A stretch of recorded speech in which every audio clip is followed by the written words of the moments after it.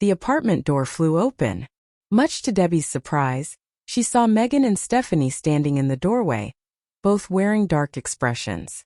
She didn't expect to see Stephanie at Megan's apartment. So, how much did Stephanie hear?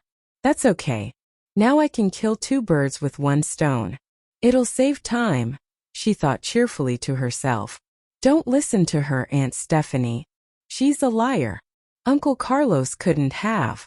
Megan stopped abruptly, as she saw what Debbie was hiding under her scarf. Debbie unwrapped it to reveal the love bites on her neck. The singer wore a smug smile. Ignoring their shocked faces, she walked past them and made her way to the living room. She had the designer handbag in hand and was wearing her new dress, all bought with Carlos' money. Before she put the handbag down on the end table, she made a show of brushing the dust off and blowing it. Why the hell are you here? Megan asked as she fixed her eyes on the blue handbag. She knew the brand well. It was the latest style of an international designer brand. Not just Megan, Stephanie also recognized the brand. After all, they were raised in the upper-class circles. Luxury brands were common in the worlds they were from. The two women calculated the price of that bag in their heads. They guessed the price to be at least $800,000. Megan couldn't afford one on her own.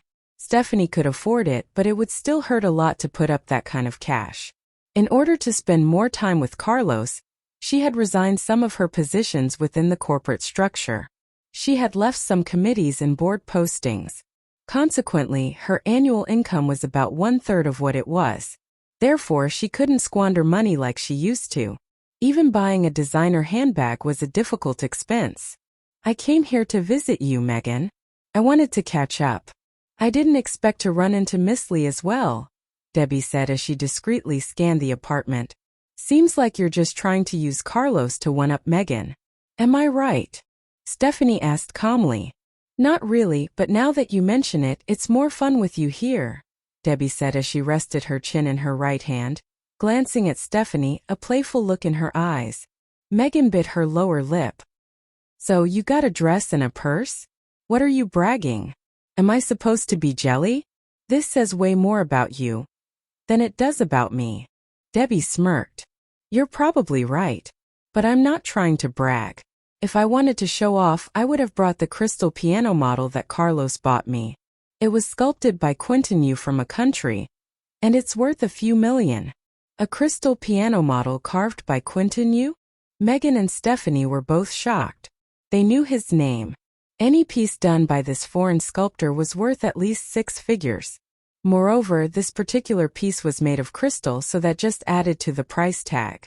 Not only that, it was said that his artworks were a difficult find even if you were a rich man.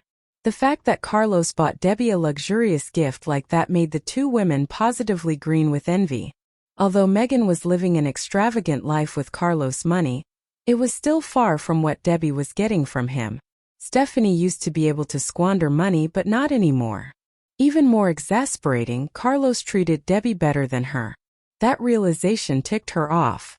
Hands trembling in anger, she said sternly, "We'll be engaged next month. Cherish your smug smile now, because I'll be wiping it from your face once Carlos and I are married."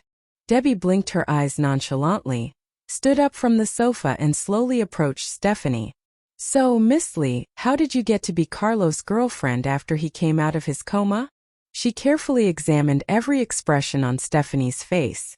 That was embarrassing for her. She tried to hide the guilt and looked up arrogantly. In a defiant voice she said, "Because we're in love. We always have been.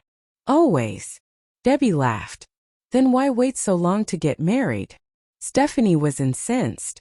"You have some stones, don't you? You came between us. If I could do that, then maybe you weren't really in love," Debbie scoffed. After giving her a contemptuous glance, Debbie walked towards the kitchen. Megan followed her. "Where are you going?" Debbie waved at her. "You have any eggs in there?" "Eggs? Go to a supermarket, you stupid bitch." Megan snapped angrily. Debbie spelled out her purpose honestly. "I think you need a taste of your own medicine."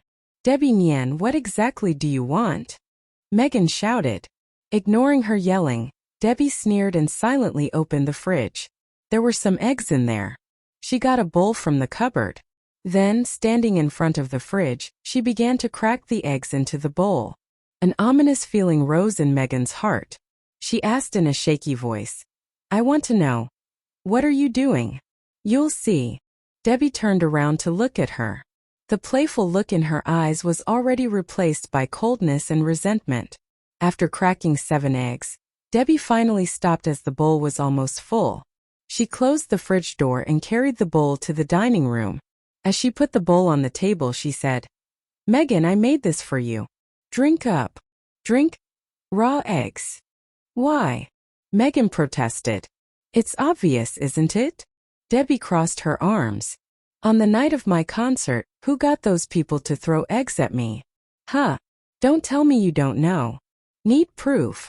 Not waiting for her response, Debbie pulled out her cell phone from her pocket. As she observed the flustered look on Megan's face, she found a video on her phone and played it for the flustered pair of women. On the video, a couple people, a guy and girl, fell to their knees and pleaded, "Please let us go. Megan paid us. Megang megang lan." She asked us to get some people to throw eggs at Debbie. She said she would pay each of us 10 big ones. I just needed the money." Megan's face went pale all of a sudden. "Bullshit. That wasn't me. You trying to frame me? That's low even for you." "Frame you?" Debbie put her phone away. "You're the expert. You should know. I'm not asking for much. Just drink what's in this bowl. Or..." Debbie looked at her with threatening eyes as she pulled out a knife from the other pocket and placed it on the table. "Or things get a little rough." At this point, even Stephanie began to lose her composure when she saw the knife, her eyes full of fear. What the hell? Is she psycho? In a panic, she hurried back to the living room and took her phone from her handbag. She was going to call Carlos for help. Debbie understood what Stephanie was going to do. "Go ahead. Call Carlos." "He won't help you," she said firmly. Stephanie glared at her. With nowhere else to turn, she called Carlos. Debbie shook her head. She unsheathed the sharp knife and extended her arm. The knife point was now at Megan's throat. The drama queen shrieked in fear. Meanwhile, Carlos answered the phone, and the first thing he heard was Megan's shrieks. A little taken aback, Carlos frowned and asked with concern, "What's going on?" "Carlos, help. Debbie's gone insane. She's pointing a knife to Megan." Stephanie yelled on the phone, sounding terrified. Even though she was a decisive and composed businesswoman, she still lost her cool facing the sharp knife and looming danger. After all, she was just a woman who grew up comfortably. Carlos shut his eyes tight. "Debbie and Debbie again. What a great troublemaker she is," he sulked. "I'm coming now." No sooner had Stephanie ended the call than Debbie's phone rang. It was Carlos calling. Debbie ignored it and shifted her eyes back to Megan. "Don't waste time. If you don't drink the raw eggs now, I'll move my hand. This is a new knife, and the blade is perfectly sharp for the job. Do you want to forever live with a deep scar strung around your beautiful neck like an ugly necklace?" she threatened coldly. Beads of sweat broke out on Megan's brow, her eyes popping out in fright. She knew Debbie wasn't joking. With trembling hands, she grabbed the bowl and stammered, short of breath, "I drink it." Noticing that Megan began to gasp for air, Debbie suddenly remembered her asthma. She loosened her grip and moved the knife a little away from her neck. "Be quick," she demanded. Eyes closed in disgust, Megan held her breath and began to gulp the raw eggs. The stench of raw eggs reaching her nostrils made her want to throw up. As soon as the first mouthful went into her mouth, down to the stomach, she bent over the trash can and retched. But Debbie ordered coldly, "Don't you dare spit even a dot. Go on. Gulp it down, unless you want me to give you that permanent necklace." Stephanie silently took out her cell phone and opened the camera. She was planning to video record the ugly drama and send it to media outlets. That would be the perfect way to damage Debbie's reputation. However, Debbie was alert to the slightest movements. With one quick move, she grabbed the leather sheath and flung it at Stephanie, aiming at her phone. The missile hit the bullseye, catching Stephanie by surprise. Debbie Nian, you lunatic! Stephanie screamed in terror as her phone dropped to the floor. Casting Megan a sidelong glance, Debbie grinned with a sense of triumph. Yeah, that's a good description of me. Next time, you should be careful to mess with a psycho. But I become crazy all because of you guys. You have no idea of what I've been through all these years, she thought angrily, with no intention of backing down. At that moment she looked at the bowl only to realize to her chagrin it wasn't empty yet. Running out of patience, she demanded, "Finish that damn eggs in the bowl, lady." Frightened, Megan quickly took a swig, tears streaming down her cheeks as she swallowed with great difficulty. This whole time Debbie's phone had kept ringing, but she ignored it. At long last, Megan managed to gulp down the whole bowl. Just then the phone stopped ringing as if on cue. Radiating a satisfied smile, Debbie put away her phone and the knife and gave Megan one final warning. "Next time you're up to mischief, watch whom you mess with. Try it on me, and you'll live to regret it." Mission accomplished, she made her way to the living room, grabbed her designer handbag and left the apartment. Just as she banged the door closed behind her, Megan, who was still rooted to the same spot, plopped onto the floor. Down on her knees she reached for the trash can and began retching again. By the time Carlos arrived at the apartment, Megan had vomited so much in the bathroom that she feared she might pass out. Stephanie, who had watched helplessly, heaved a sigh of relief when she saw Carlos. Looking distraught, she pleaded urgently, "Drive Megan to the hospital now. She's already lost so much fluids, vomiting in addition to loose motions." She stopped mid-sentence when she noticed a love bite on his neck. His collar and tie couldn't cover all the love bites there. It reminded Stephanie of the hickeys on Debbie's neck. So, Debbie wasn't lying. She and Carlos. Oblivious of the sudden change of her face, Carlos asked, "What did Debbie do to her?" Stephanie feebly lifted her arm and pointed at the empty bowl on the table. "She forced Megan to drink up a bowl of raw eggs," she replied absent-mindedly. "Raw eggs?" Confusion was written all over his face. Megan finally walked out the bathroom, her face white as a sheet. Supporting her body against the wall, she broke into tears. "Uncle Carlos. 3 years ago, before she disappeared, Debbie used to bully me all the time. Now she's only been back for a short time, and she's back to her old habits. Why must she always pick on me like that? Oh, help me, Uncle Carlos," she cried out. Emotionless, Carlos stood still. After a while he said flatly, "I'll drive you to the hospital now." On checking up, she was diagnosed with food poisoning.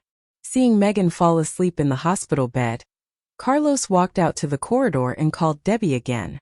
But her phone was powered off. Debbie wasn't going to answer his calls. She knew him well.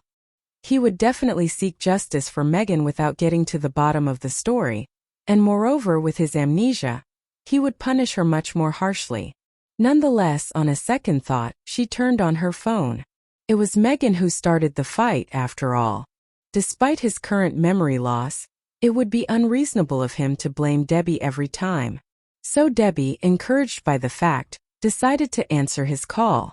In the CEO's office of the ZL Group, James was in a terrible mood. He had to personally acknowledge his mistake and apologize to the public later. The PR team had just prepared a speech for him when his phone rang. "What did you say? Carlos went to the hospital? Why?" he asked, springing up from his chair. All of a sudden, he got so flustered that he couldn't think straight. "There is a little situation with Megan and Carlos has brought her in for medical attention," explained the doctor on the other end of the line. Hearing the reason, James relaxed and sat back into his chair. "How's Carlos' memory now?" he asked. The truth was, James didn't expect Carlos to survive the car accident. Back then, after going several months in a coma, against all odds, Carlos began to show some real improvements. But instead of seeing a reason to celebrate, the old man felt threatened. If Carlos recovered, James feared being axed out at the helm of the ZL Group. To prevent this, he bribed a doctor to inject Carlos with a drug that would permanently mess his memory. Wicked old man as James was, He now hoped that Carlos would get into a fight with Debbie and even kill her, given his current memory loss. Now the same unethical doctor who had received a bribe to harm a patient was on call with his accomplice in the crime. James rose from his chair once more and walked into the lounge. Here he was sure no one would overhear what he said. Don't stop Carlos' medication. Next month when he comes to the hospital for his routine checkup, give him some more of that stuff again, he said, casting eyes here and there on high alert over his criminal scheme. Before ending the call, he reminded the doctor, "That's it. Be cautious. Don't let slip any suspicious clues to anyone." At the hospital, a scene from 3 years ago was playing out again. Megan was lying in the hospital bed with a deathly pale face, while Carlos, Wesley, Damon and Stephanie surrounded the bed, keeping her company. Meanwhile, they all waited for Debbie, the troublemaker, thanks to whose antics they were once again in this foreboding place. She had already answered Carlos' call earlier and promised to come. 10 minutes later, they heard footsteps from the empty hallway, coming closer and closer. It didn't sound like there was just one person but a few people coming. And among the footsteps, there was the click-clack of high heels and the slightly softer sound of leather shoes. So there must be a few women and men coming. Who could they be? Everybody in the ward was curious. Soon enough, a bodyguard pushed open the door to the ward. Everybody turned their heads to the doorway, where a woman in white short rompers appeared. Around her slim waist, she had a shiny belt that perfectly complemented her fine, shapely body. On her feet, she sported a pair of creamy white high heels. Earlier at Megan's apartment, Debbie had spilled some raw eggs to her new dress when she cracked the shells. So she went back home for a change of clothes. Then before coming to the hospital, she called a few people to tag along. In the supporters she had Yates, Xavier, Blair, Adriana along with 3 bodyguards. Fortunately, the VIP ward was large enough to hold even a larger group. Even after Debbie and her supporters arrived, there was still room for more. Yet, despite the ample room, the air in the ward took on an odd, oppressive feel as the two groups confronted each other. It was Damon who broke the silence. He trotted to Adriana and smiled falteringly. "Honey, why did you come with Debbie? Are you visiting Megan too?" Adriana smirked and pinched his ear. Ignoring the presence of other people, she scolded, "Damon, are you so free? Huh, your son's starving already. Go back home now." Adriana grabbed Damon by the ear and dragged him out of the ward. Even when the door was shut behind them, everyone could hear him pleading as she led him along the hallway. "Honey, be gentle. I just happened to drop by. Pepper Nian, that vicious bitch. Why did she bring you here?" "Oh, my ear." Inside the ward, Debbie grinned. "Good. That's one down." Then she shifted her gaze to Blair. Making eye contact with Debbie, Blair got the hint and bashfully walked towards Wesley, who had been staring at her the whole time. She held his hand and asked, "Go shopping with me? You promised. It's been too long since I had a new outfit." She winked at Wesley as she said this, hoping that he wouldn't call her out in front of the others. That would be embarrassing. Wesley detected a slightly flirty, bratty tone. That was a rare thing for her. He wondered when he had promised to go shopping with her. But then he cast a cold glance at Debbie. The woman was smiling innocently. Realizing what was going on, he turned to Blair and said icily, "Megan isn't safe yet. We'll go later." Megan again. He always puts Megan first. Pulling a long face, Blair glared at Megan. The sick girl had been silent the whole time, probably out of fear. She didn't feel safe with Debbie here. The next second, Blair loosened her grip on Wesley's arm and pursed her lips. "Fine, forget it. I'll go on my own." And with that, she spun around to leave. Wesley reached out his hand to grab hers, but the angry woman danced away. He couldn't believe it. What the hell? Her moods change quick. Despite that thought, he quickly followed after her. When he walked past Debbie, he cast a warning glance at her. With a smug smile, Debbie raised her eyebrows and looked towards Blair's receding figure, beckoning him to follow. She had quite a head start. And that's 2 down. Debbie thought, discreetly giving herself a thumbs up. Now it was time to deal with the big boss. Without saying a word or doing anything, the big boss was powerful enough to send shivers down her spine with just a look. When no one said anything, Yates broke the silence. Hands in his pockets, he walked towards Carlos and said casually, "Hi Carlos, I went to your company but they said you weren't in." Surprise. "You're here. Guess who I bumped into today? Debbie." "So what's up?" "Bumped into? Are you kidding me?" Carlos sneered. "Megan got food poisoning." "Oh, I see. Sorry to hear that. How'd that happen? Is it bad?" Yates asked Megan, feigning concern. Megan shook her head. No. "Not fun, but not bad enough for the doctor." Yates seemed relieved. "Good to hear it. It's just a little food poisoning." No sweat. "I remember Debbie was hospitalized for stomach bleeding. She was there a whole week. But she didn't tell anyone." Yates deliberately brought up this to compare the two women. After he did, you could see the difference. Both Megan and Debbie were at a loss for words. Stomach bleeding? Stayed in the hospital for a whole week. This information caught Carlos' attention. On the outside, he was stony-faced as usual, but deep down, he felt his heart ache. He couldn't understand why. The ward was quiet again.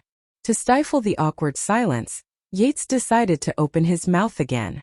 "Debbie, let's go. I don't get why you had to come here in the first place. Let's go see Piggy now." Yates took Debbie's wrist and led her towards the door. "Stop!" Carlos' cold voice rang behind them. There was power in that voice that froze their blood in their veins. His barked command was so laden with menace they stopped in their tracks and turned to look at the man. "Debbie, explain yourself now." Carlos wasn't going to make things hard for her. But she had better have a good reason for everything. Instead of responding, Debbie grinned and looked at Megan. "You want me to explain?" she asked. In a fluster, Megan shook her head vigorously. No. "Uncle Carlos, it's not Debbie's fault." "Megan." Stephanie finally opened her mouth and chipped in. "You're scared of something? You shouldn't. Your Uncle Carlos is here." Megan decided to clam up. She was afraid of the video on Debbie's phone. Debbie walked up to Carlos and tidied him up. She straightened his collar, brushed lint off his shoulder, and tightened his tie. She smiled. "Time is money, so I'll be brief. You asked me to come here. So I'll turn the question around. Why did you want me here? To apologize to Megan? Or do you miss me?" Stephanie's face darkened. "Just say what you're going to say. Don't touch my fiancé." "I touched your fiancé?"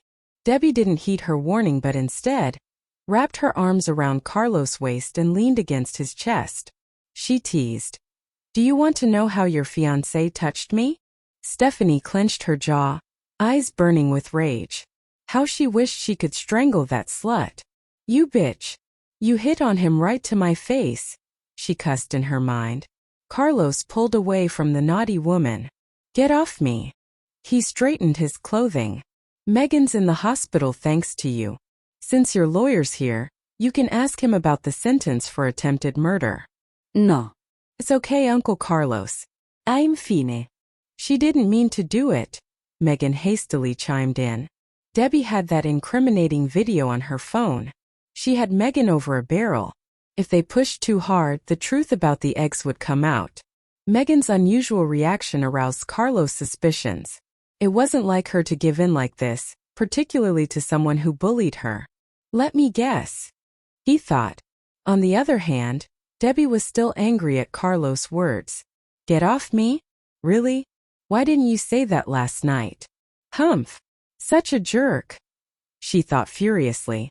Taking a deep breath to calm down, she said to Xavier, "Mr. was right.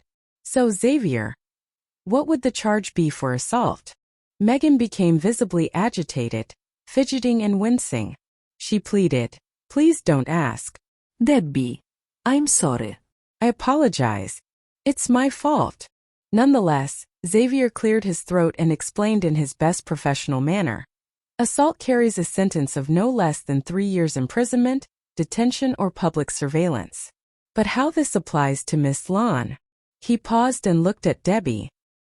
Debbie, if you want, you could probably have her locked up. Megan went as white as the sheets she lay on. If you decide press charges, that is, he added.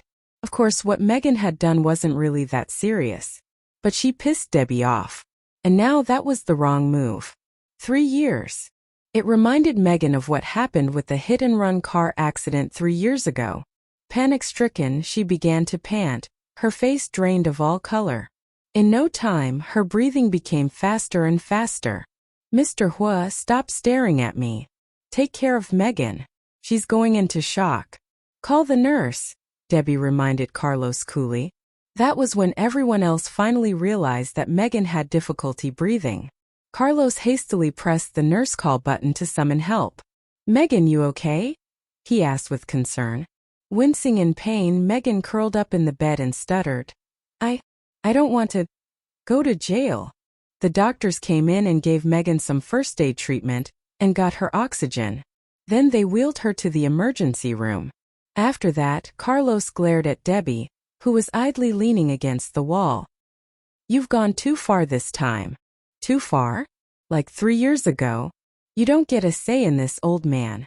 I'm filing charges, Debbie insisted. It had been 3 years, but Megan hadn't changed at all. She still was queen of the malicious bitches. Debbie aimed to knock the crown from her head. Xavier, do you seriously condone her behavior?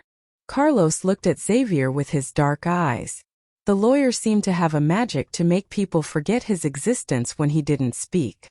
I'll be straight with you, Xavier started in answer to Carlos' question. You have amnesia, so you don't remember how you used to spoil her. I'm just doing my job.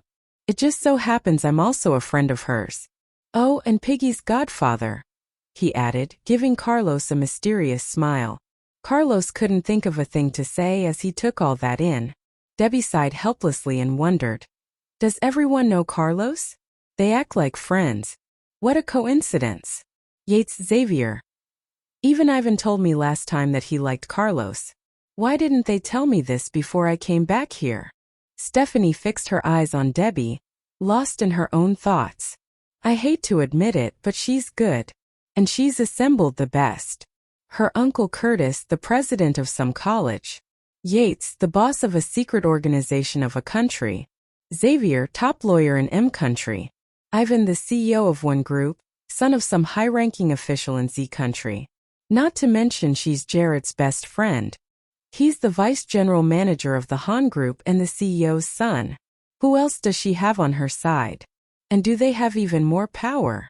After answering the phone call, Yates came back to the ward and waved his phone. Hey guys, something came up. I have to go back. I'll be in the air in an hour. Xavier, take care of Debbie. If you need help, call me. Carlos, the only thing you need to do is to get back with Debbie. When she heard that, Stephanie fumed with rage. How ballsy. Right in front of me. Carlos' face darkened as he said coldly, Frankie, see our guest out. Yes, Mr. Huo. Mr. Fong, this way, please. Frankie gestured for Yates to leave. Yates didn't mind at all, and left the ward after bidding goodbye to his friends. His bodyguards followed after him. Debbie had been busy preparing songs for her new album. She had no time to wait for Megan to leave the operating room, and she didn't care about her either. Xavier, let's go. I don't want to breathe the same air as a certain person, she said. A certain person? Xavier flashed a cunning smile as he teased. You mean Carlos? Debbie rolled her eyes and cursed inwardly. Come on. Don't say it out loud. Carlos was in a bad mood when he heard that. He turned to Stephanie and offered, I'll have the driver take you home. Get some rest. I'll stay here. Debbie, who almost reached the door, stopped in her tracks when she heard this. Stephanie nodded and was about to leave. She didn't care for Megan at all, and she didn't want to waste her time here. But when she saw Debbie freeze she was instantly on high alert. Miss Nian, how about we leave together? Debbie gave her a fake smile and said, Ouch! My belly hurts. I need to see the doctor. Go ahead, Miss Lee. Then she turned to Xavier. You can leave too if you want. I'll drive myself home after I see the doctor. Xavier was nobody's fool and saw through her plan. She wanted to stay with Carlos. "Take care, Carlos. Don't be a stranger," he said. Carlos nodded.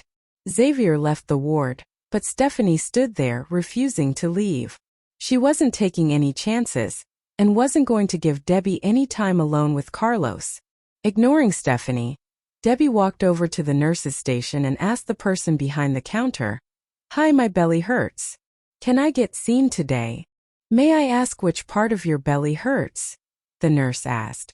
"Stomach," she said casually. "You'll need the gastroenterology department, ma'am. 3rd floor." "Got it. Thanks." Debbie walked towards the elevator. Stephanie kept her eyes glued to Debbie. When she saw Debbie enter the elevator and the doors close, she heaved a sigh of relief. "Carlos, I'm taking off," she said. Home," Carlos simply answered without even raising his head. He was reading the message sent by his assistant.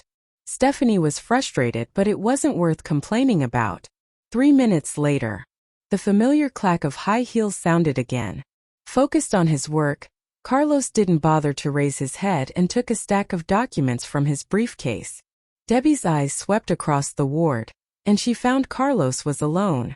She threw herself into his arms and gave him a broad smile. "You gotta be bored. I'll keep you company."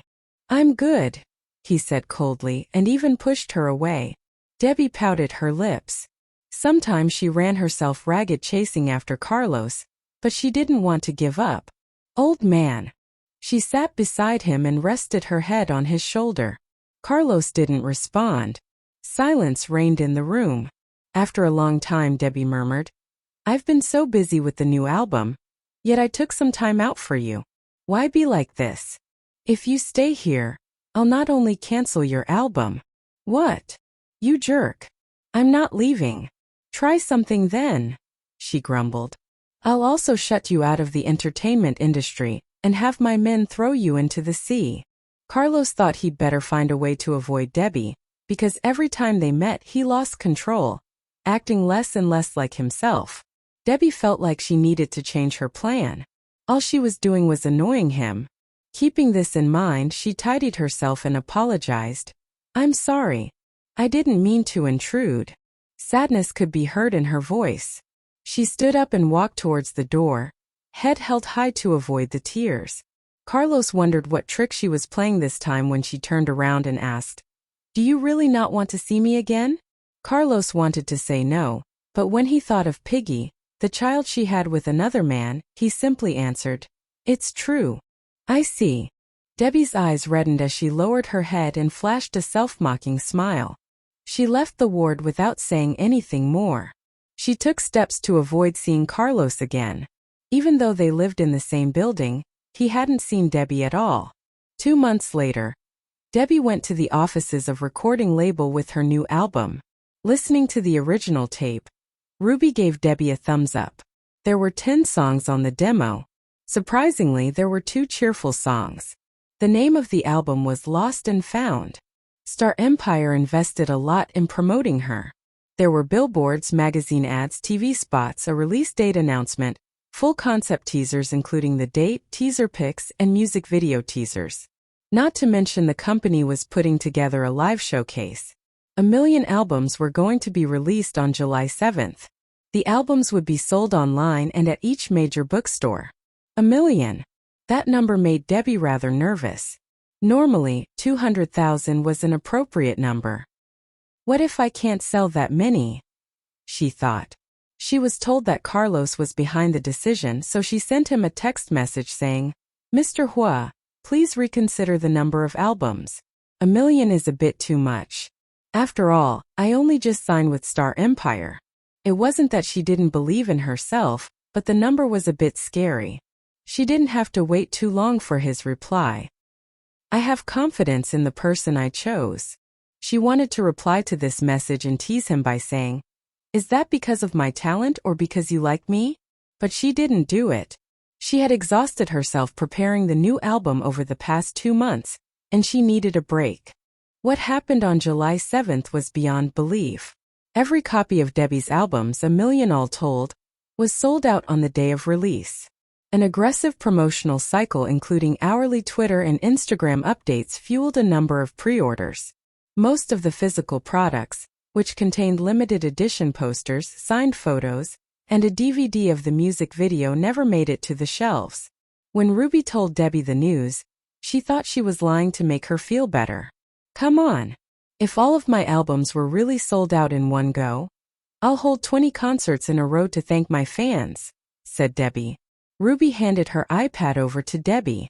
She could clearly see the sales figures on the AMOLED screen. Debbie's heart skipped a beat when she saw Ruby's serious expression. So she's telling the truth? She wondered. Debbie took the iPad from Ruby, and the screen was filled with small, closely written figures. She scrolled the screen all the way to the end. It showed that 1 million albums had been sold out in a single day, and the sales had reached $17 million. Know what, Deb? You're the most popular singer now. Ruby was practically in tears. She was so excited. Debbie was #1 among all the singers with the best album sales. Debbie clenched her fists without uttering a single word. Her head was spinning because of the figures on the iPad. She had only one thought. That's a lot of money. Of course it wasn't all going to her, because the company needed to be reimbursed for its efforts. The promotional cycle came to $500,000 easily, and that wasn't chump change. But neither was how much Debbie would be getting. Of course, when Debbie held a concert here before, she was already a popular recording artist. Maybe she was both excited and exhausted. She slept for 32 hours straight, alone in her apartment, after being notified of the album's sales. After that much sleep, she felt better. She hopped in the shower and went through her morning routine before heading to Curtis' house to take Piggy back to her own apartment, planning to spend the rest of the time with her. At dusk, Debbie went downstairs, holding Piggy in one hand and Harley's leash in the other. She decided to go the garden of the apartments, and that was where she ran into Carlos.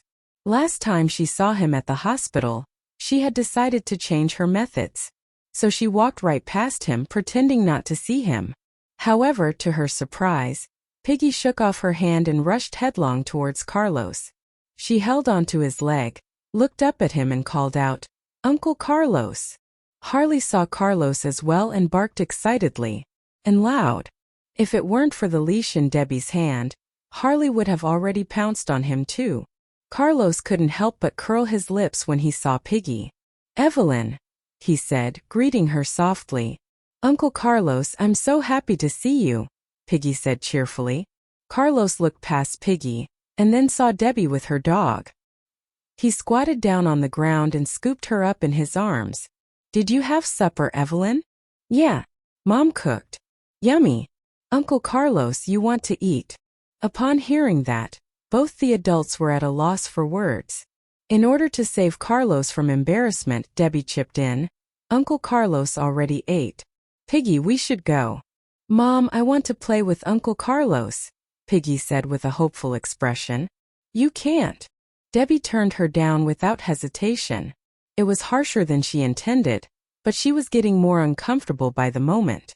Piggy pouted her lips and didn't want to give up yet, and she was too smart for her own good. "Uncle Carlos lives here too." "Sorry, darling. Uncle Carlos still has work to finish. We can't take up his time. Piggy, be a good girl, okay? Let's go back home." Debbie gestured for Piggy to get down.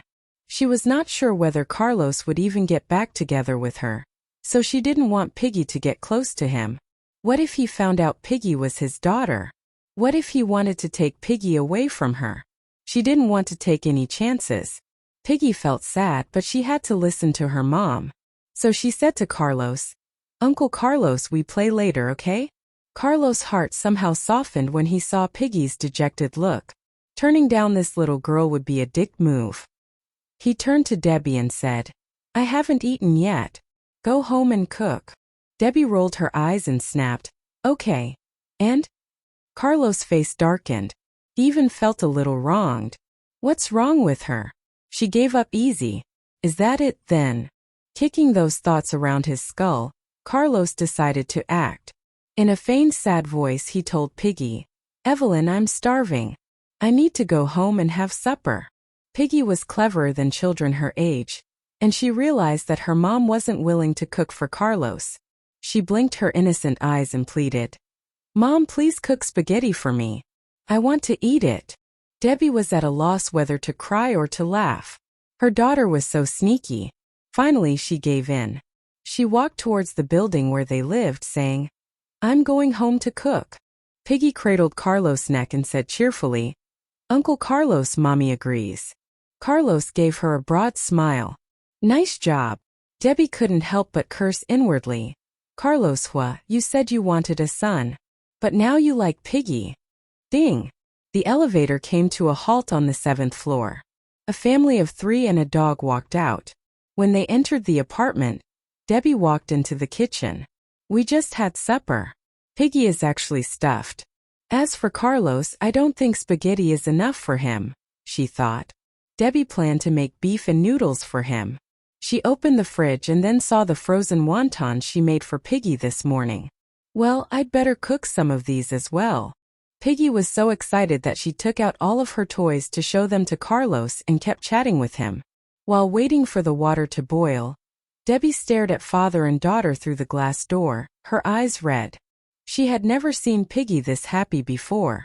Piggy was laughing the whole time and shared her favorite toys with Carlos.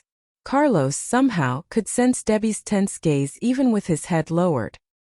He raised his head and his eyes met hers.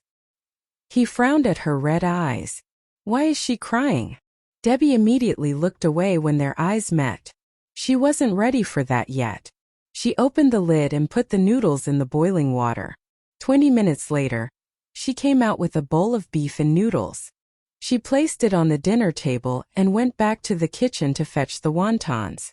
"Time to eat, old man." Then she came to the kitchen to wash some fruits. Piggy looked at Carlos quizzically. "Why does Mom call you old man?" Carlos stroked her hair and answered, "Because I'm older than your mom." "That is a good question. I'm not that much older than her," he thought, confused. Shaking his thoughts away, he went to the bathroom to wash up. Then he held Piggy's hand and led her to the dining room. "Evelyn, don't you want any?" Piggy shook her head. "Uncle Carlos, I'm full. Just eat. The wontons are yummy." There were 2 bowls on the table, one for beef and noodles and the other for wontons. Carlos found the layout rather strange. "No veggies." Nevertheless, he picked up the chopsticks and began to eat the wontons. The wontons were small dumplings with a shell of thin dough and minced fish inside. Piggy hated meat, but she would sometimes eat fish if Debbie insisted. The wontons were mainly for Piggy, so the girl at least got some kind of meat in her. "I love this," Carlos praised in his mind. He polished off the wontons in just a few minutes and even slurped up all the soup. He wasn't full, though. Looking at the empty bowl in front of Carlos, Piggy said cheerfully, "Uncle, you like wontons?" Carlos nodded. "Yeah, it's yummy." Then he started on the beef and noodles. Debbie walked out of the kitchen in an apron, holding a plate filled with a variety of sliced fruit. "Here, Piggy, have some fruit with Uncle. I bought your favorite cherries." "Thanks, Mommy." Piggy got to her feet and shot towards the bathroom to wash her hands. Placing the plate on the table, Debbie followed Piggy into the washroom. "Hold on, honey. Mommy turns on the tap." Watching their retreating figures, Carlos couldn't help but smile. Piggy was the first one back to the dining room. She took a cherry from the plate, stood on tiptoe and raised it to Carlos' lips. "Uncle, eat this. It's my favorite." Debbie just entered the dining room. Knowing about his obsession with cleanliness, she rushed over to stop Piggy. "Piggy, give it to Mommy. Uncle is eating noodles. He can't eat cherries while eating noodles, right? You can save some for him." Piggy stared at her mom in confusion. "Noodles and cherries. Eat both." "You do." Debbie was lost for words. She didn't expect Piggy to have such a good memory. As she was trying to come up with another excuse, Carlos raised Piggy's hand, lowered his head and ate the cherry. After eating it, he gave Piggy a thumbs up. "Wow, it's so sweet. Thank you, Evelyn. You're a good girl." Again, Debbie didn't know how to respond. So is he not a clean freak anymore? Or is that just for Piggy? After devouring the noodles, Carlos returned to eating cherries with Piggy. Debbie went back to the kitchen to clean the dishes. Piggy suddenly asked Carlos, "Uncle, you have kids?" "Nope." Carlos picked up a strawberry with a fruit fork and put it to Piggy's lips. Somehow he loved feeding her. In his eyes, Piggy was the most adorable kid in the world. How he wished he could have a daughter like her. "Uncle, may I call you Daddy? I have a Daddy Ivan and Daddy Yates," Piggy asked with a hopeful expression. She really liked Carlos a lot. Debbie, who was listening to their conversation all the time, dropped the rag in her hand to the sink and ran towards them. "Piggy, be good. Are you done eating?" The words tumbled out of her mouth. She spoke rapidly and breathlessly. "Time to take a shower and go to bed," she added, her voice still betraying a bit of anxiety. Suddenly, Carlos grabbed Debbie by her arm and asked in a cold voice, "Why don't you want me to get close to Evelyn?" Debbie opened her mouth, but no words came out. "Is it that obvious?" she thought. With an embarrassed smile, she stammered, "Oh, and no, it's not that. Piggy has a lot of godfathers. Don't take her too seriously." In her mind, she yelled, "You are her biological father. You can't be her godfather. You're afraid of something. What is it?" he asked. Debbie's thoughts were all mixed up. She was unable to come up with a perfect excuse now. What are you talking about? You're imagining things." She lowered her head and pretended to untie her apron to hide her true feelings. Carlos looked at Piggy, who was staring at them with her round eyes, and said in a soft voice, "Evelyn, you can tell me whatever you want, and I will do as you say. He spoils Piggy so much. I'm kind of jealous, actually," Debbie thought to herself. Piggy hesitated. As a sensitive child, she could tell that her mom was not happy. I just want cherries." After saying that, she picked up a cherry and popped it into her mouth, without saying another word. Carlos stood up and said, "I need to go back home now. Evelyn, go to bed early. Goodbye." Mother and daughter looked at his receding figure. When Carlos reached the front door, he turned around and returned to the dining room. He told Piggy, "Evelyn, just sit right here, okay? I have something to tell your mom." "Sure, Uncle." Piggy watched curiously as Carlos dragged Debbie's hand and led her to her bedroom. She had no clue what was going on. Inside the bedroom, the room was bathed in darkness, the lights off. Carlos locked the door behind them and pressed Debbie against the wall. "Debbie, Nian," he said through gritted teeth. "What?" Her heart raced and she tried her best to remain calm. "What do you want?" he asked. She had been pestering him constantly, trying to get him to notice her. But now he never saw her, like she gave up on him. It was sheer torture. As annoying as she was also enticing, and he missed having her around. "What?" Debbie was completely confused. "What do I want? What's he trying to say?" She could see his long face with the moonlight. With a pitiful expression, she said, "I don't know what you're talking about." Impatient, Carlos lowered his head and kissed her on the lips passionately. "What's wrong? Why is he acting like this?" If it weren't for Piggy waiting outside, Carlos wouldn't have let Debbie go. But now he couldn't just punish her in bed. Those tiny eyes and ears wouldn't understand. Letting go of her, he whispered in her ear, "Your apartment's access code?" She must have planned it this way, he cursed inwardly. 0925, she answered honestly. "That's my birthday. Is that a coincidence?" Carlos didn't know what to say. Debbie first left the bedroom. Piggy still sat at the dining table. Upon seeing her mom, she asked with concern, "Mommy, your lips hurt? They're big." Her face like a tomato, Debbie stammered. I just bumped into the door." Piggy nodded and blew on her lips. "Mommy, are you okay now?" Debbie was almost moved to tears. She stroked Piggy's chubby face and coaxed, "Honey, I'm okay now. You're amazing." "Mommy, where's Uncle?"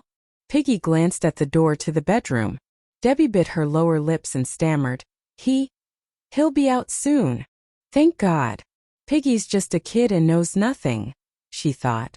After calming down, Carlos walked out of the bedroom. Piggy was waiting for him at the door.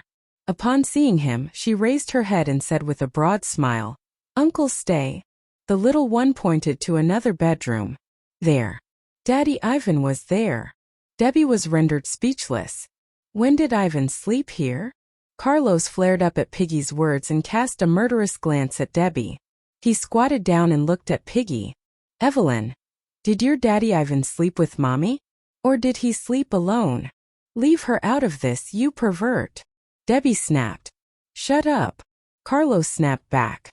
If Debbie and Ivan had slept together, he swore to himself that he would punish her so hard that she wouldn't be able to get out of bed tomorrow. Debbie pouted her mouth and thought, he's so mean. When his memory comes back, it'll be payback time. Piggy looked at Carlos and answered honestly, Daddy Ivan is a man. A man can't sleep in the same bedroom with a woman. Didn't you know that? Carlos heaved a sigh of relief when he heard Piggy say that. Piggy added, I'm a kid. I can sleep with Uncle Carlos. Stay. Debbie chipped in. Piggy, Uncle Carlos needs to go home now. Sure, Evelyn. You're so adorable. How am I supposed to even say no? How about this? Let your mommy bathe you first. I have to go home and shower. I'll come back to keep you company after that. Okay. Debbie rolled her eyes and wondered. Come on. I'm the mom. Don't I get a say in this? He can't spoil Piggy like this. Piggy was thrilled, jumping up and down and clapping her hands. Then she ran towards Debbie and held her hand saying, Give me a bath. Okay.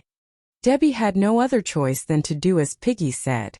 Carlos looked at the dumbfounded woman and said with a meaningful expression, You should probably grab a shower too. Get ready. What? She didn't get his point. Ignoring her confusion, he said goodbye to Piggy and left the apartment. As soon as he was out of sight, Piggy practically dragged Debbie to the bathroom, pulling her by the wrist. Debbie almost lost her balance. Mommy, hurry up. Sighing in defeat, Debbie felt like she should talk with Piggy, because she didn't want to lose her one day. While drawing water into the bathtub, she told Piggy, Honey, listen. We used to sleep in the same bedroom. If you and Uncle Carlos sleep together, where do I sleep? I'm a woman and I can't sleep together with a man, right? Sitting on a small chair in the bathroom, Piggy tilted her head to look at her mom and said, The other bedroom. She even consoled Debbie, We'll be close. If you're scared. She thought for a while and offered, Uncle Carlos can sleep with you after. Debbie was rendered speechless. Piggy, you know what? That just gave me a great idea. In the apartment on the 6th floor. When Carlos entered, Stephanie had just come back. She took his suit jacket from him and asked with concern, Did you eat, Carlos? He simply answered. Stephanie hung the jacket on the hanger. Then she saw something on it. She hadn't remembered the jacket having any adornment. She took a closer look and found it was a sticker of Peppa Pig. She pulled it from the jacket and asked Carlos, Where did this come from? Why would a sticker of Peppa Pig be on Carlos' jacket? She thought. Carlos was still drinking the glass of water he poured, and cast a casual glance at the sticker in her hand. I played with a little girl today, and maybe she stuck it on my jacket. A little girl? Since when has he been interested in kids, much less playing with them? Stephanie thought in confusion. She didn't press him any more on this. Instead, she threw the sticker into the trash bin and said, I've got overtime.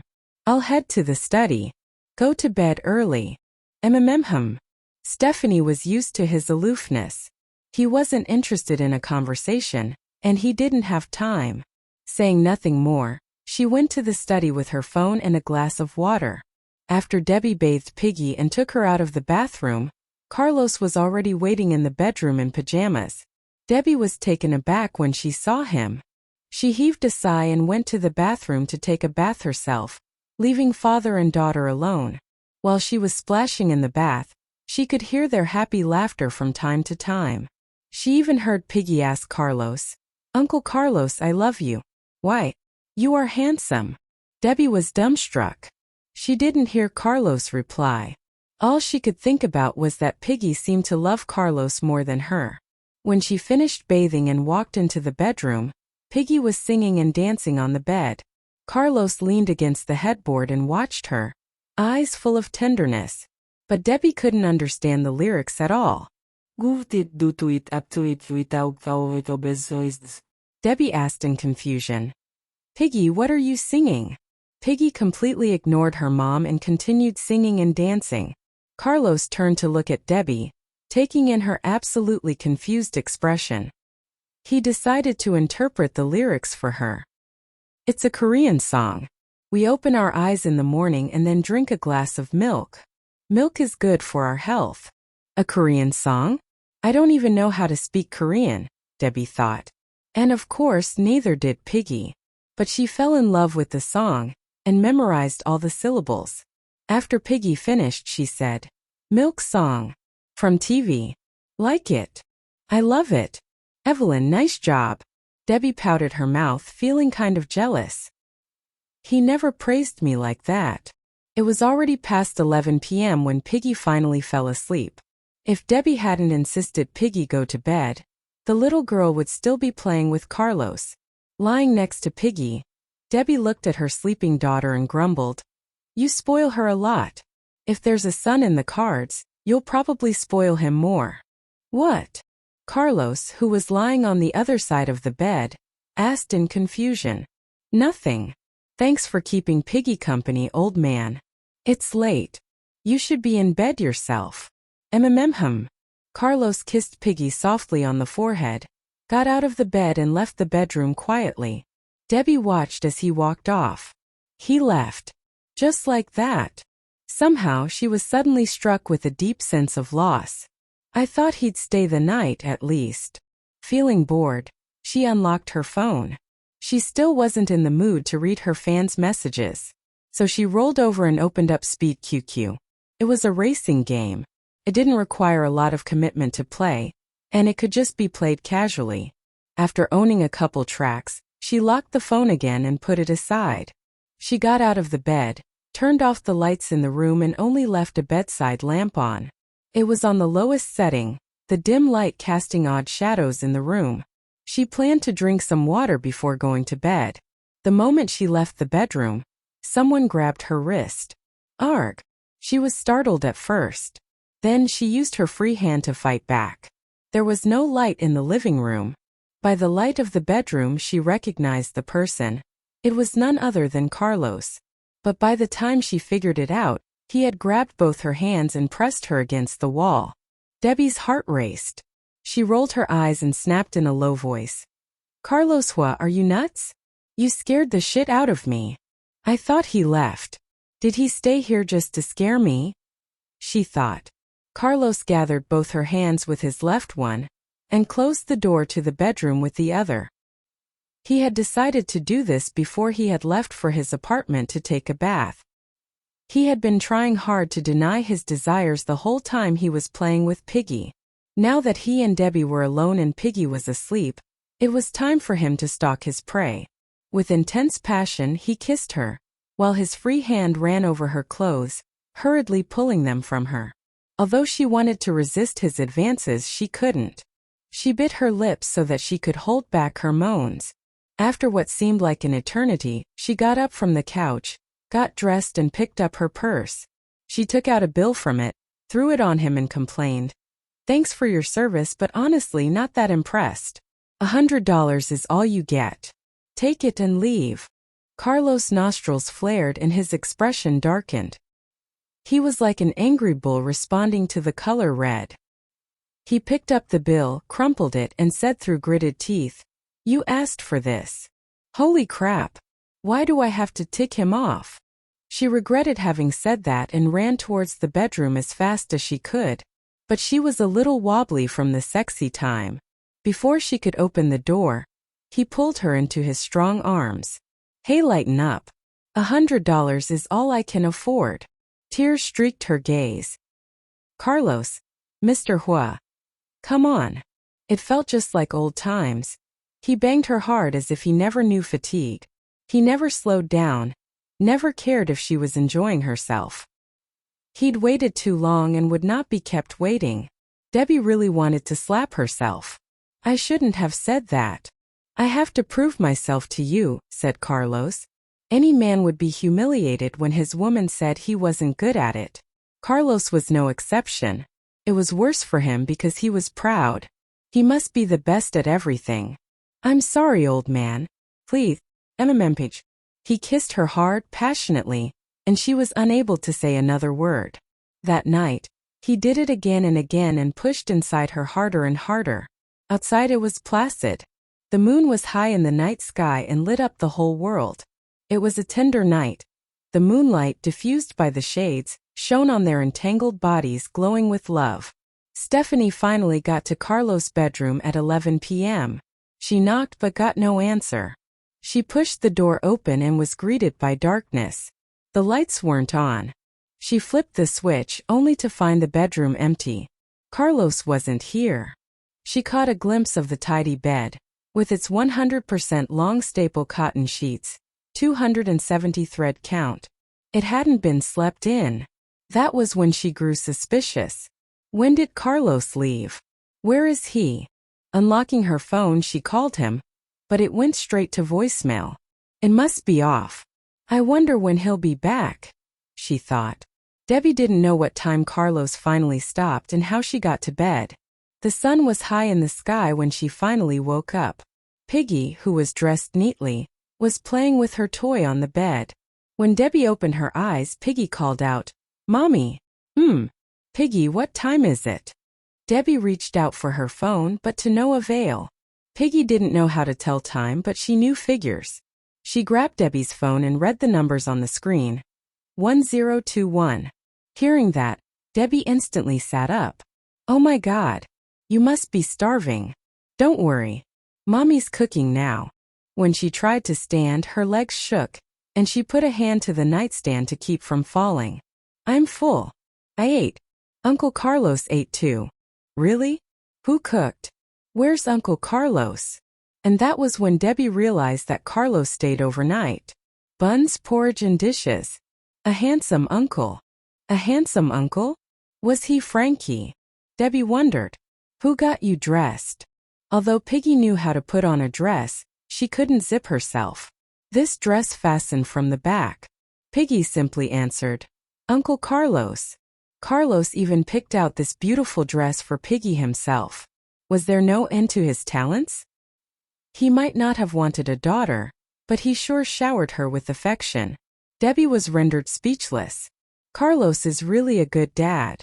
In the afternoon, Debbie and Piggy were at the park. Piggy was going to ask for help with one of the playground toys when Lucinda called Debbie. "Hi Debbie, how's it going with Carlos?" Not as bad as we were." "Why?" Actually, she didn't know how to describe her current relationship with Carlos. They weren't together, but they certainly weren't apart. "Is that so?" Lucinda's voice rang with confusion. "What's wrong, Aunt Lucinda?" "Here's the thing. Your Uncle Sebastian told me that ZL Group had placed 2 big orders with his company. Is that something to do with you?" Lucinda asked. Not like they minded, of course. To Sebastian and Lucinda, the ZL Group did them a huge favor by bolstering their business like that. They didn't have to. They had so many other choices of who to go with. They figured Debbie might be behind it. Wow. Carlos is nothing if not efficient, Debbie thought. While keeping an eye on Piggy, who was on the slide, Debbie said with a smile, "My scandals hit Uncle Sebastian's company pretty hard. Their stock took a beating. Last night, she told Carlos that the Moo Group had suffered a lot because of their relationship, and asked him to do something to help Sebastian. But Carlos made no promises. He just said, 'It depends.' She'd almost forgotten about it, and hadn't expected him to do something so soon." Debbie didn't finish her sentence, but Lucinda was no one's fool. "Oh really? You aren't even back together with him and you're asking him for favors? What if he thinks you are after his money?" People who hung around with Debbie all knew that Carlos had amnesia. "Don't worry, Aunt Lucinda. He won't. It'll be fine," Debbie coaxed. "Good to hear it." Lucinda was worried about Debbie, and felt helpless at the same time. "Oh, by the way, Sebastian mentioned something to me. James Huo bought a house. It's not even in this country. It cost him almost $1 billion. She lowered her voice and added, "If you want to find out more, ask Sebastian." James had a ton of money, so a house like that didn't set him back too much. But Debbie could tell from Lucinda's tone that something was off. Don't get Uncle Sebastian involved. I'll meet him later to discuss it. I have my own people on it. Debbie, you. Lucinda was not convinced yet. Don't worry, Aunt Lucinda. I got this. All right then. Need to go. I have a meeting. Don't be a stranger. Piggy was going to Lucinda's kindergarten next month. Colleen also planned to send Justice there as well. In order to give the two kids a better environment, Curtis poured some money into improvements. Got it. I'll take Piggy to see you when I have time, Debbie said with a laugh. After hanging up, she decided to call Sasha. Hi Sasha, where are you now? Why City? Debbie, I'm screwed. I got pregnant. What should I do? Sasha yelled. Debbie was taken aback by the news for a while. Then she laughed out loud and answered. Why are you so upset? Congrats. Does Jared know? Jared's and Sasha's parents knew about their relationship and wanted them to get married as soon as possible. But Sasha wanted to focus on her career first. She hadn't expected that she'd get pregnant now. I haven't told him yet. I'm not sure if he'll be happy or if he even wants the baby. They'd never discussed children before. She didn't know how Jared would react. Debbie rolled her eyes. You can't just abort the baby because he doesn't like it. Send him a text message or call him. See what he says. Okay. Then Sasha added. Deb, why are you calling? I'll visit your mom tomorrow. Are you coming with me? After a short pause, Sasha said. How about I come home with you first? I'll tell Jared about it after that. Debbie was confused. Okay, but what are you afraid of? I'm still young and I've just started working. I really don't want my career to end like this, Sasha complained. How she wished she could be a star as popular as Debbie. Aunt Lucinda keeps saying that I'm silly. I think you are even sillier than me. Do you value your career over Jared and your baby? Debbie asked. Of course not. Jared and our baby take the priority over everything else, Sasha answered without hesitation. That's it. You already know what to do. Just follow your heart, Sasha. If Jared ever says that he doesn't like the baby, just tell me and I swear I'll beat him to a pulp. Deb, you're as rude as ever. You're a mother now, remember? You should set a good example for Piggy, Sasha said with a warm smile. She was so grateful to Debbie for her timely advice. Debbie rolled her eyes at Sasha's remark. All right. Remember to keep me updated. Sure. After hanging up, Debbie played with Piggy for a while. Piggy had been living apart from her father, so Debbie tried her best to make up for the loss by showering Piggy with all the love she had. When the thought of Carlos crossed her mind, she remembered something and immediately sent him a text message. Old man, thank you for what you did for the Moo group. I love you. Moi. Just as she had expected, there was no response from him. She didn't mind and rode the merry-go-round with Piggy. The next day, Debbie paid a visit to the Moo family's residence. While Lucinda was playing with Piggy, Debbie and Sebastian talked in the study. After about 2 hours, Debbie walked out and saw Jared standing in the hallway, pacing about restlessly. When he saw her, Jared rushed to Debbie. Tomboy, I need your help. What's wrong? Debbie asked as Jared dragged her to Sasha, who was now playing with Piggy. Pointing towards Debbie, Jared told Sasha, Please, let's go to the Civil Affairs Bureau and register our marriage. I swear I'll be loyal to you and care for you for the rest of my life. If I break my promise, you can ask Tomboy to beat me up. Debbie was rendered speechless. She almost laughed out loud. Piggy raised her head to look at Sasha. Aunt Sasha, men are all liars, she said with absolutely no expression on her cute little face. Debbie, Sasha and Jared were dumbfounded. Trying to suppress her laughter, Sasha said, See, Jared. Even a 2-year-old knows that you men are liars. Jared's eyes almost popped out from their sockets. Piggy, do you not like Uncle Jared anymore? Ever since he knew Debbie had a daughter, he had doted on Piggy and sent her many toys and snacks from time to time. He didn't think that the little girl would change sides at such a critical moment. Debbie walked over to her daughter, scooped her up in her arms and asked with a no-nonsense look, "Piggy, who taught you that?" Colleen was telling Curtis. Piggy stared at Debbie with her innocent doe eyes. Debbie was at a loss. She told Piggy patiently, "Piggy, only adults could talk about such things. You are a kid, so you should not say that again." Okay. Although Piggy had no clue why her mom was so serious all of a sudden, she nodded obediently. "Okay, Mommy." She then turned to Jared and blinked her round eyes. "Sorry, Uncle Jared."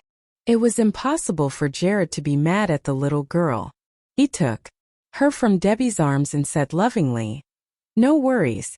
Piggy, could you put in a good word for me with your Aunt Sasha? She doesn't want to marry me." Jared pouted and gave Piggy his best puppy face. After pondering for a while, Piggy turned to Sasha. "Marry him, Aunt Sasha. Uncle Jared is as handsome as a giraffe." "Ah!" Debbie and Sasha burst into laughter. Jared's jaw dropped. "Seriously? A giraffe? Do I really look that bad? Do I look like a giraffe?" he asked Piggy with a defeated smile on his face. Piggy nodded fervently and said with a flattering smile, "Giraffes are tall. Uncle Jared is the tallest, most handsome uncle." Jared flashed a huge grin when he heard her answer.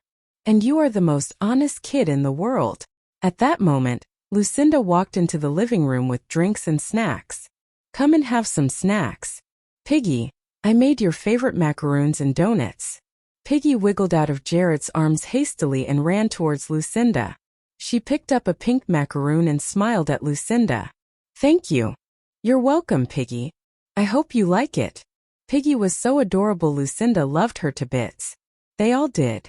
In order to prove his sincerity towards Sasha, Jared took her to the Civil Affairs Bureau that afternoon and got their marriage license. Debbie took a week off to keep Piggy company. After that, she had to get back to work. She needed to fly to a country for business the next day. But instead of sending Piggy back to Curtis' house, she thought of a better idea. She sent a text message to Carlos asking, "Old man, will you please do me a favor?" "No." Carlos' reply came in an instant.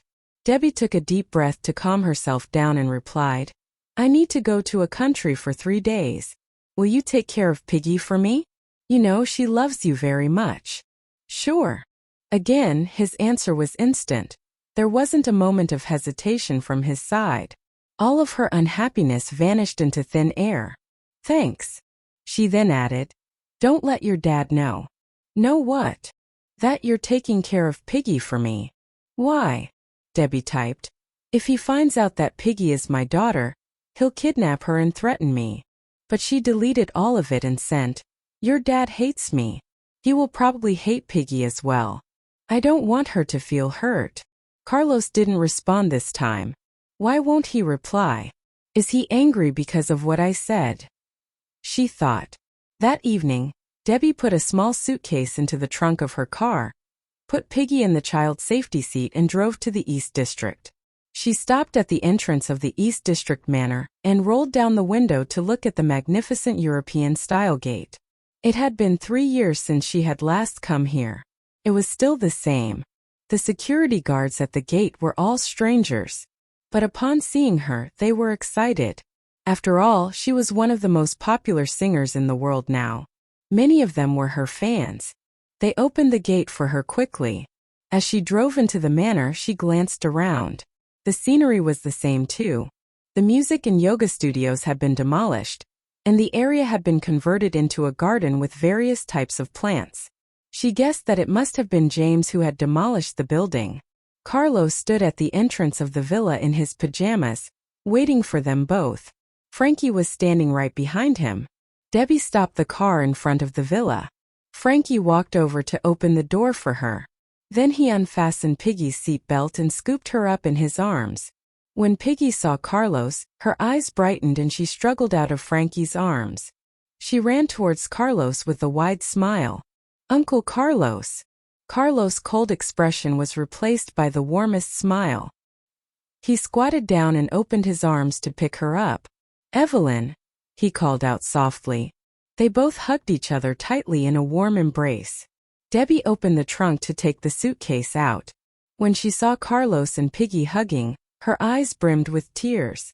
Frankie took the suitcase from Debbie and walked towards the villa. Debbie stood still. She was not planning on going inside. The smile on Carlos' face disappeared. "Debbie," he called out coldly. Debbie said, "Thank you for taking care of Piggy for me." Carlos' face darkened when Debbie refused to step inside the villa. "Don't you want to know what kind of place your daughter will be spending her next 3 days at?" he asked. The irritation in his voice was evident. However, she didn't respond. As she stared at the villa, she remembered the black and white funerary couplet hanging on each side of the doorway and Carlos' black and white portrait in the living room. The vision was so terrifying. The memories of what had happened 3 years ago returned to her in waves. The music studio Carlos had built for her, their dog hum, the sunflowers they had planted together. And then James' vicious face popped into her mind saying, "Debbie Nian, Carlos is dead. Ah, he is really dead." Many nights Debbie had woken up screaming, troubled by the nightmares of James' evil face and disgusting voice. Some nights she used to wake up crying after dreaming of Carlos' tender smile. Other nights she saw Carlos' cold gravestone in her dreams and used to wake up sweating. She was in a strange state of mind as she stood in front of the villa where they used to live together happily. Her face went pale and her legs became weak. She staggered, almost falling to the ground. Luckily, she supported herself by clinging on to her car hastily. Seeing her distressed state, Carlos put Piggy down and coaxed her. "Evelyn, go find Uncle Frankie. I'll join you soon." "Okay." Piggy looked at her mom, wanting to say something. But when she saw Carlos walking towards her mom, she turned around and ran into the villa. Carlos held Debbie's arm to steady her footing and asked with concern, "What's wrong?" Debbie's eyes were shut. After a few seconds, she opened her eyes and pain could be seen so clearly in them. She grabbed Carlos' arm tightly. "Carlos!" She held his arm tighter as if she was confirming that he was really alive. "You are not dead. Carlos is alive. This is not a dream." Debbie cried and then laughed, which confused Carlos. In between sobs, she said, "I wanted to kill myself to give you company in death. But I had Piggy in my belly and I couldn't." Before she had left Y City 3 years ago, she had been diagnosed with depression. Every time she dreamed about Carlos back then, she would want to kill herself. But she had been pregnant with their baby. The baby in her womb was the only reason she didn't commit suicide. When she had given birth to Piggy, both mother and daughter cried together. Debbie had missed Carlos at that moment the most. She still remembered that she had once told Carlos, "If we ever have a baby, I'll teach it to say daddy first." Then the baby would always say daddy when wetting the bed or getting hungry. It would be your job to get up at midnight to change the diaper and feed the baby. But after Piggy was born, she could only depend on her mommy. Debbie had been burdened by the thought that their daughter would never know her daddy in this life. She had thought that she and Piggy could only depend on each other for their survival in this world. But Carlos was alive. He was right in front of her now. Carlos could feel the deep sorrow that surrounded the woman before him. Like an electricity pulse had hit him. A scene flashed through his mind. He was in a car which was about to be hit by a truck. And he was holding a woman tight in his arms. She called him honey. Who was that woman? A sharp headache struck him and his face was as pale as a sheet. He unconsciously pulled the weeping woman into his arms. "Don't cry," he said softly. Debbie was taken aback by his sudden tenderness. She stopped crying and looked him in the eye, trying to figure out what he was thinking. Is his memory? She wondered. Just as she was enjoying his tender embrace, Carlos became cold and aloof once again. When he tried to recall more of that memory, his head hurt and everything went blank. "Carlos, your memory is coming back, isn't it?" Debbie was thrilled to bits and her eyes widened. "What did you remember? Tell me." Carlos shook his head, and Debbie slowly retreated from his arms, disappointed. After calming down, she wiped the tears off her face and said, "I'm sorry. I just completely lost it. I got to go now. Thank you for taking care of Piggy for me."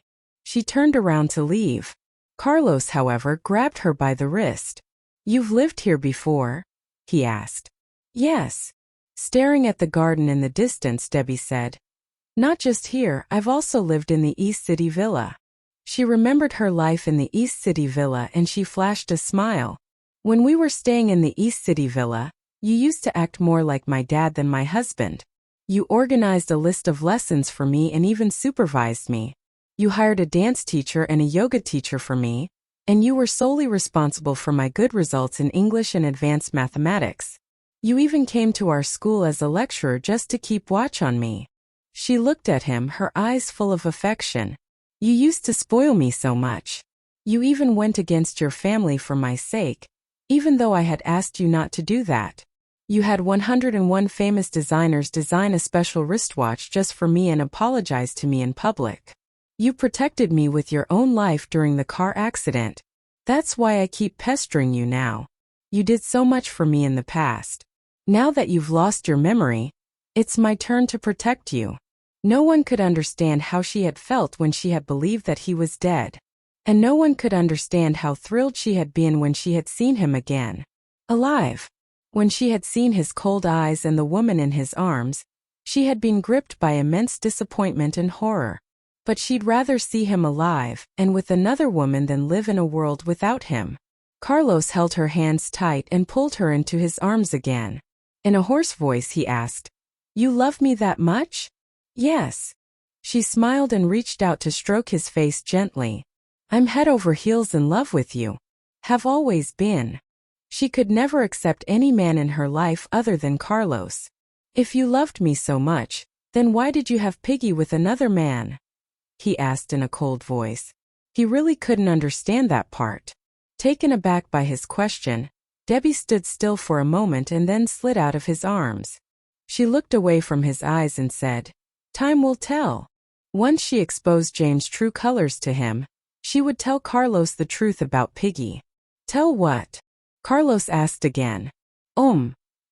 She couldn't tell him yet that Piggy was his daughter. "Tell me." Carlos didn't know why, but he had a hunch that Debbie was hiding something very important from him. He was dying to know. Debbie took a few steps back. "I should go." "No." He grabbed her by the waist, pressed her against the car door and kissed her on her lips. Debbie's eyes widened. He was always like this, bossy and non-negotiable. After what seemed an eternity, Carlos let her go. Debbie was finally able to breathe freely. Drops of sweat began to form on Carlos' forehead as he tried to suppress his desire for her. He pulled out his phone from his pocket and called Frankie. "Stay in the villa and play with Piggy." Then he hung up. Debbie stared at him blankly. Did he just call Frankie? Why? What is he planning to do now? She looked into his dark eyes for an answer. Carlos didn't explain. He opened the rear door and pushed the confused woman into the car. Carlos wore Debbie out in the car. Did she make a mistake by coming to his place? Debbie flew out to a country early the next morning. The fans, having gotten wind of her arrival, had packed the exit of the airport, the crowd spilling onto the pavement outside. When she got off the plane, she was greeted by legions of fans. Upon seeing her, they screamed and jumped and waved excitedly while pushing forward to see her. Soon the situation became chaotic. The airport had to double the security detail.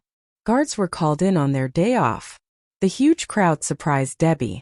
She hadn't expected to have so many fans.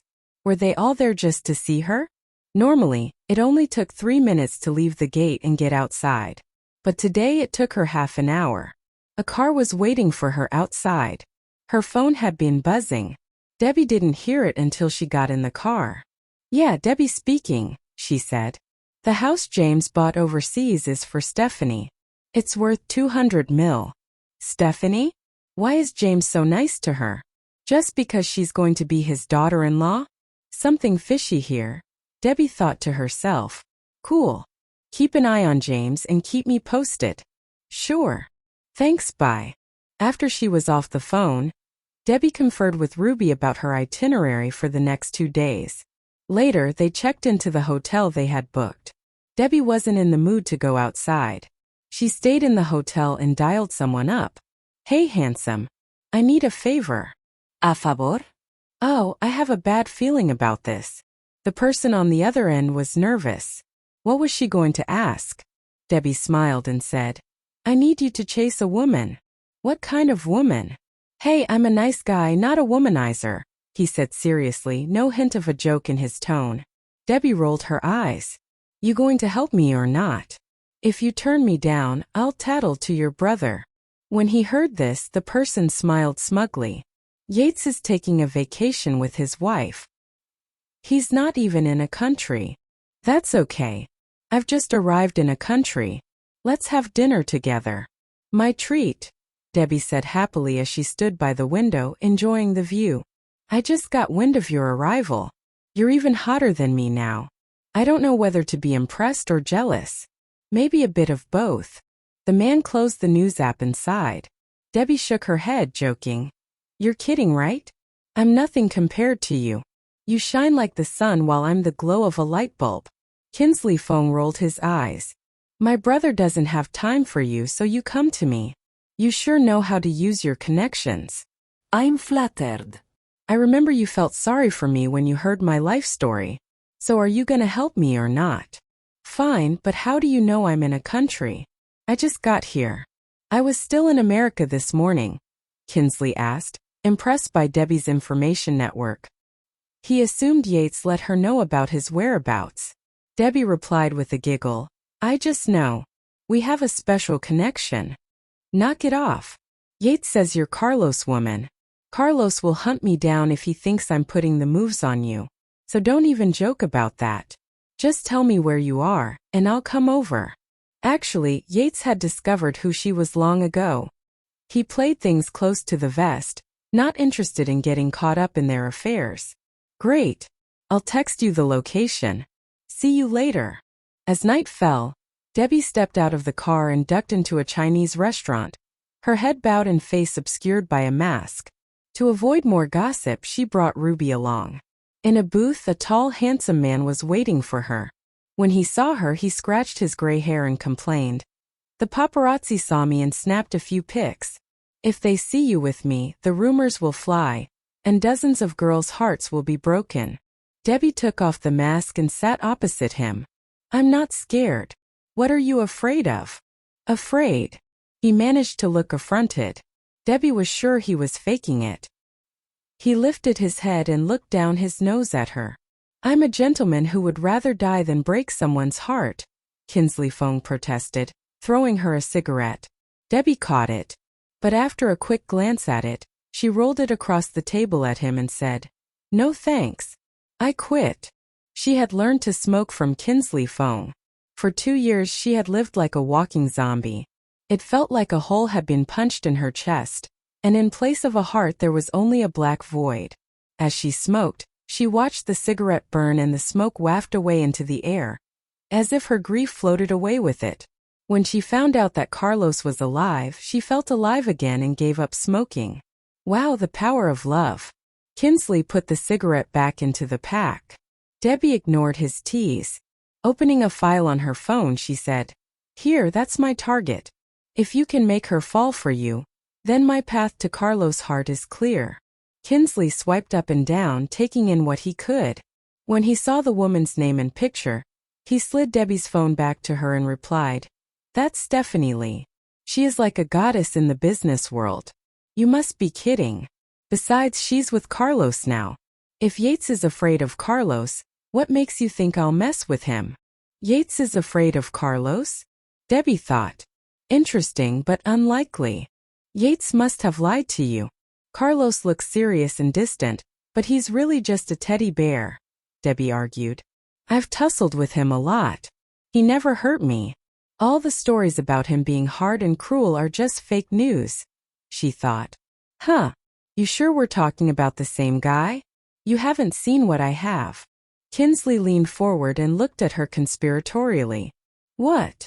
I watched Carlos torture a guy, beat the tar out of him, then tormented him mentally till he was on the brink of madness. That was when the guy broke down and told Carlos everything he wanted to know. Carlos was only 24 years old. The torture was bloody and merciless. Kinsley spared Debbie the details which made him shiver every time he thought of them. Debbie widened her eyes in incredulity. That doesn't sound like Carlos. That's not Carlos. He's a great guy. Wahaha. Kinsley laughed so hard one might mistake him for a lunatic. Debbie was unhappy. I'm serious. A couple saved his life, and he took their daughter in and has been fostering her for years. Doesn't that mean anything? That girl is Megan Lawn. You know her, right? Having the cigarette in his mouth, Kinsley replied. First time for everything. This is the first time I've heard someone say Carlos Huo is a nice guy. Listen, Debbie, he's only kind to you. That Megan girl is doomed if she pushes his buttons. Wait a minute. Why are we arguing about Carlos? Let's stay on track. I want Stephanie Lee out of the way. Just do me this one favor and hit on her, all right? Debbie picked up an abalone and put it on Kinsley's plate. Kinsley snorted. He didn't touch the abalone. Nor did he speak. Debbie went on trying to persuade him. Not bragging, but Carlos used to listen to me back when we were still married. I can keep him from going after you. I can tell him to call you brother. Because I do. How does that sound? Well, sounds great. But since I'm a month older than him, he should call me brother. He ever call you that? Kinsley Fong fell into silence. Of course not. Because he wouldn't do that without good reason. So, please Kinsley, just help me this once. I'll put in a good word for you and ask Carlos to fund your plays, Debbie begged, refilling Kinsley Feng's glass. But, Kinsley continued after pondering over Stephanie's looks, I'm not interested in her. High flyers tend to be boring. That's not true. I mean, she could be different. You can't judge a person just from their status in the society. What if you find her attractive? Then I will have to turn you down right away. If I fall in love, then I'll have to get married. No way. Kinsley rejected hastily. A wise man had once said that marriage is the grave of love. Kinsley was only 31. He was not ready to step into the grave yet. Debbie rolled her eyes. Just give it a try. To see if your charm works on her. Okay. What if Carlos really cares about her? I heard that they were getting engaged in 2 weeks. That's why time is pressing. You have to charm Stephanie away from Carlos before their engagement ceremony. Seduce her. Woo her. Do whatever it takes to make her fall for you and give up on Carlos. Then Debbie turned to Ruby, who had been eating silently. She asked, Am I sinking too low? Ruby knew a little about Debbie and Carlos' past. Shaking her head, she replied, She stole your love life. She doesn't deserve your pity. Don't be soft. Ruby's words worked like a spell. Debbie's guilt disappeared instantly. Kinsley sighed when he heard Ruby's words. He raised his glass and said to Debbie, Drink with me. Although he didn't say it, Debbie knew that he had just agreed to do her the favor. Her mood brightened.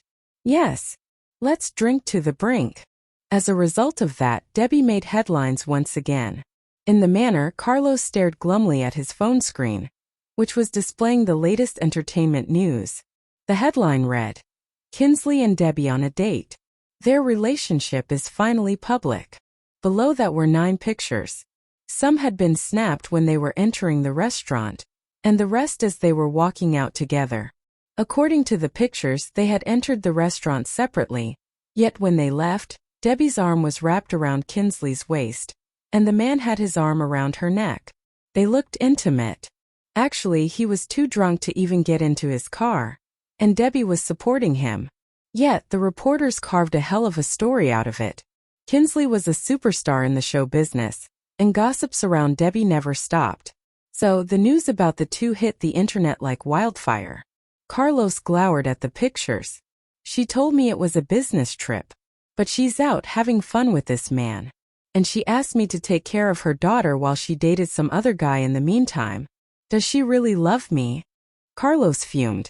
Piggy was playing beside him with a robot dog. The girl was so adorable that Carlos' anger vanished as soon as he laid his eyes on her lovely face. Debbie didn't see the news until the next morning. She texted Kinsley immediately. Clear it up. The comments section on my Weibo is driving me crazy. Some fans were demanding clarification. while others made vicious comments, the gist of which was that Debbie wasn't good enough for their dream man, Kinsley, and that she was trying to seduce him. Kinsley replied lazily, "Why bother? To hell with those damn gossipy, despicable paparazzi. If you refuse to clarify, I'll release that photo of you and your fan to the press," Debbie threatened flatly. "Debbie Nian, you heartless woman. Don't forget that you asked me for a favor just last night." "I haven't forgotten. But that's a different matter. Hurry up, or Carlos will shut you out of show business if he reads the news." Kinsley felt bullied. "What did I ever do to deserve this? Why did I ever meet you, Debbie Nian?" "You should be honored," Debbie replied, snickering. Ignoring Kinsley, she called Carlos. The phone continued to ring, but no one answered. Debbie frowned. "What's going on? Has he already read the news? Is he angry?" "No, he wouldn't be angry. He doesn't even like me right now. He wouldn't be mad about this." She stared at her phone in disappointment. In the manner, Carlos watched his phone buzz again and again. He ignored it. Piggy noticed this. She asked with a little frown, "Uncle Carlos, why aren't you answering your phone?" Carlos said flatly, "Because I'm mad. The woman who is calling me doesn't behave herself." "Oh, Uncle Carlos, don't be angry. Piggy behaves." She put down her toy and ran to Carlos, hugging his leg. "Yes, you do," Carlos said with a heartfelt smile. "How come that annoying woman has such a sweet kid?" he wondered, shaking his head. Under 20 minutes, Kinsley's studio made a statement on Weibo, with a warning to the reporter who had started the gossip. At the bottom of the article was the stamp of his studio.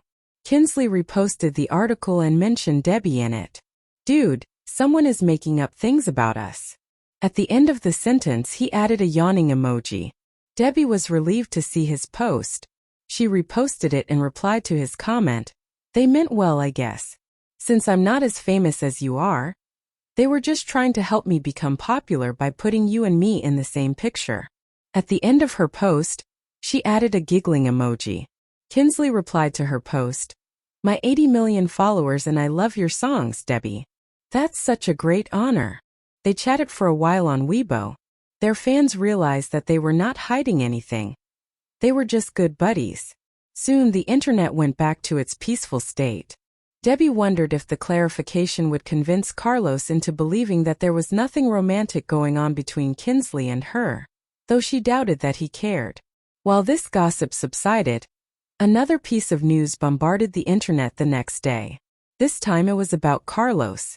A photo of him holding a super cute little girl in his arms had been released online. They had been spotted by the paparazzi at an amusement park. In the picture, Carlos was wearing sunglasses and white casual clothes. They assumed that the little girl was about 3 years old. She was in a cream-colored dress and a hat to go along with it. She was wearing sunglasses with a cream-colored frame too. Her ankle-high sandals were the same color as well. She looked like a pricey doll. They had shown up in a Disneyland amusement park. Carlos was holding the little girl gently, with so much care that many women were attracted to him even more now. Although Carlos had tried his best to be inconspicuous, reporters had noticed them due to his outstanding presence. Everyone was curious about the girl in his arms. The media tried to find out who she was, but nothing came up. Some of them intended to dig deeper than the others, but Carlos' assistant sent them a timely warning, so they had to stop. Some casual readers gave it a try as well. Unfortunately, all they could see in the photo were her clothes and that her face was round. Her features were a mosaic. Some of the visitors in Disneyland had recognized Carlos too and had snapped some pictures. But before they could post them online, Carlos' bodyguards had forced them to delete all the pictures. Soon after the news came out, James called Carlos. "Carlos, who's that lovely girl in your arms? I've never seen her before," he asked, feigning a casual tone. He was actually sweating nervously. "Is she Debbie's child? What should I do if she is?" Recalling Debbie's warning about James, Carlos answered casually, "A client's daughter. He's busy with some work. So I'm looking after her for a few days." Wiping the sweat off his forehead, James said, I was wondering if you had a child outside marriage. He laughed awkwardly. Carlos, it's time for you to have a child with Stephanie. I'll take good care of my grandchild, he urged like a normal father. Carlos took the receiver from his ear as he regarded the child. His gaze softened. He finally got back on the phone. How could I have a kid out of wedlock? I'd rather let nature take its course. Okay, I'll butt out. Have fun. Bye, James said. Bye. After the phone call, both father and son had something to think about. James clutched the phone tightly, shaking. He should have gotten rid of that child 3 years ago. It must have been a moment of weakness, he thought. It's a time bomb. If Debbie leaks to Carlos that the child is his, it'll ruin everything. This is one time I hope I'm wrong, and that the child he's playing with is not Debbie's. The woman has changed. She has far more influence than when I met her. I have to stop Carlos from knowing he has a kid. He called his assistant in. A man walked in and bowed deeply. James didn't stop to greet him. He simply said, "Go to Z country and find out if Debbie gave birth 3 years ago. If so, bring the child to me." Yes, Mr. James Huo. After the assistant had left with his orders, James was relieved. Around the same time, Debbie called Carlos to ask him about their trip to Disneyland. She joked, "You paraded my daughter around in public. Just make sure she stays safe, okay?"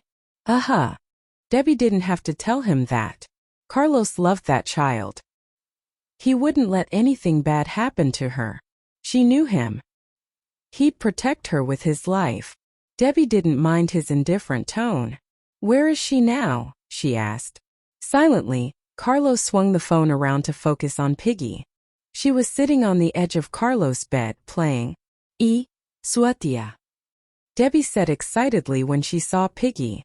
"She's so cute." Piggy looked up when she heard Debbie's voice. She smiled, baring her white little teeth. Mommy, new toy," she said, raising a half-assembled set of Lego bricks, which Debbie had never seen in her apartment before. Carlos must have bought that for Piggy.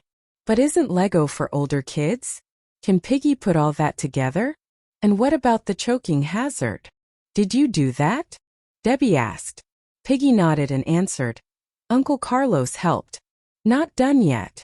She looked away and down at her toy, painstakingly adding the pieces part by part, ignoring her mom. Debbie was surprised. I haven't seen her in 3 days. But now it's like the Lego blocks are more important than her mom, Debbie thought sourly. Carlos didn't seem like he wanted to talk much either, so it was a little embarrassing for Debbie. Okay, bye-bye, Piggy. Go to bed early. Mommy will be back soon. Okay, bye, Mommy. Piggy waved at the lens. Smiling, Debbie turned the video chat off. Carlos' mood darkened when she did that. Damn it. Would it kill her to talk to me for a while? Does she really love me? She has a funny way of showing it. Debbie had planned to stay in a country for 3 days. But there was an accident during shooting, and work on the show would be delayed. She had to stay another day at least to make up for it. On the 4th day, she couldn't wait to get back to Y City. As soon as she got off the plane, she headed straight for the manor. Carlos was in the study, listening to Frankie's report. His features betrayed no emotion, and he wore his signature poker face. It was Debbie Nian, sir. She didn't bother hiding it. It took us several days to track down the woman in the video. She left the country after she was paid. When we found her, it didn't take much prodding for her to admit she had drugged your father. Frankie stopped, secretly giving Debbie a thumbs up. Carlos spat out a mouthful of smoke. The acrid scent filled the tense air in the room. He gave Frankie a stern look and ordered, "Continue." Frankie calmed down and went on. She said Miss Nian paid her and told her that she'd take the blame if it all went south. So, I guess we have things to discuss with Debbie Nian. She's brave, taking on James Huo like that. No wonder Mr. Huo likes her, Frankie thought. Carlos shifted his gaze, looking out the window. Silence befell the study. Frankie was nervous, wondering how angry Carlos might get. After all, she set his father up. After what seemed like forever, Carlos put out the cigarette and said flatly, "I'll take care of it. You may go." Yes, Mr. Huo. As Frankie left the manor, a white car pulled in. He saw a woman behind the wheel. It wasn't Stephanie's car. Who else could get through the entrance without being challenged? He looked up at a room on the second floor where Piggy was taking a nap. That little girl's mom is really something. The car rolled to a stop in the parking lot. Debbie lowered the window and waved at Frankie. Frankia. He nodded politely and said, "Nice to see you, Miss Nian." "Carlos in?" she asked. She texted Carlos before she came back. He replied he'd be in the manor. Frankie hesitated. He had always been discreet. But he felt compelled to inform her. "Piggy's been here the last few days. Mr. Huo has been with her." What? Didn't he have work to do? His words stunned her. Mr. Huo moved his work to the study. "Sorry, Miss Nian, I have to go." "Excuse me." Frankie had the sinking feeling he'd said too much. "Oh, bye," Debbie said. After nodding to Debbie again, Frankie drove off. Debbie looked at the study on the second floor, and her eyes met those of the man standing by the window. When she saw Carlos, Debbie smiled awkwardly and dialed his number. When his phone rang, Carlos checked the screen. Recognizing the caller ID, he picked it up. Face to face, looking at each other, they talked on the phone, one in the parking lot, the other on the second floor of the house, staring out the window. Mr. Huo, I came to pick up Piggy. Thanks for taking care of her. Could you please have a servant take her downstairs?" Somehow, Debbie resisted going inside the manor. It was too depressing a place for her. She didn't want to find out who or what was waiting for her. Carlos wasn't in the mood to indulge her request. "Come inside," he said. He hung up and walked away from the window. Debbie grappled with her emotions in the car. She sat there for a few minutes, trying to muster up the courage to enter the manor. The place brought back too many painful memories. She didn't know how to face it all. Eventually, she killed the engine and stepped out of the car, shopping bag in hand. She rang the doorbell and a housemaid answered. She didn't know Debbie but was smart enough to understand that whoever could pass the guards at the gate was Carlos' guest. "Hi, Mississippi, Mr. Huo is upstairs. Please come in." "Thanks." Debbie changed into slippers and walked inside. The paintings, plates and the paneling were exactly the same as she remembered them, but the furniture was different. Beautiful memories came flooding back to her as Debbie stepped on the stairs. Her heart raced. Since Carlos was in the study, she made her way up there. She pushed the door open. Carlos was typing something on the computer. He continued with his work, as if he didn't sense her come in. "Where is Piggy?" Debbie asked as she looked around the study, but didn't see her baby anywhere. Carlos stopped working and fixed his gaze on her. "Come here." She walked over to him and put the shopping bag on the table. "I bought this razor for you when I was in a country. It didn't cost much, but I hope you like it." Carlos threw a glance at the bag and then asked, "When will you stop doing bad things?" "Huh? What did I do?" Debbie was baffled. "Who drugged my father?" Carlos sneered. Now she understood. "Oh, that. I did. Are you going to get back at me for that?" "You still haven't learned your lesson," Carlos said through clenched teeth. Debbie simply shrugged with no intention of explaining herself. "This conversation will take us nowhere. Tell me where Piggy is. We'll leave right away." "Sleeping." Now that she had gotten her answer, Debbie turned to leave. Her nonchalant attitude irritated him. "Wait," he demanded coldly. Debbie stopped at the door. Turning around, she blinked at him in bewilderment. "Yes, Mr. Huo? You think I'm very tolerant? Why else is she taunting me all the time?" Debbie nodded without hesitation. "Of course. You doted on me and forgave me for anything I did. I was never worried about making trouble because you would take care of it for me. People say you are cold and ruthless, but for me you're always the best. I only asked a simple question, and she just had to start flattering me. She thinks she can get away with this. Mr. Huo, is there anything else? That was all in the past. You have gone too far now. Someone who claims to be my woman shouldn't have torn a family apart. Debbie, Nian, leave. I don't want to see you again." Debbie's heart shattered into a million pieces. Sorry to disappoint you. You'll probably see me every day on TV. The gloom on his face deepened. Stephanie and I are getting engaged in 1 week. We'll be taking a trip before the ceremony. I hope you can focus on work during this period and contribute to the company. Debbie's face went pale. He's speaking of Stephanie as if she's his lover and talking to me like I am his employee. Is this how he wants to get back at me? Well done, old man. You know how to hurt me. You might not have stabbed me with a knife, but can you see my heart bleeding? Professing your love for another woman in front of me. You might have as well killed me. With a bitter smile, she said. Duly noted. Carlos Huo, I hope you won't regret this. As soon as Debbie walked out of the study, she leaned against the wall, panting for breath. The hurt placed on you by someone you love is unbearable. She found Piggy in Carlos' bedroom.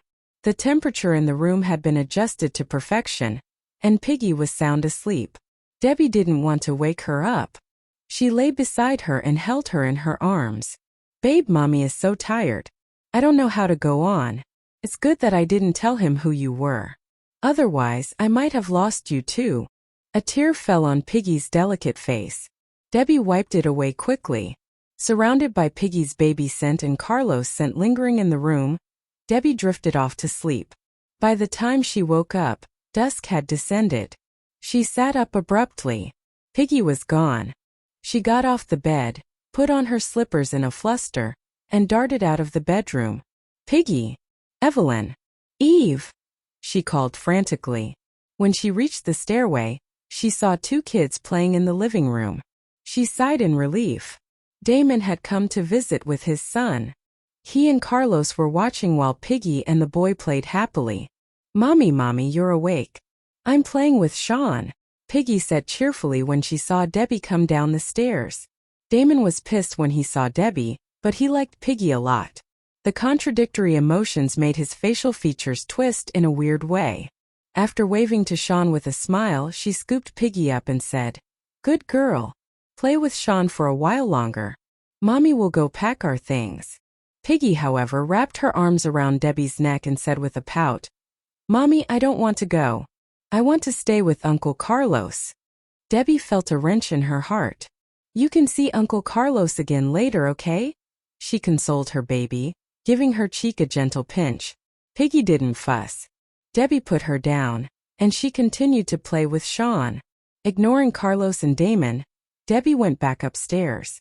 Before long, a housemaid caught up with her and said, Miss Nian, Evelyn's things are in Mr. Huo's room. I'll fetch her suitcase for you. Thanks, Debbie replied with a nod and went back to Carlos' room. She went into his walk-in closet and opened a cupboard. Her mouth fell open in astonishment. Inside the cupboard were all little girls' clothes hanging in order. Dresses, little suits, t-shirts and shorts in all patterns. At the bottom were shoes. Slippers, sandals and princess shoes, also in every pattern. The clothes she had brought for Piggy in the suitcase were nowhere to be seen. Did Carlos buy all these for her? Debbie thought. Her emotions were all over the place. If that was the case, then Carlos really loved this child. She was in a daze for a while, at a loss on how to pack or what to pack. The housemaid came back with Piggy's suitcases. Carlos had bought a cute pink suitcase for her besides her old one. Debbie didn't want to pack any of the things Carlos had bought for Piggy. Just then Carlos walked into the room. He looked at the empty suitcases and then said to her, All those are for Piggy. This is just too much for her, Debbie argued. Without a word, Carlos picked out around 10 dresses and asked the housemaid to pack them into Piggy's suitcases. Soon the 2 suitcases were jam-packed. There wasn't any room for the rest of the clothes, let alone the shoes, which they hadn't even started packing yet. Carlos went and got a bigger suitcase. He laid it open on the bed and started packing the remainder of the clothes and the shoes himself. When he was finally done, he closed the doors of the wardrobe. There were only a couple of dresses and some pairs of shoes left. Next, he opened a drawer and took out a giant box from it. Inside were some accessories he had bought for Piggy. He carefully placed the box into one suitcase. By now, the 3 suitcases were crammed. There were some bags too which had been filled with her toys. The day Debbie had brought Piggy to the manor, she had had only one small suitcase. Staring at all the stuffed suitcases and bags, she realized how much Carlos had indulged the little girl. A pang of pain surged through her. The housemaids carried the suitcases to her car, and she and Piggy headed back to her apartment. In the evening, after Piggy had gone to bed, Debbie got a call from Ivan. "Debbie, my mother is pressing me. I'm about to give in." "Okay. What do you need me to do?" "You may need to marry me, but we can get a divorce anytime." "Okay," Debbie said. Later, she took Piggy to Curtis. It was then that she learned that Carlos and Stephanie had gone to country 2 days ago. The news struck her hard. After getting back home, she curled up on her bed, with no strength left in her. Accidentally, she saw that Carlos had updated his moments. It was a picture of Stephanie on the beach without any captions. "Good job hurting me, Carlos. You think I'm gonna sit here and do nothing about it? Well, you're wrong." If she was unhappy, she was going to let everybody know about it. The next day, an incredibly hot piece of news caught everyone's attention. The headline read, "James Huo cheated on his wife, Tabitha, and beat her to insanity." The article detailed the affair. It said that the current CEO of ZL Group, James Huo, had cheated on his wife with one of the housemates of the Huo family 3 years ago. The affair had lasted for 2 years.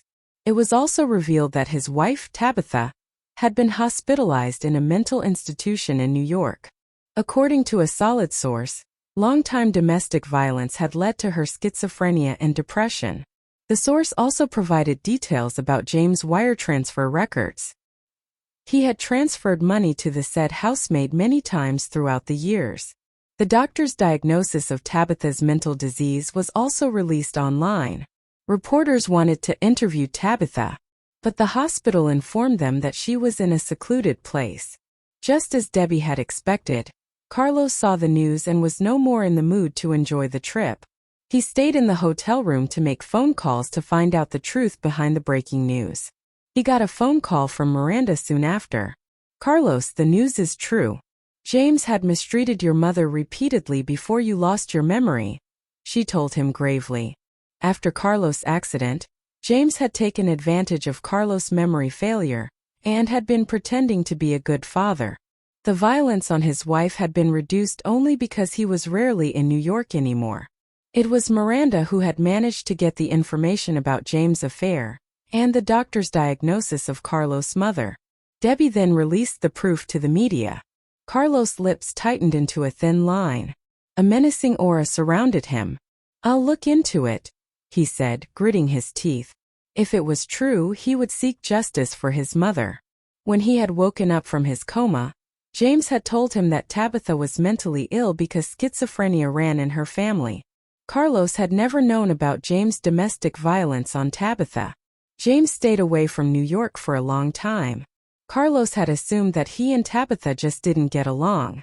Since they didn't see each other much, it had never occurred to him that he might be lying. But now there was concrete proof which showed that James had abused Tabitha in the past. "You can ask your grandma about it," Miranda told him. It was the most direct approach.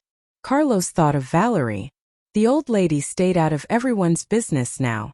She sat in the hall all day worshipping the Buddha. Okay. After getting off the phone with Miranda, Carlos wondered if he should call Valerie. After some consideration, he called Frankie instead and asked him to run some errands for him. Carlos had little time for Stephanie. Realizing that he was busy, Stephanie wandered about in the streets alone. "It's pretty, isn't it? Do you like it, Miss Lee?" a man asked her as she was admiring a knick-knack through the display window of a shop nearby. Stephanie looked at the man and recognized him immediately. Kinsley. They had only met for the first time 2 days ago at a banquet, so they didn't know each other well. Stephanie acted nonchalant. She didn't respond to his charming words. Kinsley didn't mind her cold attitude. He put his hands on his pant pockets and said thoughtfully while looking at knick-knack, "This knick-knack matches your aloof presence. How about I gift it to you, Miss Lee?" Stephanie cast him a sidelong glance and asked in a flat tone, "What do you want?" Kinsley smiled and answered with a sigh, "I want nothing. I was window shopping and came across you. It was a mere coincidence. A coincidence, is it?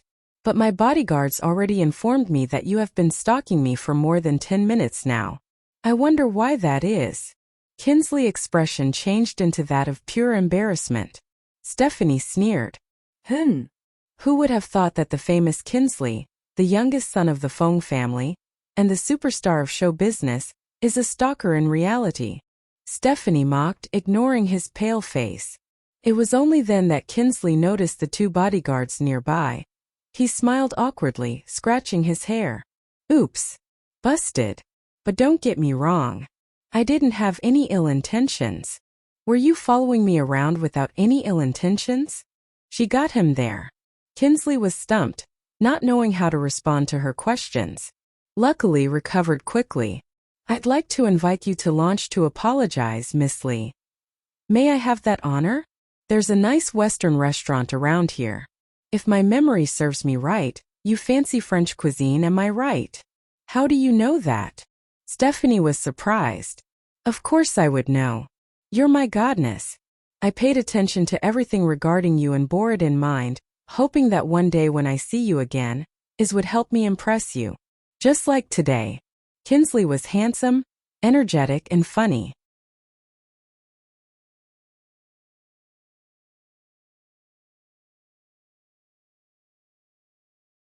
Stephanie was happy, though she knew Kinsley was feeding her a line of bull. Seeing her smile, Kinsley made the next move. He asked in a serious tone. Miss Lee, may I call you Stephanie? Stephanie looked him straight in the eye. She saw a look of love reflected in his gaze. Yes, she conceded. Kinsley put one hand behind his back and extended the other to Stephanie. Stephanie, my beautiful muse, would you do me the honor of having lunch with me? Carlos never talked to her like this. She was touched. It's just a meal, she thought. Okay, she agreed. Kinsley's eyes narrowed with joy as he smiled. It was working so well. Great. Let's go. It's only a 5-minute walk, and there's no parking lot. Got your walking shoes on? If not, I can give you a piggyback ride. Piggyback. Stephanie's heart was filled with warmth, and she swore it fluttered, but she shook her head. I'm about to get engaged. Boundaries, she reminded him.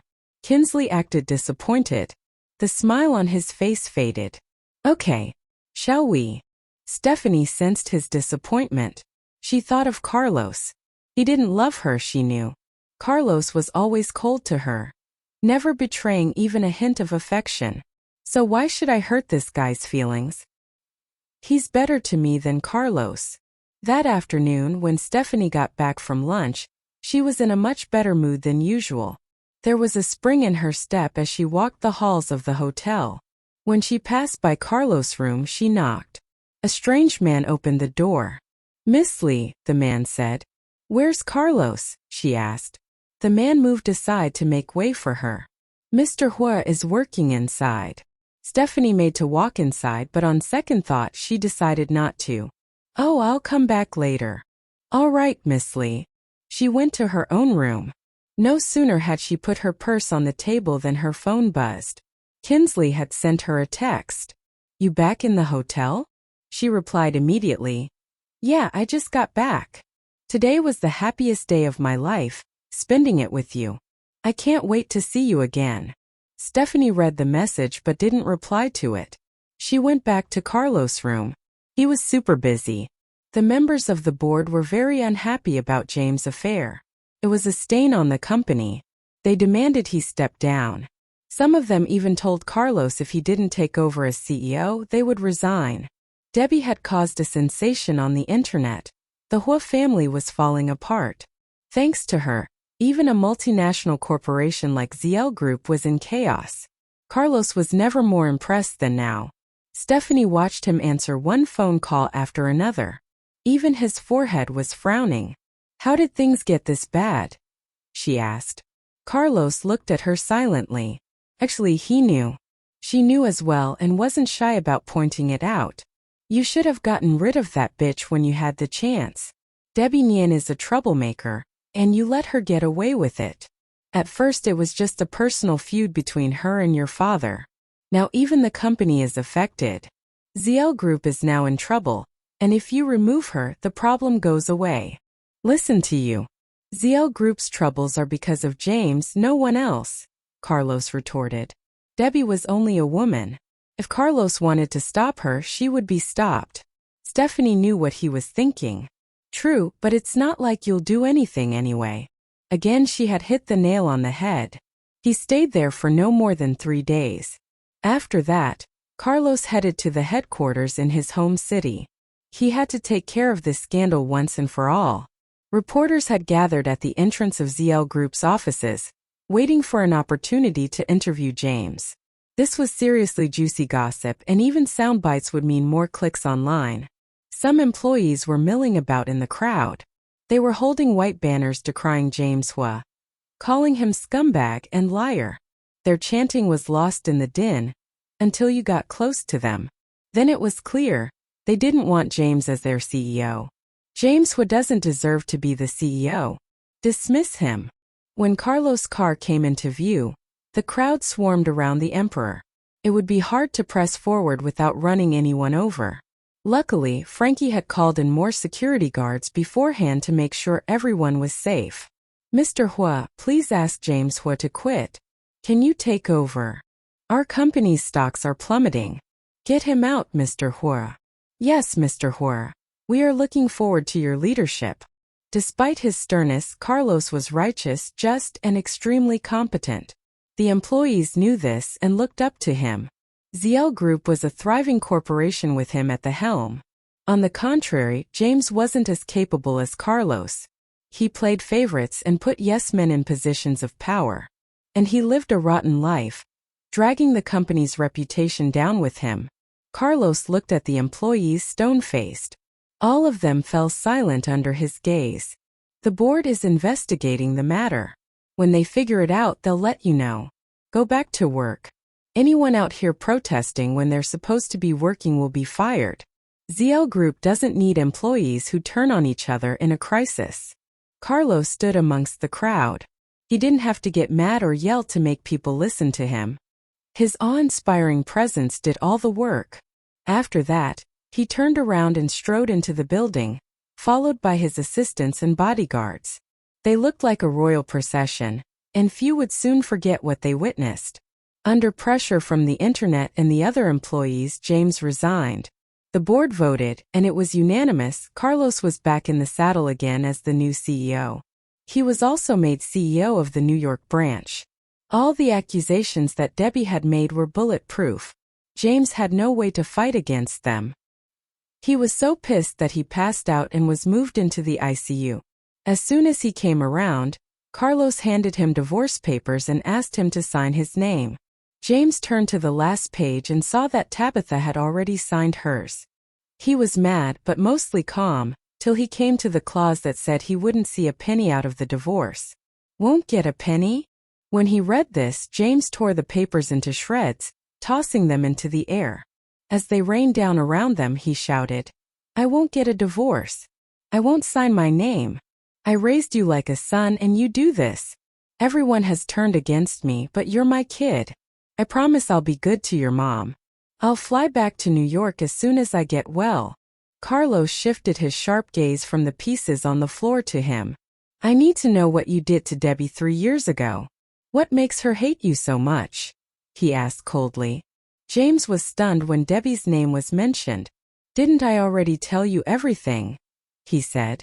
What you told me isn't reason enough for her to take revenge on you like this, Carlos said. He could sense that Debbie was way too eager to destroy James. She must have some other reason for it, he thought. James was reduced to silence. Carlos didn't rush him. He watched while the old man worded his reply in his mind. Okay, I'll tell you everything. You and Stephanie grew up together. Then you two fell in love. I had already told the Lee family that you would marry Stephanie. But then you married Debbie. You didn't tell us this until 3 years later. Our son got married, but as parents we knew nothing about it for 3 years. Just put yourself in our shoes. You would get angry too, wouldn't you? James asked. Carlos didn't deny it. He waited for him to continue the narrative. James gulped nervously and went on. So I hate her. That year you brought her to New York to meet us. She talked back to your grandma and made her angry so many times. She picked on Megan and made her cry every day. The most irritating part was that she thought you spoiled her, so she disrespected every member of the family with no regard for our feelings. Think about it. Who would have liked her? Soon after that, Hayden had come to New York to meet her. They met in a coffee bar. They kissed and hugged shamelessly in public. You knew about it because you were there. You were so mad that you didn't speak to her for days. Unexpectedly, you forgave her. Just when I thought we could finally have some peace in our family, she seduced Louis. You beat the hell out of Louis and moved out with her. Your mother begged you to stay, but you didn't listen. I hated Debbie even more after that. I wanted you to divorce her. After your accident, I staged your death and told her that you were dead. I wanted to test her loyalty. I wanted to know how much she loved you. And she failed, and then she blamed me for lying to her. Yes, I did force her into signing the divorce agreement, but I did it for your own good. Even though I'm not your biological father, I love you. It was a shock for me when I found out that she had come back for you when she figured that you were still alive. She arranged a meeting with me after that and swore that she would get back with you and destroy me. To be precise, she would rather I die in the process.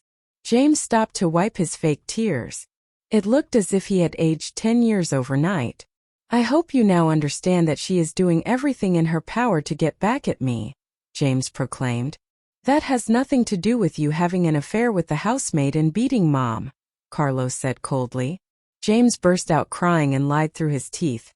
Carlos, I beat your mom because she was cheating on me at the time.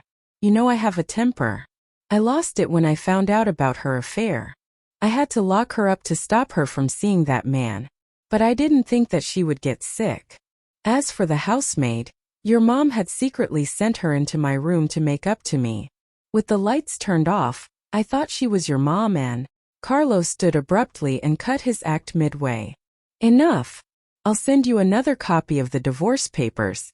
Mom has agreed to leave you for good. Carlos, I won't. I won't agree to it. James shouted desperately. Carlos ignored his pleas and left without sparing him a second glance. Silence was restored in the ward. James let out a sigh of relief when he heard Carlos' footsteps fade away. He was not sure if Carlos had believed his story, but he knew that it was time to save his own ass. That wretched woman. He called his assistant. Debbie is a singer, isn't she? Which song of hers is a hit? There was a pause. After a moment he said into the phone, destroy her. The next day, something huge shook the music circle. One of Debbie's hits was accused of being a plagiarized song. The accuser was Tammy, another singer from Star Empire. She had released her copy of the original lyrics in the news. Tammy had a 3-year contract with Star Empire. She had produced many albums, but unfortunately, she never made it big. When Debbie saw the title of the song in question, she laughed out loud. Another opportunity has presented itself, she thought with a grin. She didn't call Carlos. Instead, she and Ruby went straight to Tammy's studio. However, Tammy refused to see her. Debbie didn't mind. She stood at the entrance of her studio, took a selfie, and uploaded it on Weibo. It was captioned, "You claim that I plagiarized your song. I'm at your door right now. Why won't you come out and confront me?" Debbie's tone spoke for itself, indicating that she had nothing to hide. Many of her web friends who had doubted her at first went silent, worried that they might have made a mistake. When Tammy's fans saw Debbie's post, they commented on Tammy's Weibo, "Tammy, let her in. Confront her. Silence her with proof. Throw Debbie Nian out of the world of music." Tammy didn't respond no matter how much her fans appealed to her. To rile her up, Debbie opened a cyber broadcast. Soon, there were hundreds of thousands of fans in the broadcast room. Everyone was excited to see Debbie in the video. Comments came in one after the other non-stop. The traffic was so high that the website almost crashed. Plagiarism was an embarrassing and serious accusation. However, in the video, Debbie didn't seem embarrassed or nervous. She told her fans with a smile, "Hi everyone. I'm at the entrance of Tammy's studio. I came here to confront her with you people as my witnesses." Debbie had only met Tammy once or twice. They had never spoken to each other before. But now she was being accused of plagiarizing Tammy's lyrics. It had to be a joke, she thought. And somehow she knew that there was more to this accusation. She gave her phone to Ruby, who directed the camera towards Debbie. A tide of compliments flooded the comments section. "Wow, look at Debbie's figure. She's perfect. The red and white dress looks gorgeous on her.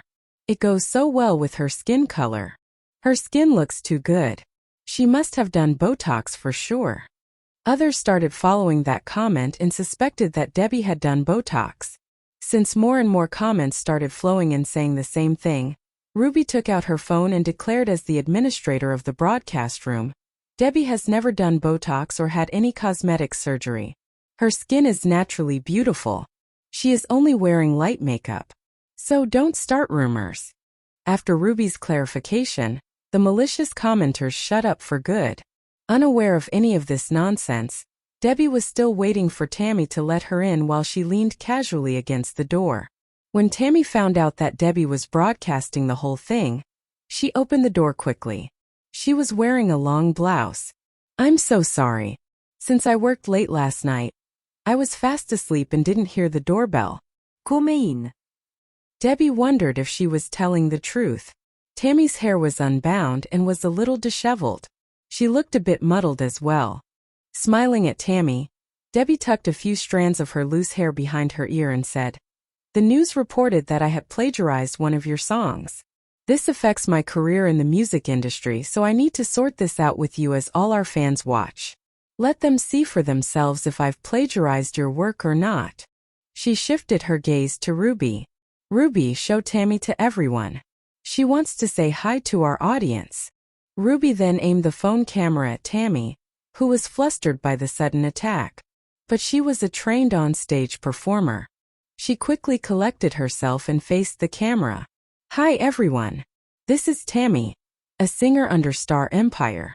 Sorry for the confusion, and thank you for your attention on this issue. This might be just a misunderstanding. We'll get a clear picture soon." The three of them then walked into Tammy's studio. Shortly, Tammy's assistant came in with a pile of documents. Debbie smiled towards the camera and told her fans who were watching the online live video, "Okay, now that Tammy's assistant is here, I think we can start the discussion." Ruby kept the camera aimed at them. Tammy's assistant brought the original copy of the lyrics which they had already posted on the internet as evidence. "Everyone, please look at this. Tammy wrote this song about 2.5 months ago all by herself. We also have an electronic copy stored in the laptop. Please wait for a minute."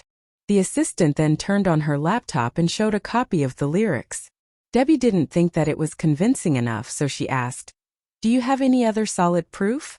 At that moment, the assistant general manager of the company knocked on the door and walked in. "Debbie, Tammy, what are you doing here together?" he asked anxiously. Noticing the obvious anxiety on his face, Debbie knew that he must have seen the live video. It was no use hiding anything now. "She accused me of plagiarism, so I have come to confront her." "But Debbie, I told you that we could solve this in private. I have already asked someone to look into it," the assistant general manager said in a low voice as the camera was still rolling. Besides, he didn't want to offend Debbie. She was the cash cow of the company. Her popularity was boosting and her new album was a hit. Debbie shook her head. "All that roundabout investigation takes a long time. The most efficient way is to solve this face-to-face. The truth will surface very soon." The assistant general manager glimpsed at Ruby's phone camera and turned his back to it. He winked at Debbie, signaling to her to end the online live broadcasting. "Debbie, let's solve this internally. We'll announce the result to the public later." "There's no need to." "No." Debbie refused bluntly. She knew that her decision would affect the company's reputation, but she was not the one who had started this. So what was wrong in wanting to prove her innocence? Debbie said coldly. Mr. Zhang, this concerns my reputation and it's an insult to my painstaking effort. I hope you understand. The manager held back his anger and forced a smile. I promise you that we'll solve this right away. But it's not a good idea to have everyone's eyes on us. It will only harm your public image. Actually, I think this is a very good idea. Mr. Zhang, I'm the one being accused here. But I'm not afraid of having a public debate. What are you guys afraid of? Offended by her words, the manager explained in a righteous tone. I'm not afraid of anything. I just think that your way of solving this issue is kind of... He left the sentence unfinished, trying to be euphemistic. Debbie understood. But she wasn't angry with him, knowing that he was speaking only in the company's interest. She smiled apologetically. I'm sorry, Mr. Zhang. You know, I'm already plagued by all sort of gossips, and a lot of people are out to defame me. I'm very busy with the preparations for my concert tour. And I've signed a few endorsements too. I'm up to my neck with work, so it's really necessary that I handle this issue simply and quickly. More and more netizens entered the live chat room. The viewers fervently commented on the video. They marveled at Debbie's courage and straightforwardness. Never had they seen a singer with such strong individuality. Moreover, each time, she was able to produce convincing proof to handle the scandals around her. Debbie's loyal fans expressed their heartache for her being the target of cyberbullying. Mr. Zhang couldn't find words to retort. After a pause, when he was about to say something, his phone rang. Annoyed, he pulled out his phone from his pocket. When he saw the caller ID, he froze and quickly walked to the corner of the room to answer it. Mr. Huo. Leave it be. Just let her continue. Carlos' cold voice came from the other end. Mr. Zhang hesitated. But sir, they are both our singers. This'll have a bad impact on the company. Mr. Zhang was genuinely concerned about the company's welfare.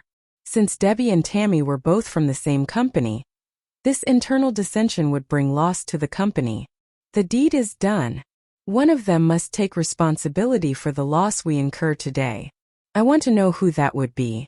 Once the truth surfaces, she'll be punished without mercy, Carlos said sternly as he put away the copy of the lyrics in question. Yes, Mr. Huo. Got it. After ending the call, Mr. Zhang stayed in the room and witnessed their discussion. The online viewers had increased to 1 million in no time. Meanwhile, to support Debbie, a lot of the netizens tipped coins and online presents to her chat room account. The whole situation ended up being a fortune-making deal for Debbie. Tammy excused herself to go to the ladies' room. After confirming that she was alone inside, she quickly dialed a number. What should I do now? Debbie Nian is confronting me in a live internet broadcast. I'm running out of excuses. I can't take this anymore. What? She's confronting you in a live broadcast. James was caught by surprise. He had thought that Debbie would have someone look into it, and he had made sure that no clues would be found that would lead the incident back to him. Yes. She also said that she had a witness. What should I do now? Tammy asked anxiously, tears threatening to roll out of her eyes. Regret filled her heart. Tempted by the man's promise of money, she was now on the brink of ruining her entire career. James kept his cool and suggested, if she does trot out solid proof, then you must admit that you lied and take the blame. What? If I do that, my career is finished. Tammy shouted, her eyes wide in shock. James sneered. You should have thought about the consequences earlier. It's too late now. You've already accepted my money and promised to do this job. You can't chicken out now. Rest assured, I'll give you 30 million after this is done. You can take the money and start a new life in some other country. An unknown singer like Tammy could hardly earn $1 million annually at most. So she couldn't resist the temptation of $30 million. Meanwhile, Debbie had calmed down a little. Indeed, she was being too impulsive. She wasn't feeling guilty about confronting Tammy. But she did feel bad because this would get Carlos involved. He was her witness. When she had written the lyrics of the said song, Carlos was sitting by her side at her apartment. She had read the lyrics to him that day. If she told everyone this and he acknowledged it, then the public would doubt their current relationship. But on second thoughts, Debbie wasn't worried much. That was what she wanted. She wanted to put their names together. While Tammy was in the ladies' room, Debbie quickly came up with the solution to the issue at hand. When the rumor monger came back to the room, Debbie put aside the proof they had given and stared at her coldly. "Tammy, are you going to tell the truth now?" Pretending to be confused, Tammy retorted. "I should be asking you that." Since Tammy wouldn't admit she was lying, Debbie decided not to waste any more time. She motioned for Ruby to aim the camera at her and told all the fans, "Sorry about this, guys. Tammy claims she has proof I didn't write this song. But I don't think these documents and electronic copies are convincing enough. I have a witness, someone who knows I wrote the song myself. When I came back here, I really wanted to sign with Star Empire, so I auditioned for Mr. Huo. He gave me a chance and asked me to compose a song. But I had to do it all myself. Composing the music, writing the lyrics, arranging it in Pro Tools, everything." Debbie paused, casting a sidelong glance at Tammy, whose face had gone pale. She continued, "I promised him because I really wanted to work for Star Empire. Then I cranked out the song that Tammy claims she wrote. She said she wrote it 2.5 months ago. But 3 months ago, I showed the first draft to Mr. Huo himself. I'm pretty sure he'll clear things up." Debbie looked at Tammy and asked sternly, "You sure you want to go through with this? If he gets involved, then—" Tammy already understood what Debbie was trying to say. She shivered in fear. If Carlos found out, she'd be dead meat. In an instant, she shook her head vigorously, tears streaming down her pale face. No, no. Elite.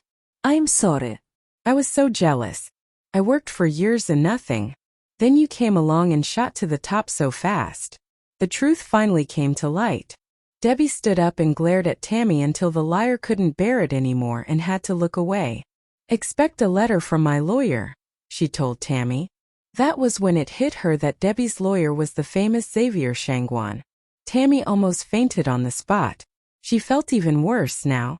After saying goodbye to her fans, Debbie closed the live chat room and locked her phone. She was now alone with Tammy. She walked over and asked, "Whose idea was this? Tell me and I might not press charges." Debbie was being merciful.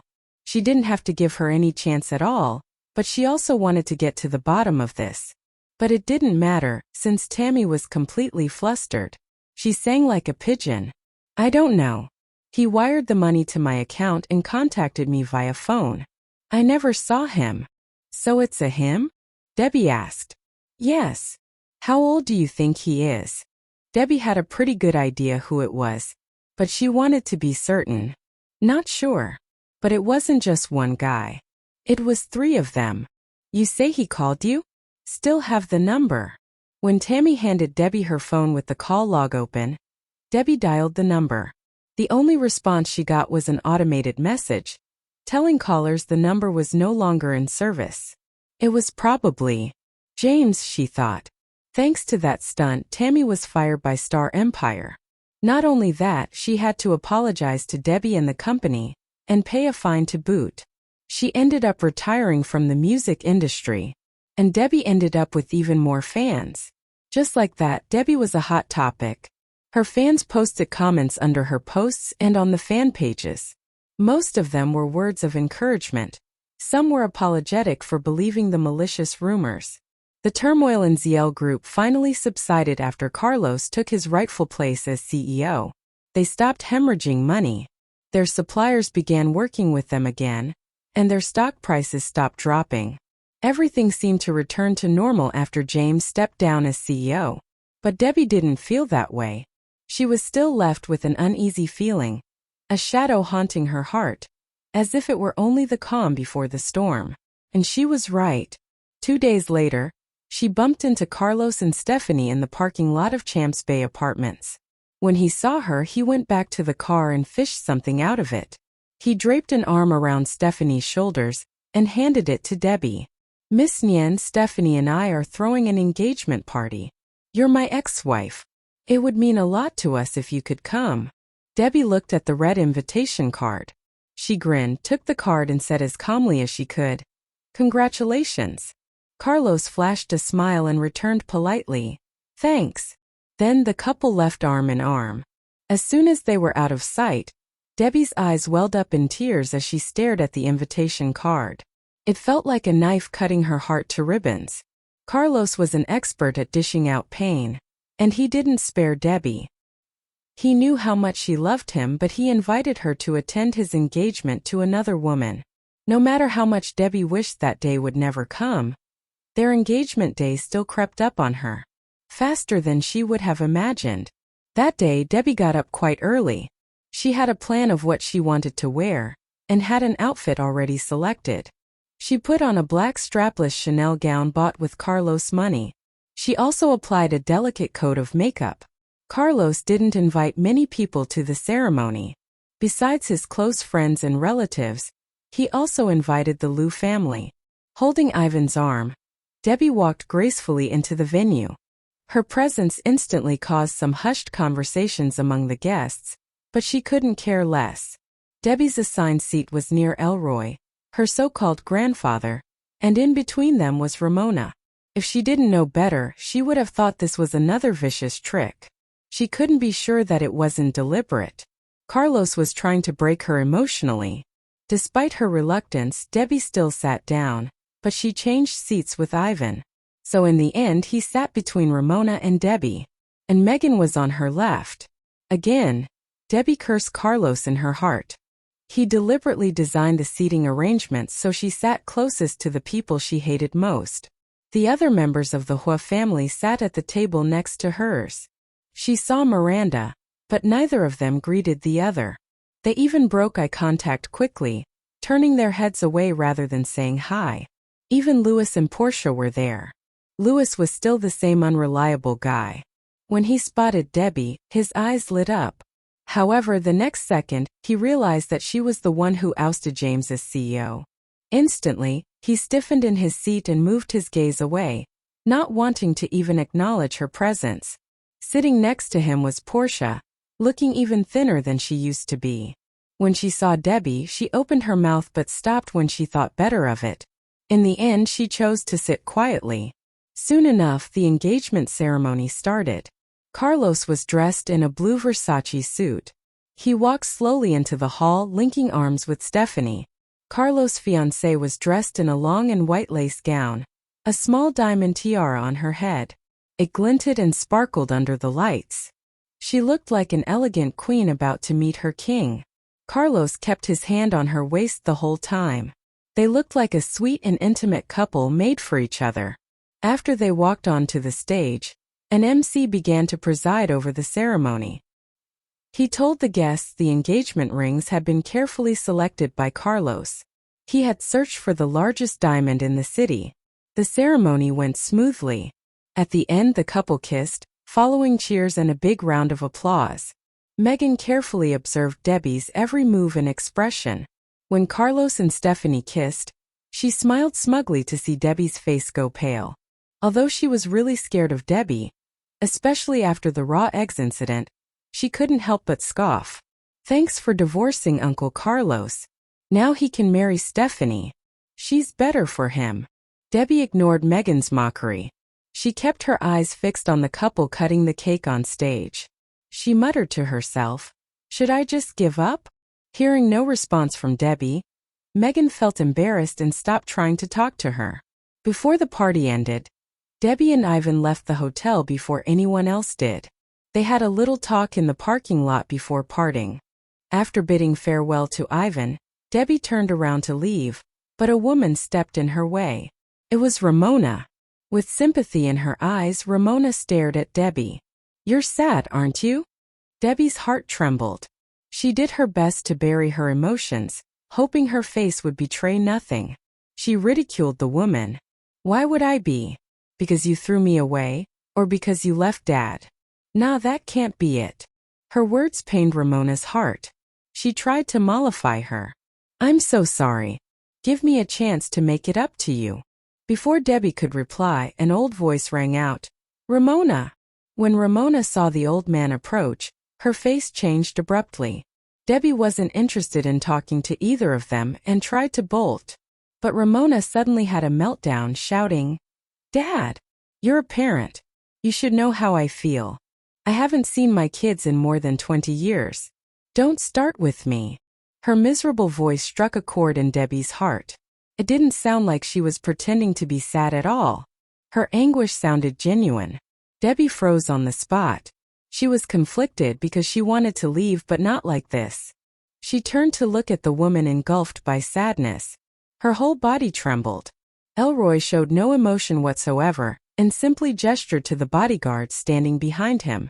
On command, 2 of them stepped forward, ready to grab Ramona and take her away. In response to this, Ramona completely lost control of her emotions. She cried hysterically, "Am I really your daughter? You've tortured me for more than 20 years. Why? When my own daughter is finally in reach and you do this. 50 is just around the corner. I don't have much more time. If I can't see my kids, why go on living? Shut up. Take her away," Elroy barked. Her cries elicited no sympathy from the old man, but instead they added fuel to the fire. Standing next to Elroy was Ramona's stepmother, Sybil. The woman just stood there, watching impassively. She made no move to stop Elroy. As the bodyguards approached Ramona again, she suddenly turned around, rushed to Debbie and hugged her tightly. "The best thing I ever did was marry your dad, but probably the worst thing as well. Remember, I love you and your brother too. Forgive me. I can't love you anymore." Debbie was shocked by her emotional words. An ominous feeling rose in her heart. When Ramona suddenly loosened her grip, Debbie instinctively reached out to catch her hand, but failed. The sad woman crazily dashed towards the busy road outside the parking lot before the bodyguards could reach her. Debbie knew what she was going to do, and an empty hole was there where her heart was only seconds before. The bodyguards immediately pursued Ramona. Debbie sensed something was wrong with her mom. In an instant, she took to her heels and ran after her, ignoring the inconvenience of the high heels. What Debbie didn't know was that when she began to run, the man behind her followed her and quickened his pace as well. He had left the party early, since he was busier than ever nowadays. "Carlos!"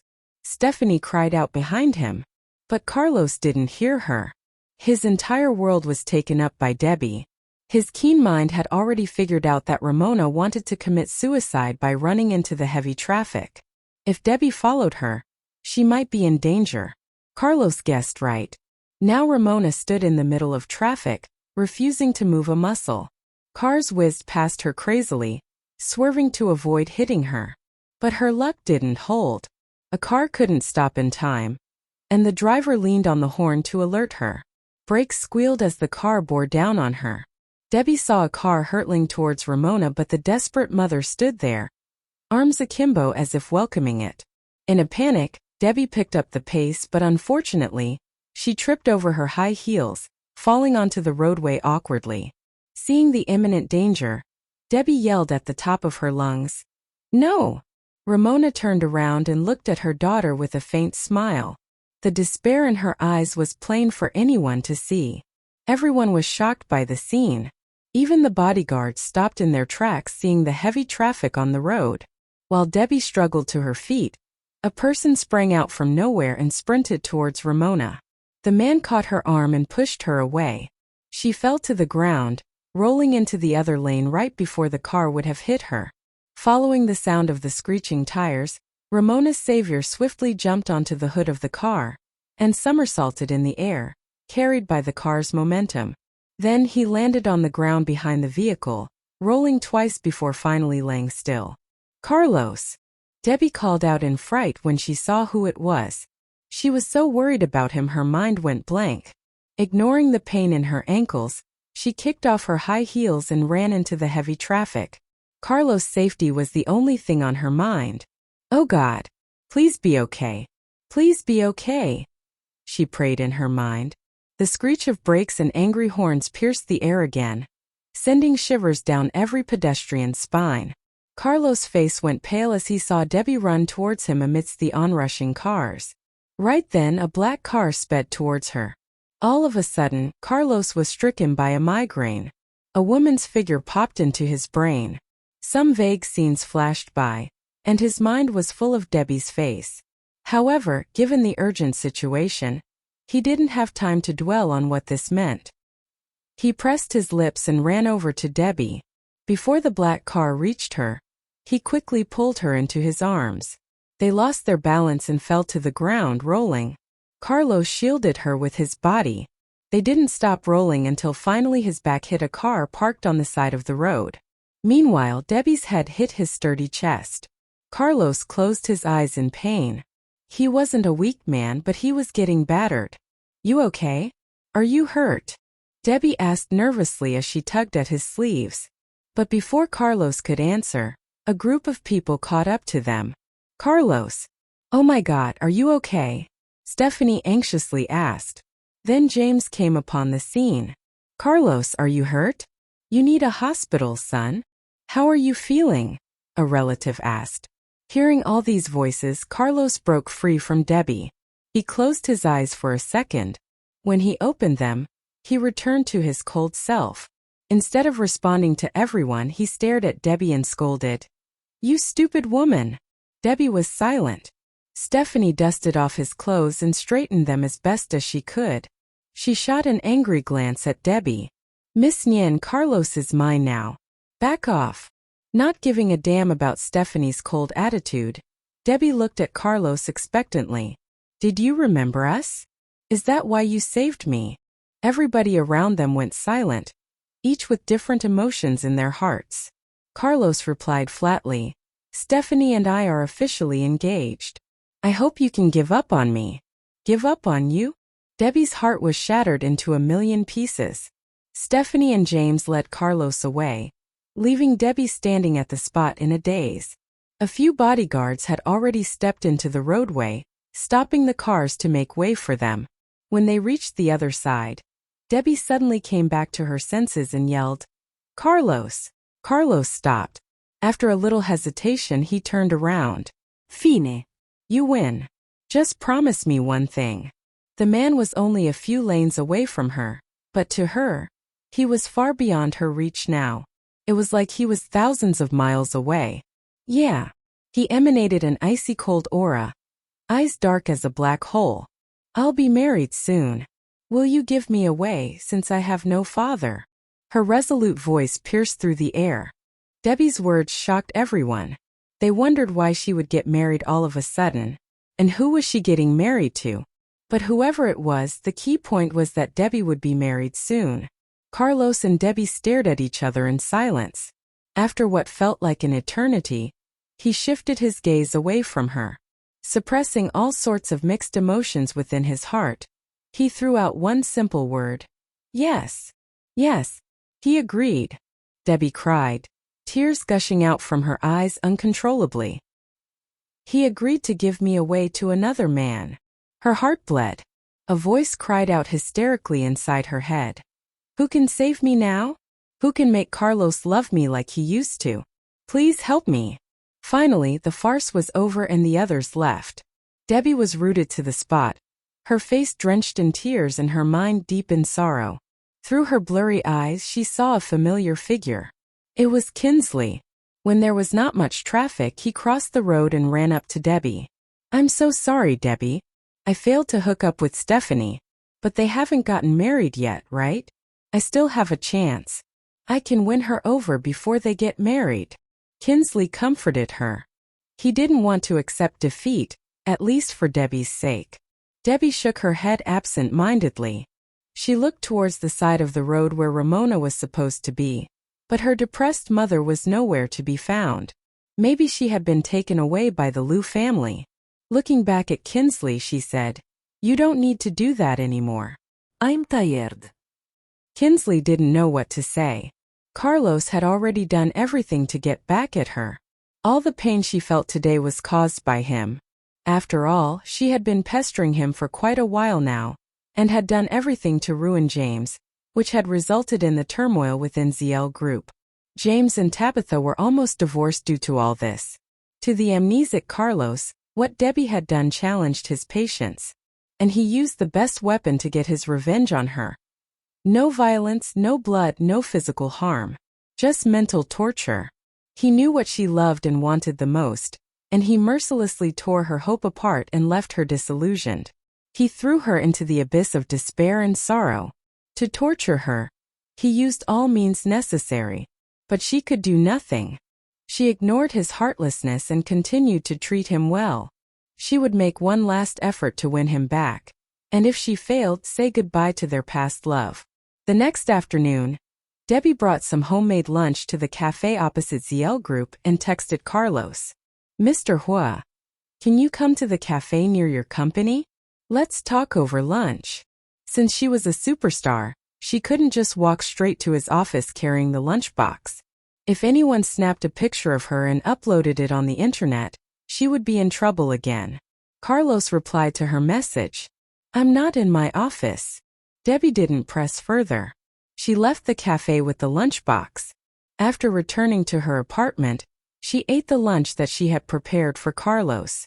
The third afternoon, Debbie texted him again and received the same reply. She had stopped taking new advertisements and set aside her lunchtime for him. There was still a month left before her wedding, so she wanted to finish everything before the day came. The fourth day and the fifth day she did the same thing. And she ended up eating the lunch alone at home. Finally, on the sixth day she got a different reply. Okay, Carlos wrote back to her. In 5 minutes, Carlos and Frankie showed up in the cafe booth Debbie was in. She had already placed the dishes on the table. She had made wontons with fish fillings and 2 other dishes. When Carlos walked in, she was drinking her coffee. Debbie didn't stand up to greet him. With a smile, she said casually, "The fish is super fresh. Come and have a bite. Frankie, you are here too.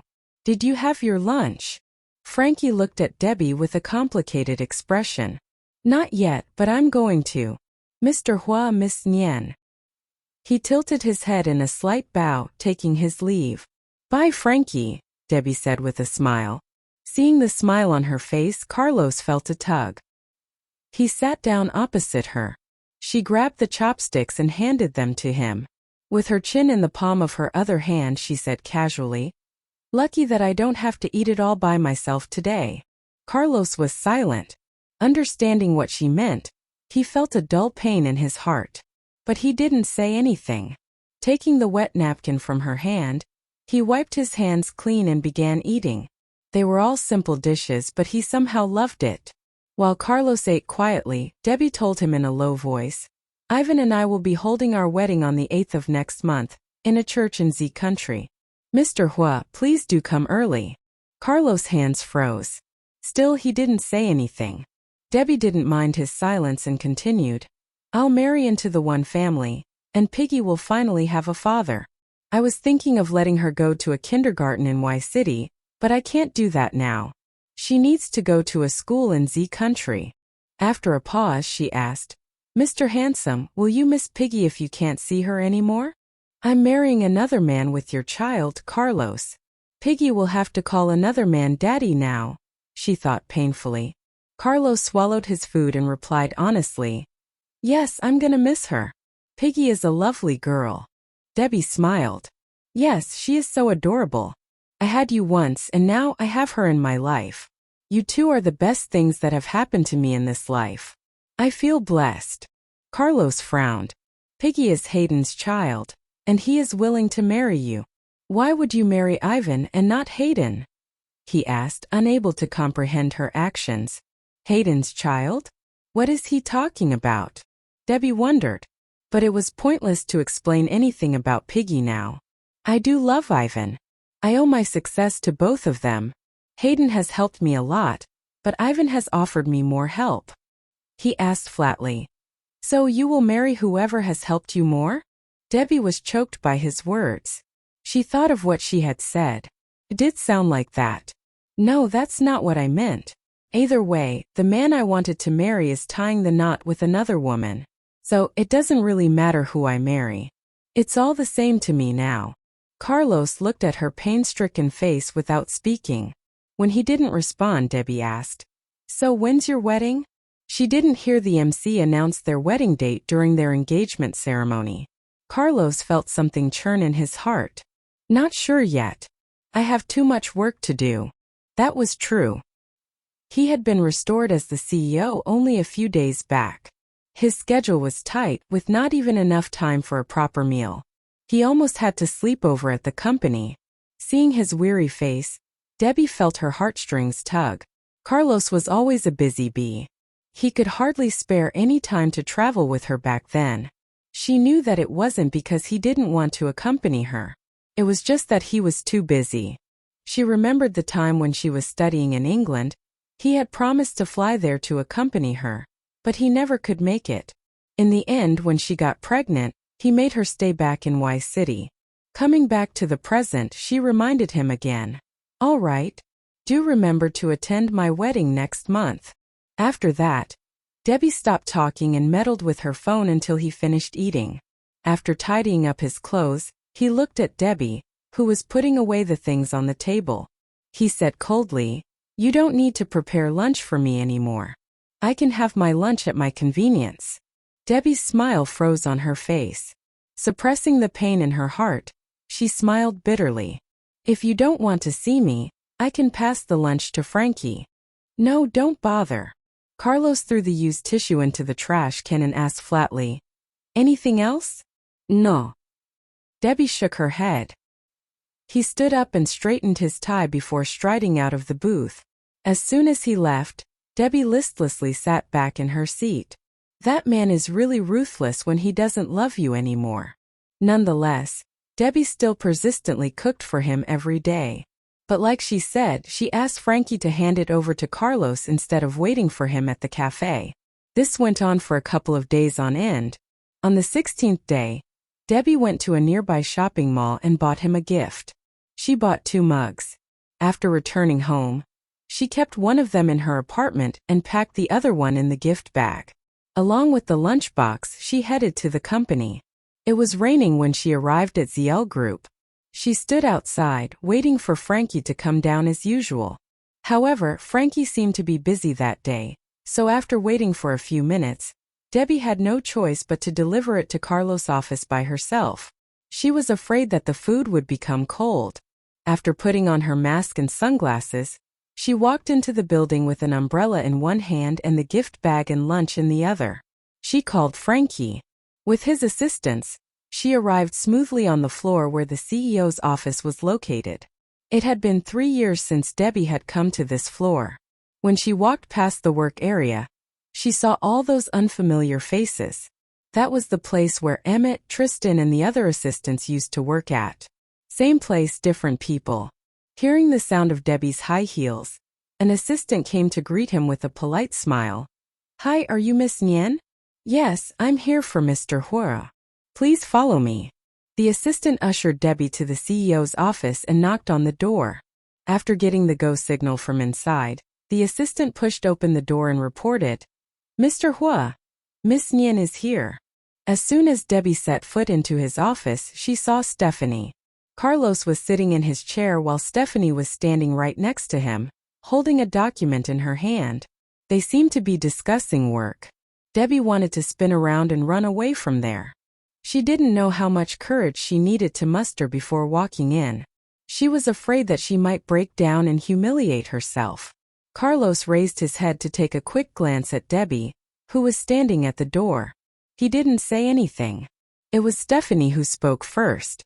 She told the assistant, "Please welcome Miss Nian in." She sounded like the hostess of the place. Debbie was crushed.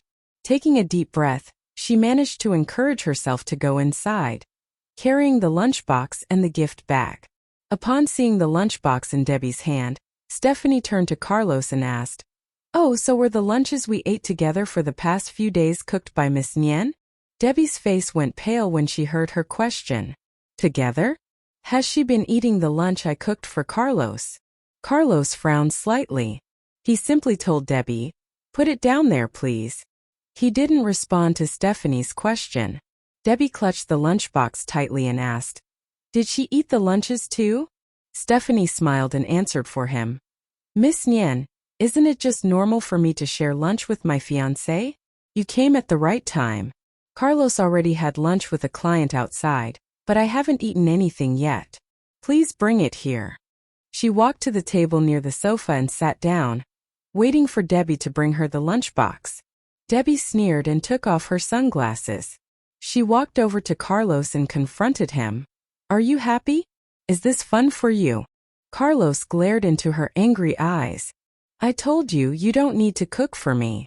She smiled ironically. Is that your excuse for wasting my efforts? He pressed his lips tightly together and looked intently at her. Stephanie's cheerful voice came from behind Debbie. How was it a waste of your efforts? Miss Nian, I ate all of it. I didn't waste a morsel of food you cooked. And honestly, I'm impressed by your cooking skills. But it's a little too light-flavored for me. Next time, please cook me some lamb chop or beef steak. Lamb chop? Beef steak. Debbie turned to her and sneered. How about some pork chop too? Pork chop? I think some sweet and sour spare ribs would be better, Stephanie said leisurely. Debbie smirked. You know, to get back at Carlos, each time I cooked, I purposefully left my hands unwashed after using the toilet.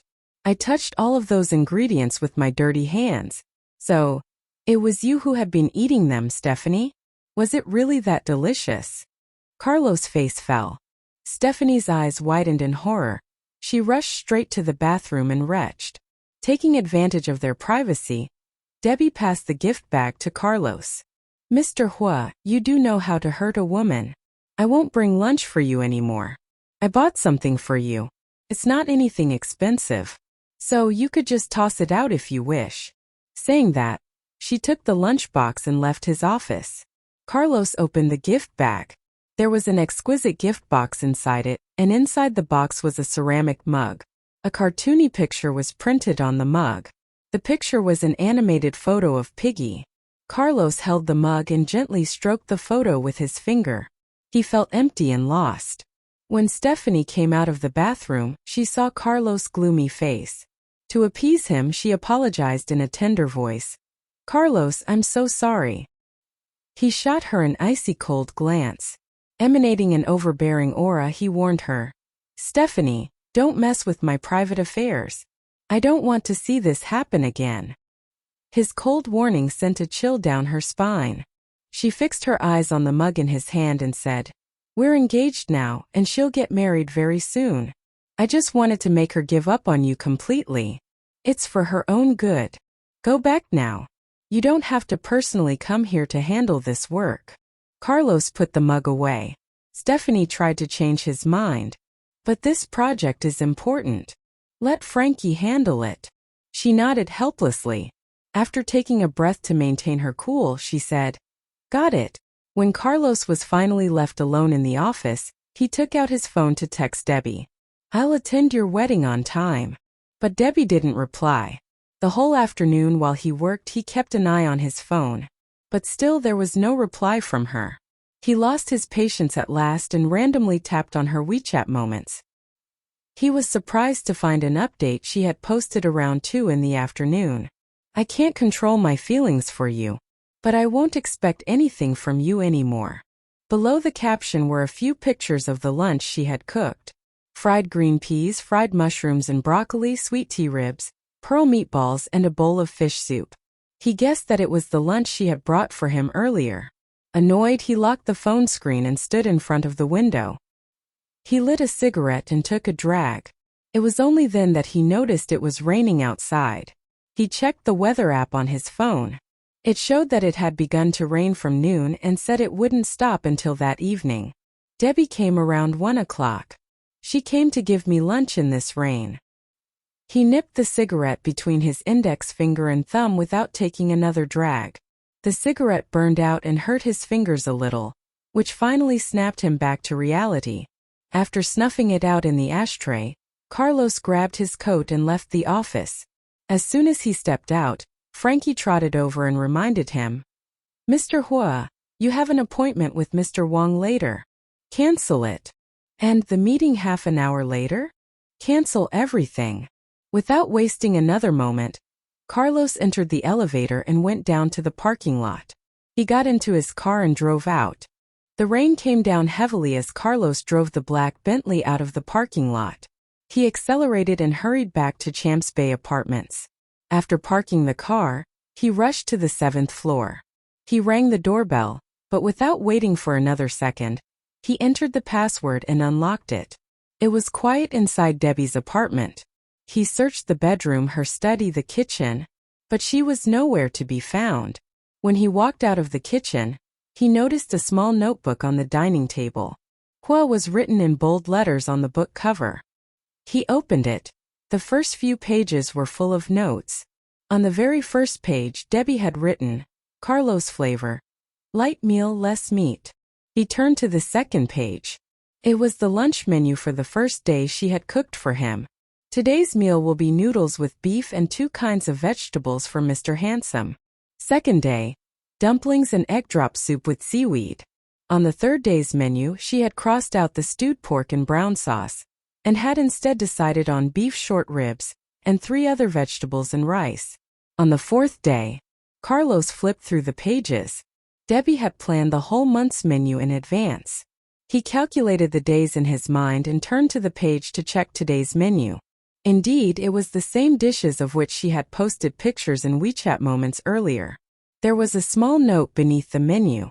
To keep a balanced diet, today I will be making 1 more meat dish for Mr. Handsome. Carlos instantly pulled out his phone and called Debbie. Surprisingly, the call connected soon, but it wasn't Debbie who answered. It was Casey's voice. Hi, Mr. Huo. It's me, Casey. Where's she? Mr. One is in Y City to see her.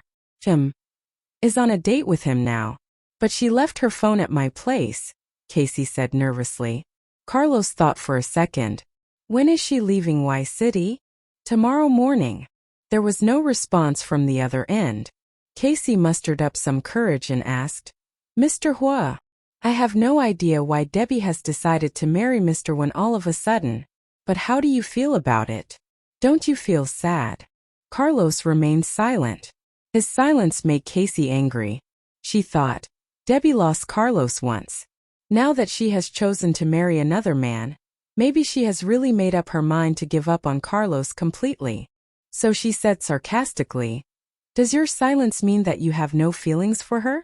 Well, fine. Forget it. After all, you love Miss Lee so much and you're engaged to her. She stopped mid-sentence when the woman next to her pinched her arm. She quickly said, Oh, I'm so sorry, Mr. Huo. I'm such a blabbermouth. Miss Lee is such a good match for you. She can work alongside you in business and whatever. Please cherish her. Goodbye. After ending the call with him, Casey looked at her friend angrily. You've put in so much effort into this. Why are you marrying Ivan? Pretending to be nonchalant, Debbie shrugged and said, Ivan is nice to me. I won't feel like I'm inferior to him in any way, and there will be no more bitches or homewreckers. So why not? As Debbie's best friend, Casey knew that it was all a bluff. Besides, her eyes were swollen red. Either it was because she had some serious eye problem or she had been crying too much. The answer was obvious. Casey rolled her eyes and sighed helplessly. Okay. As you wish. I'll support you regardless of whatever decision you make. Debbie held onto Casey's arm and rested her head on her shoulder. Buddy, will you be my bridesmaid? It'll be so humiliating if I don't have a bridesmaid for my wedding. I just need you by my side. No way. Casey refused without any hesitation. Why not? You're not marrying the man you love the most. Why should I be your bridesmaid at such a wedding? Debbie pouted. But if I don't have a bridesmaid, it'll be embarrassing. Yes. So stop the wedding. Don't get married. Don't get married? You want me to simply watch Carlos and Stephanie show off their affection for each other every day and let them anger me to death? Casey let out a long sigh. There was no use arguing with Debbie. She had made up her mind. After having dinner at Casey's house, Debbie went back to her apartment. The moment she opened the door, she saw the cloud of smoke swirling in the air, and it instantly covered her nose. She coughed a few times. Has something caught on fire? Oh God! Did I forget to turn off the gas? She thought anxiously. She ran to turn on the light, and when the room was fully lit, she was surprised to see a person sitting on her couch. She would have screamed, but she recognized him without a doubt. It was Carlos. He was lazily leaning against the couch. There was an ashtray on the center table, filled with cigarette butts. Wait, where did he get the ashtray? She wondered silently. Beside the ashtray was the other mug she had bought earlier that day. She had bought a pair and had given one of them to Carlos. Both the mugs had Piggy's picture printed on them. But to avoid more trouble, she had Piggy's face digitalized to look like a cartoony image. One of the mugs was pink and the other was dark blue. Debbie frowned at the ashtray. How long has he been here? When he heard movement in the hall, he craned his neck and saw her standing by the light switch. He stood up, grabbed the ashtray and dumped the cigarette butts into the trash can. Then he tied up the garbage bag. After that, he opened all the windows in the living room. He probably didn't want her to breathe in all the smoke. Debbie silently watched him. Should I just pretend like I didn't see him? Changing into her slippers, she asked without looking at him. Mr. Huo, is there anything I can do for you? Carlos grabbed her wrist and turned her around to make her face him. He reeked of smoke. Debbie frowned and wondered. Isn't he still taking his medicines every day? Why is he smoking so much? What were you doing? He questioned. Looking for houses with Ivan. He said he wanted to stay in Y City with me after the wedding. She lied without blinking. Looking at houses? Ivan is moving to Y City? What blatant lies. As if I'd ever believe a single word that comes out of your mouth. He thought, gritting his teeth. He tightened his grip on her wrist as he glared at her. The next second he pulled her into a hug and demanded, "Don't marry him." His voice was a little hoarse, making it sound very hot in her ears. But it dawned on her how selfish this man could be. Why couldn't he say that he wouldn't marry Stephanie? If he had told her that he wouldn't marry Stephanie, she would have immediately clung on to him. But he didn't say that. She sneered. I'm sorry, Mr. Huo. I'm leaving tomorrow. Ivan and I will be getting our marriage license from Z Country the day after. Ivan doesn't love you. Carlos spat. You're wrong. He does. He wouldn't have helped me otherwise, Debbie replied firmly. Carlos closed his eyes tightly. Has he ever said that he loves you? She answered honestly. No, but we were not a couple before this. Why would he say it? Besides, does true love need to be proven by mere words? He was driven mad by her replies. In a huff, he pulled her closer to his body and pressed his lips on hers. Debbie was taken aback. Her eyes widened. He kissed her passionately. She was pressed against the couch. Panting, she reminded him in a hushed voice. I'm getting married soon. I know. And you have a fiancé. I know, he said again and placed soft kisses on her cheeks. Debbie was lost. You know? Then why are you kissing me? She tried to push him away, but the man didn't budge even a little. Instead, he became handsy and his hungry lips went down her neck. Staring at the ceiling helplessly, she warned him. Carlos Huo, stop now, or I'll punch you. He stopped kissing her and his hands froze. He raised his head, his deep eyes fixed on the panting woman under him. A jumble of thoughts flooded his mind. He had once felt sympathy for this woman. He remembered when they had met for the first time. She had rushed to hug him and cried hysterically, ignoring everything and everyone around her. It struck his heart. He was shocked by the amount of affection she had for him. But now she was going to be another man's wife. Carlos fell in deep contemplation over his relationship problems. He came to realize that no matter how successful he was in business, when it came to love affairs, he still had a long way to go. His natural instincts about matters of the heart weren't as fine-tuned as his razor-sharp analytical skills. On the surface, everything looked like it was a good ending for everyone. He was engaged to Stephanie and Debbie was to get married to Ivan. But for reasons unknown to him, deep in his heart, there were lingered feelings of unease. His instincts were telling him that he was on the verge of losing something very precious to him. He felt tortured by these thoughts, and no matter how hard he tried to use his work to keep his mind occupied, he failed. Especially when he'd see her, the feelings would grow stronger in his heart, making him lose control over his emotions. Just as what he was doing at the moment, Carlos knew it was wrong to have intimate thoughts about a woman who was soon to be married to another man. However, despite his strong self-control and the special training he had received in the army, he still couldn't control his desire for Debbie. He longed to hug her, kiss her and take her. So he decided to act on his thoughts. While Debbie found herself lost in the depths of his eyes, even she couldn't tell what he was thinking about. After seeing the intense look in his eyes, she finally gave in. "Okay, but this will be the last time we have sex," she whispered to him. But Carlos stood by what he said. "Don't marry Ivan."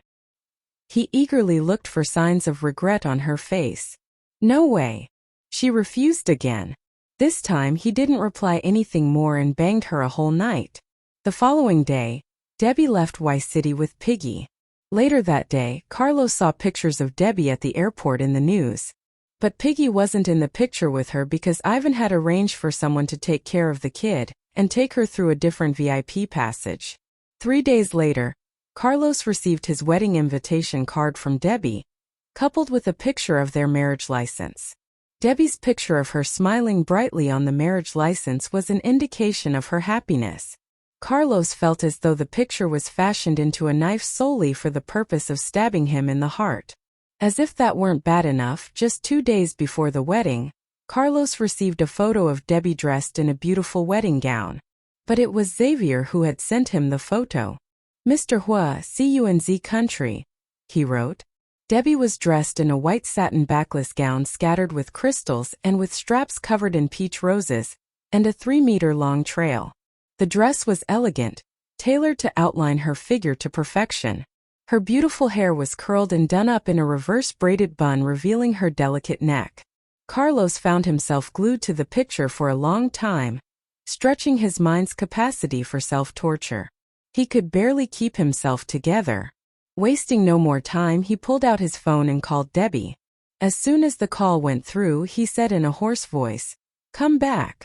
He was stricken with regret, pain and longing. He couldn't sit back and watch another man possess her beauty, her loveliness and everything about her. "Mr. Huo?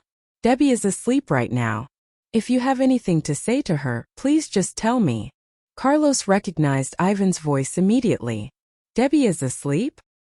His words carried subtle sexual overtones which made Carlos even more fidgety. But before Carlos could say anything, he heard the soft and cute voice of a child from the other end. "Daddy, I want ice cream." It was Piggy's voice, and she was addressing Ivan as Daddy now. The sense of loss grew stronger in his heart. It wasn't until then that he finally realized he had lost 2 of the most important people in his life. Agitated, he threw his phone to the wall, smashing it to pieces. What else could he do apart from dishing out his anger and frustrations on his phone? Ivan heard a loud bang followed by a beeping sound before the call was cut off. He shook his head helplessly. Some people don't cherish what they have until they finally lose it. Even an outstanding man like Carlos couldn't avoid such a common human weakness. Soon, Debbie came out the bathroom after taking a shower. But when she saw Ivan playing with Piggy in her bedroom, she quickly retreated back to the bathroom and tidied her clothes. After making sure that she was dressed appropriately, she came out again. Ivan had noticed it and he gave her a comforting smile. He sat Piggy down on the bed and teased Debbie. "You know why we're getting married, right? Do you need to be so wary of me?" Debbie shrugged her shoulders and said, "You're a guest here. It's not unusual to dress well before meeting a guest, right?" Ivan smiled and raised his chin, pointing to her cell phone on the bedside table. "Carlos called you a few minutes ago. I answered it for you. I hope you don't mind." Debbie shook her head. With a bitter smile, she said, "He doesn't care about me, so why would I mind? Okay. Anyway, keep on holding out. Don't cower at the crucial moment. I'll keep our wedding low-key. I won't let it slip through to any media outlets." Their wedding ceremony was to be an orchestrated show, and the attendees would only be their family members and close friends.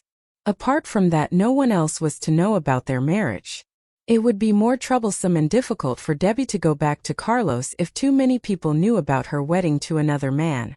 Taking Miranda's words into consideration, Debbie wiped her hair with a towel and said, "Do you think that Carlos will get angry when he finds out that this is all just a ruse?"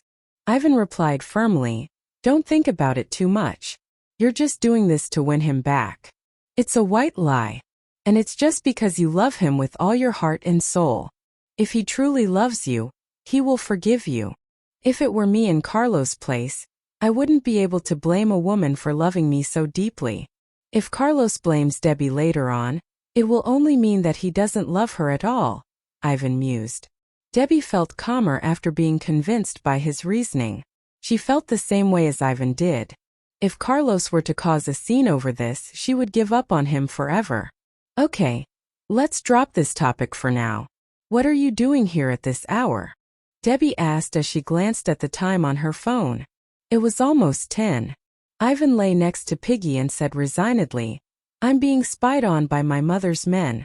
I have no choice but to come to your place to avoid her suspicions. Debbie chuckled with amusement. Seems like Elsie really wants me to be her daughter-in-law. Yeah, that's why I chose to get married to you. He sat up straight. Stroking Piggy's little head, he gently said, Evelyn, it's time to sleep. I'm going to take a shower now. Piggy nodded. Good night, Daddy. Good night, Piggy. Ivan kissed the little girl's forehead and left the bedroom. After closing the door for them, he went to the bedroom next door. Debbie put down the towel and insisted, Baby, put away the toys and go to bed now. Piggy obediently handed all the toys to her mother. When Debbie put the toys back to the drawer, the little girl climbed into bed by herself. Good girl. I need to dry my hair now. I'll be back soon, okay? Piggy stuck her head out of the blanket and nodded. Okay. Then she closed her eyes at once. Debbie was deeply moved. She was so happy to have such a lovely daughter. With feeling of gratitude in her heart, she walked to the bathroom and took out the hairdryer to blow her hair. Every 2 minutes she would come out and check up on the little girl. She could hear Piggy playing by herself and mumbling something under the blanket, but few minutes later, she was quiet and fast asleep. The sight of her daughter's calm sleeping face gave her a sense of calmness inside her heart as well. At the Orchid Private Club, in Carlos' VIP room, a group of wealthy men leisurely played mahjong amongst themselves. Nothing out of the ordinary. Niles drew a mahjong tile from the wall. A big smile crept across his face as he laid his hand of tiles on the table. 7 pairs asterisk I win, he exclaimed excitedly. Asterisk Tien. 7 pairs is one of the winning hands of mahjong game. 5 minutes later, Damon picked up White Dragon asterisk tile that Carlos had discarded and complete a set. He stood up and said, Hey guys, I win. Asterisk Tien. The White Dragon tile is the one with the blue frame. Another 5 minutes later, Curtis showed his hand of tiles with a smug look on his face and said, I'm sorry guys, but I win this round. Carlos kept losing to the other 3 men. His mood went from bad to worse faster than a cat lapping chain lightning. His face contorted in displeasure as he finished up his red wine with one gulp and tossed the chips on the table. Niles looked at him in utter disbelief. Carlos, this is at least $300,000. Are you out of your mind? Carlos cast a cold glance at him and said, What are you, a chicken? He tried to goad Niles into playing and it worked. Without wasting another second, Niles tossed the chips on the table and said, Count me in. Damon rolled his eyes at them and complained, Are you guys out of your minds? Carlos, you better be careful. What if Pepper Nian reports you to the authorities again for organizing a gambling session? Wesley kicked Damon's leg hard under the table almost immediately. Shrugging his shoulders, Damon gave him an embarrassed smile and shut his mouth. Wait. Debbie reported that I organized a gambling session before. Carlos asked curiously. Damon put on a fake smile and answered, Yeah, we were just hanging about like this, but then your ex-wife called the police on us for gambling. Wow, Debbie seems great. At least she was brave enough to treat the 4 richest young men in Y City with disrespect. Niles exclaimed. Wesley kicked him as well, and Niles fell silent unwillingly. Carlos' eyes darkened, his disdainful expression frozen in place. Suddenly, he stood up from his seat and threw his glass to the wall with all his might as if trying to vent his frustration. As soon as the glass hit the wall, it was shattered to pieces, scattering shards across the floor. No one dared to utter another word after that. Niles stroked his hair to conceal his nervousness. He had known Carlos for many years, but this was the first time he had seen him like this. Carlos had a long face even before he entered the private booth. And now, he looked like a ferocious lion about to tear its prey apart.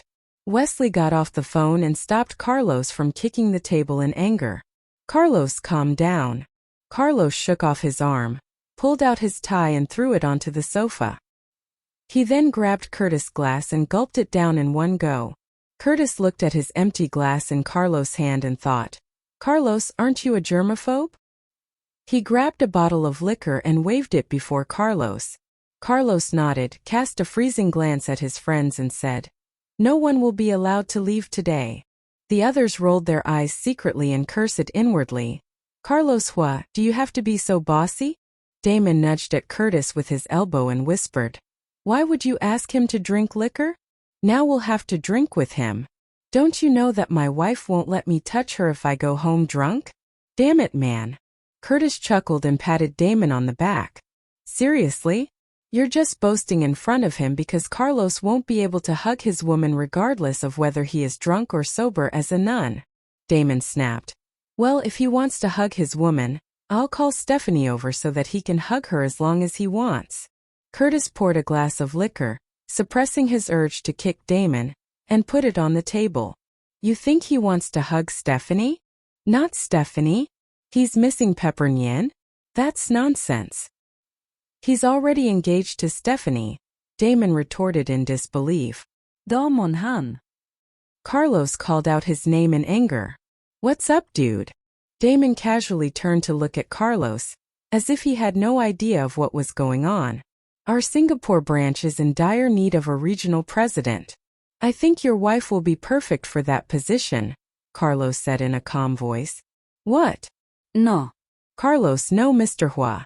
You know I can't leave Y City right now. You can't separate us like that." Anxious, Damon stood up, picked up the glass of liquor Curtis had just poured, and sat next to Carlos. Carlos had his eyes shut tight. Damon took a deep breath and decided to do something to make Carlos happy. "Bro, we're going to be drinking to our heart's content tonight." "Okay." After saying that, he emptied the contents of the glass rapidly and told Curtis, "Hey, this is good liquor. Curtis, pour me another glass, please." Carlos finally opened his eyes. He looked at the 2 bottles of liquor in front of Curtis and hinted to Damon with his eyes. After shifting his eyes back and forth between Carlos and the bottles of liquor, Damon understood what he was trying to say. "Oh God, I shouldn't have mentioned Debbie or Stephanie. Now, I'll have to appease him for the sake of my wife." Carlos and Damon grabbed a bottle respectively and started chugging away. The other 3 tried to stop them, but they didn't know what to say. After all, this was Carlos' private affair. The 2 of them finished 3 bottles of liquor each. Before long, Damon succumbed to the effects of alcohol and dozed off on the sofa. However, Carlos wasn't going to stop there. He reached out to grab the 4th bottle, but Curtis stopped him. "Carlos, you are still taking your medication. How about we call it a day?" Carlos shook his hand off and continued drinking without a care in the world. In a desperate act to save his friend, Wesley took the bottle away from Carlos and chugged it all down. His eyes turned red as he burped, and he then wiped his mouth with the back of his hand. "We've run out of liquor now. Let me send you home." As if he didn't hear Wesley, Carlos pointed to the wine bottles in the wine cabinet. "We have wine." The others were rendered speechless. Niles offered, "How about we call Stephanie? We can't let him drink like this." "But he won't listen to us." "Maybe he'll listen to Stephanie." Carlos cast a warning glance at him, so cold it could freeze hell over within minutes. Niles trembled when he saw Carlos' murderous eyes and he decided to shut his mouth. Curtis shook his head in disappointment. Niles is such an idiot. He doesn't have the slightest clue about what Carlos needs right now. Alas, they all have to count on me. He turned to look at Niles and casually said, "I wonder if Debbie is asleep right now." Niles' look of concern slowly melted away to be replaced by a somewhat puzzled look. What does he mean by that? Why did he mention Debbie all of a sudden? He shook his head at Curtis and said, I don't know. Why are you asking me? I'll call her and see. Just hold on, Curtis said. No one responded to that. Curtis pulled out his phone from his pocket and asked Niles, should I call her or send her a video call request? Niles looked at the others as he felt even more confused. How am I supposed to know? Send a video call request? He stammered. I better call her. Maybe she's asleep, said Curtis as he scrolled down his contact list. Niles suddenly noticed that Carlos' eyes were fixated on Curtis' phone this whole time, and he immediately understood where Curtis was going with this. Why not call her first? If she's awake, you can send her a video call request, he said. Curtis nodded in agreement. He dialed Debbie's number and put his phone on speaker mode. Uncla Curtis. Debbie greeted him from the other end of the line. It was around 11 p.m. and she was still at work. Debbie, did you go to bed already? Curtis stole a glance at Carlos, who wasn't drinking anymore. Not yet. I'm still at work. Why? What's up? Curtis seldom called her at this hour. Do you mind if we have a video chat? I feel like I haven't seen you in ages. The guys are drinking. Niles and I are very bored. Niles' jaw dropped to the floor faster than he could say Jack Robinson. Seriously? I can't believe he's using me as an excuse, he thought to himself. A video chat? Uncle Curtis is really strange, Debbie thought. However, she was too embarrassed to turn him down, so she agreed reluctantly. Okay. Debbie changed her pajamas before accepting the video call. Hey, Uncle Curtis, she greeted him. Sitting just behind Curtis was a familiar figure, and a closer look revealed that it was none other than Carlos. Judging by the way his eyes were narrowed, she wasn't sure whether he was staring right at her or sleeping. Debbie started to feel a little nervous as she wasn't expecting to see Carlos. Tucking a loose strand of hair behind her ear, she said, Uncle Curtis, what's going on? Curtis giggled and adjusted his phone so that Debbie could only see him. Damon's already passed out. Neither of Wesley and Niles is a heavy drinker. I guess I will be the next to get wasted. Debbie, you have to help me. Both Niles and Debbie were rendered speechless. Wait. Carlos has been drinking. Debbie furrowed her brows and said anxiously, Carlos is still on his medication. He really shouldn't be drinking at all. I know. But he has already drunk 4.5 bottles of liquor. And guess what? He has already smoked 3 packets of cigarettes. Any sensible human being would think that he's probably trying to kill himself. What? Is Uncle Curtis joking or something? What will I do if Carlos dies? And Piggy? Debbie couldn't accept the thought of losing Carlos again, and she raised her voice saying, Uncle Curtis, could you please give your phone to Carlos? She didn't know whether Carlos would speak to her, but she had to give it a shot.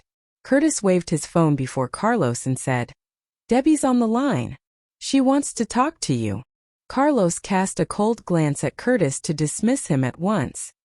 He knew Curtis was using Debbie to stop him from drinking. No. He turned Curtis down without hesitation. Upon hearing that, Debbie felt both hurt and embarrassed. Uncle Curtis, I have to get back to work now.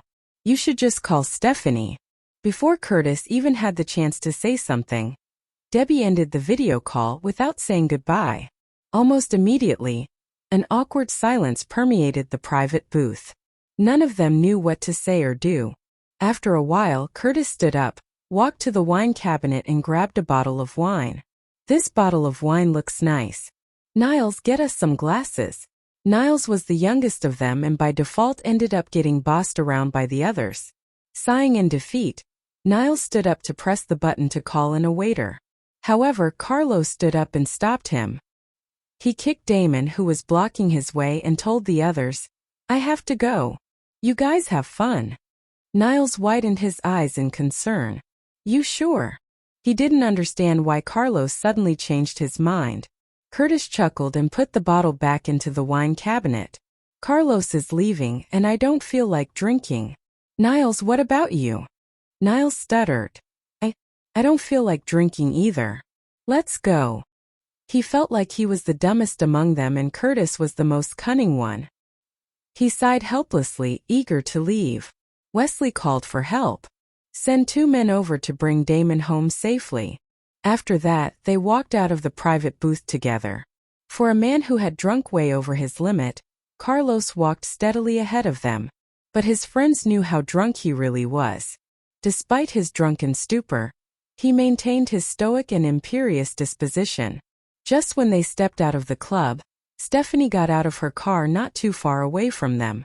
Upon seeing Carlos, she heaved a sigh of relief and walked toward him. She held his arm and greeted his friends politely. Then she faced Carlos with a concerned look. "Carlos, why weren't you answering my calls?" Carlos was so upset he didn't feel like talking politely. In fact, he thought about how good it would feel to be cursing like a sailor. But instead he simply answered, "Busy." Stephanie felt a little insulted by his response.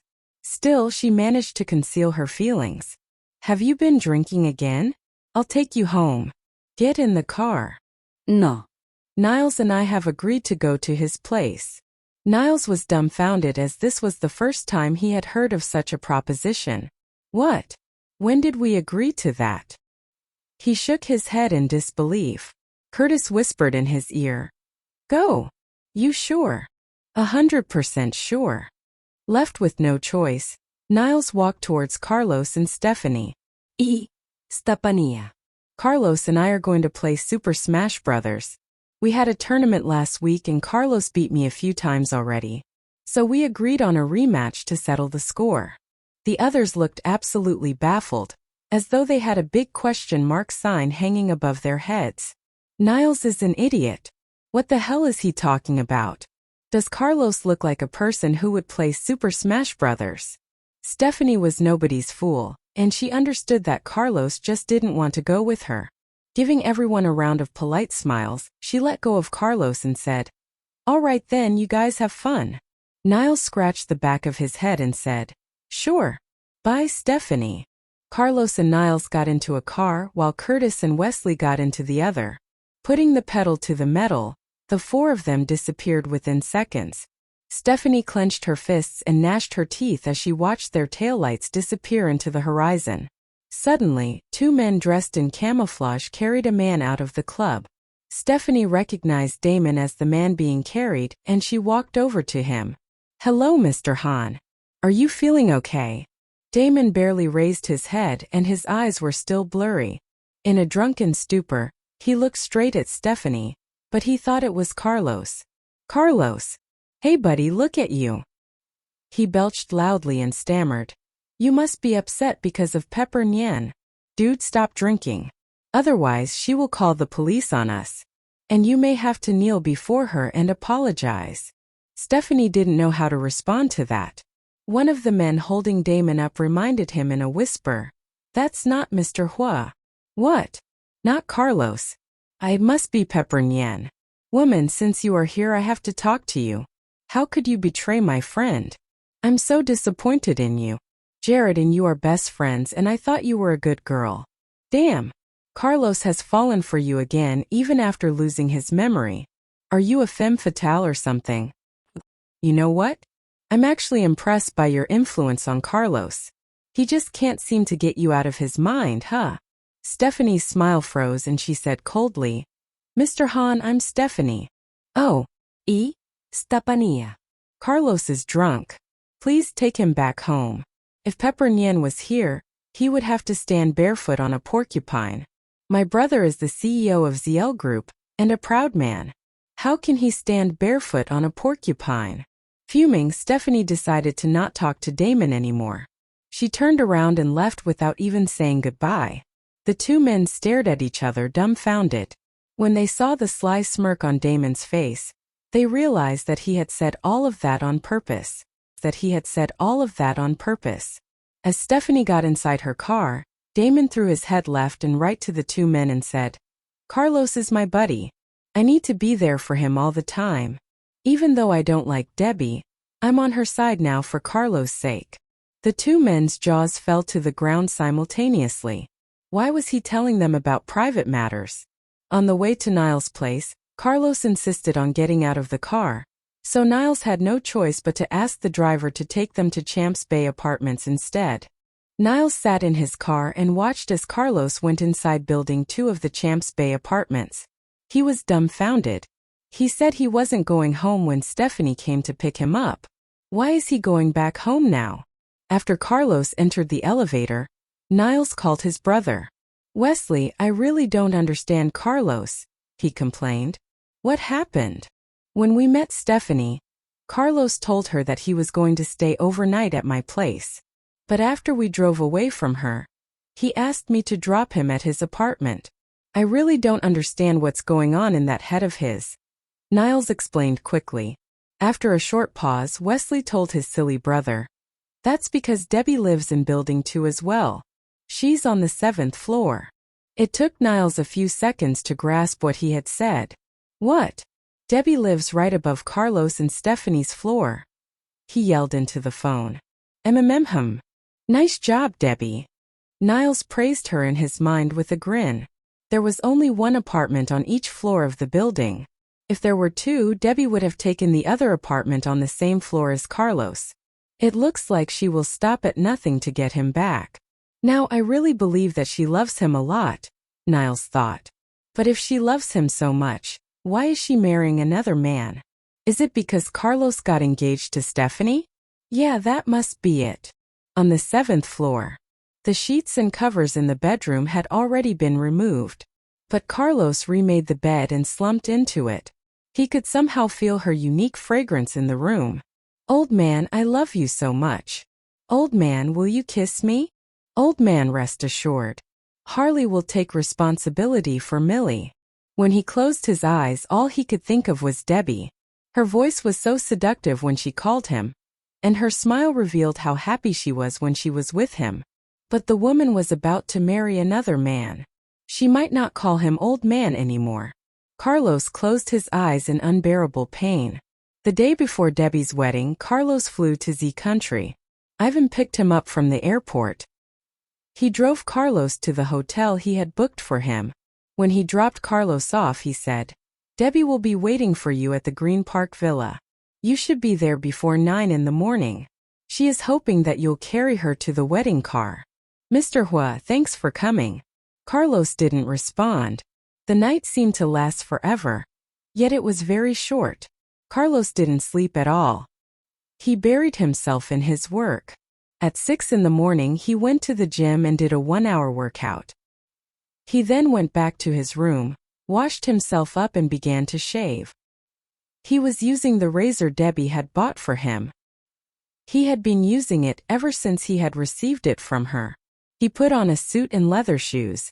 After checking himself in the mirror, he set off to the location Ivan had mentioned. There weren't many people in the villa. A housemaid led him to the second-floor bedroom, where Debbie was waiting for Ivan. Casey, Jared, Sasha, Curtis and Colleen were also in the room. They had arrived last night. When they saw Carlos, they left the room one after the other. Jared, who was the last to leave, closed the door behind him. Carlos stared at the woman in front of him. She was sitting in the middle of the bed. The wedding dress she was wearing was the one in the photo that Xavier had sent him.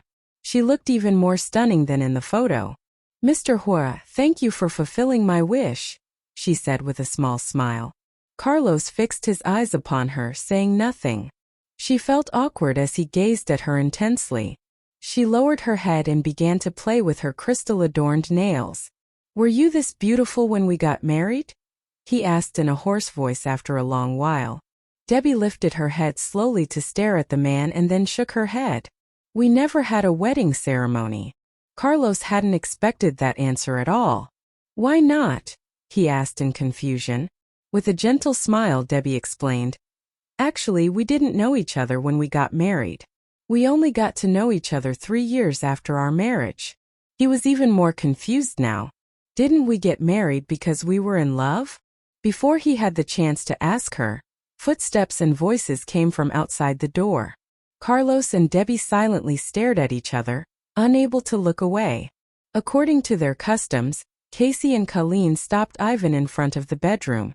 After he gave them a few red packets, he entered the room. When Ivan and his two groomsmen saw Carlos and Debbie staring at each other affectionately, they stood still at the door. The situation was awkward. But then, Ivan walked up to Debbie and gave her the bouquet of roses he was holding. "Debbie, time to go to the church. No photographers, no relatives, no traditional ceremonies." Carlos furrowed his eyebrows. Why is their wedding being held in such a harsh manner? Debbie didn't seem to mind at all. She moved to the edge of the bed so that Ivan could put on her red crystal high heels for her. He then stood up and told Carlos, "Mr. Huo, would you do the honors and take Debbie to the wedding car?" Carlos nodded and walked towards the bed. He scooped Debbie up in his arms and by instinct, she cradled his neck as she had done so many times before.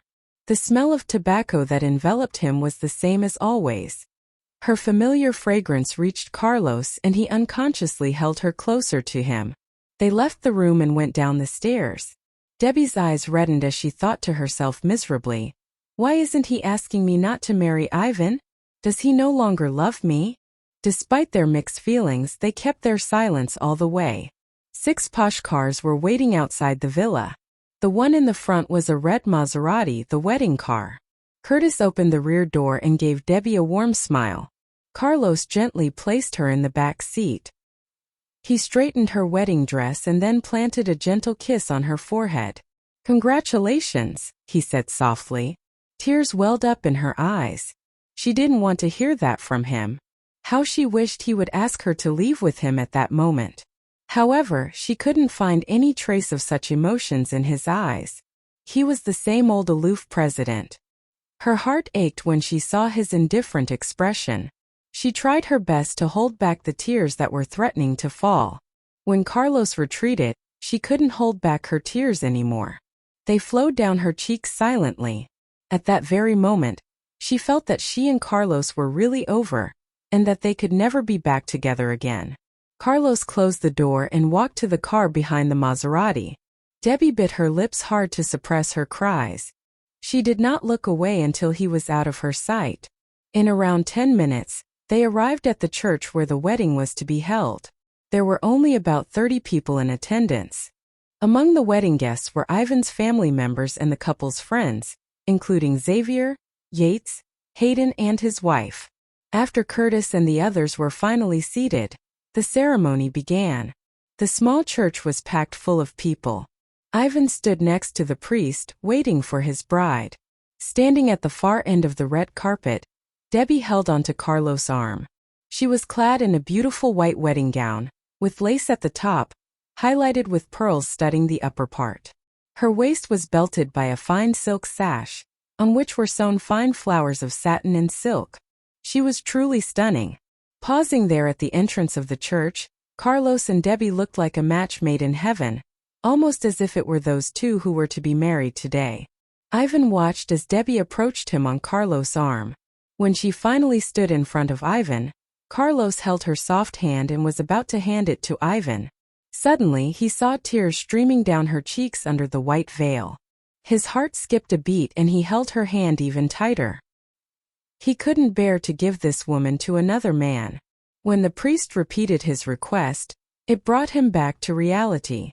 Carlos took a deep breath and gently guided her hand to Ivan's. "Be nice to her," he said.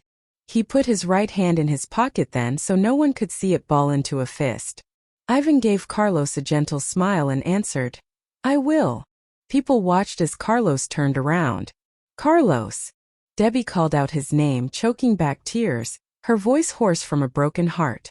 He wanted to turn around to run to her, hold her tight and never let her go, but decided against it. After all, it was her wedding. Without stopping, he walked off the stage. Debbie felt her eyes tingling and could hardly help shedding tears.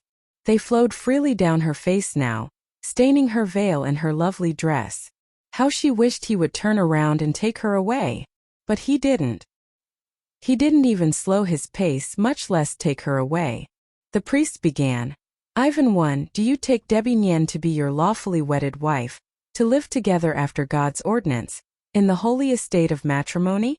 Will you love, honor, comfort, and cherish her from this day forward, forsaking all others, keeping only unto her for as long as you both shall live?" Ivan answered without hesitation. I do. The priest turned to Debbie. Debbie Nian, do you take Ivan I for your lawfully wedded husband, to live together after God's ordinance, in the holy estate of matrimony? Will you love, honor, comfort, and cherish him from this day forward, forsaking all others, keeping only unto him for as long as you both shall live? Unlike Ivan, Debbie hesitated. She turned her head to look at the man sitting close to the stage. The man who had given her hand to Ivan's. Her big eyes were filled with expectation, yet he gave no response. He sat there stony-faced, watching the ceremony. She despaired and stammered, I. Before she could finish, there was some kind of commotion outside the church. Several policemen threw open the church doors and rushed in. Excuse me, which one of you is Miss Debbie Nian? One of them asked. People started gossiping among themselves, and the tiny church was filled with the voices of the wedding guests. Carlos frowned and wondered what was going on. Debbie soon stopped crying, staring at the policeman. She had a bad feeling about this. She threw back her veil, wiped her tears, and answered, That's me. The policeman showed her his badge and stated, I'm from the Y City Municipal Public Security Bureau. We have some evidence connecting you with a homicide.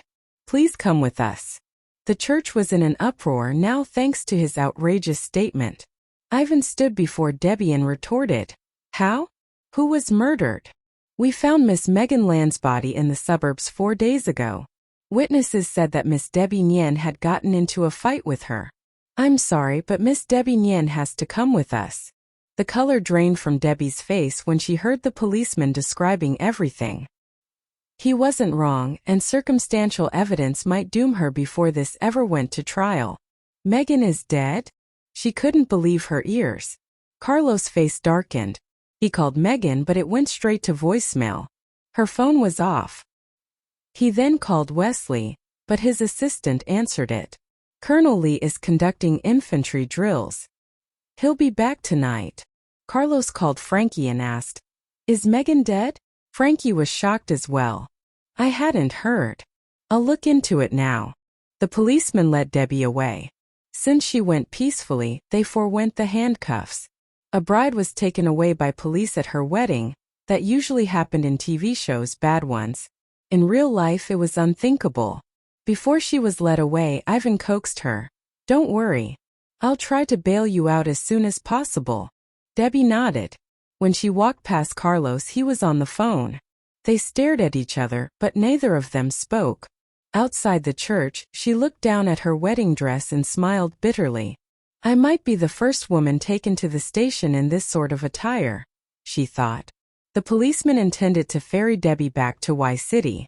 If it weren't for Ivan pulling strings and demanding a change of clothes, she would have to wear the wedding dress all the way back. Ivan had planned to ask Xavier to bail Debbie out first.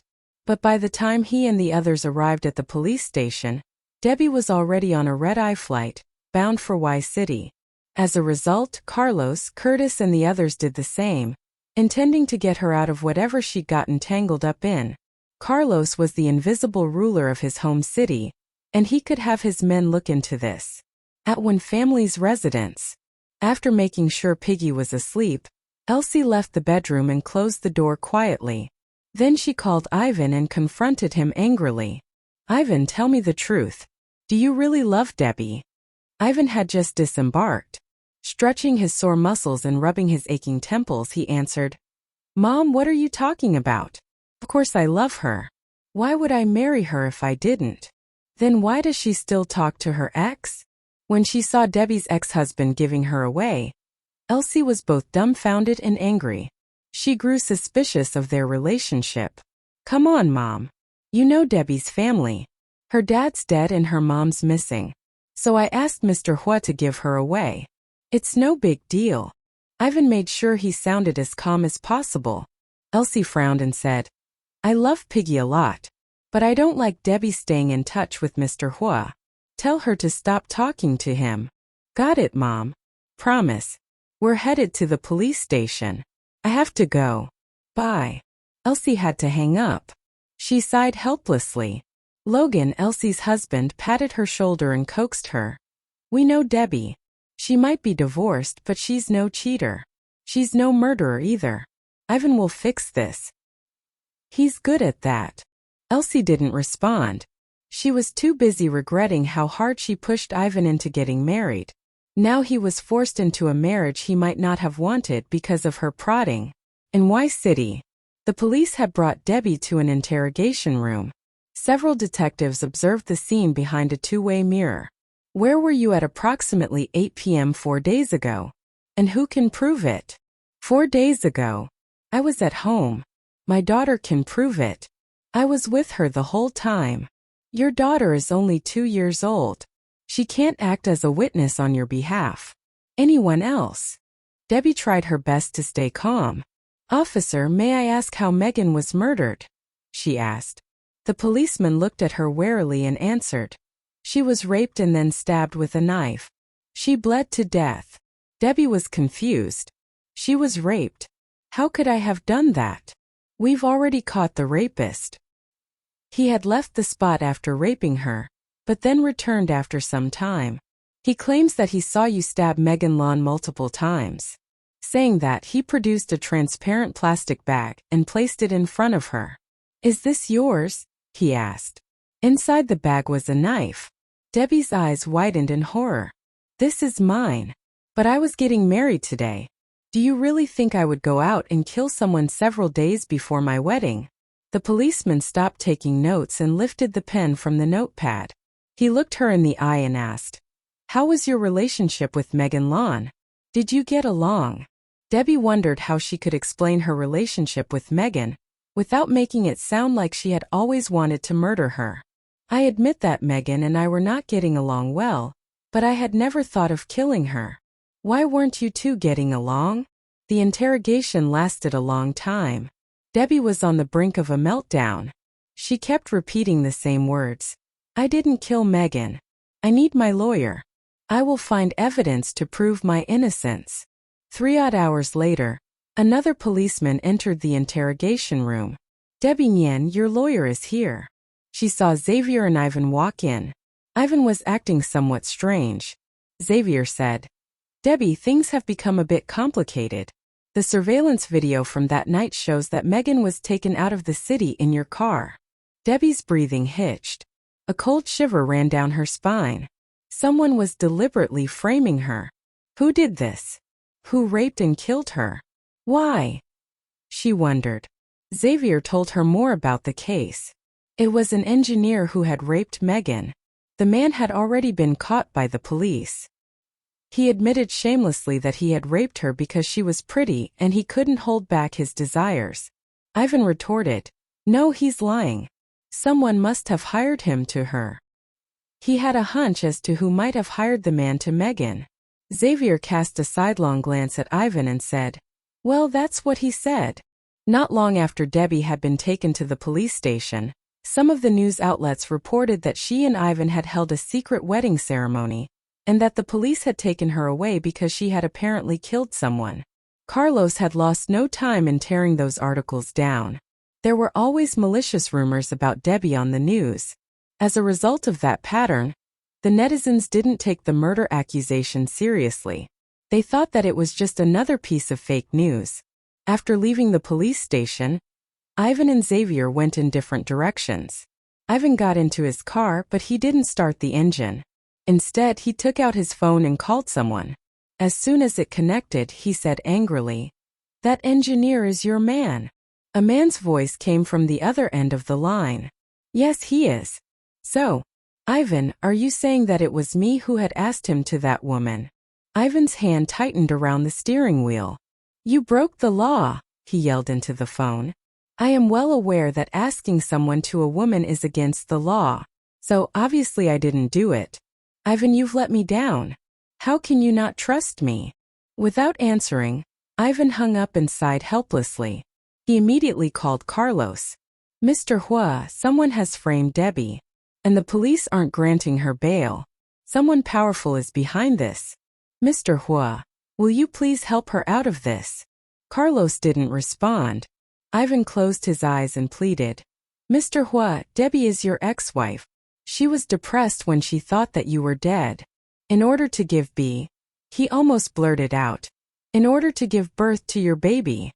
Luckily, he stopped in time to avoid the blunder and instead said, she had been working really hard in order to teach those who had hurt you and her a lesson, and to put them behind bars. She has done so much for you. You may not know it, but I do. And now she is being framed. Mr. Huo, you aren't just going to sit and watch, are you? Carlos lit a cigarette and took a drag. After exhaling the smoke, he said, she's your wife now. So you are not willing to help her? Ivan was a little disappointed in Carlos. I will help her. But you have to divorce her, Carlos said indifferently. Ivan's mouth flew open. After a long pause, he said, I swear I won't lay a finger on her. But I can't divorce her right now. I have my own reasons. Is that acceptable, Mr. Huo? Fine.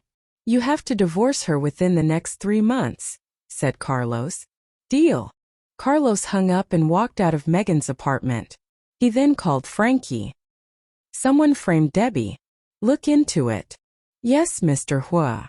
Bail her out at all costs and take her to the manor. Appoint some men to protect her at all times, he added. Yes, Mr. Huo. At that moment, the elevator arrived on the floor with a ding and Wesley walked out. Upon seeing Carlos' gloomy face, he asked with a solemn expression, Is it true? Carlos nodded. Wesley banged his fist against the wall and cursed, Son of a bitch. I swear I will make him pay for what he did to Megan.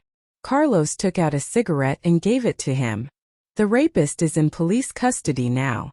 But he claims that he saw Debbie kill Megan. What do you think? He asked. Wesley was shocked, but then he shook his head. Although I hate Debbie, I don't think she would do such a thing. Besides, she is one of the most popular singers in the world. Why would she destroy herself by killing someone? Carlos took a drag on his cigarette and looked at the policeman in Megan's apartment, his eyes darkening gradually. From the very beginning, he had not believed that Debbie had killed Megan. Even a cat scares her out of her wits. She doesn't have the guts to kill someone. All this time she had been racking her brains to get me back, and to take vengeance on Dad. Plus, it's impossible that she would go and kill Megan right before her wedding. He thought. What he needed to do now was find evidence to prove her innocence. Although Carlos had done a good job in quashing those rumors about her arrest, many netizens still left comments under some posts of Star Empire and Debbie on Weibo, asking her to prove that she was not in the police station. That evening, Debbie took a video of herself and posted it on Weibo with the words, I'm still working, even at this late hour. Look at these dark circles. Gosh, my eyes are killing me. It was like a slap in the face to those media outlets that were trying to defame her. And rumors associated with the incident were deleted in the blink of an eye. Debbie's loyal fans expressed their heartache for her being the target of cyberbullying again.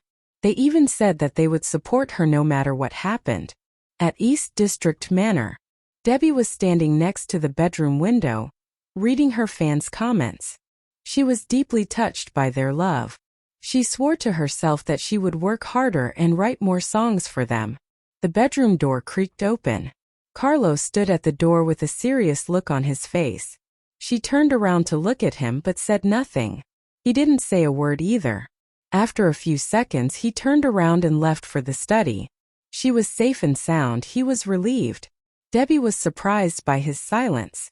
Should I go and thank him? She wondered. Xavier told Debbie that the police hadn't granted her bail. Many of her friends tried to bail her out, including Ivan, Curtis, and Jared, but they failed. Law enforcement wasn't budging on this. She was a superstar and traveled too much. They considered her a flight risk. Finally, Ivan was left with no choice. He called Carlos. Carlos' assistant went forthwith to the police station, trying to talk the bail bondswoman into letting Debbie go. He even tried subtle intimidation, but she wasn't budging. Carlos himself confronted an officer on vacation in a suburban resort area. They had spent several hours drinking tea and chatting before the officer finally granted Debbie's bail. Debbie guessed that James was probably behind it. It was possible he used his influence to make sure the cops didn't make it easy for them. A corrupt cop could potentially deny someone bail and refuse payment. Through the window, Debbie saw the myriad security guards patrolling the area. She sighed and went downstairs to the kitchen. Carlos had helped her a lot this time, saving her from jail and worse, and she needed to thank him. She made a cup of chrysanthemum tea and headed for the study. The CEO had told her she didn't need to knock. But that was 3 years ago and he had amnesia now. He might not remember ever granting her that privilege. So she knocked on the door instead. She didn't open the door until he responded. It was weird hanging back like this, acting as though they were strangers. But she could do nothing else. Carlos was hunching over his laptop, the light from the screen illuminating his face. She placed the cup on the desk and said, "Drink some tea first. It'll help your eyes." "Thanks," he answered simply. Debbie took a deep breath and began, "I need to thank you. Hello," he said coldly. After Stephanie said something, he suddenly raised his head to look at Debbie. Debbie thought he was implying she should leave, so she turned around. But she heard him say, "I'm too busy to make it there. Go to bed early. Get some rest." Debbie was at a loss whether she should leave. Carlos hung up the phone, took a sip of tea and said, "That hit the spot." He then told Debbie, "I'm hungry. Is he asking me to cook for him?" Debbie wondered. Without turning around, she lowered her head and said nothing. The last time she did that, he shared his meal with Stephanie. That was a humiliating blow, since she had specially prepared those dishes for him. She didn't want to go through that again. Carlos' face darkened as he insisted coldly, "Cook for me." Debbie turned around and shook her head. "Maybe you could ask your fiancé, Mr. Huo. She doesn't know how." "I don't either," Debbie answered firmly. At this, Carlos reached his wits' end. "So this is how you thank me?" he asked icily. "After what I did for you?" Debbie took a deep breath and snapped back. "Trust me, I'm happy you could help. But I swore I'd never cook for you again, after what happened last time. I cooked for you, not for her. Hungry? Ask the chef. She didn't have any of your food. But she said she did. I said she didn't eat. I ate everything. Clear now?" he said with a frown. Debbie was stunned for a while. So Stephanie lied. She asked, "Really? She didn't eat them?" She wanted to confirm. Carlos cast an angry glance at her. "You don't speak Chinese? How about I repeat it in English, Spanish, Korean, or Russian?"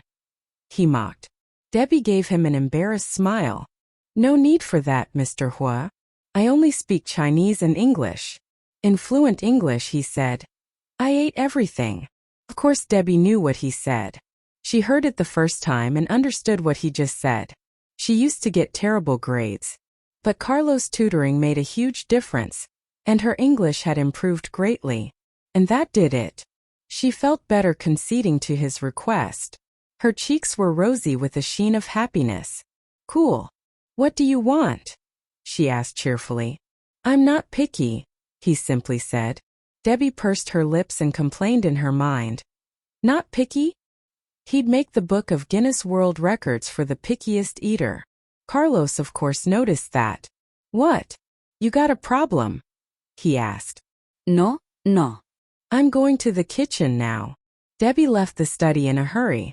On her way to the kitchen, she wondered what she should cook for Carlos.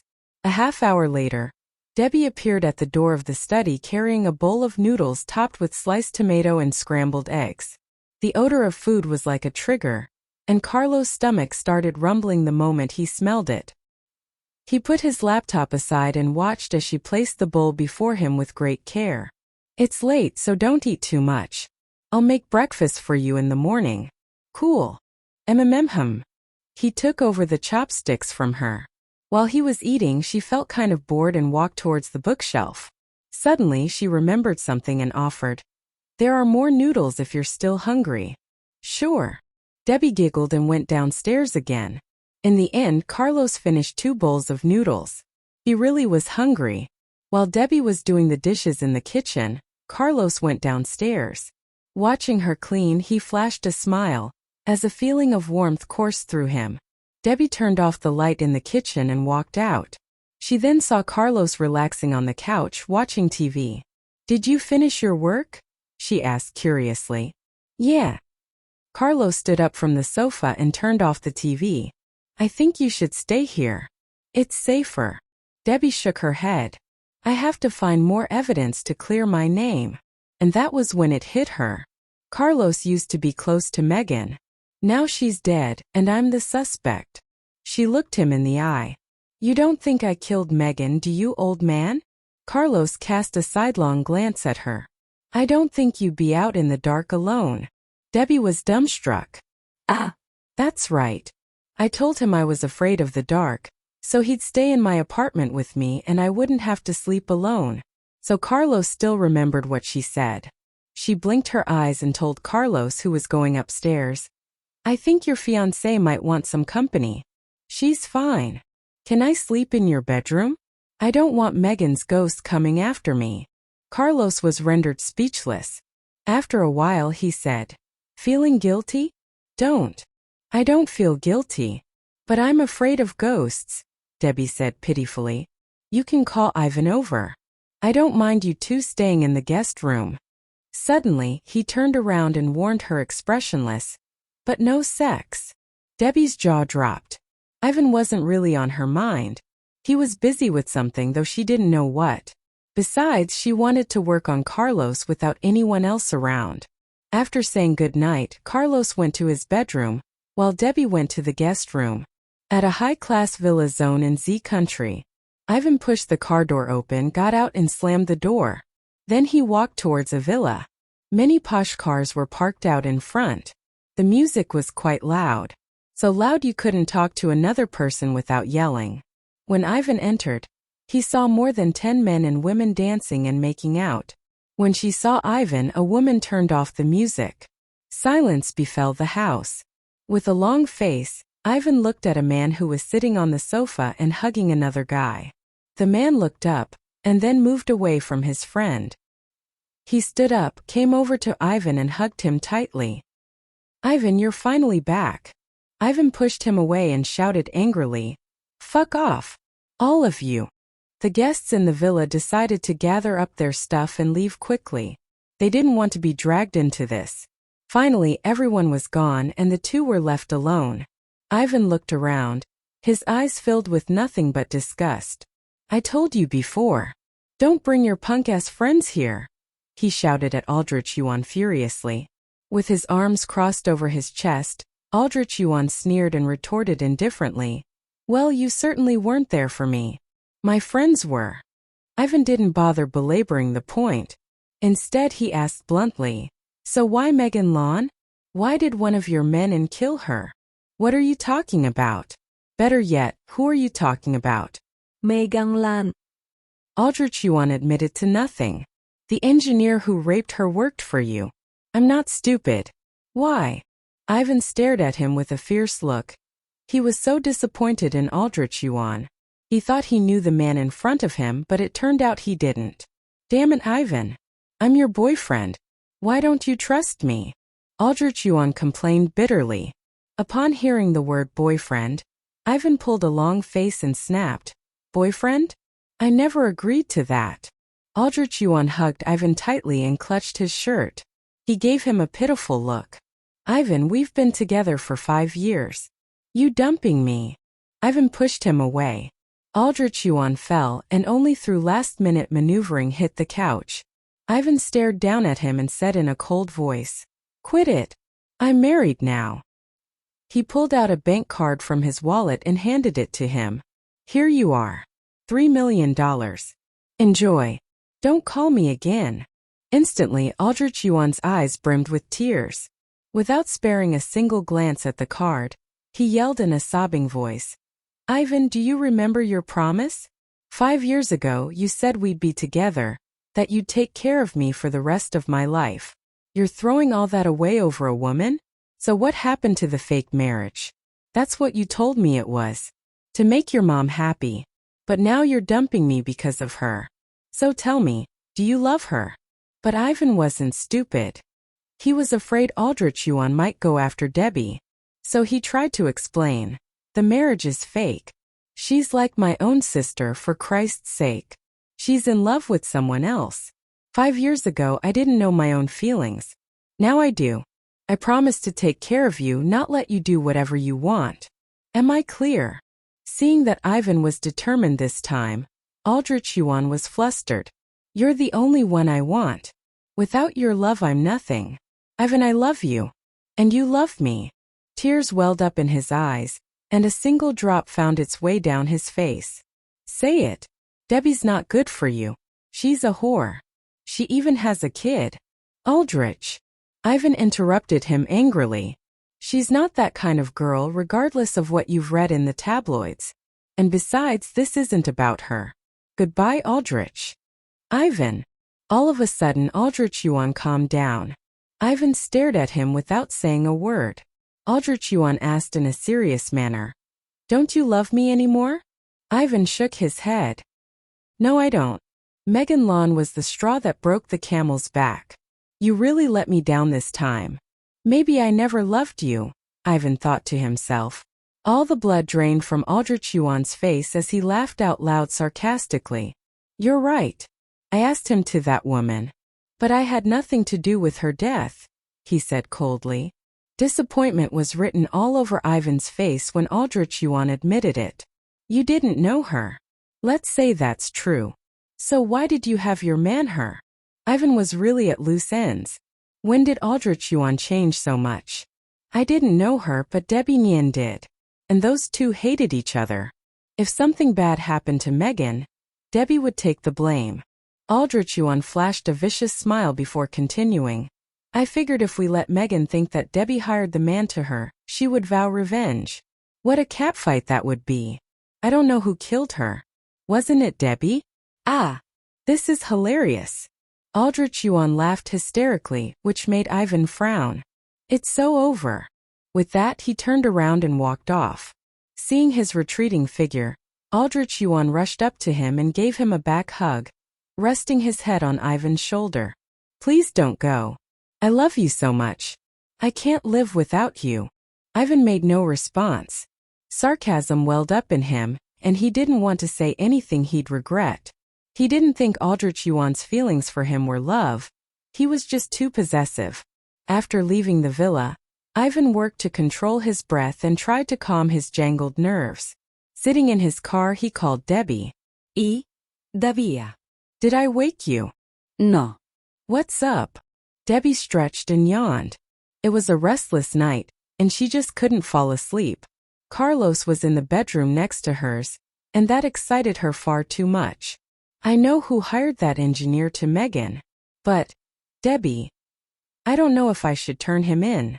5 years ago, Aldrich Yuan saved his life. They were good for each other then. He was the wrong person at the right time. Ivan wasn't really willing to turn the guy over to the cops just like that. Debbie paused for a while and then asked, Did he have anything to do with her death? I don't think so. Give me some time, Deb. I'll make sure you come out of this smelling like a rose. I have a lot to think about right now, though. He knew he should turn Aldrich Yuan in. Otherwise, Debbie would be the only person they could pin the murder on. But he didn't know what to do. No problem. Ivan, don't worry about me. I'm holing up in Carlos Manor. Take care of yourself. Ivan leaned against the seat and murmured. Eventually, I figured out I didn't love him. That's why I got annoyed at him instead of turned on when he tried to make out with me. Why didn't I see it before now? I even asked you to marry me as cover. I'm so sorry I dragged you into this. Upon hearing that, Debbie coaxed him softly. It's not your fault. I married you to make Carlos jealous, you know? We both had our reasons. Ivan heaved a sigh of relief. Don't worry. If the cops can't find the murderer, I'll turn him in. Focus on what you came here to do. And leave everything to me. His voice trailed off as he thought with a self-mocking smile. Well, I can't fix everything. Carlos bailed Debbie out. I might need to call on him again. Thanks a lot, Ivan. Get some sleep. Sure. Good night. The two of them were lost in their own thoughts at that moment. Because of the charges pending against her, Debbie found it hard to work. Several collaborators warned her that if she didn't get back to work, they'd terminate their contracts. Left with no choice, Debbie had to leave the manor with a mask, a baseball cap and sunglasses so no one would recognize her. There were even several bodyguards accompanying her to protect her. Apart from work, she also had to pay attention to the investigation. That afternoon, she got a call from a private detective she hired. "You're right, Miss Nian. Someone forced the police to not grant your bail. And he even tipped off the media and paid them to run stories about it. But then someone had all the news posts handled." "Is it James Huo who bought off the news outlets?" Debbie asked. "Is it Carlos who had all the news posts handled?" She thought to herself. "Yes," confirmed the detective. Debbie sneered. She had expected that answer. "What else did he do?" she asked the man on the other end of the line. After he was discharged from the hospital, James visited the Lee family several times, and he was acting very secretive. "Our men are still following him," he replied. James was close to the Lee family. That was why he had insisted that Carlos marry Stephanie. So, Debbie didn't think it was odd of him to visit the family. "Okay. Have you found anything about the people who had kidnapped Sasha 3 years ago?" "Not yet. Those men had left the city right after they were paid. Nobody knows their whereabouts." Debbie nodded resignedly. "I see. Thanks. Keep following James and let me know if you find something." "Okay." That evening, when Debbie arrived at East District Manor, the house was only lit up by the lights in the hallway. Carlos wasn't back home yet. Debbie busied herself in the kitchen preparing dinner as she waited for him. A few moments later, she heard a noise at the door. It had to be Carlos. She walked out of the kitchen, carrying a tureen of soup to the table. Carlos walked in. "Did you have dinner?" she asked. He looked at the dishes on the table and replied, "No." He had anticipated that she would cook dinner for him, so he had come back from work on an empty stomach. "All right. Wash your hands. Dinner will be ready in a minute. I'm just finishing up the last dish." Debbie was relieved that he had come back for dinner, or she would have wasted all that time in the kitchen for nothing. She had thought about calling him before she started cooking, but then she had changed her mind, considering that it was a sensitive period for both of them. "Carlos," she called as they sat at the table having dinner, but the rest of her words froze on her lips. Her mouth formed a thin straight line and she lowered her eyes. She poked the rice in her bowl, preoccupied with her thoughts. Carlos looked at her, but since she didn't say anything further, he didn't ask what was on her mind. They ate silently until Carlos was about to finish his rice. "I can't prove my innocence. There were no cameras in that suburban area. Things are looking really bad for me right now. It's a dead end. If I can't provide an alibi soon, I will be arrested again," she blurted out. Carlos muttered and continued with his dinner. He didn't show much enthusiasm, but it was such a grave matter for Debbie that she just had to swallow her pride and ask, "Will you help me?" The same response. Carlos began to eat his soup. Debbie grew anxious and impatient. Why is he acting so nonchalant, as if this doesn't bother him at all? She thought, clenching her teeth. But soon she calmed down. She was nothing to him now, barely a friend. Why would he be concerned about her? He had already done more than enough when he had agreed to take her back to his place for protection. Too anxious to eat, Debbie put down her chopsticks and texted Xavier. "How much time do I have?" 2 days. 2 days. Debbie felt like she was being crushed from all sides. How was she supposed to prove her innocence in such a short time? "Eat," Carlos demanded coldly. Still drowning in her thoughts, Debbie grabbed her chopsticks mechanically, picked up something from the nearest dish and brought it to her lips. But before she could put it into her mouth, another pair of chopsticks caught hers. She looked at Carlos in confusion. His face had become gloomy. "What's wrong?" she asked. "I'm eating," just as he had asked, "so what's with the long face?" Carlos stared at her chopsticks. Debbie looked down at it only to find that she was about to put a cheese crab with its shell into her mouth. She smiled awkwardly and peeled the crab before eating it. After dinner, Debbie cleaned the table and went to wash the dishes. Meanwhile, Carlos watched the financial news on TV in the living room. When she finally came out of the kitchen, Carlos was on the phone. Seeing her, he turned off the TV and walked up the stairs. When he walked past her, she heard him say, "Get the land in the north at all costs. I don't care who we are competing against or how fierce the competition is. I want it." The land in the north? Is ZL Group developing more real estate? Debbie wondered. The company had built numerous buildings. She followed him upstairs. Debbie was about to step into her room when he asked, "You want my help?" Debbie looked back to check if he was talking on the phone. The handsome man was looking straight at her. She nodded. "I had some men look into the matter, but they are not experts and don't have strong connections. So," she sounded desperate. Carlos put his phone into his pocket and strode over to her. "I can help you." Debbie's eyes brightened. "Thank you so much, Mr. Huo." "Don't thank me yet. I'm a businessman. I seek profits." "What do you mean?" she asked, bewildered. Carlos took one more quick step forward and pulled her into his arms. "I mean this." He lowered his head and kissed her rosy lips, which had been torturing him for the past few days. She tried to pull away, but he pressed her hard against the wall, sandwiching her between the wall and his body. She couldn't make a sound. "What's he doing?" "I'm married." She could feel him getting more and more excited. His breathing was heavy. His left hand held the back of her head, and the other reached for her breasts. Realizing what he was about to do, she grabbed his hand and pulled away from him, panting. "Mr. Huo, you're engaged. And I'm married." Carlos was silent. He realized that he had lost control over his emotions. For a moment, the overwhelming desire he had been feeling had gotten the better of him, and he had forgotten the nature of their current relationship. He let go of her and went into the study without a word. The next day, Carlos played a footage for her. It was her alibi. Debbie was impressed by his efficient and quick work. The video showed that she and Piggy were downtown 2 minutes before Megan was killed. There was no way that she could have reached the crime scene in the suburb within 2 minutes. Hence, she couldn't have murdered Megan. There was only one possibility now. Someone who looked like Debbie after plastic surgery had grabbed her knife and had killed Megan with it. It would be time-consuming to find out who had committed the crime. But at least the footage proved that it wasn't Debbie. Now that she had been ruled out as a suspect, she had her freedom back. All she needed to do now was help the police find the real murderer. Yet, her life was far from being peaceful. Just as her life was getting back to normal, Casey's mom called her out of the blue. "Debbie, where are you?" asked Mia in a rush.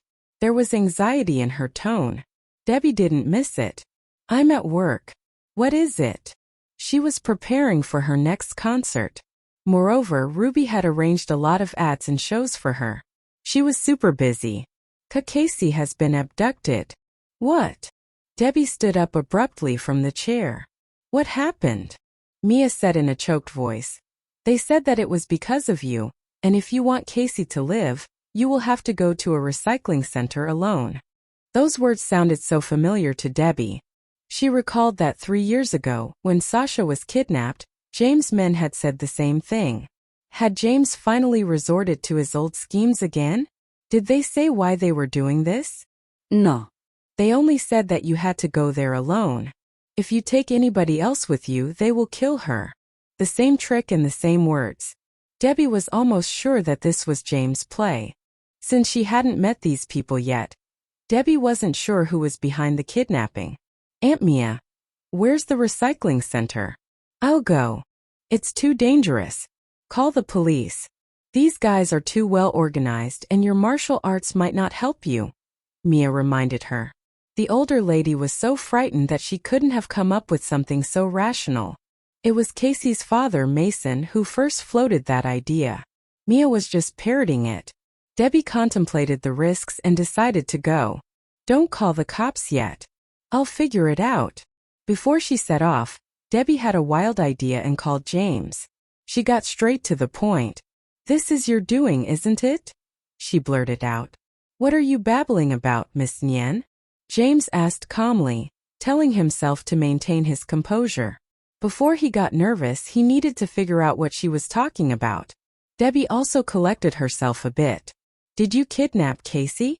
The man let out a sigh of relief. So that's why you're calling. Let me guess.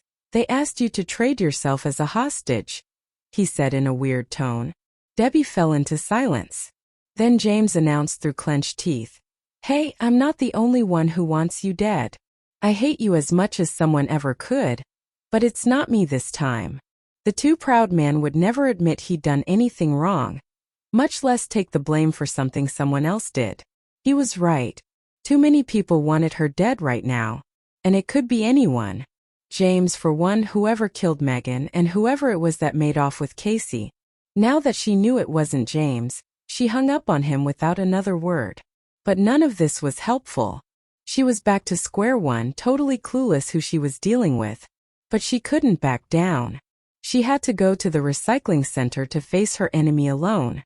She called Mia first before making her way there. If I don't walk out 10 minutes after I walk inside, call the cops. And this time she wasn't pregnant. Nothing was going to slow her down. Besides, she was carrying her secret weapons. She would punish these jerks and feel good about it. Of course, they were ready for her. A group of rather huge men stood at the entrance to the recycling center. They led her inside the main building. The walls were fashioned from corrugated iron sheet, held up with bars of steel on the inside. There were machines and bins of various types. Even without the men around, it was a bit imposing. Debbie looked warily around as she walked inside. She found what she was looking for fairly quickly. Casey was suspended from a rope, her mouth taped, her limbs tied. When Casey saw Debbie, she shook her head violently, trying to warn her. But gagged like she was, all she could do was make muffled, incomprehensible noises. Debbie gave her a comforting smile, then hardened her expression as she shifted her gaze to the men. I'm the one you want. Let her go. Just then a man in a pink suit walked out. He'd been hanging back. He held a knife that glinted strangely in the gloom. Debbie didn't know these men. Why were they targeting her? Especially this pink guy, who looked way too slight and fine-featured to be a man. She wondered what these guys had against her. Did you do this? She demanded. The pink guy gave her a sinister smile and replied, Yeah, I'm impressed. I didn't think you'd have the balls to come alone. Debbie smiled. Thanks. Now that I'm here, let my friend go. What's the rush? The man sat down in a chair. Another guy ran up to him carrying a glass of water. I have a shit ton of work to do. Quit with the games. What do you want? Debbie cut to the chase. The longer she stayed, the more danger she was in. The man placed the knife horizontally before his eyes and slid his left index finger along its edge, as if he was admiring the work of the craftsman. Then leave Ivan, he said. His voice was gentle, soft like a woman's. Ivan? Debbie wondered. Is he? How? She asked further. Aldrich looked at her and said, Divorce him. Leave him forever. Debbie smiled again. Will you let my friend go if I agree to it? By all means.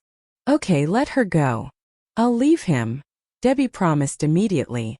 Something about her tone irritated Aldrich. He expected her to put up a fight, but he didn't realize he'd be doing Debbie a favor. He slapped the table hard and asked in a venomous tone, Do I look like an idiot to you? She stays till you bring me signed divorce papers. Tell anyone else, and Debbie took 2 more steps forward. Aldrich was alarmed. He waved his hand, and 3 of his men emerged from the shadows, flanking him. She might take him down, but he wasn't going to make it easier for her. You have my word. Let me and Casey out of here, and I'll divorce Ivan. Your word? What a load of crap. Stop treating me like a half-wit. You're not going anywhere. It was not easy to snare Debbie. That was why he abducted Casey. She cared a lot about her friends, and didn't want to see them hurt. Look, this is between you and me, not Casey. So here's the plan. Let her go, call a lawyer, I sign the papers, and we're done with all this, Debbie offered. A thoughtful look crossed Aldrich's face. It didn't sound like a bad idea. Just then Ivan called Debbie. She pulled her phone from her pocket and swiped to accept. She answered it calmly. Don't promise him anything. Hang on. I'm on my way, Ivan said anxiously. He knows, she realized. He knows everything. With a smile, she said, you don't have to. Before she could finish, a bodyguard rudely snatched her phone away. Hey, that's my phone, she shouted. Aldrich ignored her, as if her words were vapor that had dissipated. He took the phone from the bodyguard and looked at the caller ID. Instantly, his face turned green. He got flustered. It took him a long while to compose himself. Then shakily he put the phone to his ear and said, You know. Debbie couldn't hear what Ivan said to him. Aldrich's hackles rose. He suddenly got out of the chair and yelled, No, you don't get it. I want her gone. Then you'll come back to me. Without waiting for Ivan's response, he hung up angrily. Tie her up. Burn the place to the ground, he ordered with smoldering eyes. Hell. This son of a bitch wants to kill me. Debbie realized. Before the bodyguards could get to her, she ran over to Casey. She roundhouse kicked the man standing beside Casey, sending him rolling painfully on the floor, covering his face. A second man dashed towards her and went sprawling after she kicked him in the knee. Debbie pulled out her dagger and was about to cut Casey's bonds when 3 more men popped up. More of them, she thought. She had to use the dagger for self-defense. Even with the threat of the blade, the bodyguards were able to hold her off. Some of them grabbed for her arm, trying for a joint lock. While they couldn't get her to drop the knife, she couldn't stop them either. She had to think of something else. One of the bodyguards kicked at her but missed. Debbie rolled backward to put some distance between them. Now was her chance. She plucked a hairpin out of her hair, pressed it twice to shoot a silver needle at him. It buried itself in his body. The man didn't feel a thing at first. In less than 2 seconds, he staggered and went to his knees, weak as pudding. Aldrich saw this. A sinking feeling filled him. This would be harder than he thought. Quickly, Debbie had tackled 2 bodyguards. By now the third knew she was armed. He fought more swiftly so that she wouldn't have a chance to reach her weapon. Debbie was practically backed into a corner. Her dagger flashed high-low overhand. She slashed these men with the dagger again and again. Left, right, forward and backward she sprang and slid, hacking and slicing. Bodies clashing. The sound was quite appalling. Aldrich walked over to Casey and pulled the rope, lowering Casey to ground level. Tied, unable to move, she could only watch Debbie fight against a group of ferocious men. Her face stung from the warm tears. But the man wasn't interested in watching them fight. He really just needed this over. Suddenly, Aldrich held the knife to her throat and shouted, Debbie Nian. One wrong move and she gets it. Damn it. Debbie cursed. She leaned backwards to dodge a bodyguard's attack. His meaty fist swung in front of her, narrowly missing her face. The bodyguard stopped attacking and watched their leader breathlessly. Panting, she glared at Aldrich and bellowed, Come at me. Let her go. Aldrich snorted. I can't. Not until you divorce Ivan. Okay. But you have to promise you won't harm Casey. Debbie compromised. Just then, a commotion was heard at the entrance. Soon, Ivan walked in with a black eye and a swollen face. He didn't know martial arts and had taken a beating as he tried to get in. Who's responsible for this? Aldrich yelled at his bodyguards when he saw Ivan's features marred by bruises. But since he didn't look masculine at all, he wasn't menacing even in his rage. Pointing at Debbie and Casey, Ivan demanded, This is between you and me. Let them go. No way. Only after you divorce her, Aldrich said, his eyes fixed on Ivan's face. Though bloody, bruised and smudged, that face was still as attractive as ever to him. Yet his hands shook uncontrollably as Ivan walked towards him. Debbie's heart was in her mouth. He still held the knife and Casey was still in danger. Quietly, she reached for the lipstick weapon in her pocket and aimed it carefully. She pressed the button and fired the dart. It sped toward Aldrich's hand. Ah! The dart buried itself in Aldrich's phalanges. The man screamed and dropped the knife. Debbie rushed over, stepped on the weapon and swept his feet out from under him. He hit the floor and Debbie gave him a few good kicks in the kidneys. Lying on his back, Aldrich howled in misery. His men surrounded Debbie when they saw their boss beaten and heard his painful cries.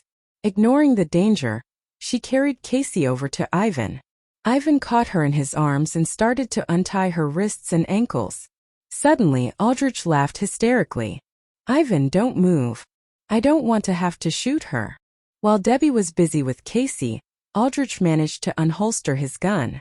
He pointed it at Casey. Debbie's eyes widened with shock and her heart pounded. Ivan frowned. "Just cut it out. You want me, not them." He felt he never really knew Aldrich. When did he get that gun? And why does he have one?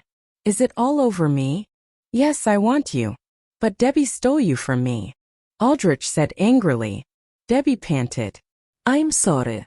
I was wrong, but Casey's innocent. Point your gun at me." Casey's hands were still bound, her mouth taped. She elbowed Ivan to remind him to tear the tape off her mouth. Ivan understood and began to remove the tape. Jealousy devoured Aldrich's senses. His hands trembled. Then bang! He pulled the trigger. "No!" Debbie shrieked when she saw him, but she couldn't stop him. After the shot, everything went deathly silent.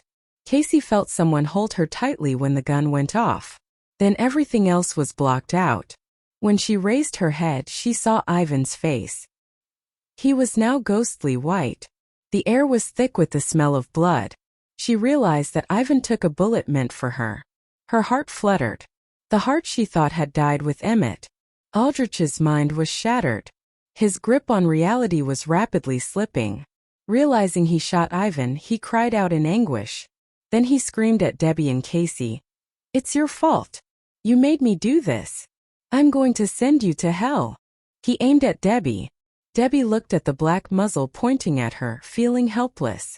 Knives and such are wonderful, but a gun is the great equalizer. She didn't have anything to match that or stop it from being fired. She had to run. Before Aldrich could pull the trigger again, she spun around quickly, looking for cover. The first shot rang out and she was able to avoid it. It zinged off one of the heavy machines in the plant. So did the second and third. But the fourth shot was accompanied by Aldrich's miserable scream. Desperate for cover, Debbie didn't stop running or turn back. Nor did she know what had happened. When the fifth shot was heard, Aldrich cried again. Then she heard Ivan say in a weak voice, "Carlos, stop. Carlos." Debbie turned around abruptly. Aldrich was seen rolling painfully on the floor. Before she could lay her eyes on anything else, a figure in black ran over to her. "Carlos. It's really him." The CEO was also holding a gun. The suit he was wearing didn't bind on him or stop him from fighting. He stood in front of Debbie to shield her and trained his gun on the men. "Move aside," he demanded. Putting up their hands in the air, those men walked over toward where Aldrich was lying, and then squatted next to him. There were more than 10 of them. Next, dozens of policemen barged in even before their sirens stopped wailing. Watching the cops gather, Carlos put away his gun and turned to Debbie, who stared at him all the while. "Are you okay? You hurt?" he asked with concern. No. "Why are you here?" she said, shaking her head, still unable to believe that Carlos had come to her rescue and was standing right in front of her. This was like something out of the movies. "Why didn't you tell me about the kidnapping?" he reprimanded.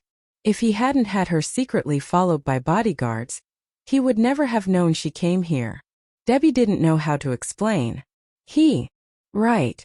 You're Ivan's wife now. You don't have to tell me anything," Carlos smiled wryly. When he heard she was here alone, he ducked out of an important meeting and immediately climbed into his sports car.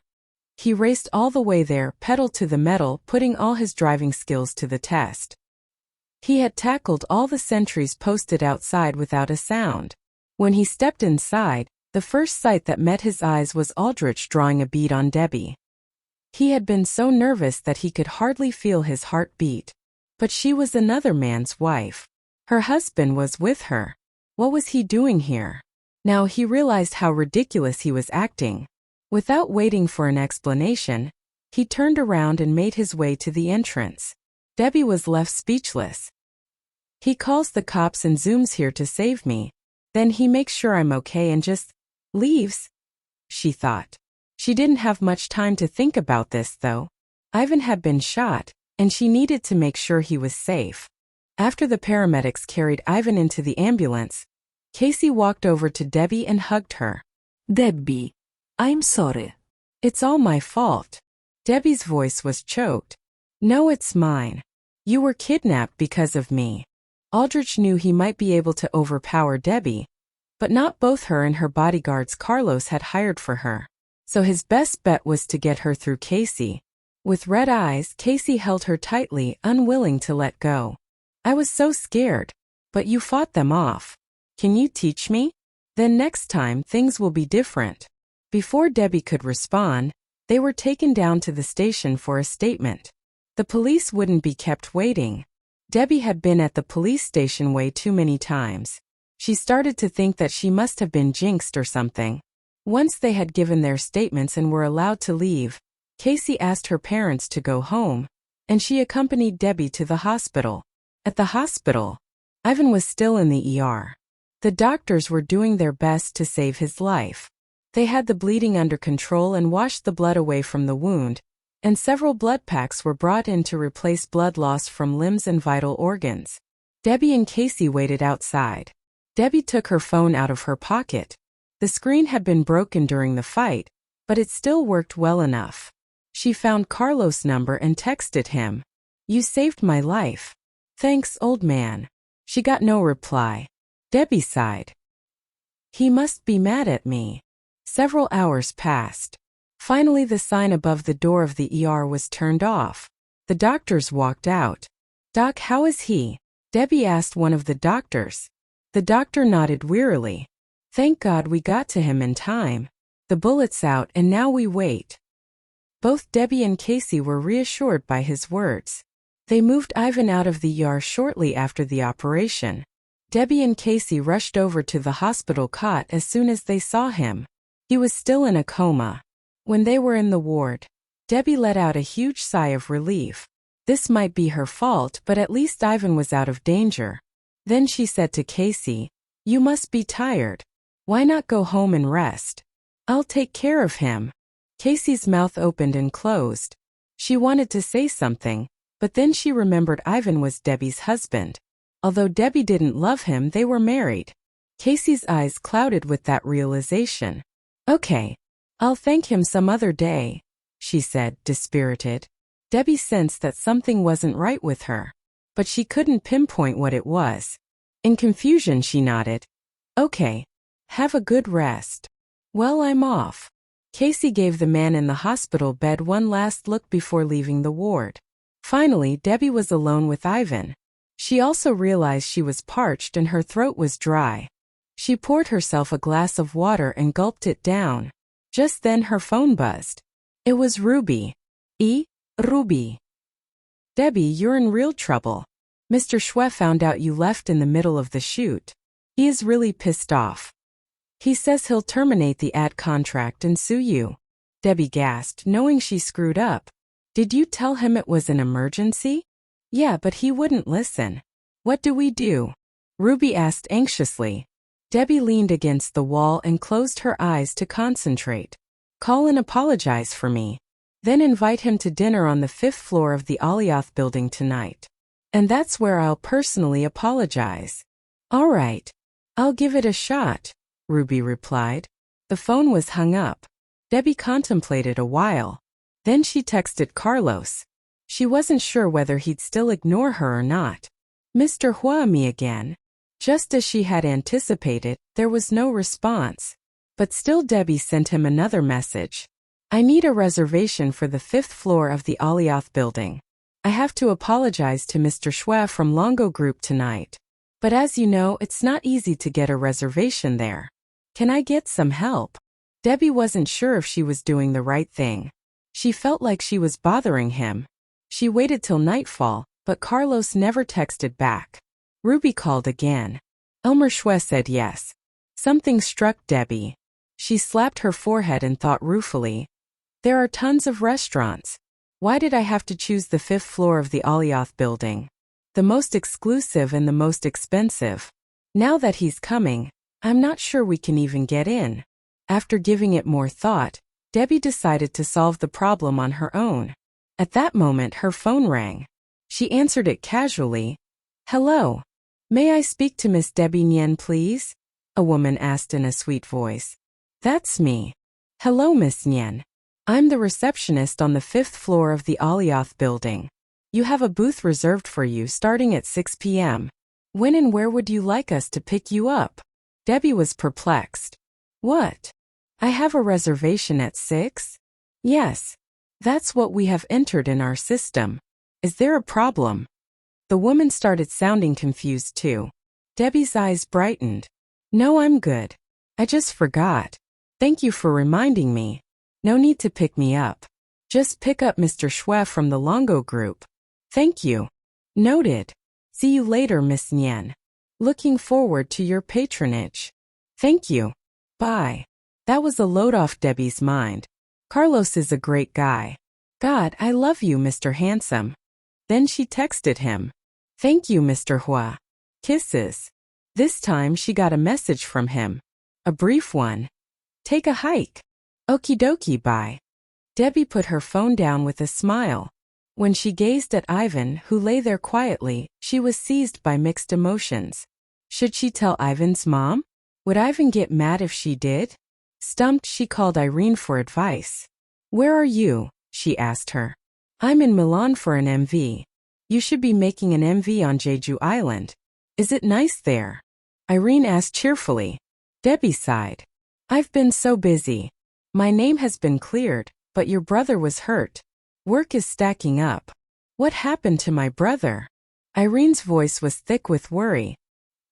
He was shot, but he's in stable condition. I wonder if I should tell Mom and Dad about this. Debbie was about to say, your parents. Then she changed it to Mom and Dad. Since she was married to Ivan, his parents were now hers. Shot. Irene's volume went noticeably higher. What happened? Tell me. Debbie said after a moment's hesitation. Maybe you should ask your brother when he wakes up. Think I should tell Mom and Dad? Nah. Just wait. Didn't you say his condition has stabilized? I'll check on him in a couple days. Mom hasn't been well the past 2 years. I'm afraid the news will stress her out. Okay. I'll have my assistant book a flight. I'll be out there ASAP. Talk to you then, Debbie said. Debbie was preparing to go to dinner with Elmer Huo. She thought about getting a caretaker for Ivan while she was gone. Then Casey walked in. She pushed open the door and walked quietly into the ward. Debbie, she called. Casey. Debbie put her phone away and stood up from the chair to greet her friend. Casey brought a lily bouquet and handed it to Debbie. While Debbie scrambled to grab a vase, Casey said quietly, This is for Ivan. Thank him for saving my life. The bullet was meant for me. Why are you telling me? You know our marriage is in name only, Debbie said. Casey looked at Ivan thoughtfully and shook her head as she replied, You're still his wife, and I've seen you two together. You care about him. Having been unable to find a vase, Debbie put the bouquet on the table beside the bed. She said casually, Oh, come on, the only reason we got married was. The rest of her words stuck in her throat. She wasn't sure she was quite comfortable with it. Casey had moved to the head of the bed, staring at Ivan, lost in thought. She couldn't stop thinking that she should have taken that bullet instead of him. Oh no! Debbie cried inwardly. Is Casey falling for Ivan? Emmett had been dead for 3.5 years. She was madly in love with the man when he passed and grieved heavily. In that time she'd never looked at another guy the way she was looking at Ivan now. Wow. Will she be surprised to find out he's gay? Debbie was flustered. She said hastily, Casey, have you been to Emmett's grave recently?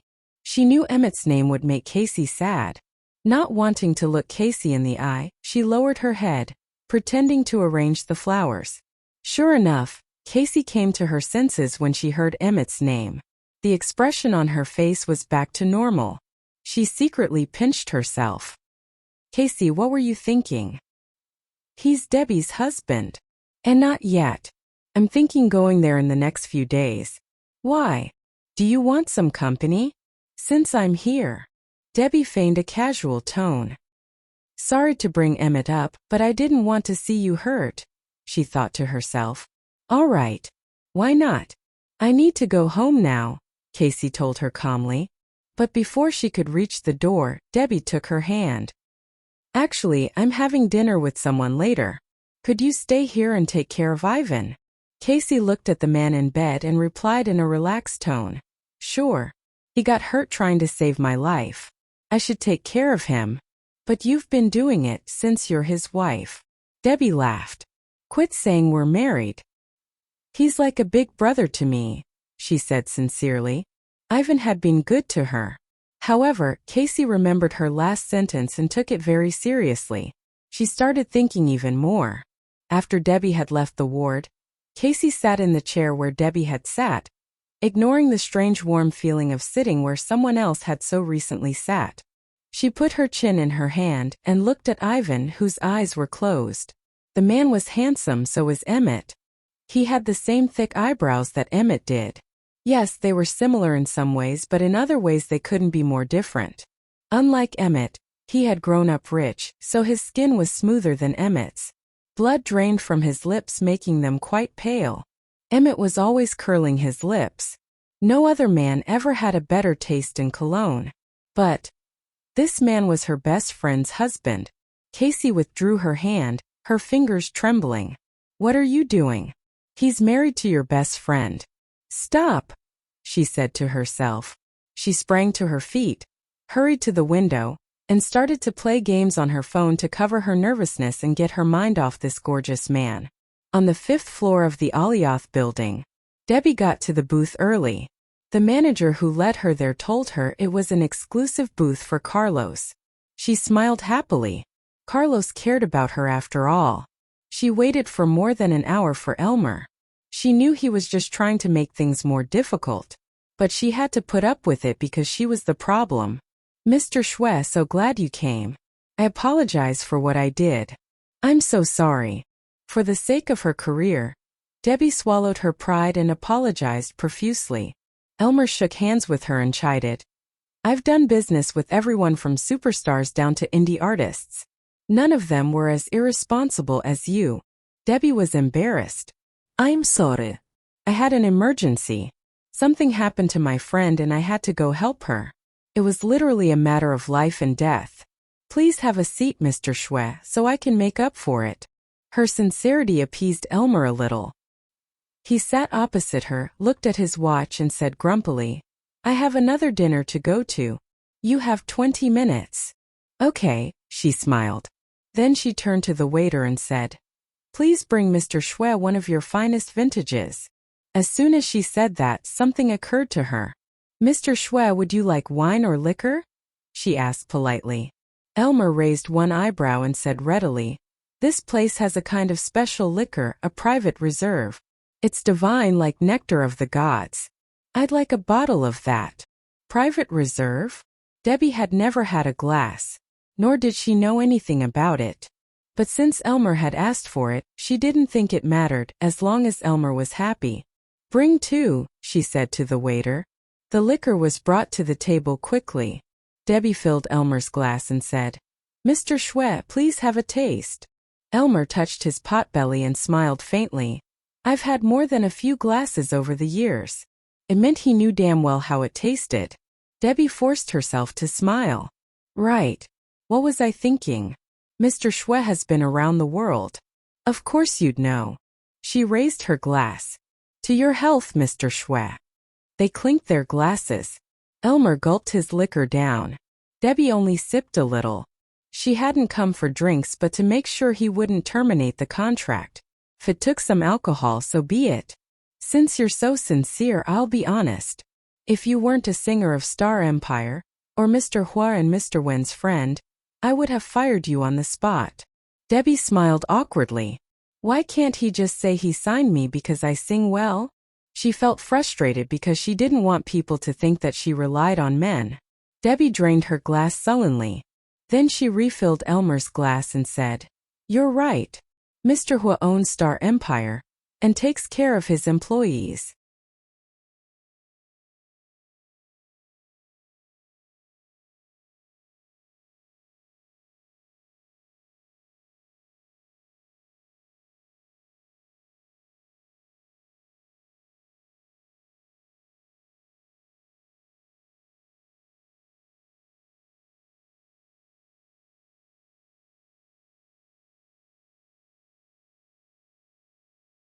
Elmer drained his glass again. Debbie didn't pay much attention to it. She only assumed he liked drinking alcohol. But man, that guy could drink. After refilling his glass, she pointed to 2 dishes she had ordered and politely directed his attention to them. Elmer took a bite. "So how do you know Mr. Huo and Mr. Wan?" he asked out of the blue. Debbie was surprised. Men can be gossipy too, she thought. She swallowed her food and smiled. "I thought everyone knew about my relationship with Mr. Huo. I'm his ex-wife. Mr. Wan is my friend and a mentor. He helped me get my singing career off the ground. Thanks to him, I signed with Star Empire." Almost no one knew she and Ivan were married. Actually, Elmer knew about Debbie and Carlos. Everyone in Y City knew about them. Carlos had once bought an extremely expensive watch at an expo to apologize to her. Elmer was there and had seen it all. He had asked to see how truthful she was. Turned out she was honest. Brownie points for her. "Why did you two split up?" She lost her smile for a moment. "Please don't be offended. I'm just curious. Mr. Huo is a great guy. And you seem nice too. What went wrong?" Elmer pursued. He was actually thinking, if those two get back together and Debbie's still endorsing our products, that'll be a serious moneymaker. "Personal reasons. I don't feel like talking about it. Let's talk about something else." The truth was as wild as the rumors that dogged her. She didn't know Elmer that well and her personal life was private. She wouldn't share it with just anyone. "Okay, let's drink," he said with a smile. "And another? How many glasses is this guy going to down?" Debbie realized that they had been drinking non-stop. Elmer told her he only had 20 minutes, but their dinner lasted 3 hours. When they were done, they'd finished 1 bottle of the private reserve. The other bottle went unopened. To make him happy, Debbie gave it to him as a gift. He grinned ear to ear and cradled the diamond-studded gold and sterling platinum bottle in his arms. After seeing him off, Debbie let out a long sigh of relief. Her face ached from smiling so much. At the cashier's desk, the cashier gave her the total. She was shocked. "How much did you say?" The woman repeated with a smile. "Miss Nian, it's 6.17 million. 6.17 million? That's highway robbery." Debbie held her purse tightly and said, "Show me the check, please." She slapped her forehead regretfully, staring at the receipt in disbelief. The dishes cost $170. 000. That was okay. But the private reserve cost $3 million each bottle. The liquor wasn't that amazing. It must be the bottles. The 2 bottles of liquor together cost $6 million. No wonder Elmer had been so happy when he left. Looking at the bill, Debbie wanted to cry. Why did she have to eat here? Why did she order 2 bottles of that incredibly rare liquor without checking the price? "What's the matter?" a familiar cold voice asked. Debbie recognized it. She didn't have to look behind her to know it was Carlos. She recalled that last time she had rear-ended his car, and Carlos didn't ask her to pay anything. "I'll just consider this as my way of paying him back." Debbie took a deep breath and gave the cashier her credit card. "Here it is." Feigning a relaxed expression, she turned her head back and told Carlos, "Nothing. I'm paying the check." And then she saw Carlos wasn't alone. Stephanie was standing beside him on his arm, looking at her coldly. Debbie had intended to settle the bill and leave, but Stephanie's appearance bugged her. She suddenly asked Carlos with a smile, "Mr. Huo, may I have a discount?" Hearing her question, Stephanie snorted and gave her a scornful smile. "A discount? What's that? Why come here if you can't afford it?" Debbie swatted her ear and gave Carlos a disgusted look. "What was that?" "I heard a noise. Like a mosquito. I'd watch out, those things spread disease. Debbie Nian. You. Stephanie's cheeks turned red with anger. Carlos cast Debbie a cold glance. Bring me the bill. The cashier trotted over right away and handed the check to him politely with both hands. He looked at it and then said to Debbie, "Since when does Star Empire allow the employees to entertain the clients themselves? This time I'll just consider you had dinner with Elmer on my behalf. But don't let it happen again." Huh. Both Stephanie and Debbie were confused. Next, Carlos took out a pen from his pocket and signed his name on the check. He had it taken out of his account, which meant Debbie didn't need to pay a penny now. Debbie, Stephanie, and the employees all stared at him with eyes as wide as saucers. That was some bill, and definitely a good deed. Debbie was almost moved to tears. He's wonderful. He saved me more than $6 million. I'll use the money to buy as many clothes and toys as possible for his daughter. As if oblivious of Stephanie's angry face, without any explanation, Carlos put away his pen, tucked his hands into his pockets and walked towards the elevator.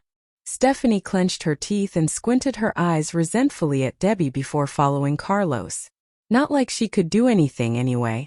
Debbie waited until their elevator reached the first floor before she pushed the button for the elevator too. She returned to the hospital in a good mood, 2 bags of fruit in her hands.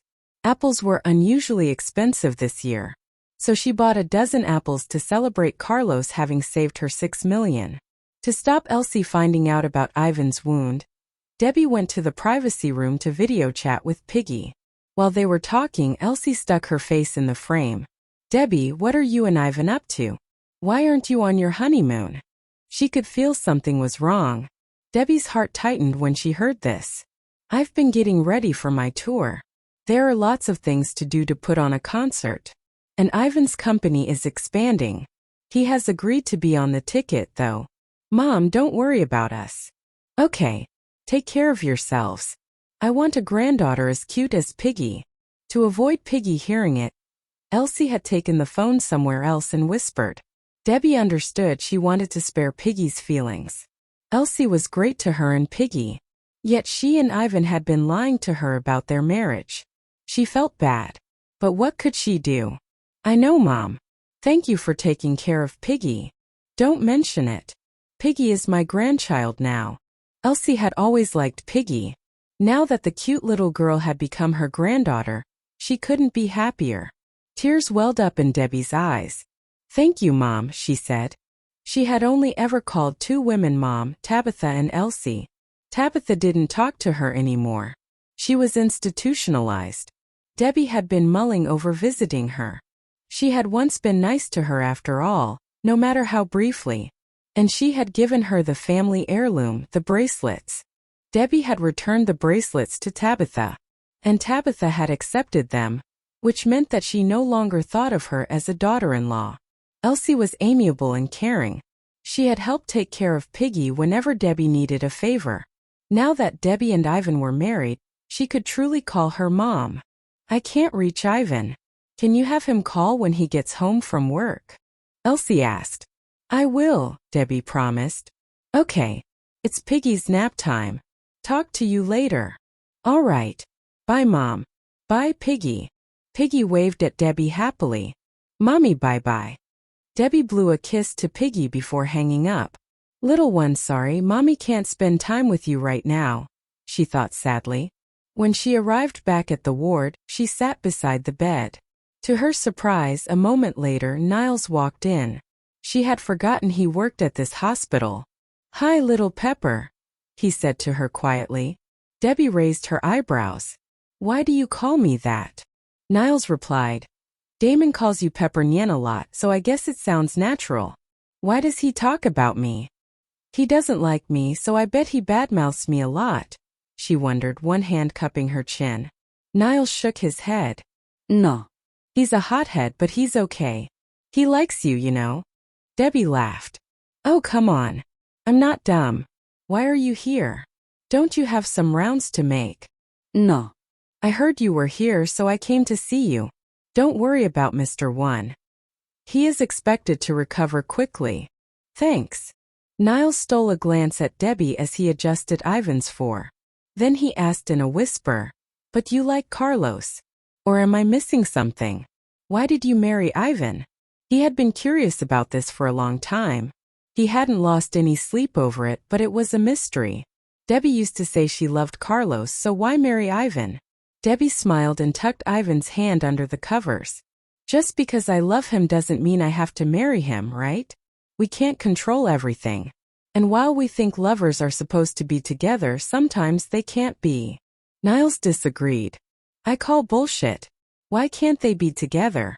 Who else should they be with? The people they hate? There are lots of people with happy endings. You'll find the one someday, I'm sure. But not me and Carlos." Niles sat down on a corner of the bed. "So you aren't afraid Carlos might be jealous? You take care of Ivan day and night." He was sure Carlos was jealous. Actually, Carlos told him that Debbie was here in this hospital. Although Carlos hadn't said it in so many words, Niles understood that he told him this because he wanted him to check on her. That was why he stopped by the ward. Debbie looked at him and smiled. "He has Stephanie. No need to be jealous over me." "Wait a minute. I thought you guys were an item? What happened? Is it just because he lost his memory?" "Of course not." Niles wasn't surprised at her reply. "So what's going on? I might be able to help," he said excitedly, moving closer to her. "What's going on?" a mellow voice mocked. "Looks like a doctor who's too busy playing matchmaker to attend to his patients." Debbie knew who it was, but Niles didn't. He got mad. The next moment, the ward suddenly became quiet. When Niles turned his head, both he and Irene were stunned at the sight. Irene took off her glasses and looked at Niles with wide eyes. "Debbie, where did you meet this handsome young man?"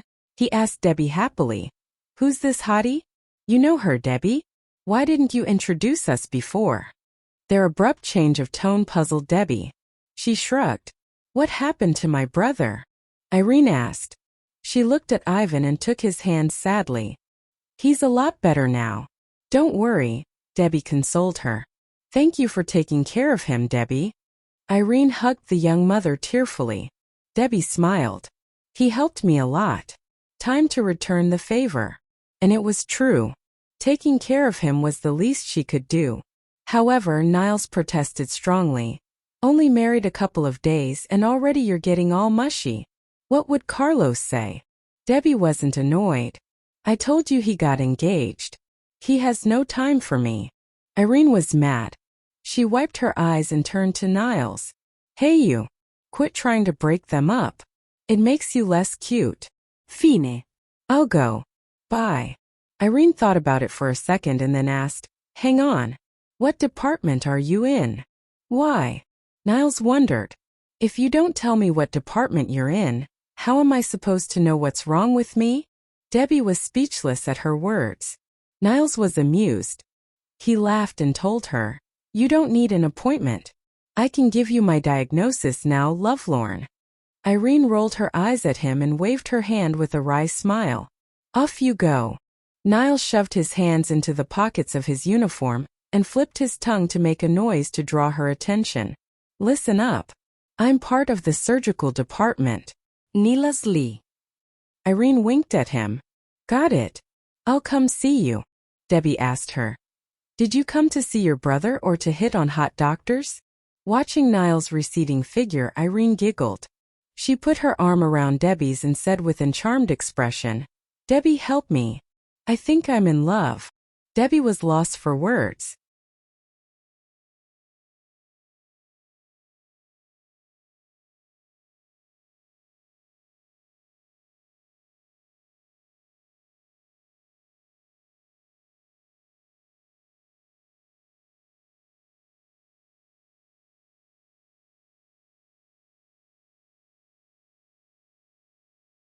Fallen in love? Seriously? You just met Niles, Debbie thought, massaging her aching temples. She murmured to Irene, "Don't fall for someone so easily. Let me tell you this. In a relationship, whoever falls in love first suffers more." Irene hadn't dated anyone yet, so she didn't have much experience in love. But she said confidently, Debbie, you know me. I always get what I want. Debbie shook her head helplessly and patted Irene's hand. Focus on your career now, okay? You haven't held a proper concert yet. I know that you are not worried about money, but at least do it to feed your passion. Debbie, when will my brother wake up? Irene quickly changed the topic.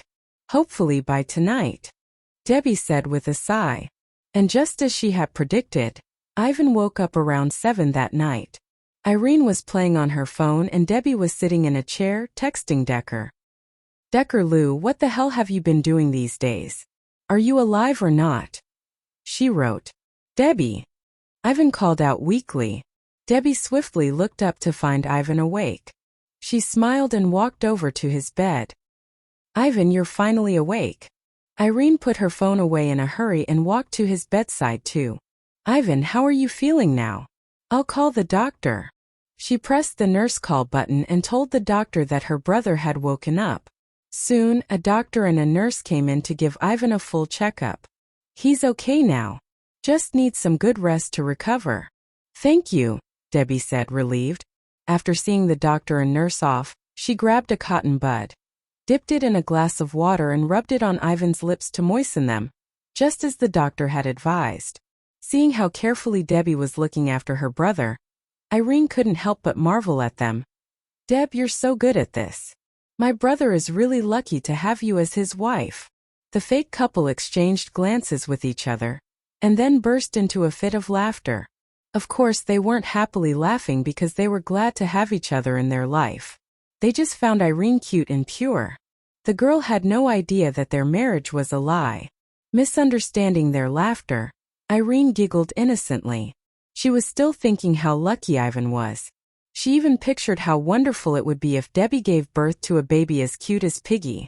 The next day, when Mason and Mia found out that Ivan had woken up from his coma, they took Casey along with them to visit him. When they arrived at the hospital, Debbie grabbed the chance to go back to Champs Bay Apartments. She wanted to take a shower and change into new clothes. The Zhang family was with Ivan in the ward. Mr. Wan, thank you so much for saving my daughter. You took a bullet for her. We're forever indebted to you, Mason said as he gripped Ivan's hand tightly in his, tears threatening to come out of his eyes. Casey was their only child. She had just managed to overcome her grief over Emmett's death. Laughter had finally returned to their family. If it weren't for Ivan, they might have lost their daughter completely this time. He felt cold just thinking about it. Ivan curled his pale lips into a thin smile. Mr. Zhang, you don't have to thank me. I should be apologizing to you. Casey was kidnapped because of me. The kidnappers have been locked up in jail now, and you shouldn't have to apologize for their criminal activities. You shielded my daughter with your body. That is something we will never forget in our lives. Mason turned to Casey and pulled her closer to the bed.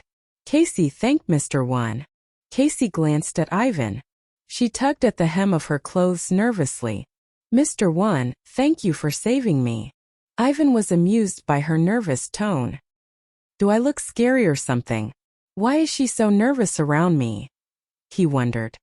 He shook his head. No. Please don't be so courteous. I'm responsible for the kidnapping. If I were any better now, I would have visited your house and apologized. Mia was impressed by how modest and polite Ivan was. She smiled and stole a glance at her daughter. Casey was an extrovert, but she was acting shy in front of him. That was unusual. Mr. Wan, I cooked this soup for you early this morning. Casey, come here. Pour some soup for him. It's good for his health. She deliberately ordered her daughter. Casey didn't put much thought into it and nodded. Okay. She opened the thermos container. Ivan accepted their kind offer without hesitating. Thank you, Mr. and Mrs. Zhang. Sorry for the trouble, Casey. Casey smiled without replying. She clumsily poured the soup into a bowl. As the only daughter of the Zhang family, Casey had led an affluent life and had never done much housework. Even filling a bowl of soup was difficult work for her. Finally, she managed to fill the bowl without spilling any of the soup. Mason had laid the table for Ivan. Casey cautiously walked towards the table with the hot bowl in her hands. At that moment, Ivan tried to move his body to find a more comfortable position to sit in, and his shoulder accidentally hit Casey's. Arg! The hot soup spilled onto her hand, and in response to the burn, she reflexively dropped the bowl onto the table. The soup poured out and began flowing onto the quilt and the floor. It was a mess. Mason was talking something to Mia on the other side of the bed, so they didn't see what had actually happened. They thought Casey had been too clumsy and careless. So Mason scolded her. "Casey, how could you be so careless?" He turned to Mia and said in a hurry, "Get a tissue." "Yes." "Casey, move. I'll clean it." Mia hastily pulled out a few tissues from the stand and tried to stop more soup from dripping onto the bedding. Ivan lifted the bowl from the table and Mia began cleaning it. Meanwhile, he looked at Mason, who was frowning at his daughter. Ivan explained immediately, "It's not Casey's fault, Mr. Zhang. My arm hit hers as she was bringing the soup." I'm sorry. Kasia. "Did you hurt your hand?" Casey touched her scalded right hand, tears welling up in her eyes. The soup was very hot since it was kept in a thermos container.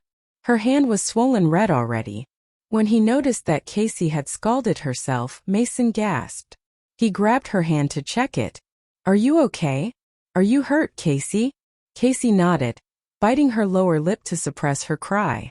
Then she walked to the bathroom and placed her hand under the cold water to relieve her pain. After that, Mason took her to the nurse station to apply some ointment on it. By the time they came back, a cleaner had already changed the quilt for Ivan. He was eating the soup which Mia had poured for him. Seeing Casey and Mason at the door, he asked with concern, "Casey, how's your hand now?" "Nothing serious. Thank you." Casey forced an embarrassing smile and sat down on the sofa. As he drank the soup, Ivan talked to Mason about business. Mia would chip in occasionally and say something about the Zhang family. Casey was sitting on the sofa, silently texting Debbie. "When will you come back to the hospital?" But Debbie didn't reply. Ivan finished the soup, but Debbie still hadn't shown up. Mason checked the time on his watch and looked at his daughter. "Casey, stop playing with your phone. Your mom and I need to head home now. Since Debbie isn't here yet, you stay and take care of Mr. One until she comes." "Okay," she nodded. After the old couple left, Casey and Ivan were left alone in the ward. Awkward silence filled the air. Casey smoothed her hair and tried to diffuse the tension. "Mr. One, do you need to get some sleep?"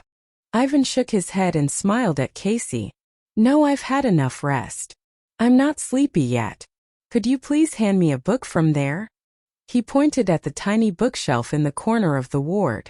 Casey turned around, following his finger, and then nodded. "Sure. Which book would you like to read?" "Just pick one. I'm fine with anything." She picked up a novel at random and handed it to him before she sat down on the chair next to his bed. "I hope you have fun reading. I'll keep an eye on the infusion bottle." Ivan nodded and politely said, "Thanks. You're welcome." Casey tilted her head and smiled. Ivan sprawled across the bed, flipping through the pages of the book. Silence filled the air again. Casey exchanged text messages with Debbie for a while to pass the time. Later on, she started to feel a little sleepy as drowsiness got the better of her. She cast a short glance at Ivan, who was immersed in the book, and leaned over to the edge of the bed. Finding it difficult to keep her head up, she buried her face in her arms and drifted off to dreamland. A few minutes later, when Ivan took his eyes away from the book, he found Casey in a motionless state. He could hear her breathing steadily and he called out her name softly, but she didn't respond. "Is she sleeping?" He lifted the quilt and got out of the bed to check up on her. Indeed, she had fallen asleep. Clenching his teeth in pain, he slowly walked to the hanger and took his coat. He carefully draped it over her shoulders. Casey moved a little, as if she had felt the weight of coat on her shoulders. But she didn't open her eyes. Staring at her blissful face, Ivan recalled the first time he had met this girl, even though admittedly, he had only met her a couple of times. The first time was at Debbie's concert, and then the second time was, oddly enough, at his wedding with Debbie. Ivan knew little to nothing about Casey, Debbie's closest friend. The only thing he knew was that she made investments in some businesses and opened a shop of her own after graduation. As strange as it sounded, it was Debbie who inadvertently mentioned her to him. However, the first time he began to notice this girl in a different light was on the day of his wedding. She secretly approached him without Debbie's knowledge. With tearful eyes, she warned him, "I don't care whether you love Debbie or not. Since you've decided to marry her, you must treat my best friend like a queen. Or else, I will make you wish you hadn't met me." Ivan was amused by her vigor. Like the saying goes, birds of a feather flock together. Debbie was short-tempered, and so was Casey. Faced with her threat and finding no choice but to surrender himself, Ivan obediently nodded his head in agreement. "Rest assured, whatever reasons we may have for getting married, now that Debbie is my wife, I will be sure to treat her with the utmost respect." The next time he saw her was right after she was kidnapped by Aldrich. Ivan hadn't forgotten the look on Casey's face when she saw Debbie in danger. For the very first time she looked frightened, which was far from her calmness when facing the kidnappers. Then again, it was human nature of her to feel afraid when Aldrich pointed the gun at her. Casey finally lost her cool, and her whole body was trembling in fear at that time. Ivan could not escape the guilt that he felt in the inner recesses of his soul. After all, Casey had nothing to do with his private affairs, and yet she had to go through such a harrowing experience because of him. No wonder when Aldrich pulled the trigger, Ivan instantly tugged her into his arms and shielded her with his body, without little hesitation. He felt Casey's delicate body shuddering like a dried leaf in his arms. He tightened his arms around her and while clenching his teeth in pain, he tried to comfort her. "Don't be afraid. You'll be okay." Earlier this morning, after Casey had gone to the nurse station to apply some ointment to her hand, Mia had told Ivan about Casey's tragic love story. Casey had a boyfriend who had died in a car accident. They were supposed to get married after Casey finished her junior year. The shock of her boyfriend's death left a trauma in her heart, and nothing was ever the same with Casey since then. It took her almost 3 years to come out of the shadow of her boyfriend's death. Since Ivan saved Casey's life, Mia begged him not to turn Casey down if she ever opened her heart to him. Mia was constantly worried about her daughter, as was naturally expected of a mother. Ivan understood how she felt and he pitied her deeply. Assuming that Mia had no idea about his wedding to Debbie, Ivan made her a promise after little hesitation. Coming back from his train of thoughts, he sat down next to Casey and carefully took her right hand in his. He looked at her cute manicured fingers and thought, "A woman's hand is so small." He also noticed the scalds on her right hand, covered in a layer of ointment.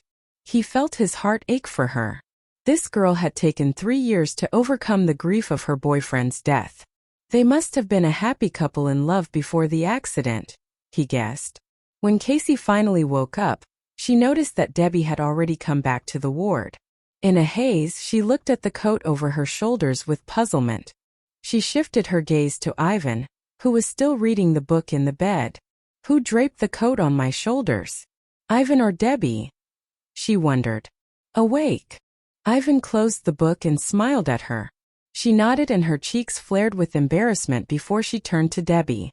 "Deb, how long have you been here?" She took off the coat on her shoulders and put it back to the hanger. "I just arrived here a few minutes ago. I'm leaving for M Country tomorrow. My concert tour will start there. Would you like to join me for fun?" Debbie stood up and walked over to her. Casey stretched herself and moved her neck while answering, "No, don't count me in. You will be too busy with your concert to have time for me. I'm going to get bored out there." Debbie patted her on the shoulder. "Fine. Ivan will be discharged from the hospital tomorrow. If you have nothing else to do, please take care of him for me." "Tomorrow? So soon?"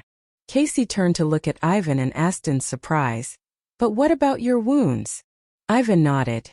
"Yes, they'll heal eventually. I just need to stay at home and rest. I don't think I need to stay here for that." "Well then, if that's the case, I don't mind," Casey promised Debbie. The next morning, right after Ivan got discharged from the hospital, Debbie left for M Country that afternoon. Megan's death was still under investigation, but unfortunately, there hadn't been any progress so far. The case was still open. Over the course of the next few months, Debbie's career had skyrocketed, topping all chart records with her hits. Her rapid rise to stardom brought in fans from both home and abroad. With the passing of summer, autumn had dressed herself for the coming season, donning her most vibrant hues. The final leg of Debbie's concert tour took her back to the picturesque sceneries of Z Country. After her tour ended, she spent her vacation with her daughter there. Debbie checked the date on her phone and realized that her 25th birthday was fast approaching. She decided not to throw a birthday party for herself. After all, her daughter was already 3 years old. She took Piggy back to Y City and left her under Curtis' care as usual, because she had to take care of some work at Star Empire. By the time she got back to Champs Bay Apartments, it was already 9:30 at night. She parked her car in the underground parking lot, and then entered the elevator. When the elevator reached the ground floor, the doors slid open, revealing a man standing outside with his eyes to the screen of his phone. He was dressed in a dark blue designer suit, with a tie to match, and a pair of dark brown leather shoes. Debbie's heart began pounding inside her chest when she recognized who it was. It was the same man she had successfully avoided thinking about for the past few months. Immediately, she lowered her head, nervously touching the mask and sunglasses with her hand as she pulled her cap down to cover her face. She quietly took a few steps backwards to hide herself in the corner, hoping not to attract his attention. She wasn't ready to face him yet. It had only been a few months since they separated, and she wasn't interested in making awkward small talk with him. The man strode into the elevator and casually pressed the number 6, as if he didn't notice her presence. Did he recognize me? Maybe not. Otherwise, why wouldn't he at least greet me? Perhaps he just doesn't want to talk to me anymore. She wondered. A faint smell of alcohol permeated her nose. Has he been drinking again? Debbie pursed her lips. Isn't he still taking his pills? Why is he so stubborn? Huh. He can't even take care of himself now, she thought angrily. Soon enough, the elevator reached the 6th floor. Once the doors opened, the man walked out of the elevator without saying anything. The elevator doors slowly closed, but the air still reeked of alcohol. Debbie heaved a sigh of relief after Carlos walked away, but meanwhile, she felt sadness digging deep into her heart. She wondered if she and Carlos would be like strangers from now on. That was not her goal. Things were not going the way she planned, the way she hoped.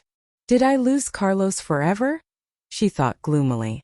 The elevator arrived at the 7th floor and she walked out, heading for her apartment. Unexpectedly, she saw a familiar figure standing by the door to her apartment, like a bum as usual. Debbie set her luggage by the door and asked coldly, "What are you doing here?" Decker hadn't replied to any of her messages for the past few months. She wondered if he was dead. Decker said nothing, just stared at her. Suddenly, another important question popped into her mind. "How did you even get in here?" she asked. Champs Bay Apartments was one of the most high-end blocks in the city. No outsiders could enter without permission. Back when she was actively trying to get close to Carlos, she pulled some strings to enter this neighborhood. It wasn't easy, and random people couldn't just go strolling in. Debbie didn't think her unreliable brother would know any big shots here, or anywhere else for that matter. Barely moving, he merely cast her a glance and demanded in a husky voice, "Open the door now." A hint of blood reached Debbie's nostrils. Worried, she quickly took off her sunglasses and scanned Decker up and down. His face was drained of all color. His t-shirt was stained a deep red. It looked slick and wet. It was a blood stain. "My God. You okay?" Decker leaned against the wall to support his body. There was a pained look on his face. Covering his waist, he closed his eyes and repeated, "Open the door."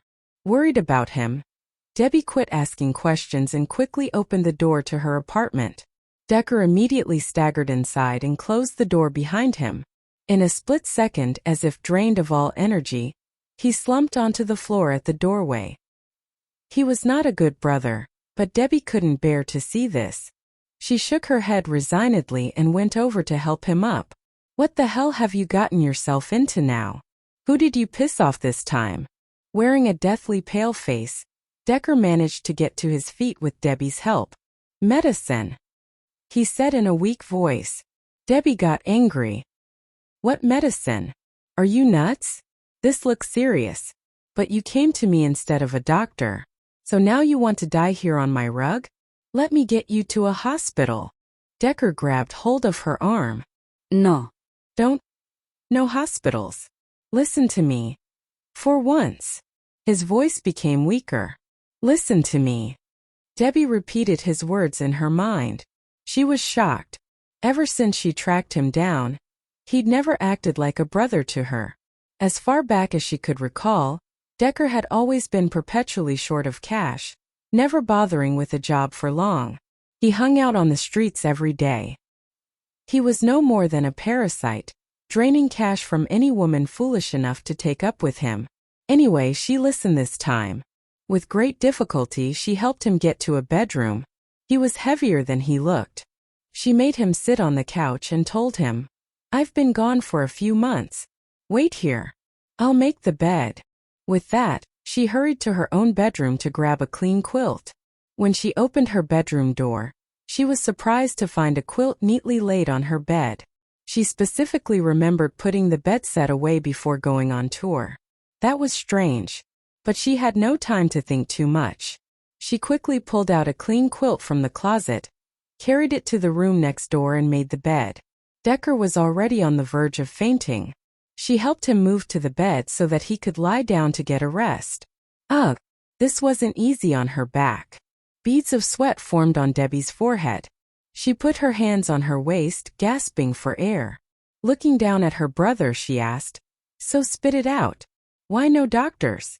With his eyes shut, Decker said, I need disinfectant bandages, some quick clot. Go buy them now. Realizing what he was trying to do, Debbie got mad. What an idiot. He wanted to deal with the wound himself instead of going to the hospital. So you want to stop the bleeding by yourself? Seriously? Are you a doctor? Damn it, Decker. I'm a singer, not a doctor. I'll call an ambulance. Debbie. Decker called out. I got this. Hurry. Please. Debbie's mouth hung open in shock. He's serious. But how? I guess I don't know him at all. Despite the incredibility, Debbie hurriedly ran out of her apartment, got into the elevator and pressed the button for the ground floor. However, it suddenly dawned on her that she didn't know where the nearest pharmacy was. Left with no choice, she took a deep breath and called Carlos. The call was connected, but all she could hear was him breathing. He didn't even say hello. Ignoring his attitude, Debbie asked anxiously, Do you know where I can get, where the nearest pharmacy is? You hurt. Carlos finally spoke. No. It's not me. Just tell me, please. Carlos made a wild guess. She was fine when he saw her in the elevator a few minutes ago. Now she was asking about meds, so it wasn't her. Who then? What do you need? I'll have someone bring it to you. Debbie wanted to agree, but on second thoughts she decided against it. Decker's wound was suspicious, and he seemed like he wanted it kept secret. So she said, Thanks, Mr. Huo. I'll get it myself. The elevator arrived on the ground floor.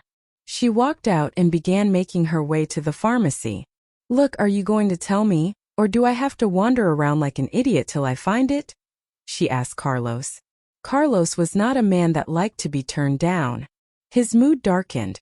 He replied coldly, Turn right at the gate, walk 50 meters, then turn right again.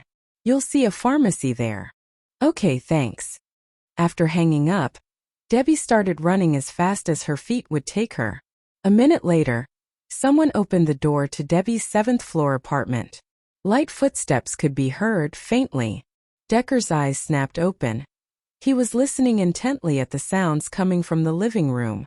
Debbie had been gone for 3 minutes. She needed to find the shop and buy the things, so she couldn't make it there and back in such a short time. Who's that then?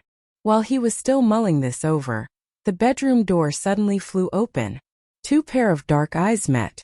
The two men furrowed their brows deeply at the sight of each other. Eckert. That was the last person Carlos expected to see. How did Debbie know him? Why would he go straight to her place after getting hurt? Hundreds of questions popped up in Carlos' mind. Decker heaved a sigh. He scoffed. Mr. Huo, what do you want by creeping into a woman's apartment at midnight? Imagine what the tabloids will say. Carlos sniffed the air. Blood. Instead of answering Decker's question, he asked, Yates men around? Don't? No. Decker turned his body, trying to hide his wound from Carlos. Carlos wasn't interested in his grudges with Yates anyway, so he stopped asking. Why are you here? Who's Debbie to you anyway? That's for me to know and you to find out. Decker smiled mischievously. Carlos' face fell. He took out his phone and called Frankie. I need a background check on Eckert. Carlos continued, rattling off details over the phone like height, weight, approximate age and known aliases. Decker was dumbfounded. This man was so damn efficient. Carlos didn't know much about Eckert. All he knew was that Yates hated him, and the feeling was mutual. Last time when Carlos dined with Yates, Eckert's men started a fight with Yates' retinue. It ended up with shots fired. Get out of here. My home. Decker tried to drive him away, but he wasn't in any position to make demands. Carlos was possessed of a legendary cruelty. He even outdid Yates when someone crossed the line. Why would my stupid sis fall for an a-hole like that? He thought to himself. Your home. Carlos raised an eyebrow. What would Ivan say about that? I've got nothing to do with Ivan. Why would I care what he would say? Decker snapped. Indeed, he wasn't lying because he hadn't had any interactions with Ivan yet. Carlos leaned against the closet and stared him down. In a cold voice he said, So you're another one of Debbie's admirers? Damn you. Suddenly, Decker hurled a photo frame towards Carlos. Carlos swiftly dodged it without much effort as the photo frame hit the closet and landed on the floor. He straightened his coat and glared at Decker. So, it seems like you have a death wish? Decker gnashed his teeth and stayed on the bed. Yeah, so kill me now if you have the balls. Much to his surprise, the defiant look in Decker's eyes suddenly reminded Carlos of Debbie. This wounded man somewhat resembled Debbie, especially in terms of his personality. The most common quality would be their audacity to stand up to him. Unfortunately for Decker, however, he wasn't Debbie. Carlos might have excused this if it were Debbie, but he wasn't going to let this man walk away after disrespecting him. He strode towards the bed and grabbed Decker's arm, ruthlessly yanking him off the bed. Ah! A pained groan escaped Decker's lips as the sharp pain shot through his arm the moment he fell to the floor. Damn you! Carlos Huo, you pathetic wretch! Carlos stomped on his hand, possibly crushing a few bones, leaving behind an impression of his leather shoes. If you somehow manage to get out of this room alive, you win. The cold look in his eyes suggested that he wasn't joking. Art, you. The searing pain from his hand was unbearable and Decker let out a might wail in hopes of releasing some pain. Carlos watched with a deadpan expression on his face as Decker writhed in agony. Decker's face was white as a sheet. Just as his vision faded and he was about to surrender himself to the arms of darkness, the loud shrill sound of Debbie screaming from the doorway kept him awake. Carlos, what are you doing? Immediately, Carlos froze on the spot. He drew his foot away and shot a sharp glance at Debbie's worried face. Why is she so worried about this man? The mere thought of it filled his heart with anger. Debbie dropped the bag on the floor and rushed towards them. She reached down to pull Carlos' long legs away from Decker. Brother, are you okay? Please look at me. Be brother. Carlos' facial expression changed dramatically. Decker, wake up. Debbie kept calling out, but her brother didn't respond to her cries. In a fit of anger, she sprang up to her feet and glared at Carlos. What is the matter with you? Did you do this to him? Carlos didn't respond, but his silence spoke for his actions. And there wasn't the slightest trace of guilt on his face. Needless to say, Debbie was incensed. How could you do this to an injured man? Listen, if something happens to my brother because of you, I will never forgive you. Debbie fell to the floor again, struggling to lift her brother up. Decker was already rendered unconscious, so no matter how she tried to move him, he didn't respond. Frustrated, she shouted at Carlos again. Get over here and help me. Carlos' face darkened with a baleful cloud. This woman was the only person in the world who dared to order him around like that. Although reluctant, he stepped forward as if to help. However, it wasn't the kind of help Debbie had expected. Carlos pulled her away from the unconscious man and stomped on his hand once again. Dumbstruck, Debbie's brain stuttered for a moment and every part of her went on pause while her thoughts caught up. She got up as fast as she could and pushed him away. Carlos Huo, you disgust me. Decker muttered something under his breath, finally having regained his consciousness. He opened his bloodshot eyes all of a sudden and glared at the man responsible for his suffering. Carlos feigned a mask of innocence and said, Welcome back. Stand up and go back to bed on your own. Decker drew his sights away from Carlos and crawled back to the bed without a word. Debbie picked up the plastic bag from the floor and showed the things to her brother. I bought all the things you asked for. What should I do next? Carlos walked over to her and snatched the bag away from her hand. I haven't had dinner yet. Go cook me up something nice. Carlos Huo, who are you to Debbie? Why should my sister cook for you? Decker growled angrily. Debbie looked at him, tears springing to her eyes. She couldn't believe what she had just heard. This was the first time her brother took her side and stood up to defend her. With deadpan face, Carlos threatened, Shut your mouth if you want to live. Decker tried to retort, but Carlos pulled out a cotton bud and pressed it to his bleeding wound. In an instant, his whole face contorted in pain, and he forced his lips into a line. Debbie's voice trembled as she looked at Carlos and said, What are you going to do? Carlos shot her a quick glance. What do you think? Debbie pursed her lips helplessly. How would I know? Get out now. As soon as Debbie shut the door behind her, Carlos put the things away on the bedside table and went to the bathroom to wash his hands. Meanwhile, just outside the room, Debbie stood there blankly, wondering what to do. After a while, she decided to keep her mind busy, but soon she realized that there were no ingredients at home to prepare a meal, because she hadn't been living there for the past few months. After taking a quick look at the closed bedroom door, Debbie grabbed her purse and went downstairs again. She went to a convenience store and bought instant noodles, sandwiches, and a few grilled kebabs. She didn't prepare the portion of food for Decker since he was wounded and needed to avoid anything that could cause inflammations. After preparing a simple dinner for her and Carlos, she went back to let him know that dinner was ready. When she opened the door, she saw Decker biting down on his shirt to help with the pain, as beads of sweat trickled down his face. The bedsheet was already half stained by the blood from his body. Much to her surprise, Carlos was squatting next to Decker, carefully stitching his wound. She quietly walked to Carlos' side to have a closer look. Her heart ached to see the deep wounds on Decker's waist. One of them looked really deep. Fortunately, Carlos had almost finished suturing his cuts. The sutures were done neatly and meticulously, as if it were done by a surgeon. Debbie marveled at the thought of how people around her with many hidden talents that she didn't even know about. They were all shrouded in mystery, and one could never tell what they were capable of. She assumed Decker knew how to stitch up his wounds since he was the one who asked her to buy all the required items. And now, after watching the way Carlos sutured Decker's wounds, she couldn't help but feel impressed. All the while, Decker silently endured the pain without any general anesthesia.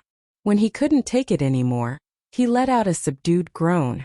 Debbie held her breath and rushed closer to her brother, cupping his clenched fist in her hands. Sensing the touch of her hand, Decker opened his eyes and took a deep breath. The sight of his sister's worried face forced a tear to drop from the corner of his bloodshot eye. Suddenly, the doorbell rang. Debbie seemed puzzled, trying to think who it could be. Carlos asked her to open the door and said, "It's Niles." "Niles? What's he doing here at this hour?" she wondered. She let go of Decker's hand and ran to open the door. It was indeed Niles standing outside with a big medical box in his hands. "Hi, little Pepper, where's Carlos?" Niles asked, gasping for air. Debbie pointed at the bedroom door with her finger. Niles quickly took off his leather shoes and rushed to the bedroom without even changing into slippers. Niles heaved a deep sigh of relief upon seeing Carlos sitting there, safe and sound. "Hey, man. You look all right. I thought you were hurt. Cut the crap and take it from here." Carlos felt at ease and immediately stopped stitching the moment he saw that the man, who was more capable of fixing up people's wounds, had arrived. Niles took a glimpse at the patient on the bed. Having realized that he wasn't acquainted to him, he turned to look at Debbie and asked, "Who is he?" Niles grabbed the suture kit from Carlos' hand and continued from where he had stopped. His hands moved even faster than Carlos. After all, he was the doctor. This was his home turf. After a brief pause, Debbie answered, "I don't know him." Yes, she didn't know the Decker in front of her. From what she could recall, he was just a good-for-nothing creep. But what he did today completely changed her impression of him, leaving her to doubt whether she even knew him in the first place. Debbie even doubted that she had mistaken him for someone else. She never knew that Decker had such a brave, strong side. "Is he really my brother?" Niles was rendered speechless. He then turned to Carlos and asked, "Did you give him anesthesia?" Carlos shook his head. Shocked, Niles stared at Decker, his mouth agape. He gave him a thumbs up and without wasting any more time, he continued to stitch the wound. After washing his hands, Carlos asked Debbie, "Is dinner ready?" On the table." Debbie absent-mindedly raised her arm and pointed to the direction of the dining table. Carlos grabbed hold of her raised arm. "Let's eat together." No? Y. Before she could decline, he dragged her all the way to the dining room. Carlos frowned when he saw that they were going to have only instant noodles and sandwiches for dinner. Debbie sat down in her chair. Sighing helplessly, she told him, "Don't complain. You know I haven't been home for months. I have no food here, and the supermarket is already closed. Lucky that we at least have instant noodles. See, my brother is pathetic as hell. He's a patient and he can't even eat noodles." Carlos didn't say anything. He sat down, took his chopsticks and began eating. Even though it was just instant noodles since it was cooked by Debbie, it tasted different from the ones he had eaten before. Tasted good. Like she had added some sort of special ingredient in it. An invisible ingredient that affected his mood, which aroused his appetite. He even ate the sandwiches and kebabs she had prepared. By the time they wrapped up their dinner, Niles had finished suturing Decker's wound and put him on a drip. Decker was exhausted from the pain and fell asleep soon after. Niles put the medical tools back in his case and carried it out of the bedroom. When he saw Debbie cleaning the dining table, he asked in disbelief, "I was busy saving a patient in there, and you guys were enjoying dinner?" Carlos nodded. "Yes." Niles scoffed. "Don't you think you're being a little unfair?" Debbie shook her head and teased. "Nope." Niles gaped at her in disbelief. They had ganged up on him. Fine, whatever. After all, they used to be a couple. After instructing Debbie on how to take care of Decker and his wound, Niles left. Carlos went to the balcony and called Yates to ask him about Eckerd's information. Eckerd was apparently Decker's alias in some sort of organization. When he ended the call and went back to the bedroom, he saw Debbie wiping the bloodstains off Decker's body with a hot towel. After everything was done, they left Decker's bedroom together. Closing the door behind them, Debbie turned to Carlos and said, "Thank you for your help tonight. It's late. Go back to your apartment and get some rest." Carlos felt like she was driving him away, and his face darkened in displeasure. He threw a glance at Decker's bedroom door and said casually, "I'm not sleepy." Debbie rolled her eyes at him. He wasn't sleepy, but she was. She was already exhausted from the long travel, and as soon as she had come back, she had to take care of the wounded Decker, and then prepare dinner. Sleep was overwhelming her. The only thing she wanted to do right then was take a hot bath and get some much-needed sleep. The man stood still without moving a muscle. Sighing, she said, "Fine. Just sit in the living room by yourself then." I'm going to bathe. Okay. Debbie was confused by his behavior, but she ignored him and went to her bedroom, grabbed her pajamas and entered the bathroom. When she stepped out of the bathroom after a nice warm bath, she was startled to find the aloof man sitting on her bedroom sofa. Mr. Huo, why won't you go back to your apartment? Why are you inside my bedroom at this late hour? She instinctively checked if she was properly dressed, but then after realizing that it was Carlos, she didn't mind at all. She walked to the dressing table while wiping her wet hair. Carlos threw a quick glance at the woman in her pajamas and asked calmly, "Where's Piggy?" "At my uncle's house." He stood up from the sofa and walked to the dressing table. Looking at her reflection in the mirror, he took the towel from her hand. Debbie was confused. He remained silent as he began to wipe her hair gently. Numerous questions popped up in her mind. What does this mean? Shouldn't he be cuddling with his fiancée in bed right now? Why is he here helping me wipe my hair? Does he want to?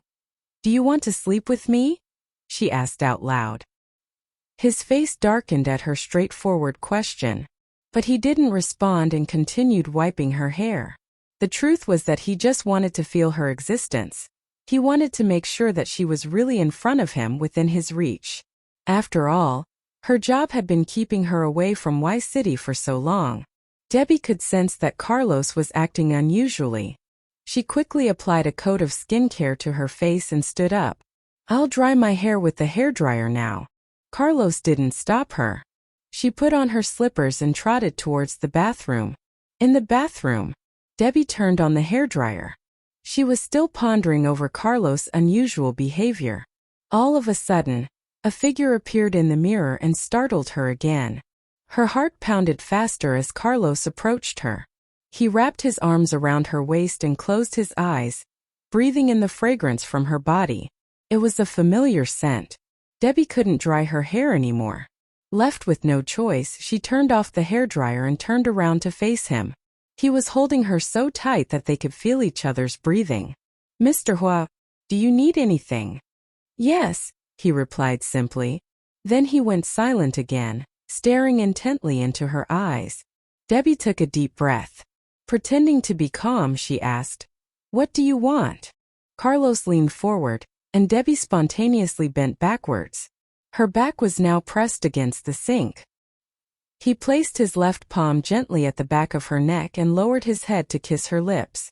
Debbie was a little taken aback by his tender kiss. If he had stayed behind just because he wanted to kiss her, he could have just said that. She wondered why he was behaving so mysteriously. But she wasn't worried that Carlos would bug her for sex. It wasn't because Decker was in the bedroom next door. It was purely because she was married and he was engaged. She believed that Carlos had his principles. And she had guessed right. After kissing her passionately for a few minutes, he let go of her. While she was still panting, he hugged her tightly once again. "She's here." He felt her warmth against his body. Debbie grinned playfully. She lifted a finger and stroked his chest flirtatiously. "Mr. Huo, we're having an affair right now," she teased him purposely. Carlos said in a low growl, "You're cheating on your partner, but I'm not." "How come?" She blinked in confusion. Besides, even if she was having an affair, it was him who had seduced her. "Because I'm not married yet." He broke free from her. Debbie pouted angrily. She retorted, "You're engaged, aren't you?" "Yes." He tidied his clothes and added casually, "So don't try to seduce me again." "What? When did I seduce him?" "I didn't do anything," she screamed in her head. She scoffed at him. "You were the one who seduced me. Get out of my bedroom now."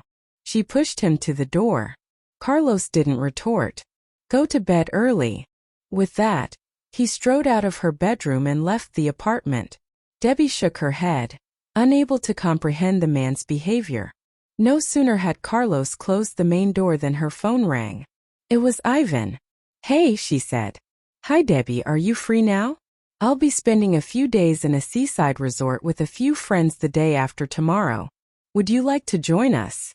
Debbie didn't want to, but she couldn't bring herself to turn him down, so she nodded. "Okay." Before ending the call, Ivan added, I don't think I'll be good company. I'm too busy. So maybe bring a friend. Okay, good idea, Debbie said. After ending the call with Ivan, she thought about Casey and called her right after.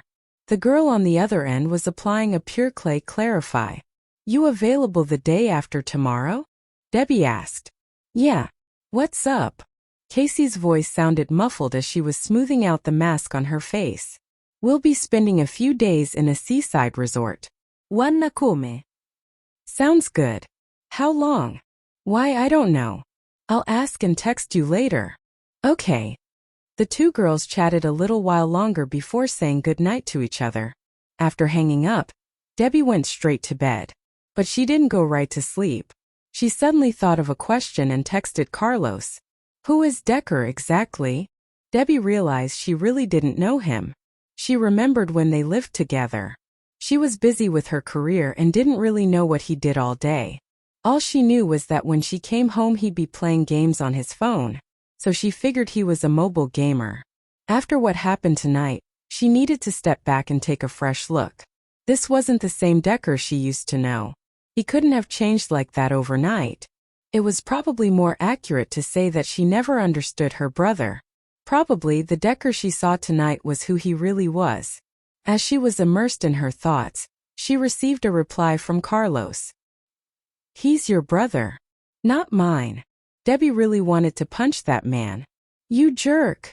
She cussed angrily. Yes, he's my brother. But we lost contact until about 3 years ago. He didn't even want to admit we were related at first. He finally gave in, but that was when he started treating me like his personal ATM. Debbie texted Carlos again, telling him the truth. 3 minutes later, Carlos replied, he lied to you. What? It's not for me to say.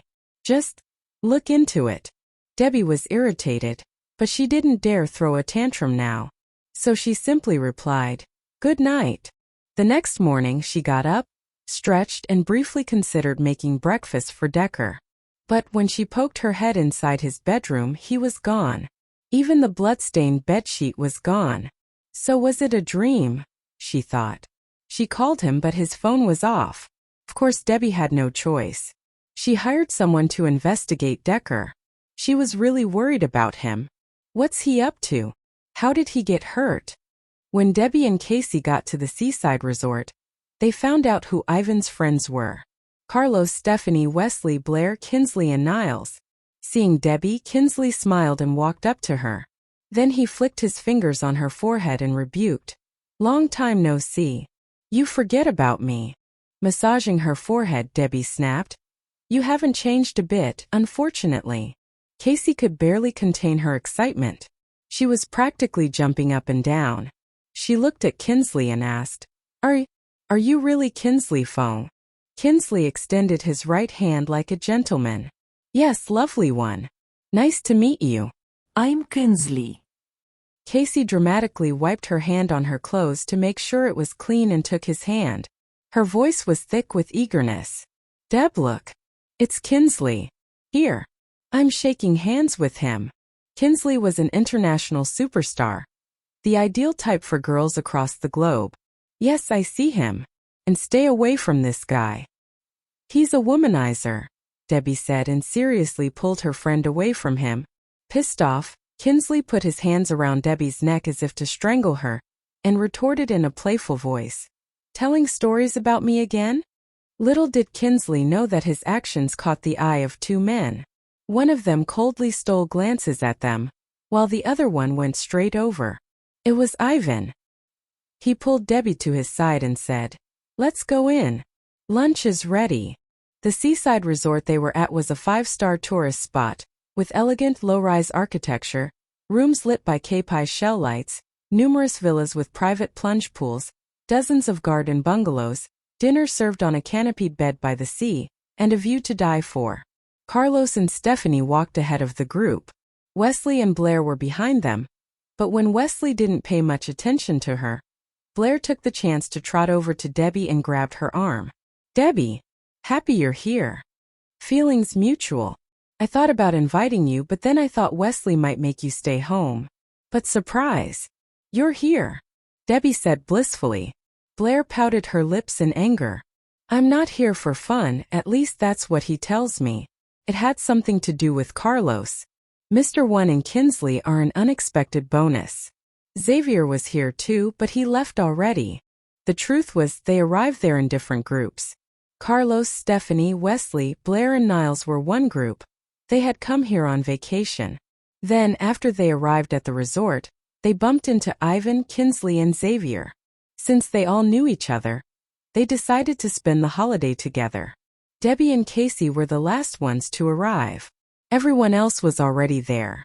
That was why Debbie was surprised to see some unexpected people there. The table was already set, and the different courses had arrived. They had myriad sorts of seafood for lunch, such as lobsters, abalone, sea urchins, sashimi. Debbie took a deep breath, her mouth watering. She looked at the other people around the table and asked casually, "Who's paying?" Ivan put a bottle of red wine before her while saying, "Don't worry. Carlos has the tab." Kinsley took his chopsticks and said, "Just enjoy yourself, Debbie. Money is nothing to Mr. Huo. He's on honeymoon, so he's in a good mood. Let's just rip him off." Debbie's facial expression changed abruptly when she heard his words. "Wow. Honeymoon? So when are they getting married?" Niles asked, deliberately adding fuel to the fire. Blair caught a glimpse of Debbie's face. The poor girl. Blinking her eyes, Blair asked Wesley in a sarcastic tone, "So they're on some kind of lover's retreat? You didn't tell me that." Wesley frowned. "Carlos didn't tell me." Pulling a dramatic face, Blair nodded. "If I knew that was going on, I would have stayed home. I don't want to be a fifth wheel." Debbie suddenly stood up. "Oh crap. I forgot to wash my hands. Just start without me. It's not a honeymoon. We're just here to relax." Carlos' voice suddenly rang from behind her, as if he was trying to explain. Debbie didn't stop walking. She mocked in her mind. How could he possibly explain anything to me? Stephanie's smile froze on her face when she heard Carlos' words. Embarrassed, she echoed him. "No, it's just a vacation. After we get married, we'll honeymoon in another country." Everyone was silent. No one was interested in replying to her. They didn't start eating until Debbie came back from the ladies' room. As if nothing happened, she sat casually between Ivan and Casey. Ivan picked up a slice of salmon sashimi to her plate. "Here. Have some. You must be starving." "Thanks." Debbie then bowed her head and focused on the food. Maybe because she had already gotten used to the heartache, she managed to collect herself and changed her mood in a short time. Now she began savoring all this seafood on the table. Knowing Debbie's huge appetite, none of her friends at the table was surprised. The waiter kept serving them one dish after another, and all the seafood dishes were different recipes. Someone had told the waiter to keep bringing new dishes to the table. There were more than 20 dishes there already, but the waitstaff kept bringing more. The group of friends chatted happily as they enjoyed their meal. Ivan was a gentleman. He took care of Debbie the whole time, even donning disposable gloves to peel the shrimp shells for the ladies at the table. But most of the time, Wesley took care of Blair himself. As for Stephanie, she didn't like seafood. Debbie and Casey were the two ladies who got the most out of it. Strangely enough, when Debbie was almost full, the waiter stopped bringing any more dishes. After the lunch, they decided to retire to their hotel rooms. They agreed to get together again on the beach at 3 p.m. In the hallway, Debbie suddenly suggested, "Ivan, how about I share a room with Casey? She gets scared at night." Ivan nodded. "No problem. I'll be right next door if you need me." The other people walking behind them thought their conversation was odd, but no one said anything. After little hesitation, Blair asked Debbie, "How many beds in your room?" "A queen-size bed." Debbie had seen the bed when she dropped off her luggage. Blair's eyes lit up with excitement. "Mind if I stay with you too?" "No way." A man's voice rang before Debbie could answer. They knew who it was at once, Wesley. Defeated, pulling a long face, Blair resignedly followed Wesley to their bedroom. Niles and Kinsley each had a single room. Kinsley said to Wesley in a playful voice, "Wes, we haven't slept together in a long time. Come on. Let Blair play with Debbie, and I'll keep you company. But Wesley simply ignored his joke. Niles winked at Casey. Girl, how about we share the same room and let Debbie be with her husband? Casey smirked. She said with self-mockery, well, I'd love to. But I snore, drool, and talk in my sleep. You sure? Niles knew she was joking, but he echoed her joke and pretended to be scared. Oh, then I'd better stay in my own bed. After Debbie and Casey entered their room and closed the door behind them, Casey instantly suggested, Deb, you don't have to do this. As she unpacked her luggage, Debbie said, I haven't done a sleepover with you in years. We can talk all night. You can't tell me that doesn't sound like fun. It does, she bubbled happily. It's settled then. Casey smiled and opened her luggage too. Did you see Stephanie's face at lunch? No. Debbie had been concentrating on eating, so she didn't pay attention to anyone else. Why? Wasn't she happy? No. Mr. Huo kept stealing glances at you. In fact, Casey didn't like seafood as much as Debbie did, so she talked with everyone and noticed what was going on. She ate more than usual. She didn't have the heart to turn down Ivan when he had gone to the trouble of peeling the shrimp shells for her. Debbie's hands froze when she heard Casey's words. Did he? With Stephanie right there? How?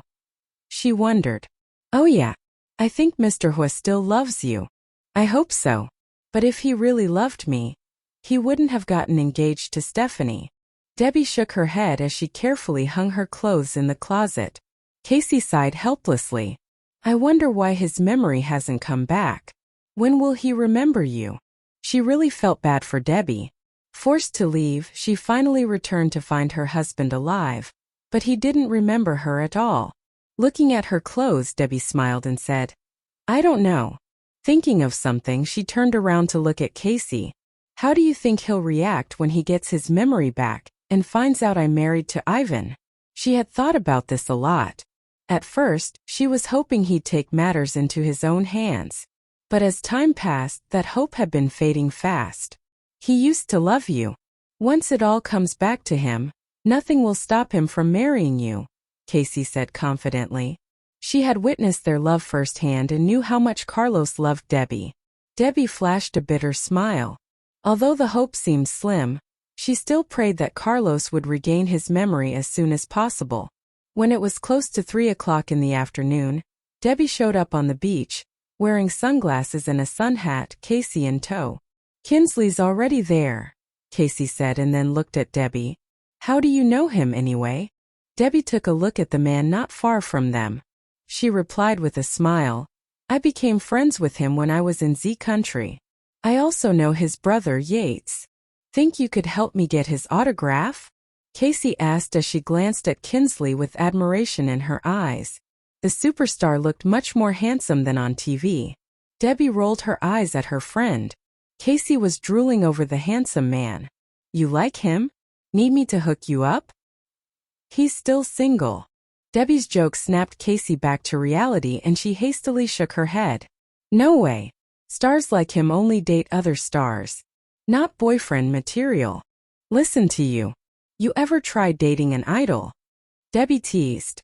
Although it was already autumn, the weather was still hot. Kinsley had swum for a while in the sea and was now drinking beverage under a beach umbrella. When he saw the two ladies approaching, he waved at them. This was a private beach, so they wouldn't be disturbed by random passers-by. Debbie took off her shades and waved back. I'm his fan and I love him as an idol, but honestly, he looks like a playboy. I'm not hot enough for him, Casey remarked. They were nearing the beach umbrella. Debbie asked again, so what about Niles? Hot doctor, connections in other nations, rich family in a country. Casey shook her head again. Too childish. Not my cup of tea. Kinsley handed each of them a coconut with a straw inserted in it. Fresh coconut water. It's iced. Very sweet. Where's your husband? Debbie paused. She was in a daze for a moment when he said that. She turned around to search for Ivan. Oh, I forgot my husband. She thought. It's not quite 3. He'll be here, she said awkwardly. Suddenly, a splashing was heard from the sea. It was Niles swimming ashore. Panting from the exertion, he took off the swimming goggles and ran his fingers through his wet hair. "You're late. What did you do, sleep in?" Debbie lay on the deck chair and greedily drank the coconut water through the straw.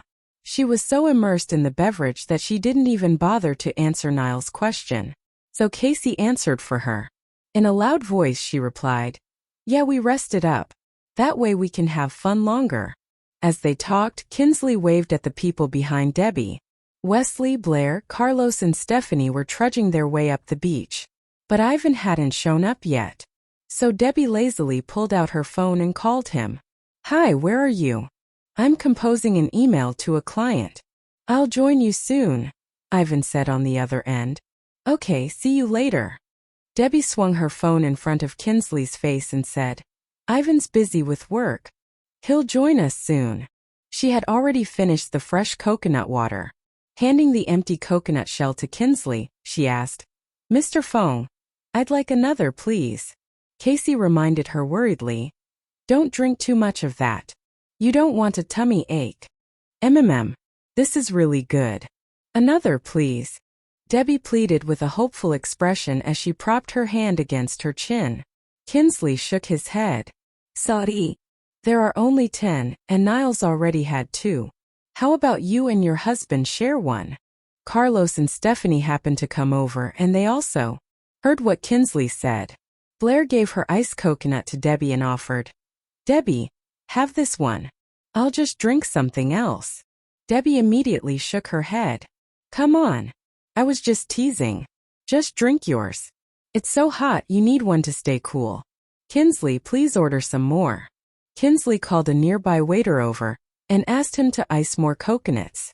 While all this was going on, Blair took a sip of her coconut water. Her eyes lit up as she exclaimed, "I love it. No wonder you want another one, Debbie." "Exactly. Girls, let's go swimming." Debbie took off her bath towel and revealed a pink bikini with blue spots. Casey took off her towel too, and she wore a black bikini. "Wow. Debbie, Casey, you girls have it where it counts." Kinsley whistled at them. Niles' eyes lit up as he said, "Little Pepper, you're full of surprises. Hey Casey, you want to play doctor?" Debbie kicked Niles' leg and raised her fist to threaten him. "Hey, she's my bestie. Show a little respect." Niles wrapped his arms around his head protectively and took one step back. Pretending to be afraid, he said, "One more like that, I'll need a doctor too." "I'll be good." Kinsley laughed out loud and teased, "Coward. Debbie, let's go swimming. Carlos, Wesley, wanna join us?" Wesley and Carlos nodded and pulled their towels off. They went towards the sea together. Stephanie, who was on the phone, had to quickly hang up and follow after them. The men began swimming while Blair whispered in Debbie's ear, "You're so lucky. I wanted to wear a bikini too, but Wesley said no." Debbie patted her shoulder and offered, "Did you bring your bikini with you? How about this? We can go swimming in the evening without Wesley along. We can even take selfies." Thrilled, Blair gave her a hug and said cheerfully, "Sounds good. Just let me know." Debbie and Casey went swimming. Blair didn't know how to swim, so she could only stand on the beach and watch as the others splashed about in the waves. She heard some splashing beside her, so she turned to see who it was. It was Stephanie. She was also wearing a black bikini, though in a different style from Casey's.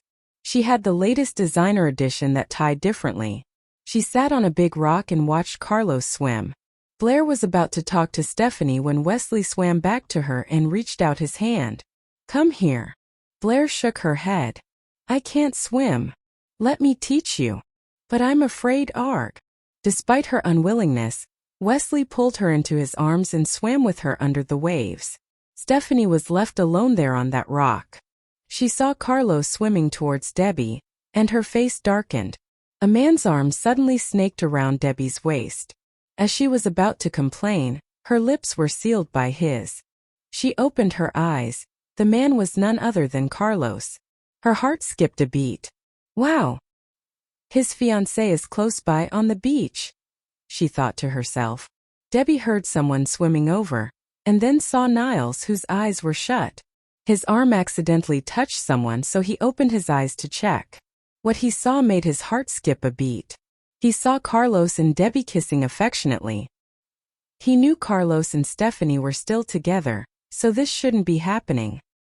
He was too scared to breathe, so he almost suffocated. He surfaced, gasping for air. Then he looked around and caught sight of Stephanie. She was still there on the beach. No wonder Carlos is so bold. Holy crap! Ivan's coming over. Niles took a deep breath, went under the water and found Carlos and Debbie again, who were still kissing. Ignoring Carlos' murderous glance, Niles pointed to Debbie and mouthed, "Ivan!" Debbie didn't know what Niles was saying. She pulled Carlos' hand off her waist and surfaced. After taking a few breaths, she saw Ivan swimming over to her. Casey didn't dare to open her eyes underwater, so she didn't see anything. She was hoping to get near Debbie. When Debbie surfaced, Casey immediately swam towards her and said, "No wonder I couldn't find you. I swam in the wrong direction." Debbie felt her waist being held by a pair of arms, and then a kiss was planted on her waist. Startled, Debbie kicked the submarine sex fiend hard and swam to shore with all her might. "Carlos is too much. And he tried to maul me in front of everyone," she thought. When she swam past Ivan, he called out her name, but she couldn't hear him. She swam non-stop until she reached the shore. She stared at Stephanie not far away and gasped for air. Carlos, on the other hand, was a little startled when Debbie kicked him. He immediately surfaced and struggled for a breath. As he gulped down lungfuls of air, he saw Debbie swim away and finally hit the beach. Stephanie walked over to Debbie and looked down at her while saying, "You're married." Not knowing what Stephanie wanted to do or say, she simply asked indifferently, "Okay." "Ivan doesn't love you," Stephanie mocked. She had never seen Ivan and Debbie kissing, hugging, or making out. In public, they were like an old married couple. Instead of getting angry, Debbie smiled and snapped back, "Carlos doesn't love you either." "I know. But he'll always be mine," Stephanie said confidently. Debbie giggled. "I doubt it." She was going to do her best to bring Carlos back to her. "You sound like you have a plan," Stephanie said in a cold voice. "While playing with the sand," Debbie said nonchalantly. "What else? I'll get back what's rightfully mine." "Too late," Stephanie said firmly. "Too late," Debbie scoffed. She looked even more alluring with the charming smile that she wore on her face. "Carlos is sleeping with me tonight." "Debbie Nian," Stephanie said through gritted teeth. "You are such a bitch." Instantly, Debbie fumed, but she did her best not to lose her temper. "I'm a bitch? That sounds more like you. You stole my husband while he suffered from amnesia. Or maybe thief is more like it." Debbie had her keen eyes locked on Stephanie's face, looking closely at the tiniest shift in her expression. "The cold look in her eyes reminds me of Carlos," Stephanie thought and shivered. She bit her lips and retorted, "Carlos and I are in love." Debbie stood up, lifted a knee, and pushed Stephanie into the water with her leg. Ignoring her shrieking, Debbie looked down at her and snapped, "You're lying. He never loved you. The only reason you're with him now is thanks to James Huo. Just leave him or you'll end up like Megan." Stephanie raised her head all of a sudden, panic obvious in her eyes. "You killed her." A weird smile hung over her face as Debbie said, "That's for me to know and you to find out. I'll call the cops. I'll tell them you killed Megan." Stephanie stood up and staggered towards the beach. Arms crossed, Debbie sneered and said coldly, "Go ahead. Call them. Meanwhile, I'll be with Carlos." At that moment, she heard the sound of water splashing behind her. Debbie turned around and saw Carlos surface. He looked back and forth between the two women and felt the atmosphere was rather tense. "What's up?" he asked. Stephanie took a deep breath and said, "Carlos, she killed Megan." Debbie said with a raised eyebrow, "Really, Miss Lee? That's slander, and I can sue you." With a deep frown, Carlos scolded Stephanie. "Quit it. It's true. She just admitted it." Stephanie ran towards Carlos and held onto his arm tightly. Debbie looked at her, her eyes full of scorn. "When did I admit anything? Are you hearing voices? You." She thought about it and then realized Debbie hadn't admitted to killing Megan. Carlos shook Stephanie's hands off and told her coldly, "I've already had my men look into it. Debbie didn't kill Megan. Quit saying that." Stephanie gritted her teeth as Carlos scolded her. That wasn't in the plan at all. She turned to look at the other woman and saw her wrap herself in a clean towel and leave. Carlos tagged along as if they were a couple. He requested an iced coconut from a waiter, inserted a straw in it and handed it to Debbie. "What are you doing?" she asked. He said impatiently, "I can't stand sweet foods." So he's giving his coconut drink to me? Not his fiancée. Debbie looked at Stephanie and their eyes met. With a smug smile, she took the coconut from Carlos and took a huge mouthful of the coconut water through the straw. "Wow, so good," she said, settling herself into a deck chair. "Sweeter than the previous one," she thought. He gave his coconut drink to me, so he didn't care if he pissed Stephanie off. Carlos lay down in another deck chair next to hers and said abruptly, "Don't wear a bikini again." Debbie was shocked, speechless. "Is he talking to me?" She looked around and found they were the only ones close by. Stephanie still stood where they left her, sulking. "Your fiancé is wearing one too. Go talk to her." "He's so bossy and I hate that," she cursed in her mind. Carlos, whose eyes were shut, suddenly opened his eyes and sat up. Staring at her with his dark eyes, he said through gritted teeth, "If you talk back to me, I'll bang you right here and now." Debbie's jaw dropped. Her face was as red as a tomato. She tightened her towel by instinct and cursed, "You jerk." Meanwhile, Blair rushed in Debbie's direction, shrieking. She finally managed to get away from Wesley. Carlos lay back, acting as if nothing had happened. Blair stood before Debbie, gasping for air. She grabbed a clean towel to dry her wet hair and pointed at Wesley, who was approaching them leisurely. "You're good at taekwondo, right? Can you kill him? Once he's dead, I'm all yours." Trying to suppress her giggles, Debbie feigned terror and said, "Sis, Wesley's the toughest guy in the city. Even if I was a black belt, I'd be no match for him. I can't get away from him ever," Blair blurted out as she watched his approaching figure, feeling so frustrated. She had asked herself why tons of times. Debbie handed the coconut drink she'd been working on to Blair and coaxed, "Here. Have some coconut water. It'll cool you down." Sitting next to Debbie, Blair reached out her hands and took it over. She didn't mind Debbie's germs and drank a large mouthful. Sizing Wesley up, Debbie whispered in Blair's ear, "Look at him. Handsome, rich. Why keep turning him down? Just say yes.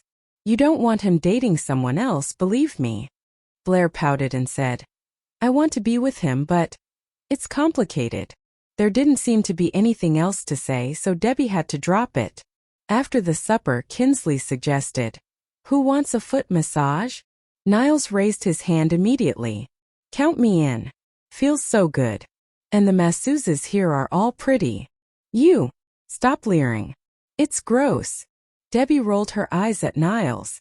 Niles scratched the back of his head and said, "You guys must be exhausted. How about a whole body massage? Come on. Don't be killjoys." No kidding. "Hurry up. And we can grab some handsome masseurs for the ladies," said Kinsley as he put his arms around Ivan's and Carlos' shoulders, leading them to a nearby spa. Niles grabbed Wesley's arm and shouted at the others, "Let's go, ladies. Keep an eye on your men. Otherwise, they might." He stopped in mid-sentence and smiled slyly. The ladies rolled their eyes and followed after them. Kinsley booked them all with Carlos' money. The 4 women sat in a row, while 5 men sat opposite them. Then 9 masseuses came over. Debbie looked them up and down. All of them had perfect figures and pretty faces, probably a requirement to work here. With a professional smile, each of them placed a wooden basin in front of every guest and put the guest's feet into the medicated water. Niles and Kinsley were both single. They chatted with their masseuses cheerfully, flirting with them and laughing. With his eyes shut, Carlos leaned back on his sofa. Ivan and Wesley talked about whatever struck their fancy. They were all used to this.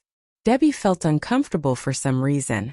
She turned to look at Blair and found she wore a similar expression.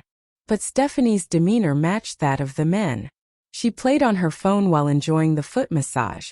Debbie stole glances at Carlos from time to time. "Mr. Huo, aren't you a germaphobe? Why do you let a strange woman massage your feet?" she cursed inwardly. Carlos could sense Debbie's tense gaze even with his eyes shut. He opened his eyes all of a sudden and looked at her.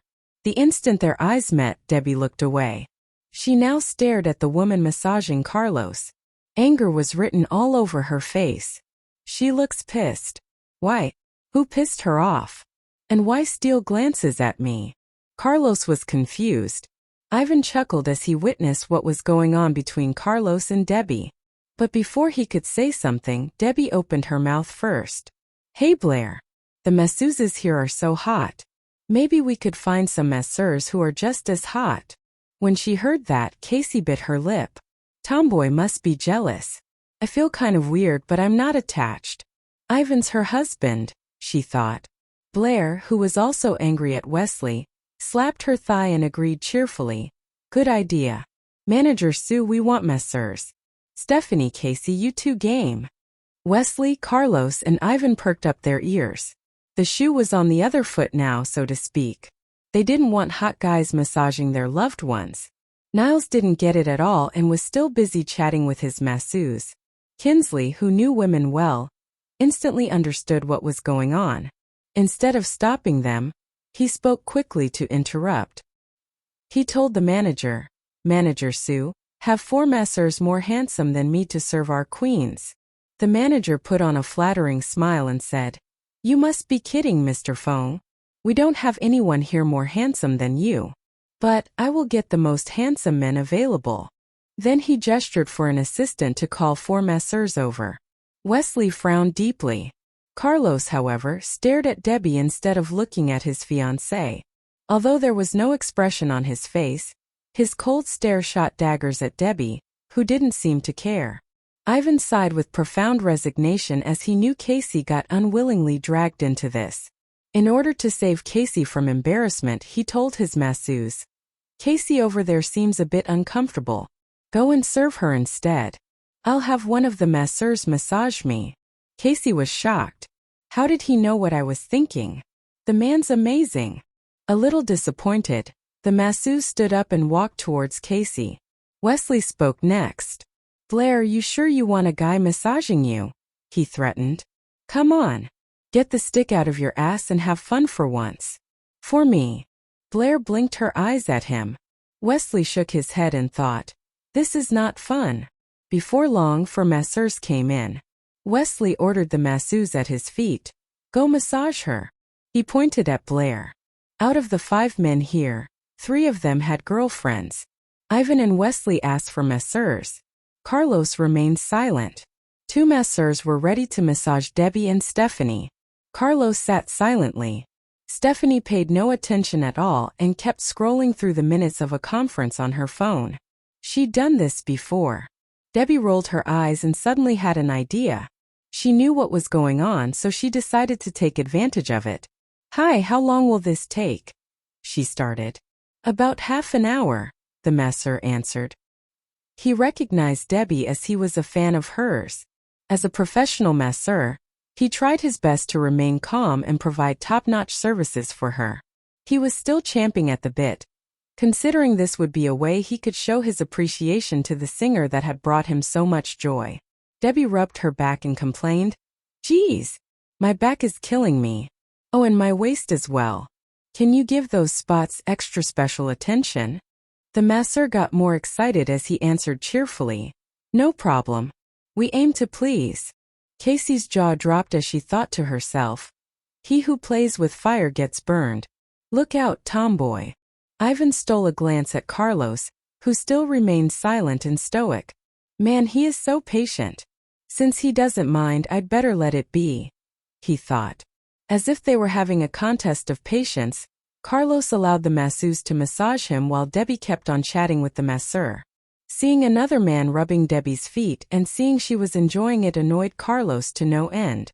Carlos was frustrated and he could feel his rage building inside him. Finally, he couldn't hold it back anymore.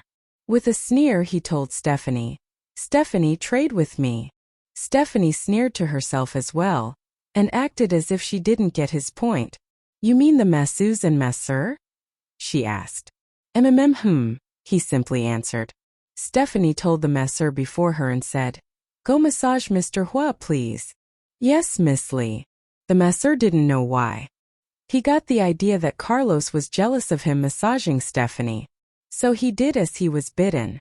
As of now, only Debbie, Niles and Kinsley had the opposite sex massaging them. Niles was still enjoying his massage, flirting with the girl now pulling on his tense muscles. Suddenly his phone beeped. He pulled it out and found a text from Carlos. "Ask your masseuse to serve Debbie," it read. Niles was rendered speechless. His first thought was, why? I like her a lot.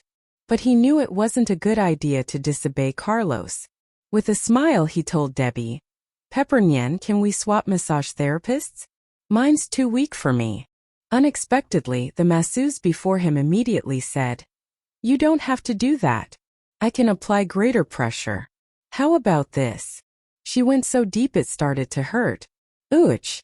Easy, easy." It was clear to everyone there that he was in pain. They looked at Niles sympathetically. Niles said nothing, but in his mind he was cursing non-stop. "Fuck you, Carlos." After taking a bit to recover, he pointed at Debbie and ordered the masseuse, "Go serve her." The masseuse thought that Niles was not happy with her. She got anxious, tears blurred her vision. "I'm really sorry, Mr. Lee. I can be gentle. Please don't." However, Niles interrupted her. I want a masseur." He forced the words out.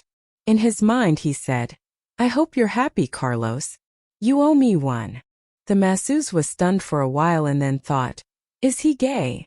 She immediately stood up and said, "Got it, Mr. Lee, done and done." Niles wanted to cry. He even lied about his sexual orientation for Carlos. Seeing this, Debbie shrugged. She got what she wanted, so she lay back and enjoyed the massage. So that was how the farce ended. Stephanie played on her phone the whole time. She smiled sarcastically and thought to herself, "I know what they were playing at." Carlos and Debbie were jealous. After the massage, the group left the spa and went to their respective rooms. Blair asked Debbie and Casey to the beach to enjoy the view. But Debbie was on the phone with Ruby, so she said, "Sorry, Blair. I'm busy. Go ahead. I'll catch up with you later."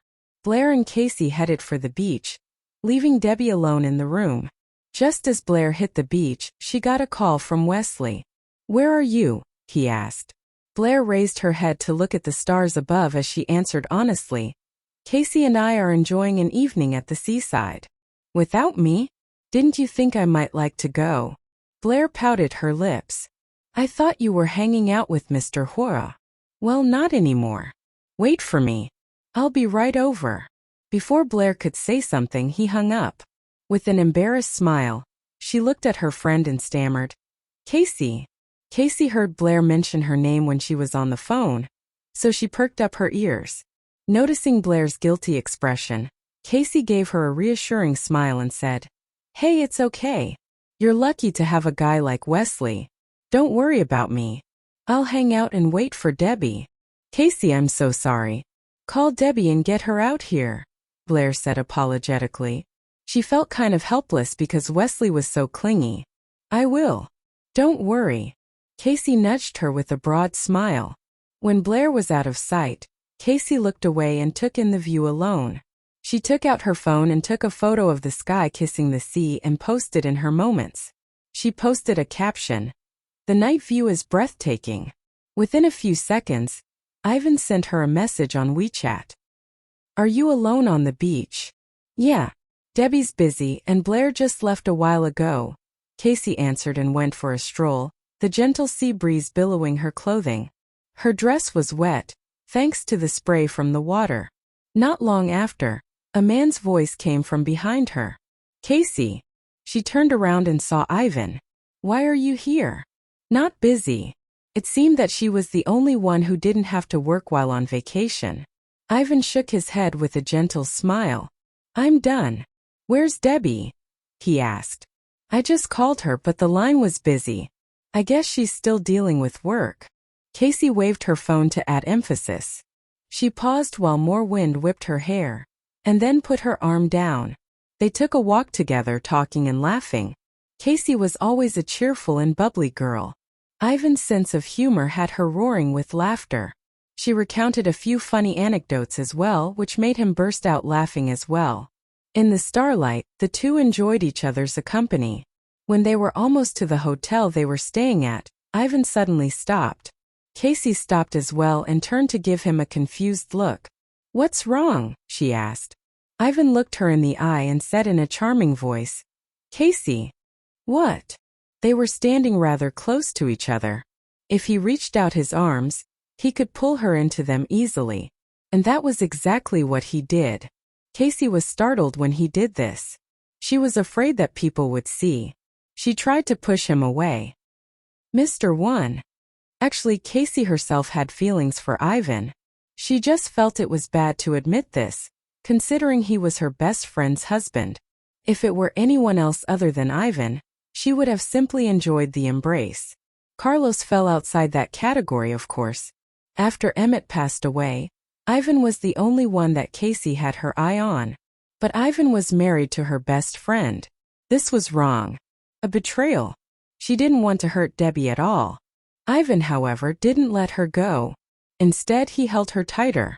"Casey, in the past I thought I liked men." Ivan's words successfully stunned Casey. She raised her head and looked at him in utter disbelief. She stammered, "You're kidding." Ivan shook his head. "No, I'm not. I had a boyfriend and thought I loved him. But recently I figured out I was wrong." I. The seriousness in his eyes frightened Casey. She had never met anyone who was gay, so she didn't know exactly what to say. Ivan continued in a soft voice, "I want to test if I'm gay or not." "How?"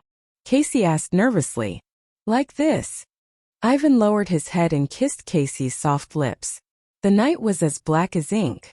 All was silent, except the sound of waves lapping the shore.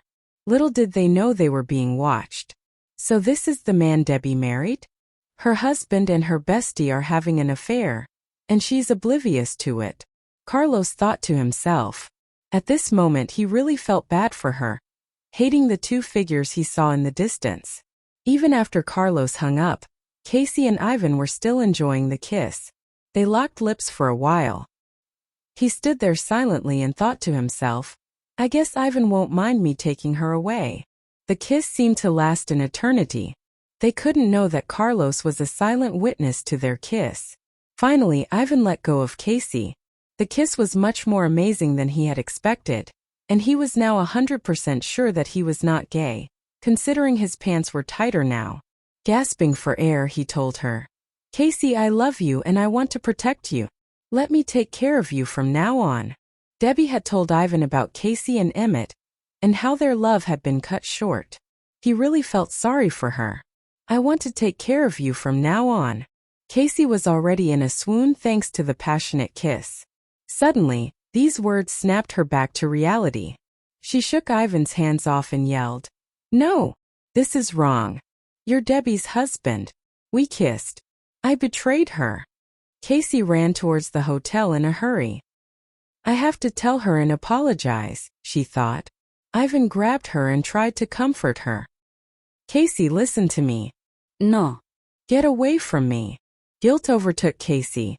Ivan didn't dare touch her again. He could only follow after her, and it was only when he saw Casey enter her room that he heaved a sigh of relief. He hadn't intended things to go sideways like this, and maybe he needed to tell Debbie his version of events. Standing in the hallway, Ivan began to think about this. What was I thinking? I know she still loves Emmett. I need to give this more thought. Casey opened the door to the room that she and Debbie shared. She slammed the door behind her and stared at her best friend, who was still on the phone. Debbie blinked and mouthed, "What's up?" She could tell that something was not right with Casey. She looked visibly distraught. Casey felt too guilty to utter a single word. They had been friends for almost 10 years. But now she betrayed her for a man. People always say, Don't introduce your boyfriend and your bestie. I thought it was a joke. But now I know why. I'm a bad bestie. Thinking of this, Casey dissolved into tears, sobs racking her lovely body. Debbie was startled. She decided to wrap up what she was doing. Gotta go, Ruby. Call you later. She stood up, walked over to Casey and asked anxiously, Casey, what's wrong? Are you okay? Casey shook her head. She's always there for me. But I. Her weeping grew into hysterical cries. Debbie. Boo. Who? The last time Casey cried like this was when Emmett passed away. After that, though she would cry every time she visited Emmett's grave, it was nothing like when he just passed on. This scared the shit out of Debbie. What happened, Casey? Tell me, she demanded. Tomboy. I'm sorry. I'm so sorry. Casey clung tightly to Debbie, apologizing to her again and again. I'm a bitch. I kissed her husband behind her back, she thought. Just tell me what happened, Debbie said while stroking Casey's back comfortingly. She was sure it couldn't have been so bad, but she wanted to hear it from her. Casey wiped the tears from her face and chose to just straight up tell Debbie the truth. Hey, Mr. Wen. He kissed me. I'm so sorry. I swear it won't happen again. That's it. Debbie's reaction made Casey's mouth drop. Yeah.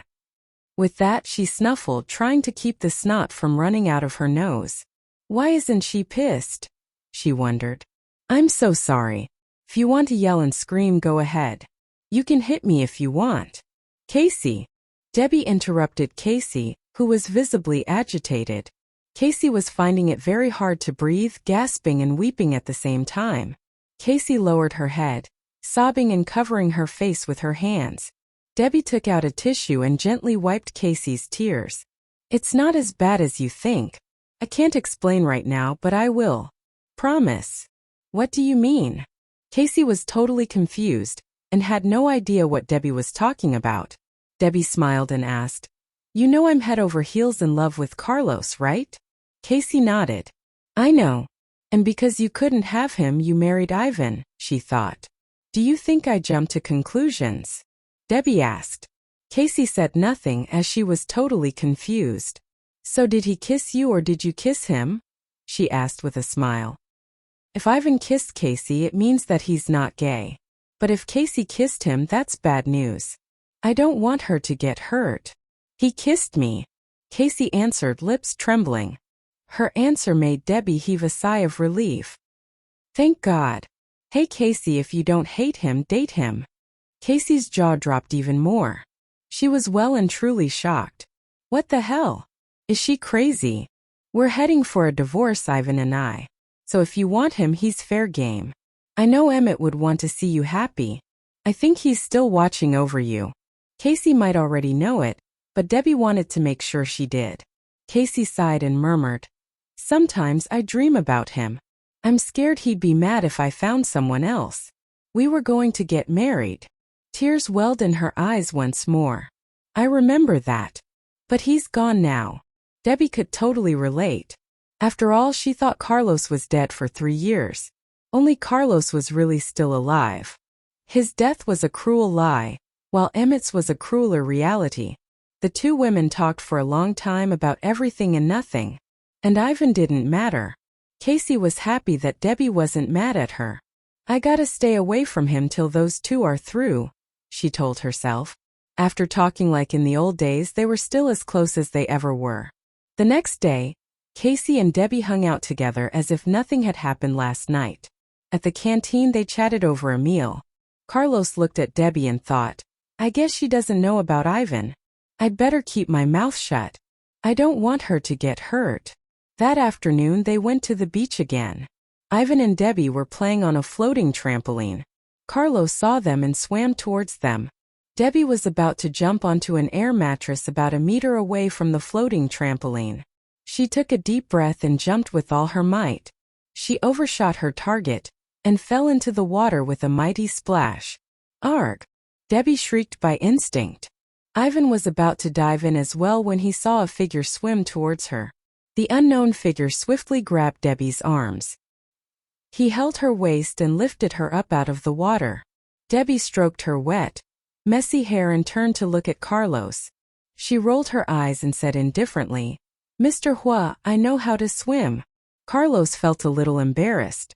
From his perspective, she was in danger, even though he saw her swim yesterday. So he let go. Caught off guard, Debbie fell into the water again. What an asshole! She cursed inwardly. Under the water, she found where he was and pinched his belly hard.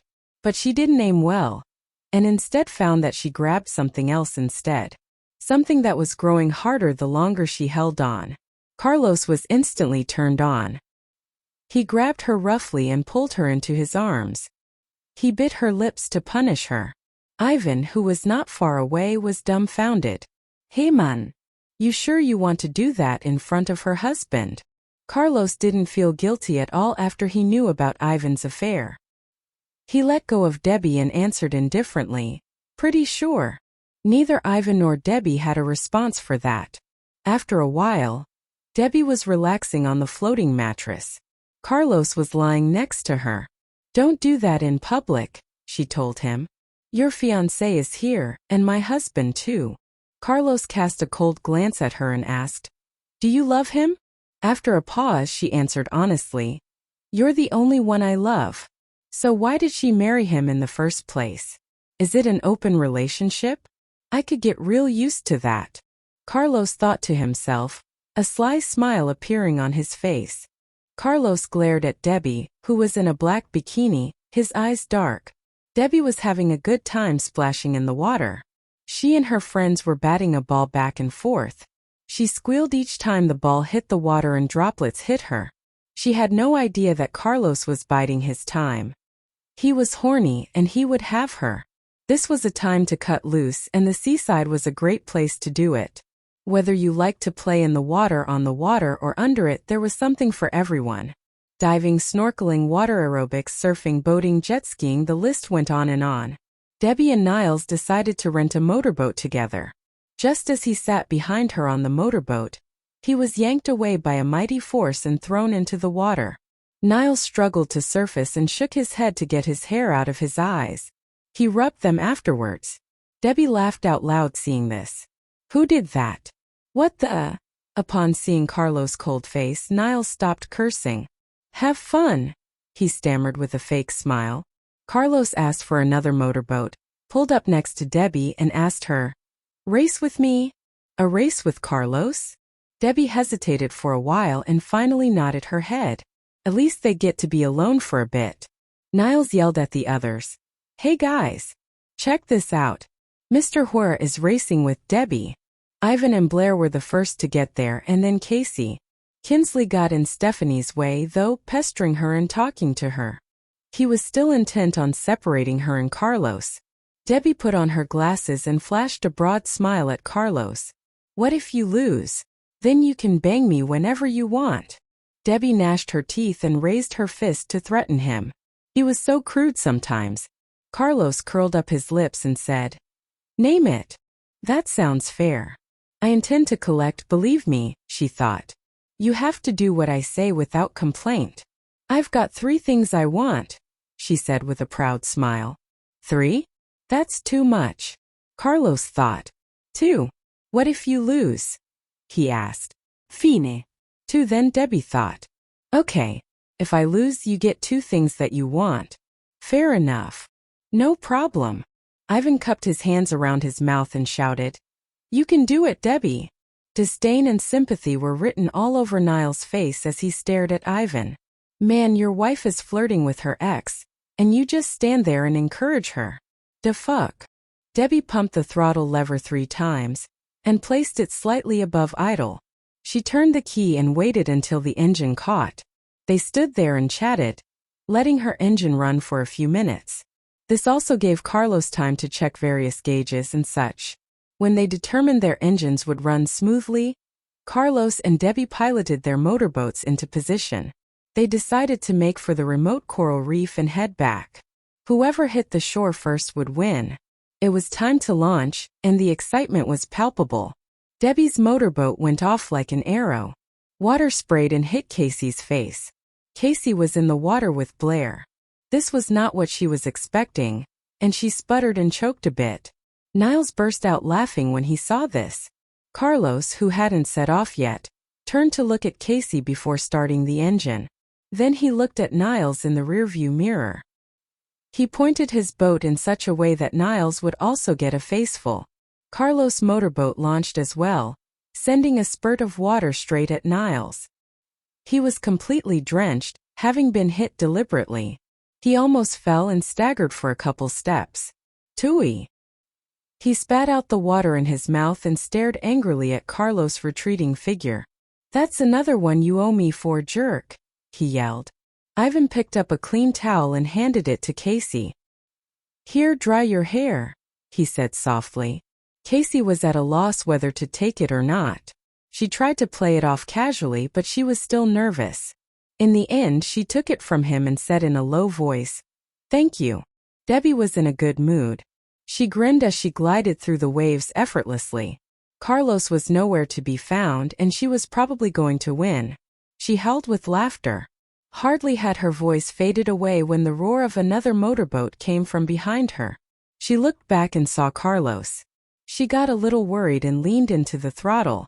But he passed her easily, waving and grinning as he did so. Anxious, she yelled, "Hey, Carlos! Wait for me!" When he heard that, Carlos chuckled and reduced speed. Now they were only a few meters away. She sped up, trying to pass him, but each time he'd increase his speed so she'd fail. She pouted her lips and grumbled, "Hey, what about ladies first?" "What? Ladies first? Seriously?" Carlos was dumbfounded. When he didn't respond, Debbie felt dejected, so she eased up and slowed the motorboat down. "I quit." They were now fairly far away from the shore. No one would know she was cheating. Sighing helplessly, Carlos did the same, guiding his motorboat around to face her. He asked Debbie, who was seething in anger, "Cheating now?" "Hum." She nodded. Carlos tried hard to suppress his laughter and thought, "And she admits it too. That's pretty ballsy." When they were pretty close, he leapt onto her motorboat. "Arg!" Startled, Debbie shrieked at the top of her lungs. He held her in his arms and sped up. Debbie leaned back in his arms. A broad smile appeared on her face as she enjoyed the cool sea breeze. She didn't have to take the wheel. All she had to do was enjoy being taken for a joyride. Carlos lowered his head and whispered in her ear, "If we were alone, we could do it, you know?" "What a jerk!" She cursed inwardly and pinched his arm hard. Carlos giggled and stopped teasing her. Her face red like tomato. Debbie closed her eyes and exclaimed, "Just look at that. The ocean looked endless." They had been zooming for a while, but the sea stretched as far as their eyes could see. Carlos reduced speed and gestured at the horizon. "A couple more countries are off that way. If we were on an ocean liner, we could get there. One is a developing country.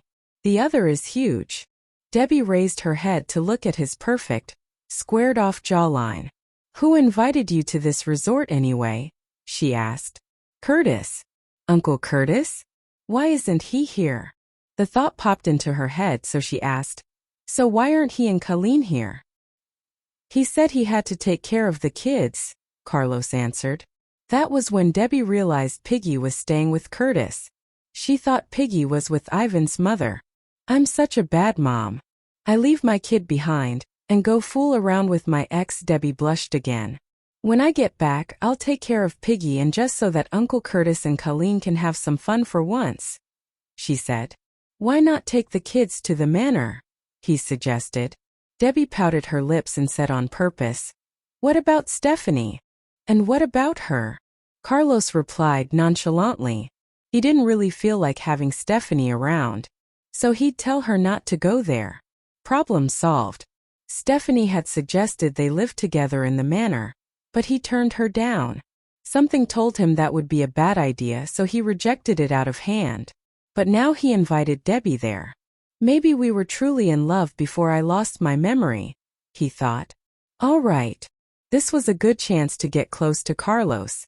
She was excited. They had been out for a long time before they found Carlos' motorboat. They even had to drain a gas can to keep at it. He hopped back into his own motorboat and they headed back. So who won?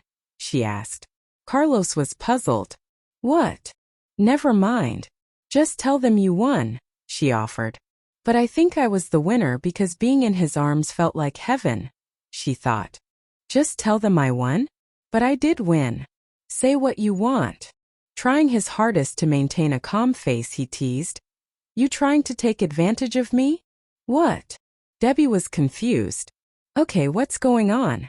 I said he won. Carlos smiled and didn't explain. So, what do you want now that you've won? I must be getting soft. I'm never that nice, he thought. He's so good to me. Debbie smiled proudly and beckoned him over.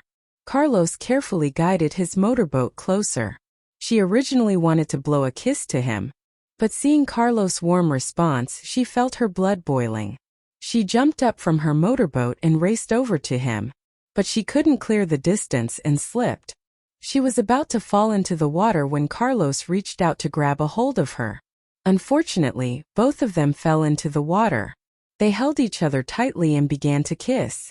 The kiss was so passionate, so lingering, and so sweet. She could feel his erection, and he pressed it against her. After what seemed like an eternity, Debbie came back to shore. Her clothes were dripping wet, and she looked like a drowned rat.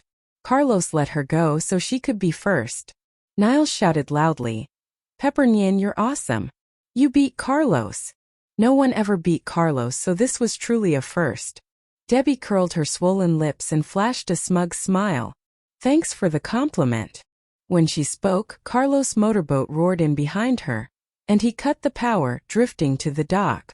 He secured the mooring lines for both motorboats, so they wouldn't drift off and be lost in the endless ocean. They could see that Carlos was practically glowing, thanks to his good mood. His normally cold face now bore a faint smile. They looked at each other and exchanged a knowing smile. Stephanie finally got there.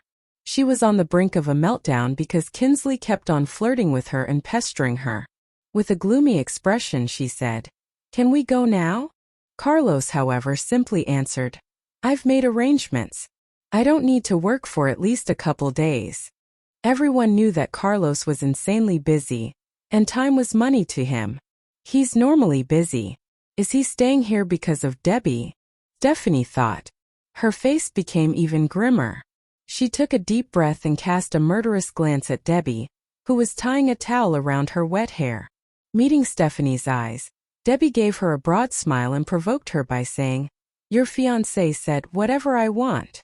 Stephanie was taken aback and blurted out, Is there something going on between you two I should know about? The people around them rolled their eyes at her words. Of course there is. They used to be a couple. They used to be in love. The only reason you're with him is that you lied. They all had the same thoughts. Not in so many words, but the same thoughts nonetheless. Carlos cast a reproachful glance at Stephanie and said in a cold voice, I lost the bet. Stephanie didn't know what to say. He did lose, so he was at Debbie's disposal. But that didn't mean they could flirt with each other. Stephanie was his fiancée. She felt something was not right. Niles chuckled and lowered his head. Carlos lost? No way. He let her win. Now that Carlos was not willing to leave, Stephanie had no other choice but to go back to the hotel room. Before leaving, she warned Kinsley, Stop following me. Kinsley shrugged helplessly. He looked at Debbie with a raised eyebrow and placed one arm on her shoulder. You owe me one. Kinsley phone. Carlos' cold voice came from behind them. Although his tone was flat, Kinsley felt a cold shiver run down his spine. He tried to figure out why Carlos was mad. Was it the fact that he ran interference for Debbie, or that he was so close to her now? He immediately withdrew his arm and tried to smile. Hey, let's hit the bar. I'm buying. Keep doing it, Carlos said simply. What? Kinsley was confused. Doing what? Carlos didn't respond. He waded ashore and lay down in the deck chair. Ivan patted Kinsley's shoulder and explained, I think he means Stephanie. Kinsley's jaw dropped. He turned to look at Debbie and said, I need some serious cash after you two remarry. Carlos is good for it. Walking towards the deck chairs, Debbie rolled her eyes and retorted, Come on. You're an international superstar. How are you poor? I've got some rich friends you could woo. Kinsley shook his head. Why bother? With Carlos' money I'd never want for anything again. With a cunning smile, Debbie shouted at Carlos, Hey, I think Kinsley wants to sleep with you. Kinsley was too late to cover Debbie's mouth. Carlos definitely heard what she said. Frustrated, Kinsley looked at Debbie and complained, Seriously? After all I've done for you? Just for that I'm thinking about pushing Stephanie towards Carlos. Upon hearing Debbie's words, Niles feigned surprise and told Kinsley, Really? I have the hots for him too. Ouch. Wesley came out of nowhere and kicked Niles in the butt.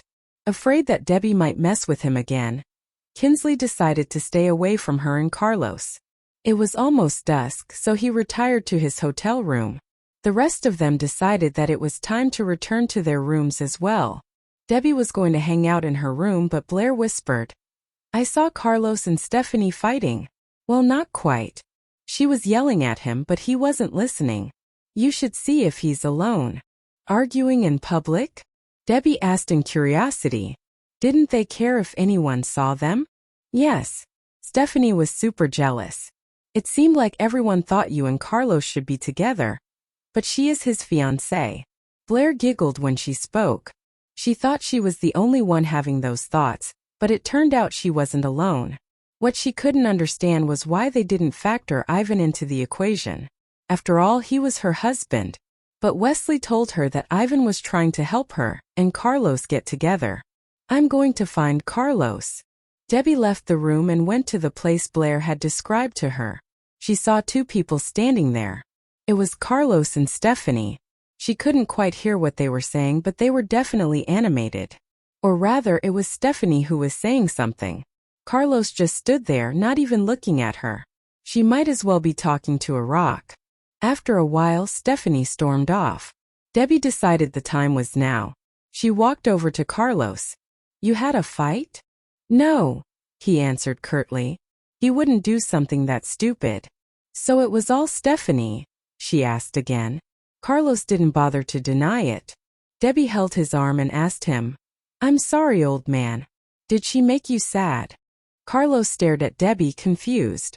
Stephanie is pretty pissed. Do you care? She asked him. If he does, that means he loves her, she thought. Before he could say anything, Debbie heard a noise. Out of the corner of her eye, she saw Stephanie. Shua, be quiet, she said to Carlos and put her finger to her lips. Then she stood on tiptoe and kissed him full on the lips. After the argument, Stephanie felt bad about her outburst. She wasn't mad at Carlos anymore. She had come back to talk with him in a normal tone of voice. No arguing, no yelling. Yet now she saw Carlos and Debbie kissing. Her hands were balled into fists in her pockets. Seriously? You have balls of steel, Debbie, she thought, clenching her teeth. Carlos had heard her approaching as well. But as he and Debbie kissed, the footsteps receded and could be heard no more. He looked at Debbie, who was still kissing him with her eyes closed, and realized what she was up to. He felt like he was being used to make Stephanie angry. That evening, Debbie was in a better mood than she'd been in a long time, and had an amazingly restful sleep. She would have gone to sleep with Carlos if she weren't worried about Casey. The next day, they went to a nearby island to do some exploring. On their way back, the girls were once again drawn to the sea, which shifted between green and blue even as they watched. They wanted to play in the water. The men had grown weary of the sea by now, but they had to make their women happy. Kinsley gulped down a can of Coke and said to Stephanie, Mr. Huo looks tired. How about I teach you to swim? Carlos gave him a sidelong look. Me tired? Bullshit, he thought. Stephanie kept an eagle eye on Carlos and Debbie, in case Debbie seduced him again. Of course, she wouldn't agree to go swimming with Kinsley. That gave Debbie too much time alone with Carlos. I'm good. I don't like to get wet, she said, turning him down.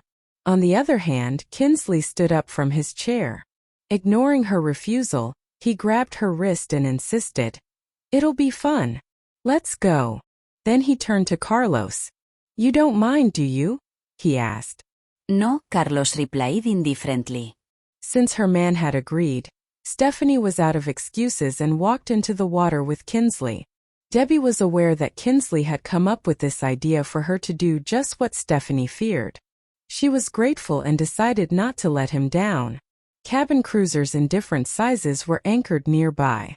Pointing at them, she asked, I want to go sailing. Anyone else? Carlos sat up from his lounge chair and looked at Niles. Niles, didn't you say you wanted to be out on the water? When?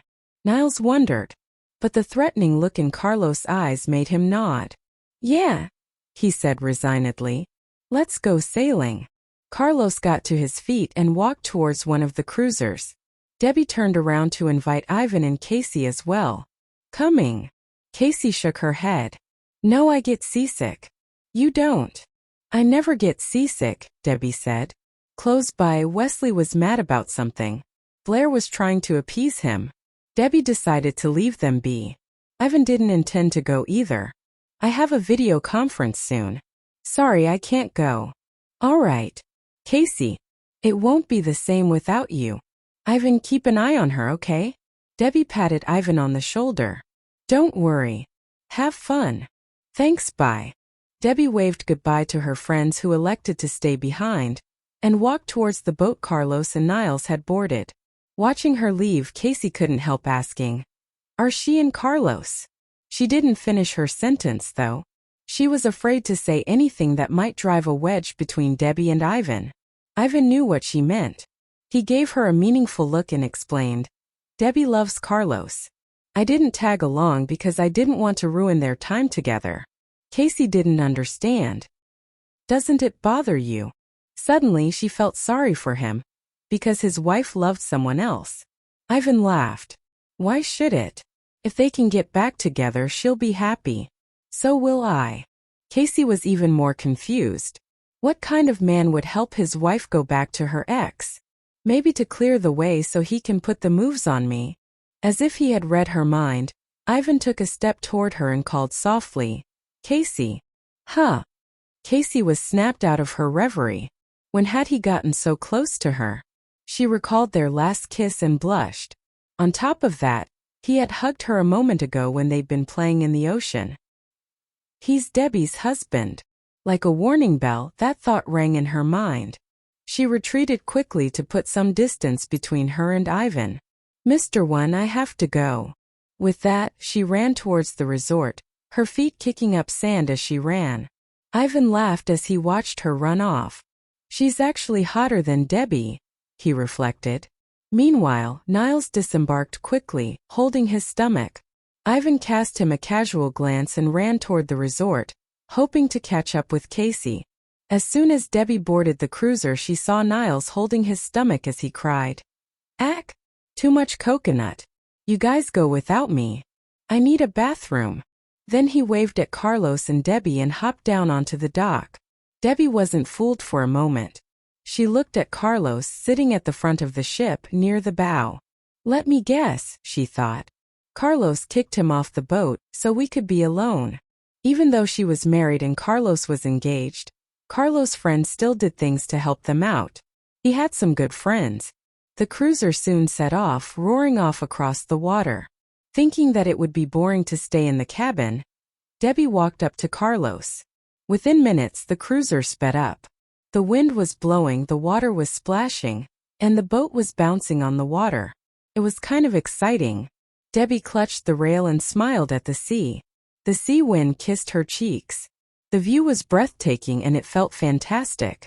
Carlos came up behind her, his body close, hands next to hers. Within a heartbeat, he gathered her up in his arms. Debbie rested her head on his shoulder and said, Be careful. We're going kind of fast. Okay. He pressed his cheek against her long lustrous hair. He could never get enough of her scent. It began to drizzle all of a sudden. The headwind was starting to pick up. The cruiser shook more violently. The sea became stormy and the boat was riding the waves up and then back down again. Debbie got hit by a wave and started to worry. The skies had darkened considerably, quickly. Debbie got scared. She grabbed Carlos and said, "Could you tell the pilot to slow down?" Carlos held onto the rail with one hand and had his other arm around her waist. "Don't worry," he comforted her. "Something's not right," he thought with a frown. The boat was being tossed this way and that, tilting like crazy. Debbie suddenly spotted two men hiding at the stern of the boat. The boat was traveling faster and faster. The deck was slippery. Even Carlos found it difficult to keep his balance. But somehow he managed to lead Debbie into the cabin. Debbie had a bad feeling about this too. After sitting her down in a chair, Carlos looked around the cabin. It had been stripped of life vests. Carlos didn't have much time to think. He made a beeline to the wheelhouse. The cruiser sailed on against the wind. Waves slammed against the craft, dumping more water on deck. Debbie watched the huge waves in terror. "Carlos!" she screamed. But Carlos already knew what was going on. "Sit tight. If the boat comes apart, jump into the water. Be careful not to swallow any. Preserve your energy," he told her. Neither of them had a phone, not like it would do them much good. They were a few miles offshore and out of range of most cell towers. They had to find a way to survive. Blood drained from Debbie's face. "Don't go," she said. Another raging wave struck the boat. Debbie was almost thrown out of her chair. She grabbed the chair as tightly as she could. Her hands hurt. Carlos approached the wheelhouse quickly. But he couldn't get the door open. Someone had locked it. Just then, a furtive man wearing a straw hat made his way to the stern stealthily and closed the door to the cabin. Debbie saw him and shouted, "Carlos, that man is locking the door." Carlos shot over there to stop the man, but it was too late. The door was locked. Debbie turned to look at the other end. Luckily, the bow door was still open. "Carlos, that way." Hearing her, he rushed over to Debbie and took her towards the front door of the cabin. They got there quickly, but the man with a straw hat had been just as quick, trying to lock this door as well. He didn't know who he was facing. Carlos kicked the man hard and sent him sprawling onto the deck. The man rolled on the deck in pain, covering his chest with both hands. His straw hat flew away. Huge waves kept hammering the boat. The water inside the cabin had reached her thigh. Carlos took her into his arms and said, "Don't be afraid. I'll find something you can hold on to in the water. Things get too dicey, I want you to jump overboard. Look, 2 o'clock. There's a small island over there. Swim that way." "Okay, let's do it together." Debbie felt death was holding her hand now. Horror got hold of her. She clutched his hand and didn't want to let go again. Carlos looked at her affectionately and kissed her hard on the lips. "For luck," he said. Her eyes brimmed with tears. Even death would make her happy if she could die with Carlos. But that would leave their daughter an orphan, and she couldn't bear that thought. They walked quickly out of the cabin. Normally, there would be life preservers, hooks, and ropes on both sides of a boat, but those items were missing. Carlos was certain that this was sabotage. Who was the target? Who knew? Carlos or Debbie? Maybe even both of them. Carlos wasn't able to find anything to help them on the boat. He looked at Debbie and said, "Hope you swim well. We need to make for that island." "Got it." She forced herself to smile for him. "Carlos, if we survive this, could you please dig up some dirt on James? That old fox had been careful these days." Debbie hadn't been able to find anything to use against him. It didn't matter if Carlos got his memory back or not. Debbie was determined to make James pay for what he did. Carlos gripped her hand with an unfathomable smile. "What do I get out of it?" he asked. Debbie embraced him with one arm and wrapped the other around his neck. "I'll do anything," she answered with an enchanting smile. He held her by the waist. "Even divorce?"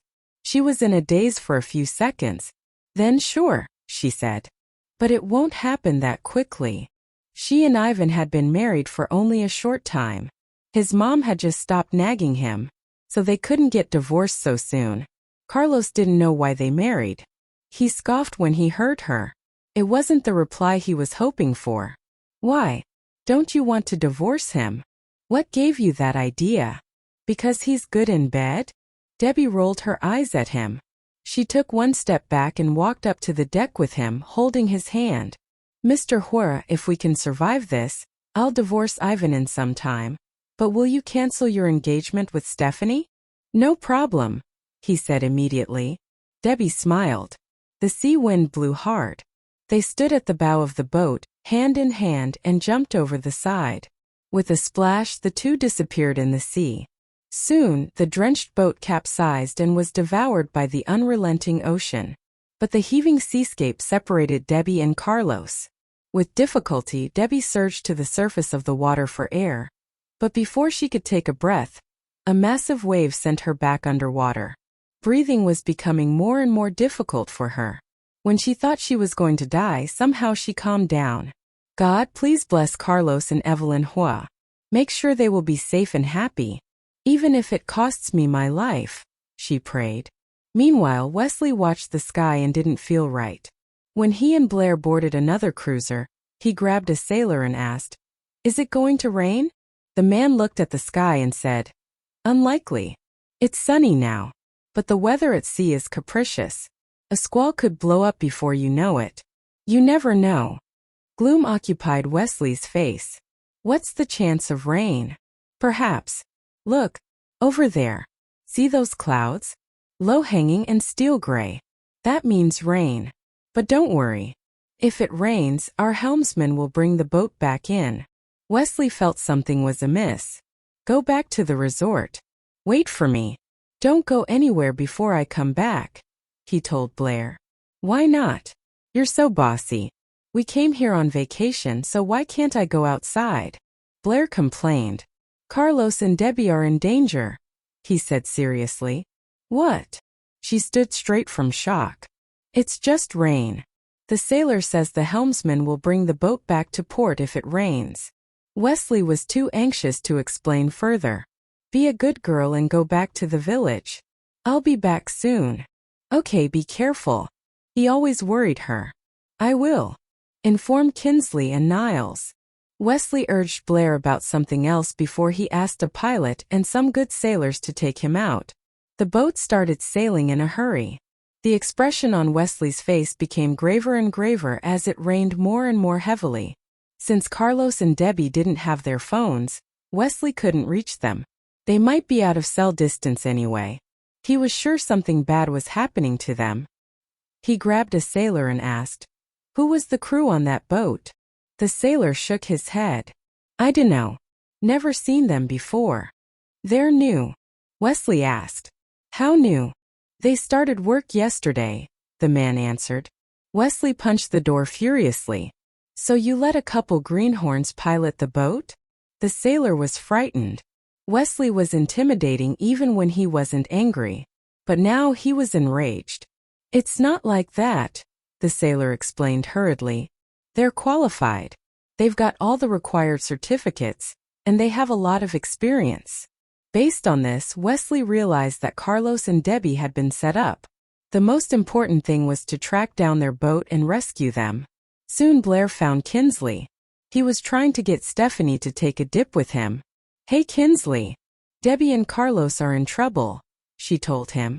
"Wesley wants you to grab some boats to find Carlos and Debbie." Kinsley was holding Stephanie in his arms. When Blair said her piece, he let go of Carlos' fiancée instantly. As a result, Stephanie fell into the water with a splash. She thrashed around and swallowed some seawater, choking as she spit it out. She was about to get angry, but she realized the news was about Carlos. She got out of the water, grabbed Blair's hand and asked, "What happened?" "I don't know. Wesley asked me to find people, have them hop in a boat, and try to find them." Blair didn't stick around to talk with Stephanie. She had to let Niles know too. Meanwhile, underwater, Debbie tried to calm down. She broke the surface. Finally she could breathe, and the storm had passed over them.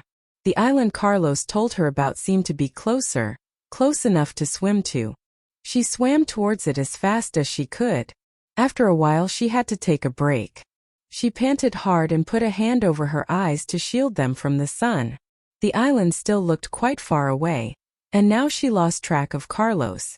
"Carlos!" she shouted, tears in her eyes. She couldn't even hear an echo. The sea was quiet and swallowed her words. No one answered her. She couldn't panic. Carlos had coached her on saving her energy. If she relaxed, she could float. Debbie had to make it to the island, so she swam and swam. Her legs ached and started cramping up. One more, just one more. She told herself that to motivate her. One more, and then a stroke. One more, and then a kick. When she finally reached the shore, she was so exhausted she had to crawl towards the island. But then even crawling was too much for her. She rolled over to lie on her back. Looking at the sky, she gasped as if she had never breathed before, gulping down great lungfuls of air. It took her a few minutes before she had enough energy to even sit up. Just then a weird creature came into view. It broke through the surface and dove underwater again. It happened again and again. Debbie looked carefully. It was big, sleek and long. A blue fin broke through the water. Now it was less weird but super dangerous.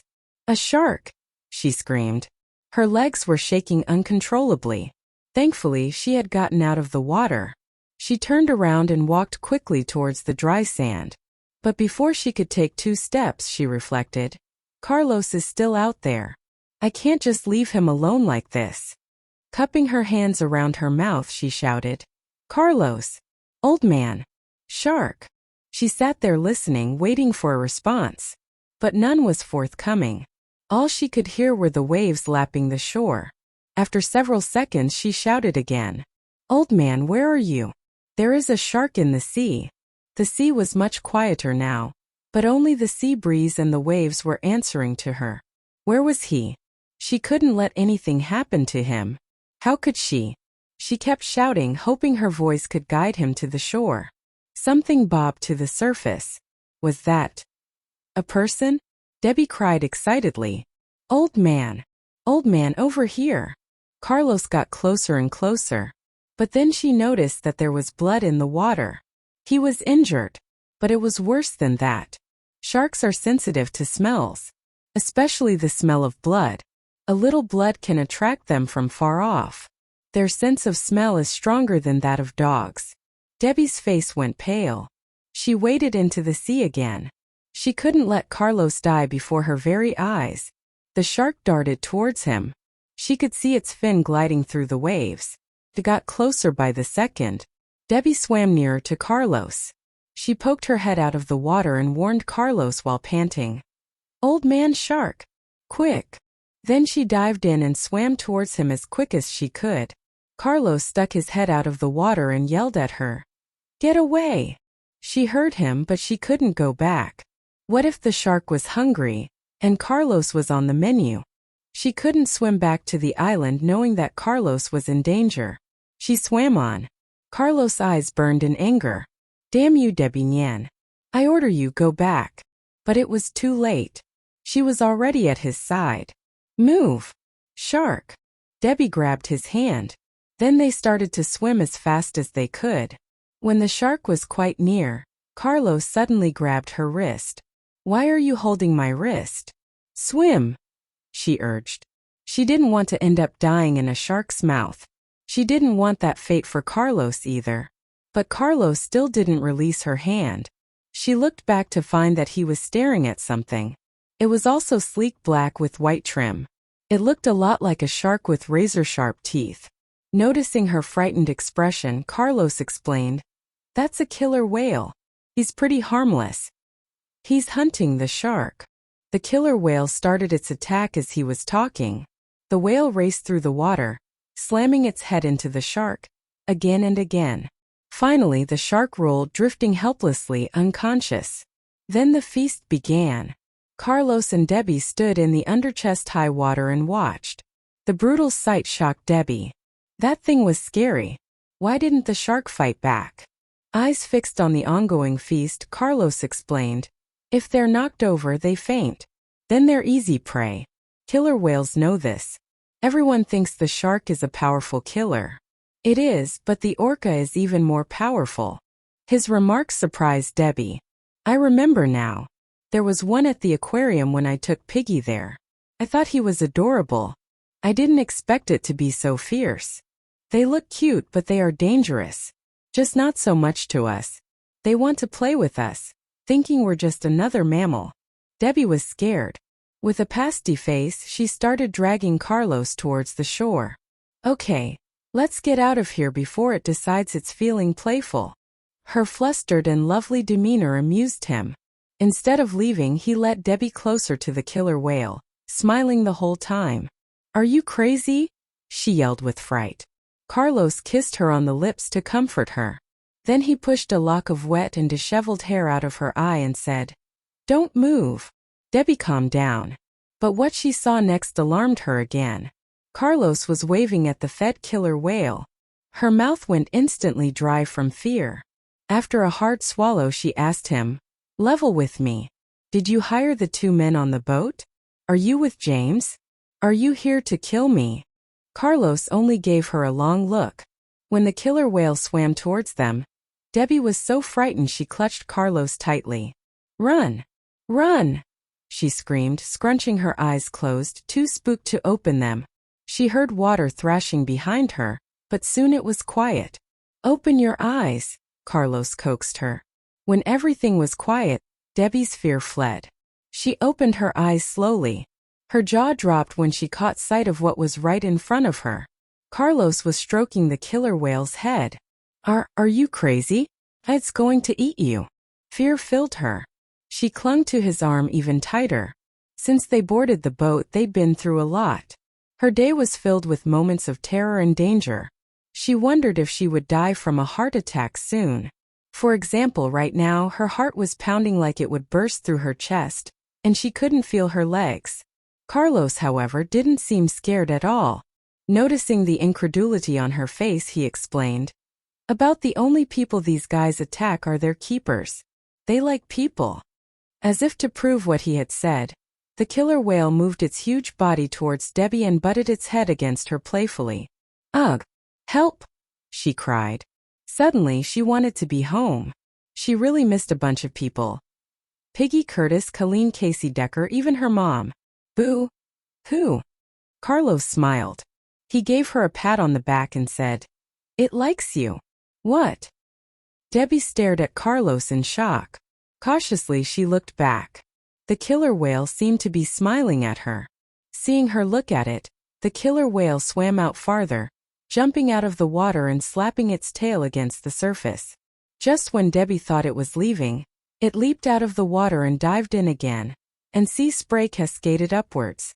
Debbie was impressed by the performance. Her heartbeat steadied. The dolphins in the aquariums are like this. So adorable.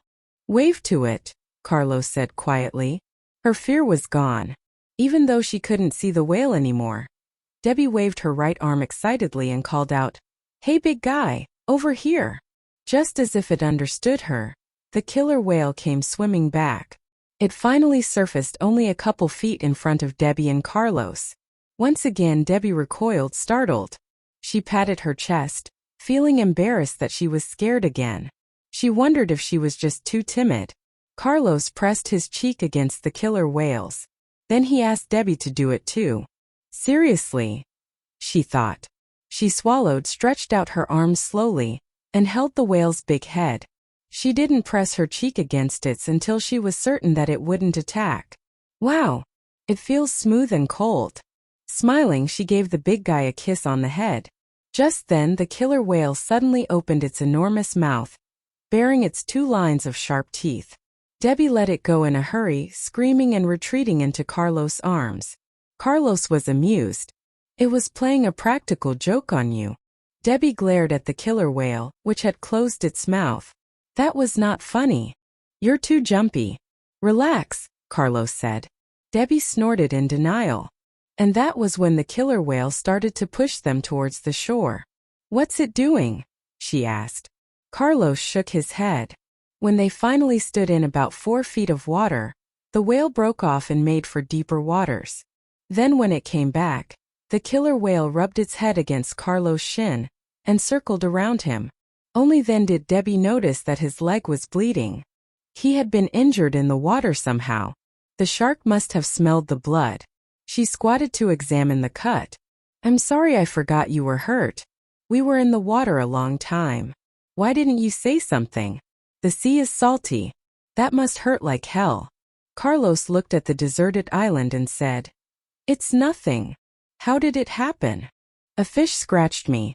It happened so fast I didn't have any warning. It looked like a swordfish, Carlos replied. Debbie stood up. No disinfectant, no bandages. I guess you'll have to tough it out. That's okay, Carlos said. Debbie sat on the sand, looking at the vast ocean. I don't want to swim ever again, she said. She had stayed in the water longer than she ever had. In fact, she wondered if she'd spent more time in the water than her entire life combined. When she jumped over the side, it was more terrifying than when she had fallen into the river 3 years ago. Sitting next to her, he could feel the depth of emotion in Debbie's soul. He took her into his arms and kissed her on the lips. Thank you for being alive. Thank you for not leaving me alone. Their mouths were drier than tinder, but they kissed passionately anyway. After a long while, Carlos let her go. They were both panting. Don't worry. I'll go find a way out of here. He reassured her in a husky voice, their foreheads touching. Okay. She felt safe around him.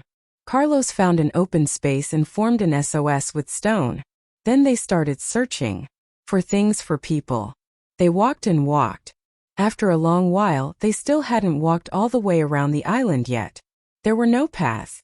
Wild grass and dead marine animals were everywhere. Clearly, this island was deserted and always had been. Each step they took was difficult. Carlos asked Debbie to wait for him on a flat spot. But Debbie was afraid that some scary creature might be hiding in that small grove. It was at least big enough for a person. She decided to stick close by him. They found nothing.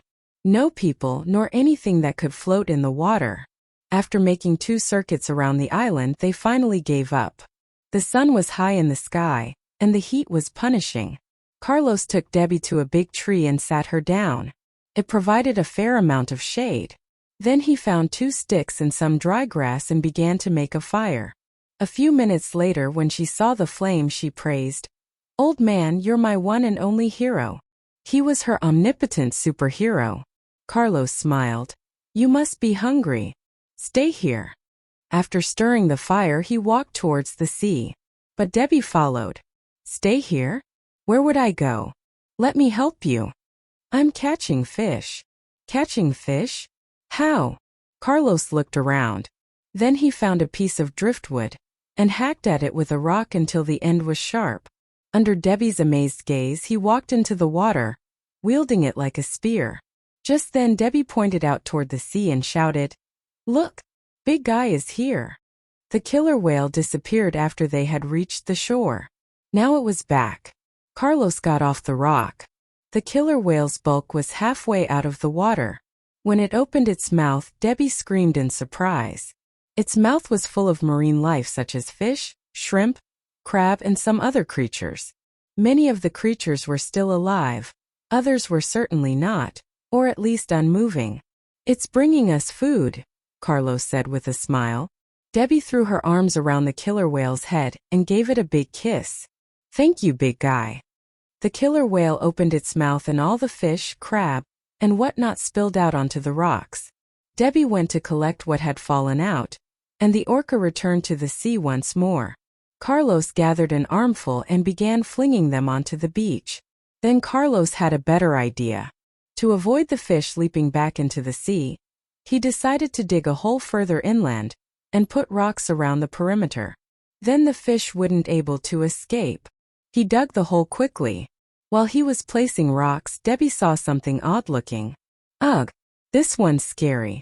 Get rid of it, old man, she said, pointing at the offending fish. Carlos looked at the fish. It was really a hideous-looking little creature. Gray lumpy spines around the mouth, huge, black eyes, and just unappetizing in general. Throw it back into the water, he said. Debbie didn't even think that it would look good cooked. She danced around it, loath to touch it at all. You throw it. Hurry before it dies, Debbie said. Carlos dropped the rock in his hand and came over. He looked at the fish with disgust obvious on his face. Finally, He picked the fish up by its tail fin and threw it back into the water. The two decided to waste no time building a fire to cook up their catch. They didn't have a knife to gut the fish, though. While Debbie voiced her concerns, Carlos found a thin rock and a broken shell of a red scallop. He scraped the scales with the shell, holding it nearly flat against the fish in long, hard swipes. Starting at the tail, he scraped his way towards the head. Then he flipped it over and did the same to the other side. He paused for a minute to rest. This wasn't the easiest work, and the hot sun didn't make it any easier. Finally, he slit the vent, slicing all the way up to the neck, careful not to slice too deeply. If he hit the intestines, he'd be left with a terrible mess. And he grabbed another fish and went through the same process. One for him, one for Debbie. After Carlos removed the entrails and kidneys, Debbie took the gutted fish to the water and washed them. It was salt water, true, but it was the best she could do right now. Carlos took them back and put them back on the flat part of another log. He removed the heads. Then he turned the fish's spine towards him and cut above the backbone to fillet it. He worked the shell slowly, carefully through the length of his catch. Then he peeled where he cut through to slice off a fillet. When he was done, he had a pile of fillets ready to cook. Then, Carlos penetrated the fish fillets with a stick and put them over the fire. This was the best they could do under such simple circumstances. No spice, no fresh water, no cooking equipment. Finally, after what seemed like forever, their bellies were growling, but the flesh of the fish had finally flaked, turning opaque. They were done and able to eat at last. Carlos took a bite. Positive that it was cooked, he handed it to Debbie. "Have some." "Okay. What if no one comes to find us?" she asked worriedly and took a bite of the roast fish. Yuck. It was bland and quite fishy, too. Carlos looked at her. She was still in her bikini, as fetching as ever. The look in his eyes dimmed. "Then we'll have to make our home here." "Ah. Then I'll never see Piggy again." Her voice was choked. "Don't you want to be with me forever?" he asked. "Of course I do," she nodded. "Don't abandon me, old man." "Abandon you?" He was confused. "I heard a story. A couple were shipwrecked and trapped in a cave. They had no food. To survive, the boyfriend killed his girlfriend and ate her," she explained. The serious expression on her face amused Carlos. He turned to the ocean and replied, "Out there is the endless ocean. I'm not ready to make you into dinner just yet." Debbie contemplated what he said and added, "Yeah, I'd probably be tough and stringy. But if you got tired of fish." Carlos threw her a glance. "Well, there is that. And I do like the way you taste," he said with a far-off look in his eyes.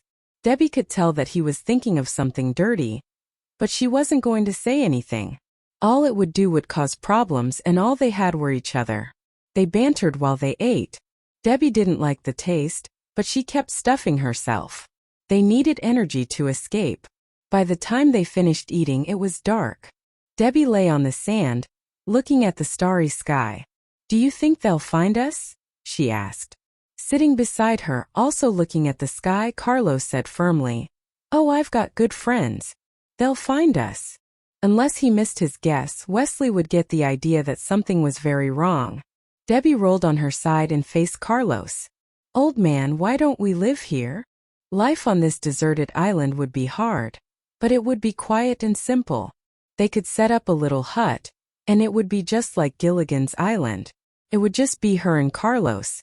The more she thought about it, the more she liked it. "What about Piggy?" he asked. Hearing Piggy's name, she became dispirited. ¿Y Miss here? "She's my baby."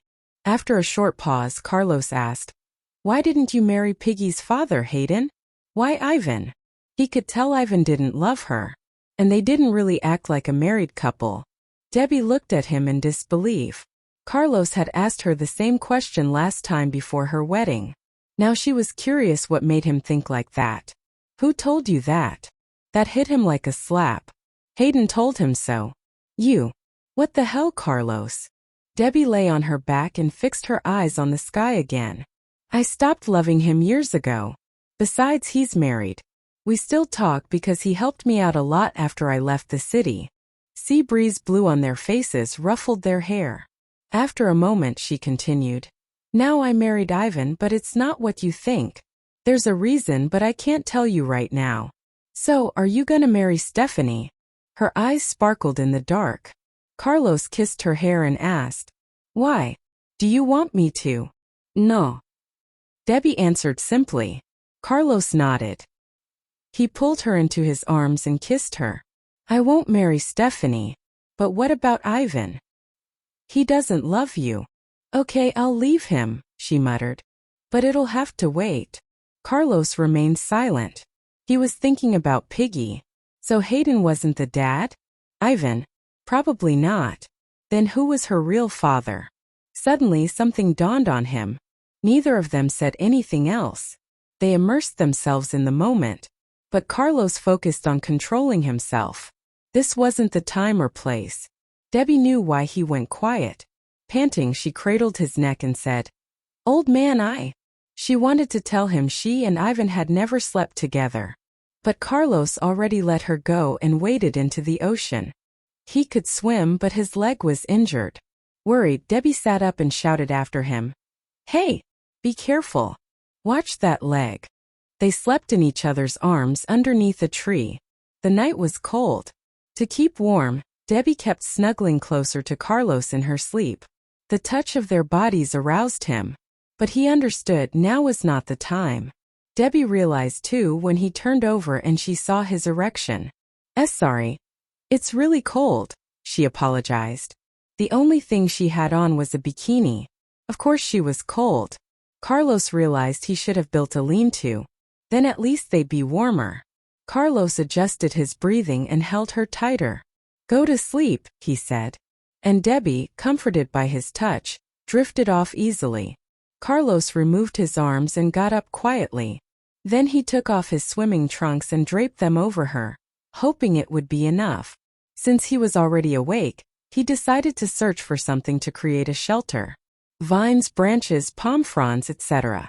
He walked into the moonlit woods to find something that could keep them warm. Debbie was sound asleep, but her eyes snapped open when she heard Carlos shouting. Debbie! Debbie! Startled, she shook off sleep and got to her feet quickly. Her eyes were blurry and her head was muddled. Something was moving in front of her. She blinked to clear her vision. Then her eyes widened in shock at what she saw. There were two monsters. One was moving her way, getting closer and closer. Carlos was fighting off the other one. This was like nothing she had expected for this vacation. It felt as if she were in a bizarre dream. She froze and forgot how to react until she heard Carlos' voice urging her. Danger! Run! Debbie came to her senses. The monster was taller than an adult. It looked like an orangutan, but it wasn't. With long hair covering its body, green light shining in its eyes, long fangs bared, it was far uglier than a gorilla. Debbie felt like hurling. She grabbed a bamboo branch to defend herself. Come here. Lead it to me, Carlos said to her. Debbie ran over to him. Sure enough, the monster followed her. But now Carlos was in danger. He had to fight two of them. Carlos intended to attack it with a stick, but he realized the stick was too light. He needed to do more damage. So he threw it away and kicked the monster hard in the chest. It fell onto the ground and made a blood-curdling sound. Seeing Carlos, the neat freak, fighting the monster with his bare hands, Debbie decided to ignore the bile rising in her throat and join the fray. They had to survive. That was priority number one. She discarded the stick as well, and attacked the monster with her bare hands. With the moon staring down at them, Carlos and Debbie fought monsters in the dead of night. Don't go toe-to-toe with it. It's way stronger. Find ways to end the fight quickly, Carlos advised. Be careful. If it's too strong for you, stand behind me. Debbie smiled as she exercised her wrists. Don't worry. I know taekwondo, she said, raising her eyebrow. Carlos was a bit more relaxed, knowing she wasn't panicking. He turned his attention back to the monster and focused on taking it down as fast as possible. They both focused on that. Debbie's bikini was torn by the monster's long, wicked claws. Luckily, she wasn't hurt. Soon the monster Carlos was dealing with was knocked to the ground. Carlos put a foot on its shoulder to keep it down, and picked up a stone. Without batting an eye, he used that stone to smash its skull in. Unconscious or dead, it didn't matter. It wasn't moving anymore. Debbie gave the monster she was dealing with a few reverse sweeping kicks. The ugly thing roared, got to its feet, and dashed out of the forest and to the shoreline. She watched it, confused, and wondered if she should follow. Carlos noticed her hesitation. He grabbed her wrist and said, "Don't." The monster stopped at the water's edge and kept roaring at the sea. Its voice pierced the darkness, making everyone feel uneasy. It didn't sound like anything on this earth. Carlos took Debbie into his arms. Next, something weird happened. The sea level rose. Inside 2 minutes, the water reached their feet. This was bad, they realized. The monster was still yelling, waving its arms. It must be some kind of sea monster trying to drown us. Wait here, I'll go finish it off, Carlos decided. But Debbie didn't want to stay there alone. She caught up with him and said, "I'll go with you. Let me help." Carlos was worried. "It's not safe. Stay," he said quietly. Knowing his stubbornness, she conceded. Carlos ran up to the monster. The beast had its back to him, and the man gave it a kick with all his might, sending it sprawling in the water. The beast still struggled, which astounded him. An ordinary man would have been paralyzed or killed from that blow. The brute seemed to shrug it off. He wasted no time, standing on it with both feet to keep it from getting up. He was trying to drown it, so no matter how much the monster struggled, he wouldn't let go. Debbie looked at the monster Carlos had killed. Then she picked up a rock, ran to Carlos, and was ready to hit the other monster in the head. Carlos stopped her. He took the rock from her hand and scolded, "Go back." Debbie wanted to say something, but the look in his eyes was so determined she had to turn around and leave. His legendary stubbornness left no room for argument. The water had risen above their ankles. If they couldn't kill the monster quickly, they were going to be drowned. Who knew where it would have stopped? Would the creature have submerged the entire island? Not long after Debbie walked away, she heard sound of struggle and the monster's shrieking. Knowing it was going to be bloody, she didn't turn her head. However, after a while, worried about Carlos, she looked back anyway. The monster was dead, floating in the water, which was receding back out to sea. At its height, the sea had reached their shins. Then it retreated, only covering their ankles, and at last, they could see the shore again. Carlos walked back to her. Together they watched the tide carry the two monsters back out to sea. Eventually, the water was serene again, quiet like a shy maiden. Afterwards, Carlos and Debbie washed themselves in a small stream. Small streams carry fresher water than larger ones. "Go back to sleep. I'll take guard duty." Carlos sat against a tree with his left leg outstretched, the right leg bent. He pulled Debbie closer and let her sleep on his lap. Debbie didn't object. She was afraid that some other monsters might appear. "Wake me up later. We'll switch." Carlos nodded. "Okay, close your eyes." The fighting wore her out, and Carlos' scent was soothing. Within minutes, she drifted off into a dreamless sleep. Then a whisper woke her. She opened her eyes slowly. There it was again. "Debbie." "Yes," she responded, her words slurred by sleepiness. "I want you," she heard him whisper. "Okay." She smiled in her sleep. He started to caress her, to nuzzle her neck. His desire grew stronger with every passing moment, but eventually he stopped.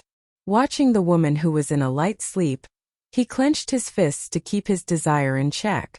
He could have her, but he also had to consider the problem she would have to face afterwards. The resort. Wesley didn't return until late that night. Ivan, Niles, and Kinsley had been waiting for him on the shore. "Something bad happened. There's no sign of the boat or its crew," he told them. Niles asked anxiously, "How could they just vanish like this? We couldn't find them either. Or their boat. You'd think there would at least be wreckage." Wesley fell silent.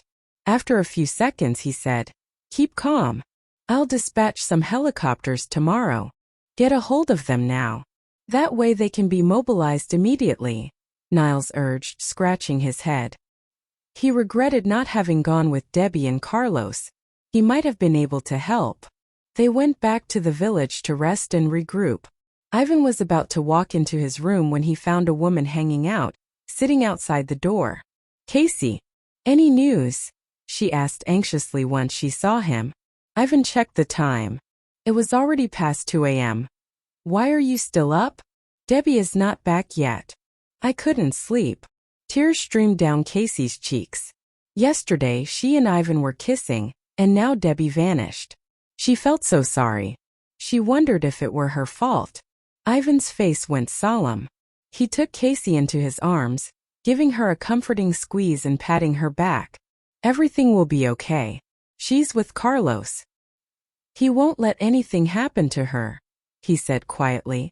Casey shook her head miserably. "She's my best friend. I can't lose her. Can I go with you tomorrow?" She had already lost Emmett. If she lost Debbie too, she wouldn't be able to stand it. Myriad emotions stirred in her heart. Anxiety, sadness, and guilt all mixed together. Ivan looked around. Then he opened the door and invited Casey in. Closing the door, he hugged her again, consoling her. "Relax. Under Wesley's orders, they'll be sending out search and rescue teams, professionals, helicopters. Debbie and Carlos will be fine." Casey rested her head on his chest. They were so close she could feel his heartbeat. His arms were strong and warm. "But I can't sleep. I saw Debbie cry for help as soon as I closed my eyes. She also saw Emmett in her dream. He had called out for her, said her name so sweetly." Ivan looked at the gargantuan 4-poster bed and suggested, "You can sleep here." Casey was surprised. Ivan let her go and reassured her with a smile. "Don't worry. Nothing will happen." He scratched his head. "Maybe I could work during the night while you rest." Ivan pointed at his computer on the desk beside the bed. "It's okay. I think I'll sleep in my bed. Thanks. Good night." Ivan could see the vulnerability and helplessness under her brave disguise. It hurt him. He gave her hand a comforting squeeze and said gently, "Don't be a hero. Stay here. Trust me." "But Debbie." "We'll be mad," she wanted to say. No matter what, Debbie was married to Ivan. Casey thought she'd be miffed if she spent the night in his room. Ivan got it. Debbie won't mind. She loves Carlos and she's with him. So go to sleep. Once again their marriage puzzled her. Why are you two married anyway? You don't love each other, so what's up with that? Ivan smiled. Not now. It's not the right time. Casey decided to trust him and stay the night. Lying in bed, she watched Ivan working at his computer, the glow of the screen illuminating his face. She tossed and turned for God knows how long, but sleep wouldn't come. Maybe you should come to bed too, she said, sitting up. Ivan rubbed his forehead. I'm good. Go back to sleep. I'll crash on the sofa. Casey thought about it for a minute, and then got out of bed. She walked over to Ivan, slowly closed his laptop and said, I trust you. He promised he would divorce Debbie.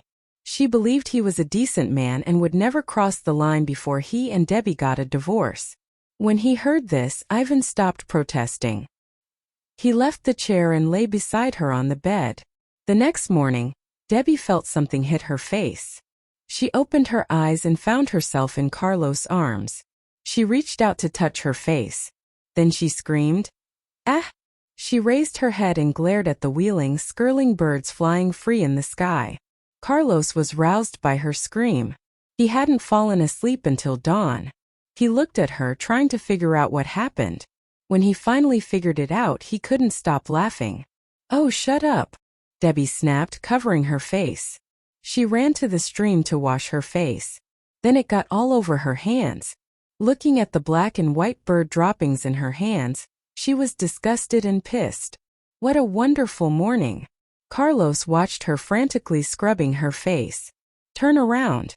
I can help you make sure you got it all off, he said. Debbie refused to turn around. I don't think I'll ever feel clean, she said crankily. Carlos crouched next to her and started to wash his face too. You're hotter than I am. Why didn't it crap on you? she grumbled. Most likely it was a female bird. Opposites attract. Seriously. She rolled her eyes at him. After a pretty sad breakfast, Carlos told her they had to do something. He went into the forest, foraging for thick branches. He found leaves and vines, which could be braided into a rope to bind the branches. After a few hours, he constructed a crude lean-to. Then, he used the rest of what he gathered, and started in on a boat or raft. At noon the killer whale visited them again. It had brought them lunch. Debbie was glad to find that this time there was a lobster. "Check it out, old man. We can have lobster sashimi for lunch." She raised the lobster, which was struggling in her hand, for a busy Carlos to see. With a smile he stopped what he was doing and came to the killer whale. After stroking its head he said to it, "Do me a favor." Then he took off his trunks and Debbie pretended not to notice, though she did keep her head turned while he was buck naked.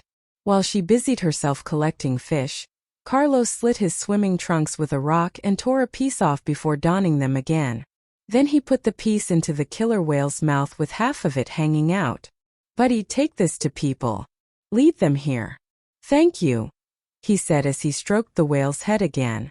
As if the beautiful mammal could understand him, it made a happy sound and disappeared beneath the waves. Holding a fish she'd caught, Debbie watched the killer whale disappear. "Will it work?" she asked. Carlos grabbed the lobster and decided to cook it. "Dunno. Worth a shot." He had a hunch that it would work. All right. No matter what, they had to try. They couldn't give up on hope. Meanwhile, at the resort, some helicopters landed there, along with the rescue team.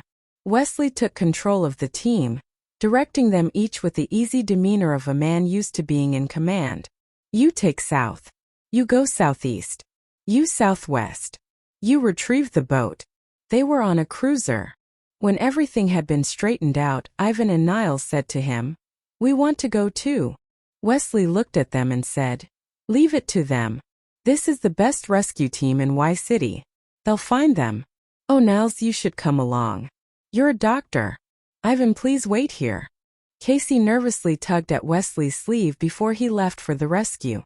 "Colonel Lee, please. Make sure they come back safe and sound. Please," she begged, her voice shaking. Wesley broke free from her grip and assured her, "Don't worry. I will." And that was when Casey realized she was being a bit foolish. She withdrew her hands and looked down. After the search and rescue team left, Blair sat on a bench, chin propped up in her hands as she watched the ship sail away. She prayed in her mind, "Dear God, please bring all of them home safe." Half an hour later, the rescue ship that Wesley was in began to slow a little when they were some miles from the coastline. Wesley carefully observed the area through a set of binoculars, hoping to find an island or anything from Carlos and Debbie's yacht. He knew he could only see about 3 miles out due to the curvature of the Earth, but the digital magnification and enhancement were what he was after. No sign of a yacht or his friends, but he did spot a killer whale leaping out and diving into the sea some distance away. It was common to see killer whales around here, so he paid it no mind. He continued to focus on searching for what he wanted. Time passed quickly. Still nothing. Nothing but the endless sea that stretched to the horizon. Wesley listened to the reports from the rescue team in the helicopters. 1 click south by southeast, nothing. Over. 2 clicks northeast, no sign. Over. Still no good news. Wesley was beginning to think this might be a fool's errand. Wesley continued to look into the distance through the binoculars. The killer whale came into view again, but this time it was much closer to the boat. "I hope that big guy's careful. He doesn't need to get caught by our propeller." When he was about to shift his gaze away from the whale, something on its mouth caught his eye. "Is it hurt? Or is that just some fish?" He zoomed in for a closer look, but it dove again before he could figure out what that was. When the thing surfaced again, he got another chance. Wesley quickly directed the lens towards the killer whale again. It swam closer and closer to them. He got a better look. It was dark blue, and seemed as if it were a torn piece of cloth. Wasting no time, he told the captain to bring the cutter alongside the killer whale. When he was close enough to observe the orca without the help of the binoculars, he asked the captain to stop the ship. Magically, the killer whale instantly sprang up, breaking the surface of the water, and made sounds like it was trying to communicate. It sounded like someone was letting air out of a balloon, deliberately making it squeak. The whale leapt up, and Wesley was able to pull the piece of cloth from the whale's mouth. Did it eat someone? That doesn't sound right. They don't do that usually, he thought. He examined the shred of clothing carefully. There. That tag. Mazu Resortwear Classic Swim Shorts. That's what Carlos wears, he thought excitedly. Next to Wesley, Niles also recognized the piece of cloth. He looked at the killer whale with excitement in his eyes. Are they alive, though? He keeps swimming in one direction, and then wheeling back to us. After another squeal, the killer whale dove into the sea and swam towards the northwest. Wesley radioed the rescue team in the helicopters, telling them to fly northwest. On the desert island, Carlos washed his hands and passed the recently shelled lobster to Debbie. Sorry, there's no sauce. Okay, never mind. Debbie grabbed the slice of lobster and took a bite. It's not bad. Sweeter and lighter than the crab we cooked up, she thought. Then she tore some off and lifted it to his lips. Take a bite. It's not bad. Carlos shook his head. I'll stick with the fish. Why? You don't like lobster. What I like doesn't matter. If you like it when we get back, we can. Carlos stopped mid-sentence. After a little pause, he corrected. If you like it, eat as much as you want. It's cheaper if we catch it ourselves. Taking in his words, Debbie thought for a short while and smiled. I really think we'll get off this island. Carlos looked her in the eye. He grinned. Me too. Debbie burst into a fit of laughter. She put the slice of lobster flesh in front of his lips again, this time dancing it around a bit. Come on, take a bite, she said expectantly. He opened his mouth and ate a little. The strange fishy flavor filled his mouth at once. He slightly furrowed his brows in disgust. But when he looked at Debbie, she looked content. She was really a trooper. Debbie shouldn't spend the rest of her life on such a desert island. She wasn't spoiled or ungrateful. That kind of woman deserved every good thing that came her way. No way. I have to get her back home, he swore in his mind. A few minutes later, when Carlos was eating the roasted fish and Debbie was munching on the lobster, they heard a loud sound above their heads. They exchanged glances with each other, excitement evident in their eyes. Simultaneously, they looked up at the sky. A helicopter was hovering up there, and several more were on an approach vector. When she spotted them, Debbie immediately threw away the lobster, sending the carcass skidding across the sand. She jumped up and down, waving her hands vigorously. Over here. Hey! She shouted to the helicopters in English. The lead one dropped lower. She could see it was one of the S-76DS that this country had gotten from their contract with Sikorsky. ZL Group oversaw some of those operations, under the aegis of the Ministry of Transportation. Carlos clapped the food debris off his hands. Looking into the distance, he grinned and said, English? Really? Debbie asked in doubt. Didn't you say that it would be better to speak English when being rescued? Normally, yes. But... He pointed to the cutter with their national flag flying in the wind. The killer whale was right alongside the boat, as if accompanying it. Thank God. Someone's coming to save us. Isn't that the big guy? Look, Carlos.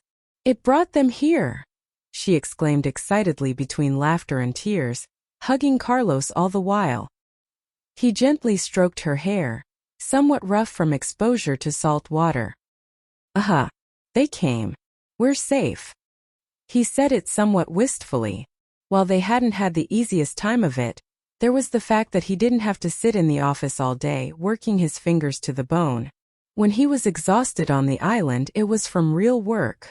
Besides, he was really enjoying spending time with Debbie.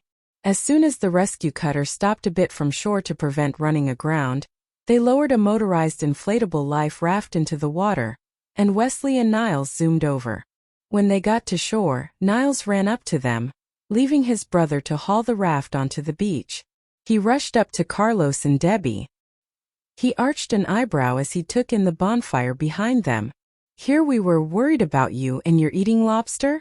Seriously, dude. Ignoring him, Carlos greeted Wesley with a fist bump and a hug. Thanks, man. That was all he said. But the two words carried a lot more meaning than that, something only the two old friends could understand.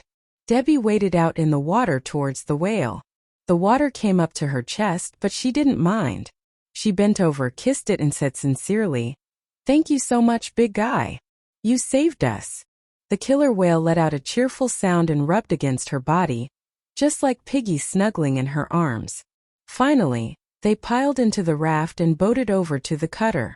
They climbed the ladder on the side of the patrol boat to leave the raft. When they were finally safely aboard, Carlos pulled off Niall's shirt and put it on Debbie. The man's shirt was too large for her, so it covered her from neck to knees. Bare-chested, Niles wanted to protest, but Carlos shot him a sharp glance, silencing him. On their way back, the killer whale followed them the whole way, keeping a safe distance from the ship, but close enough to be seen.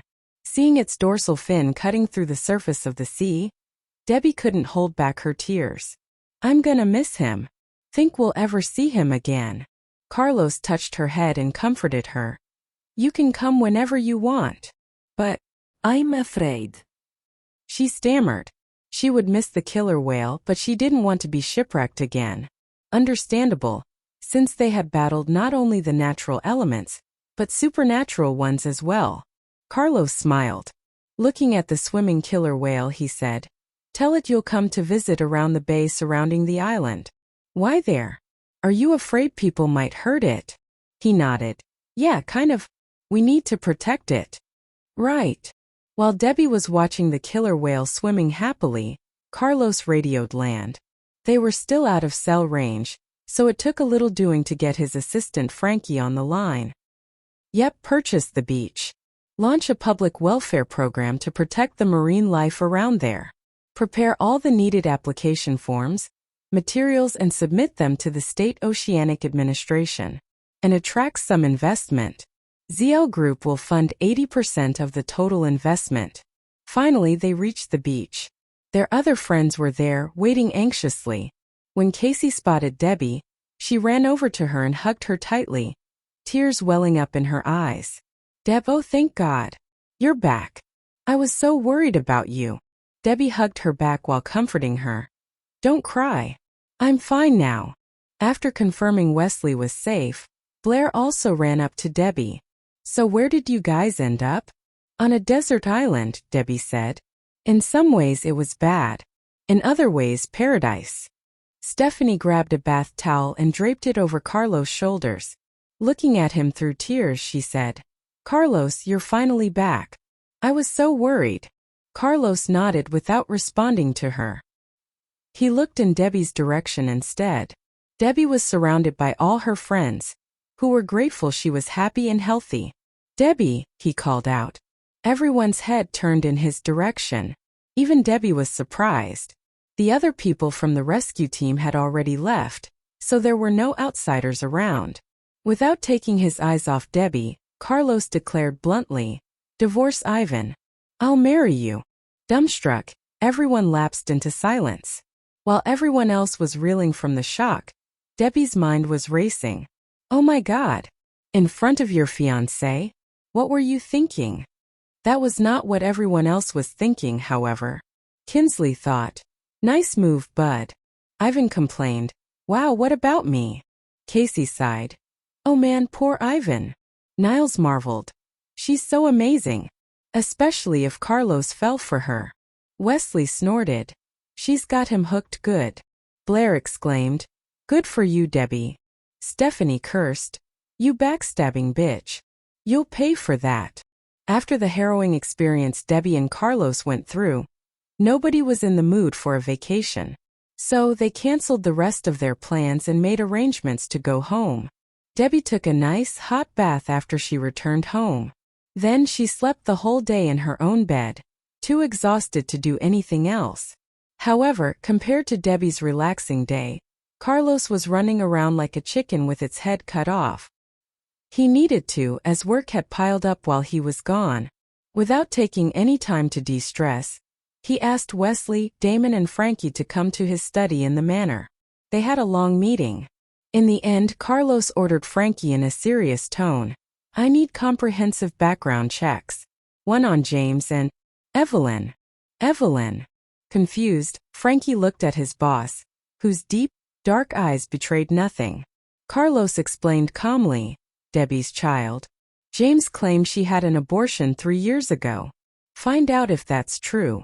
Frankie finally understood. Yes, sir. Carlos lit a cigarette and continued slowly. Besides, I need to do a paternity test on Evelyn.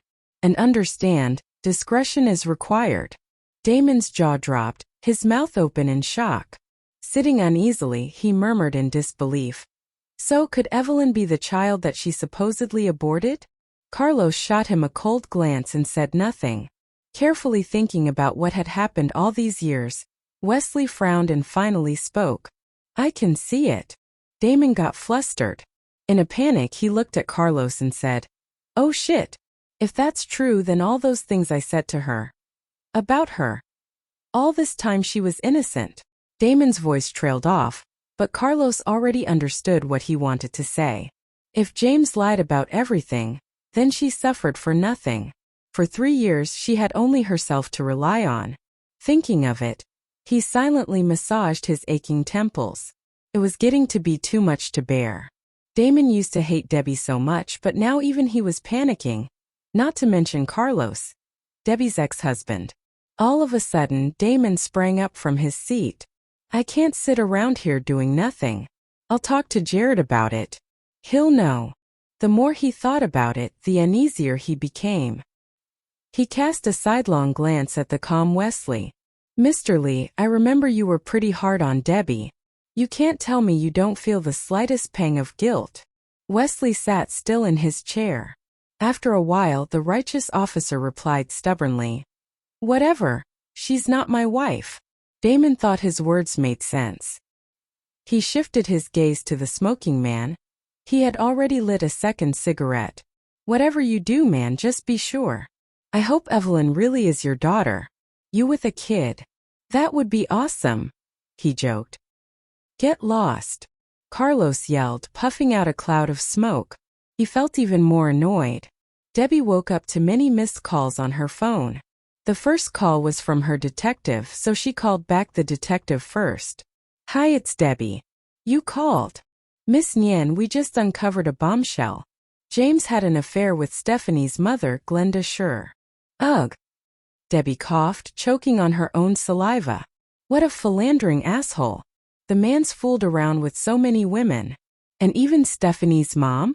Unbelievable. That's definitely a bombshell, she thought, shocked.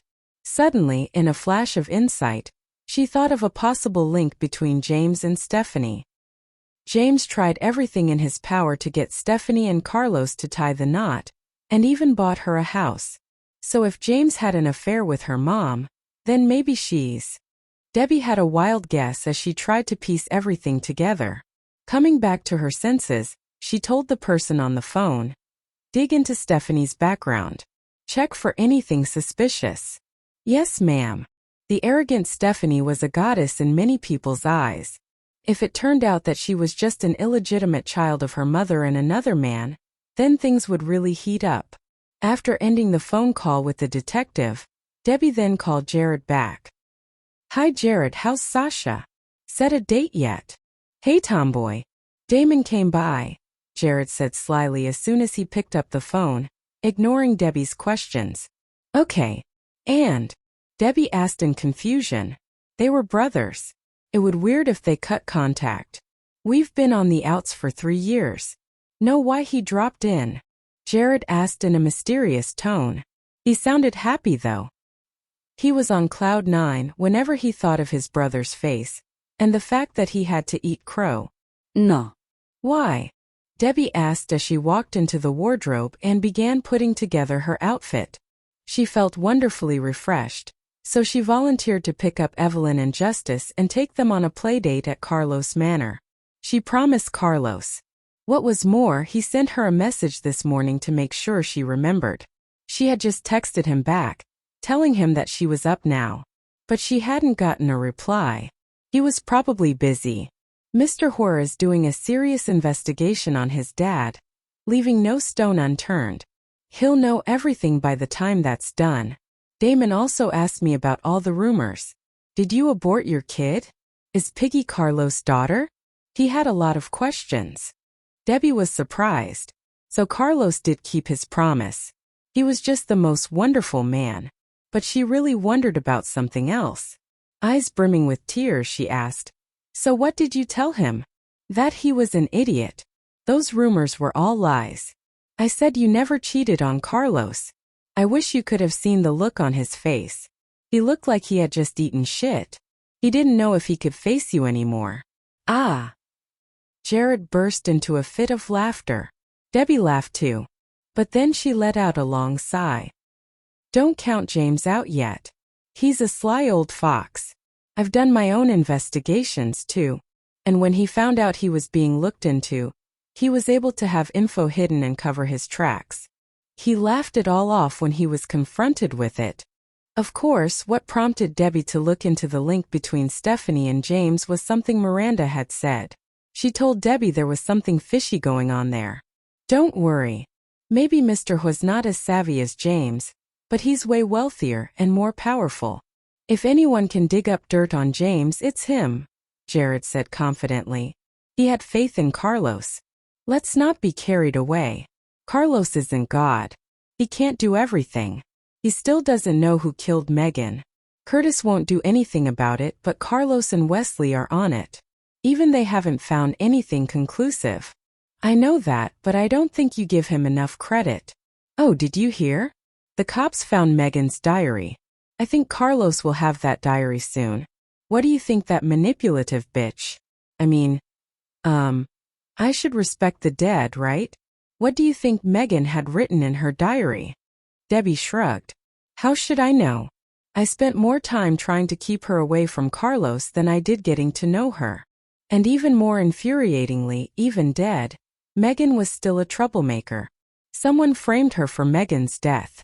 Whoever that guy is, I want to throw him into the sea and watch the sharks tear him apart. She swore in her mind. Fine, I'll drop it. Doing anything fun for your birthday? I bought something for you. Your birthday is just around the corner. Why haven't you said anything? No party? Jared asked on the other end. Debbie's lips twitched. Aren't you nosy today? Is it because you're happy you'll have a kid soon? I guess I'm kinda talking your ear off. Sorry. And of course I'm happy. I have a kid on the way. You're going to be vindicated. My dad and Damon don't hate me because of you anymore. And you'll get back with Carlos soon. Why wouldn't I be happy? A ghost of a smile played across Debbie's face. She wasn't as happy as he was. Look, Jared, when Carlos finds out the truth, he'll feel pretty bad about what happened. But that's not what I want. I want him to remember everything about me. I want the old Carlos back. I don't want his pity. I want his love. It will be hard for him at first, but at least he'll get it, and we can make up for lost time. Besides, when he spoils me again as he used to, that'll be the time I carry out my plan. If his memory didn't return, all he'd be able to understand was the past few months. He'd feel bad, but it wouldn't be the same. He'd need his memory back to understand what she went through for 3 long years. So what's the plan? Jared couldn't understand her intentions now. Debbie grinned mischievously. Payback time. He's given me a hell of a time, so it's time he gets a taste of his own medicine. He won't forget me after I'm done. He'll also learn to love me. I'm not a girl he can use and dump. I'm his wife, damn it, and it's about time he treats me that way. Jared echoed. I feel ya, tomboy. I'm behind you 100%. You're no pushover, my dear. And when Carlos gets his memory back, you'll go riding forth on a white horse, and hell will be riding with you. Debbie laughed at his theatrics. She knew he was kidding, and he always knew what to say to hit her funny bone. Okay. Knock it off. I gotta pick up Piggy. Later. Hey, why not bring her over here? You can cook for us. Jared quickly suggested before she hung up. He always liked how she cooked. Debbie had no problem turning him down. Cook for you? In your dreams. I'll take Piggy and Jess to Carlos Manor. He has lots of chefs there, so they'll get fed. Besides, I don't feel like cooking. You are so mean. Tell me why we're friends again, Jared protested jokingly. Okay. Let me think. I'd better let my aunt know. She might reconsider letting Sasha divorce you. Hey, no, don't do that, tomboy. Wait. Debbie ruthlessly hung up on him. Stunned, Jared stared at his cell phone in silence. After a while he put it down, and a smile spread across his face. He knew she was poking fun at him again. That was what they did. He was pretty sure happy days were close. She'd get back with Carlos, and that meant good things for her friends. Debbie picked up Piggy and Jess from Curtis' house and drove them to the manor. Carlos was still at work. As she thought, there were maids already there. As soon as she pulled in, they swarmed around her and greeted her enthusiastically. One of them said, "Welcome, Miss Nian. Mr. Huo requested that we take care of you and the kids." "Thank you." Debbie got out of the car with Jess in her arms, while a housemaid held Piggy's hand and walked with her into the villa. Dinner was ready by the time Carlos came home. When he opened the door to the villa, he heard the children's chirpy laughter echoing around the house. He smiled, knowing that Debbie and the kids were here. His weariness he felt from a hard day's work vanished into the air like smoke in a gale. He changed into his slippers and put the briefcase in a corner. Then he walked into the living room, shrugging off his suit jacket. "Mr. Huo." A housemaid took the suit jacket from his hands and hung it on the wooden hanger on the coat rack. Debbie was feeding Jess porridge when she heard the housemaid greet Carlos. She turned her head, but before she could call out to him, a little figure excitedly ran towards the man. It was Piggy. The little girl had thrown her sippy cup aside and was clumsily running to Carlos. As she ran, she called out excitedly, "Uncle Carlos, you came." A broader smile crept across his face when he saw the cute little girl. He strode over, bent down and scooped her up in his arms. After pecking her cheek, he asked, "Did you miss me?" "Miss you a lot." Piggy wrapped her little arms around his neck, resting her head against his broad shoulder. Carlos gently patted her back as he carried her into the dining room. Seeing Carlos with Piggy, Jess inarticulately babbled, "Baba, ee." The little boy looked at the handsome man with curiosity. Debbie reminded the boy, "Jess, you can call him Uncle." "Baba? Did he mean brother? He's already more than 30. Does he look that young to Jess?" Debbie wondered and shifted her gaze to the man. "Well, he does look young." Jess nodded and greeted again, "Uncle, ee." Carlos touched Jess' head and teased, "Uncle? Debbie's your cousin and I'll be your cousin-in-law soon enough." Debbie got all choked up by what he said. Caught off guard, she blushed and rolled her eyes at him. "Just eat," she said angrily. He nodded and walked to the bathroom to wash his hands, still holding Evelyn in his arms. The manor used to be quiet with almost no one there. Now the whole house was noisy with children's animated shouting and laughter. You could even hear them on the third floor behind closed doors. Carlos didn't think he'd get any work done tonight, so he stayed in the living room to play with the kids after dinner. When it was bedtime, Colleen called Debbie. "Debbie, how's Jess doing? Can you two handle the both of them? If not, I can pick him up if you need me to." Debbie took a glance at the little boy and assured her, "We're good. Jess is just fine. He just took a bath and Carlos is telling stories to the kids." "What? Carlos is telling them stories? He doesn't seem to like kids very much. You sure he has the patience for them?" Colleen asked in disbelief. She could hardly picture Carlos with a kid. "Oh yeah, he's been playing with them after he got home. I don't need to take care of them. He does all the work," Debbie said with a happy smile.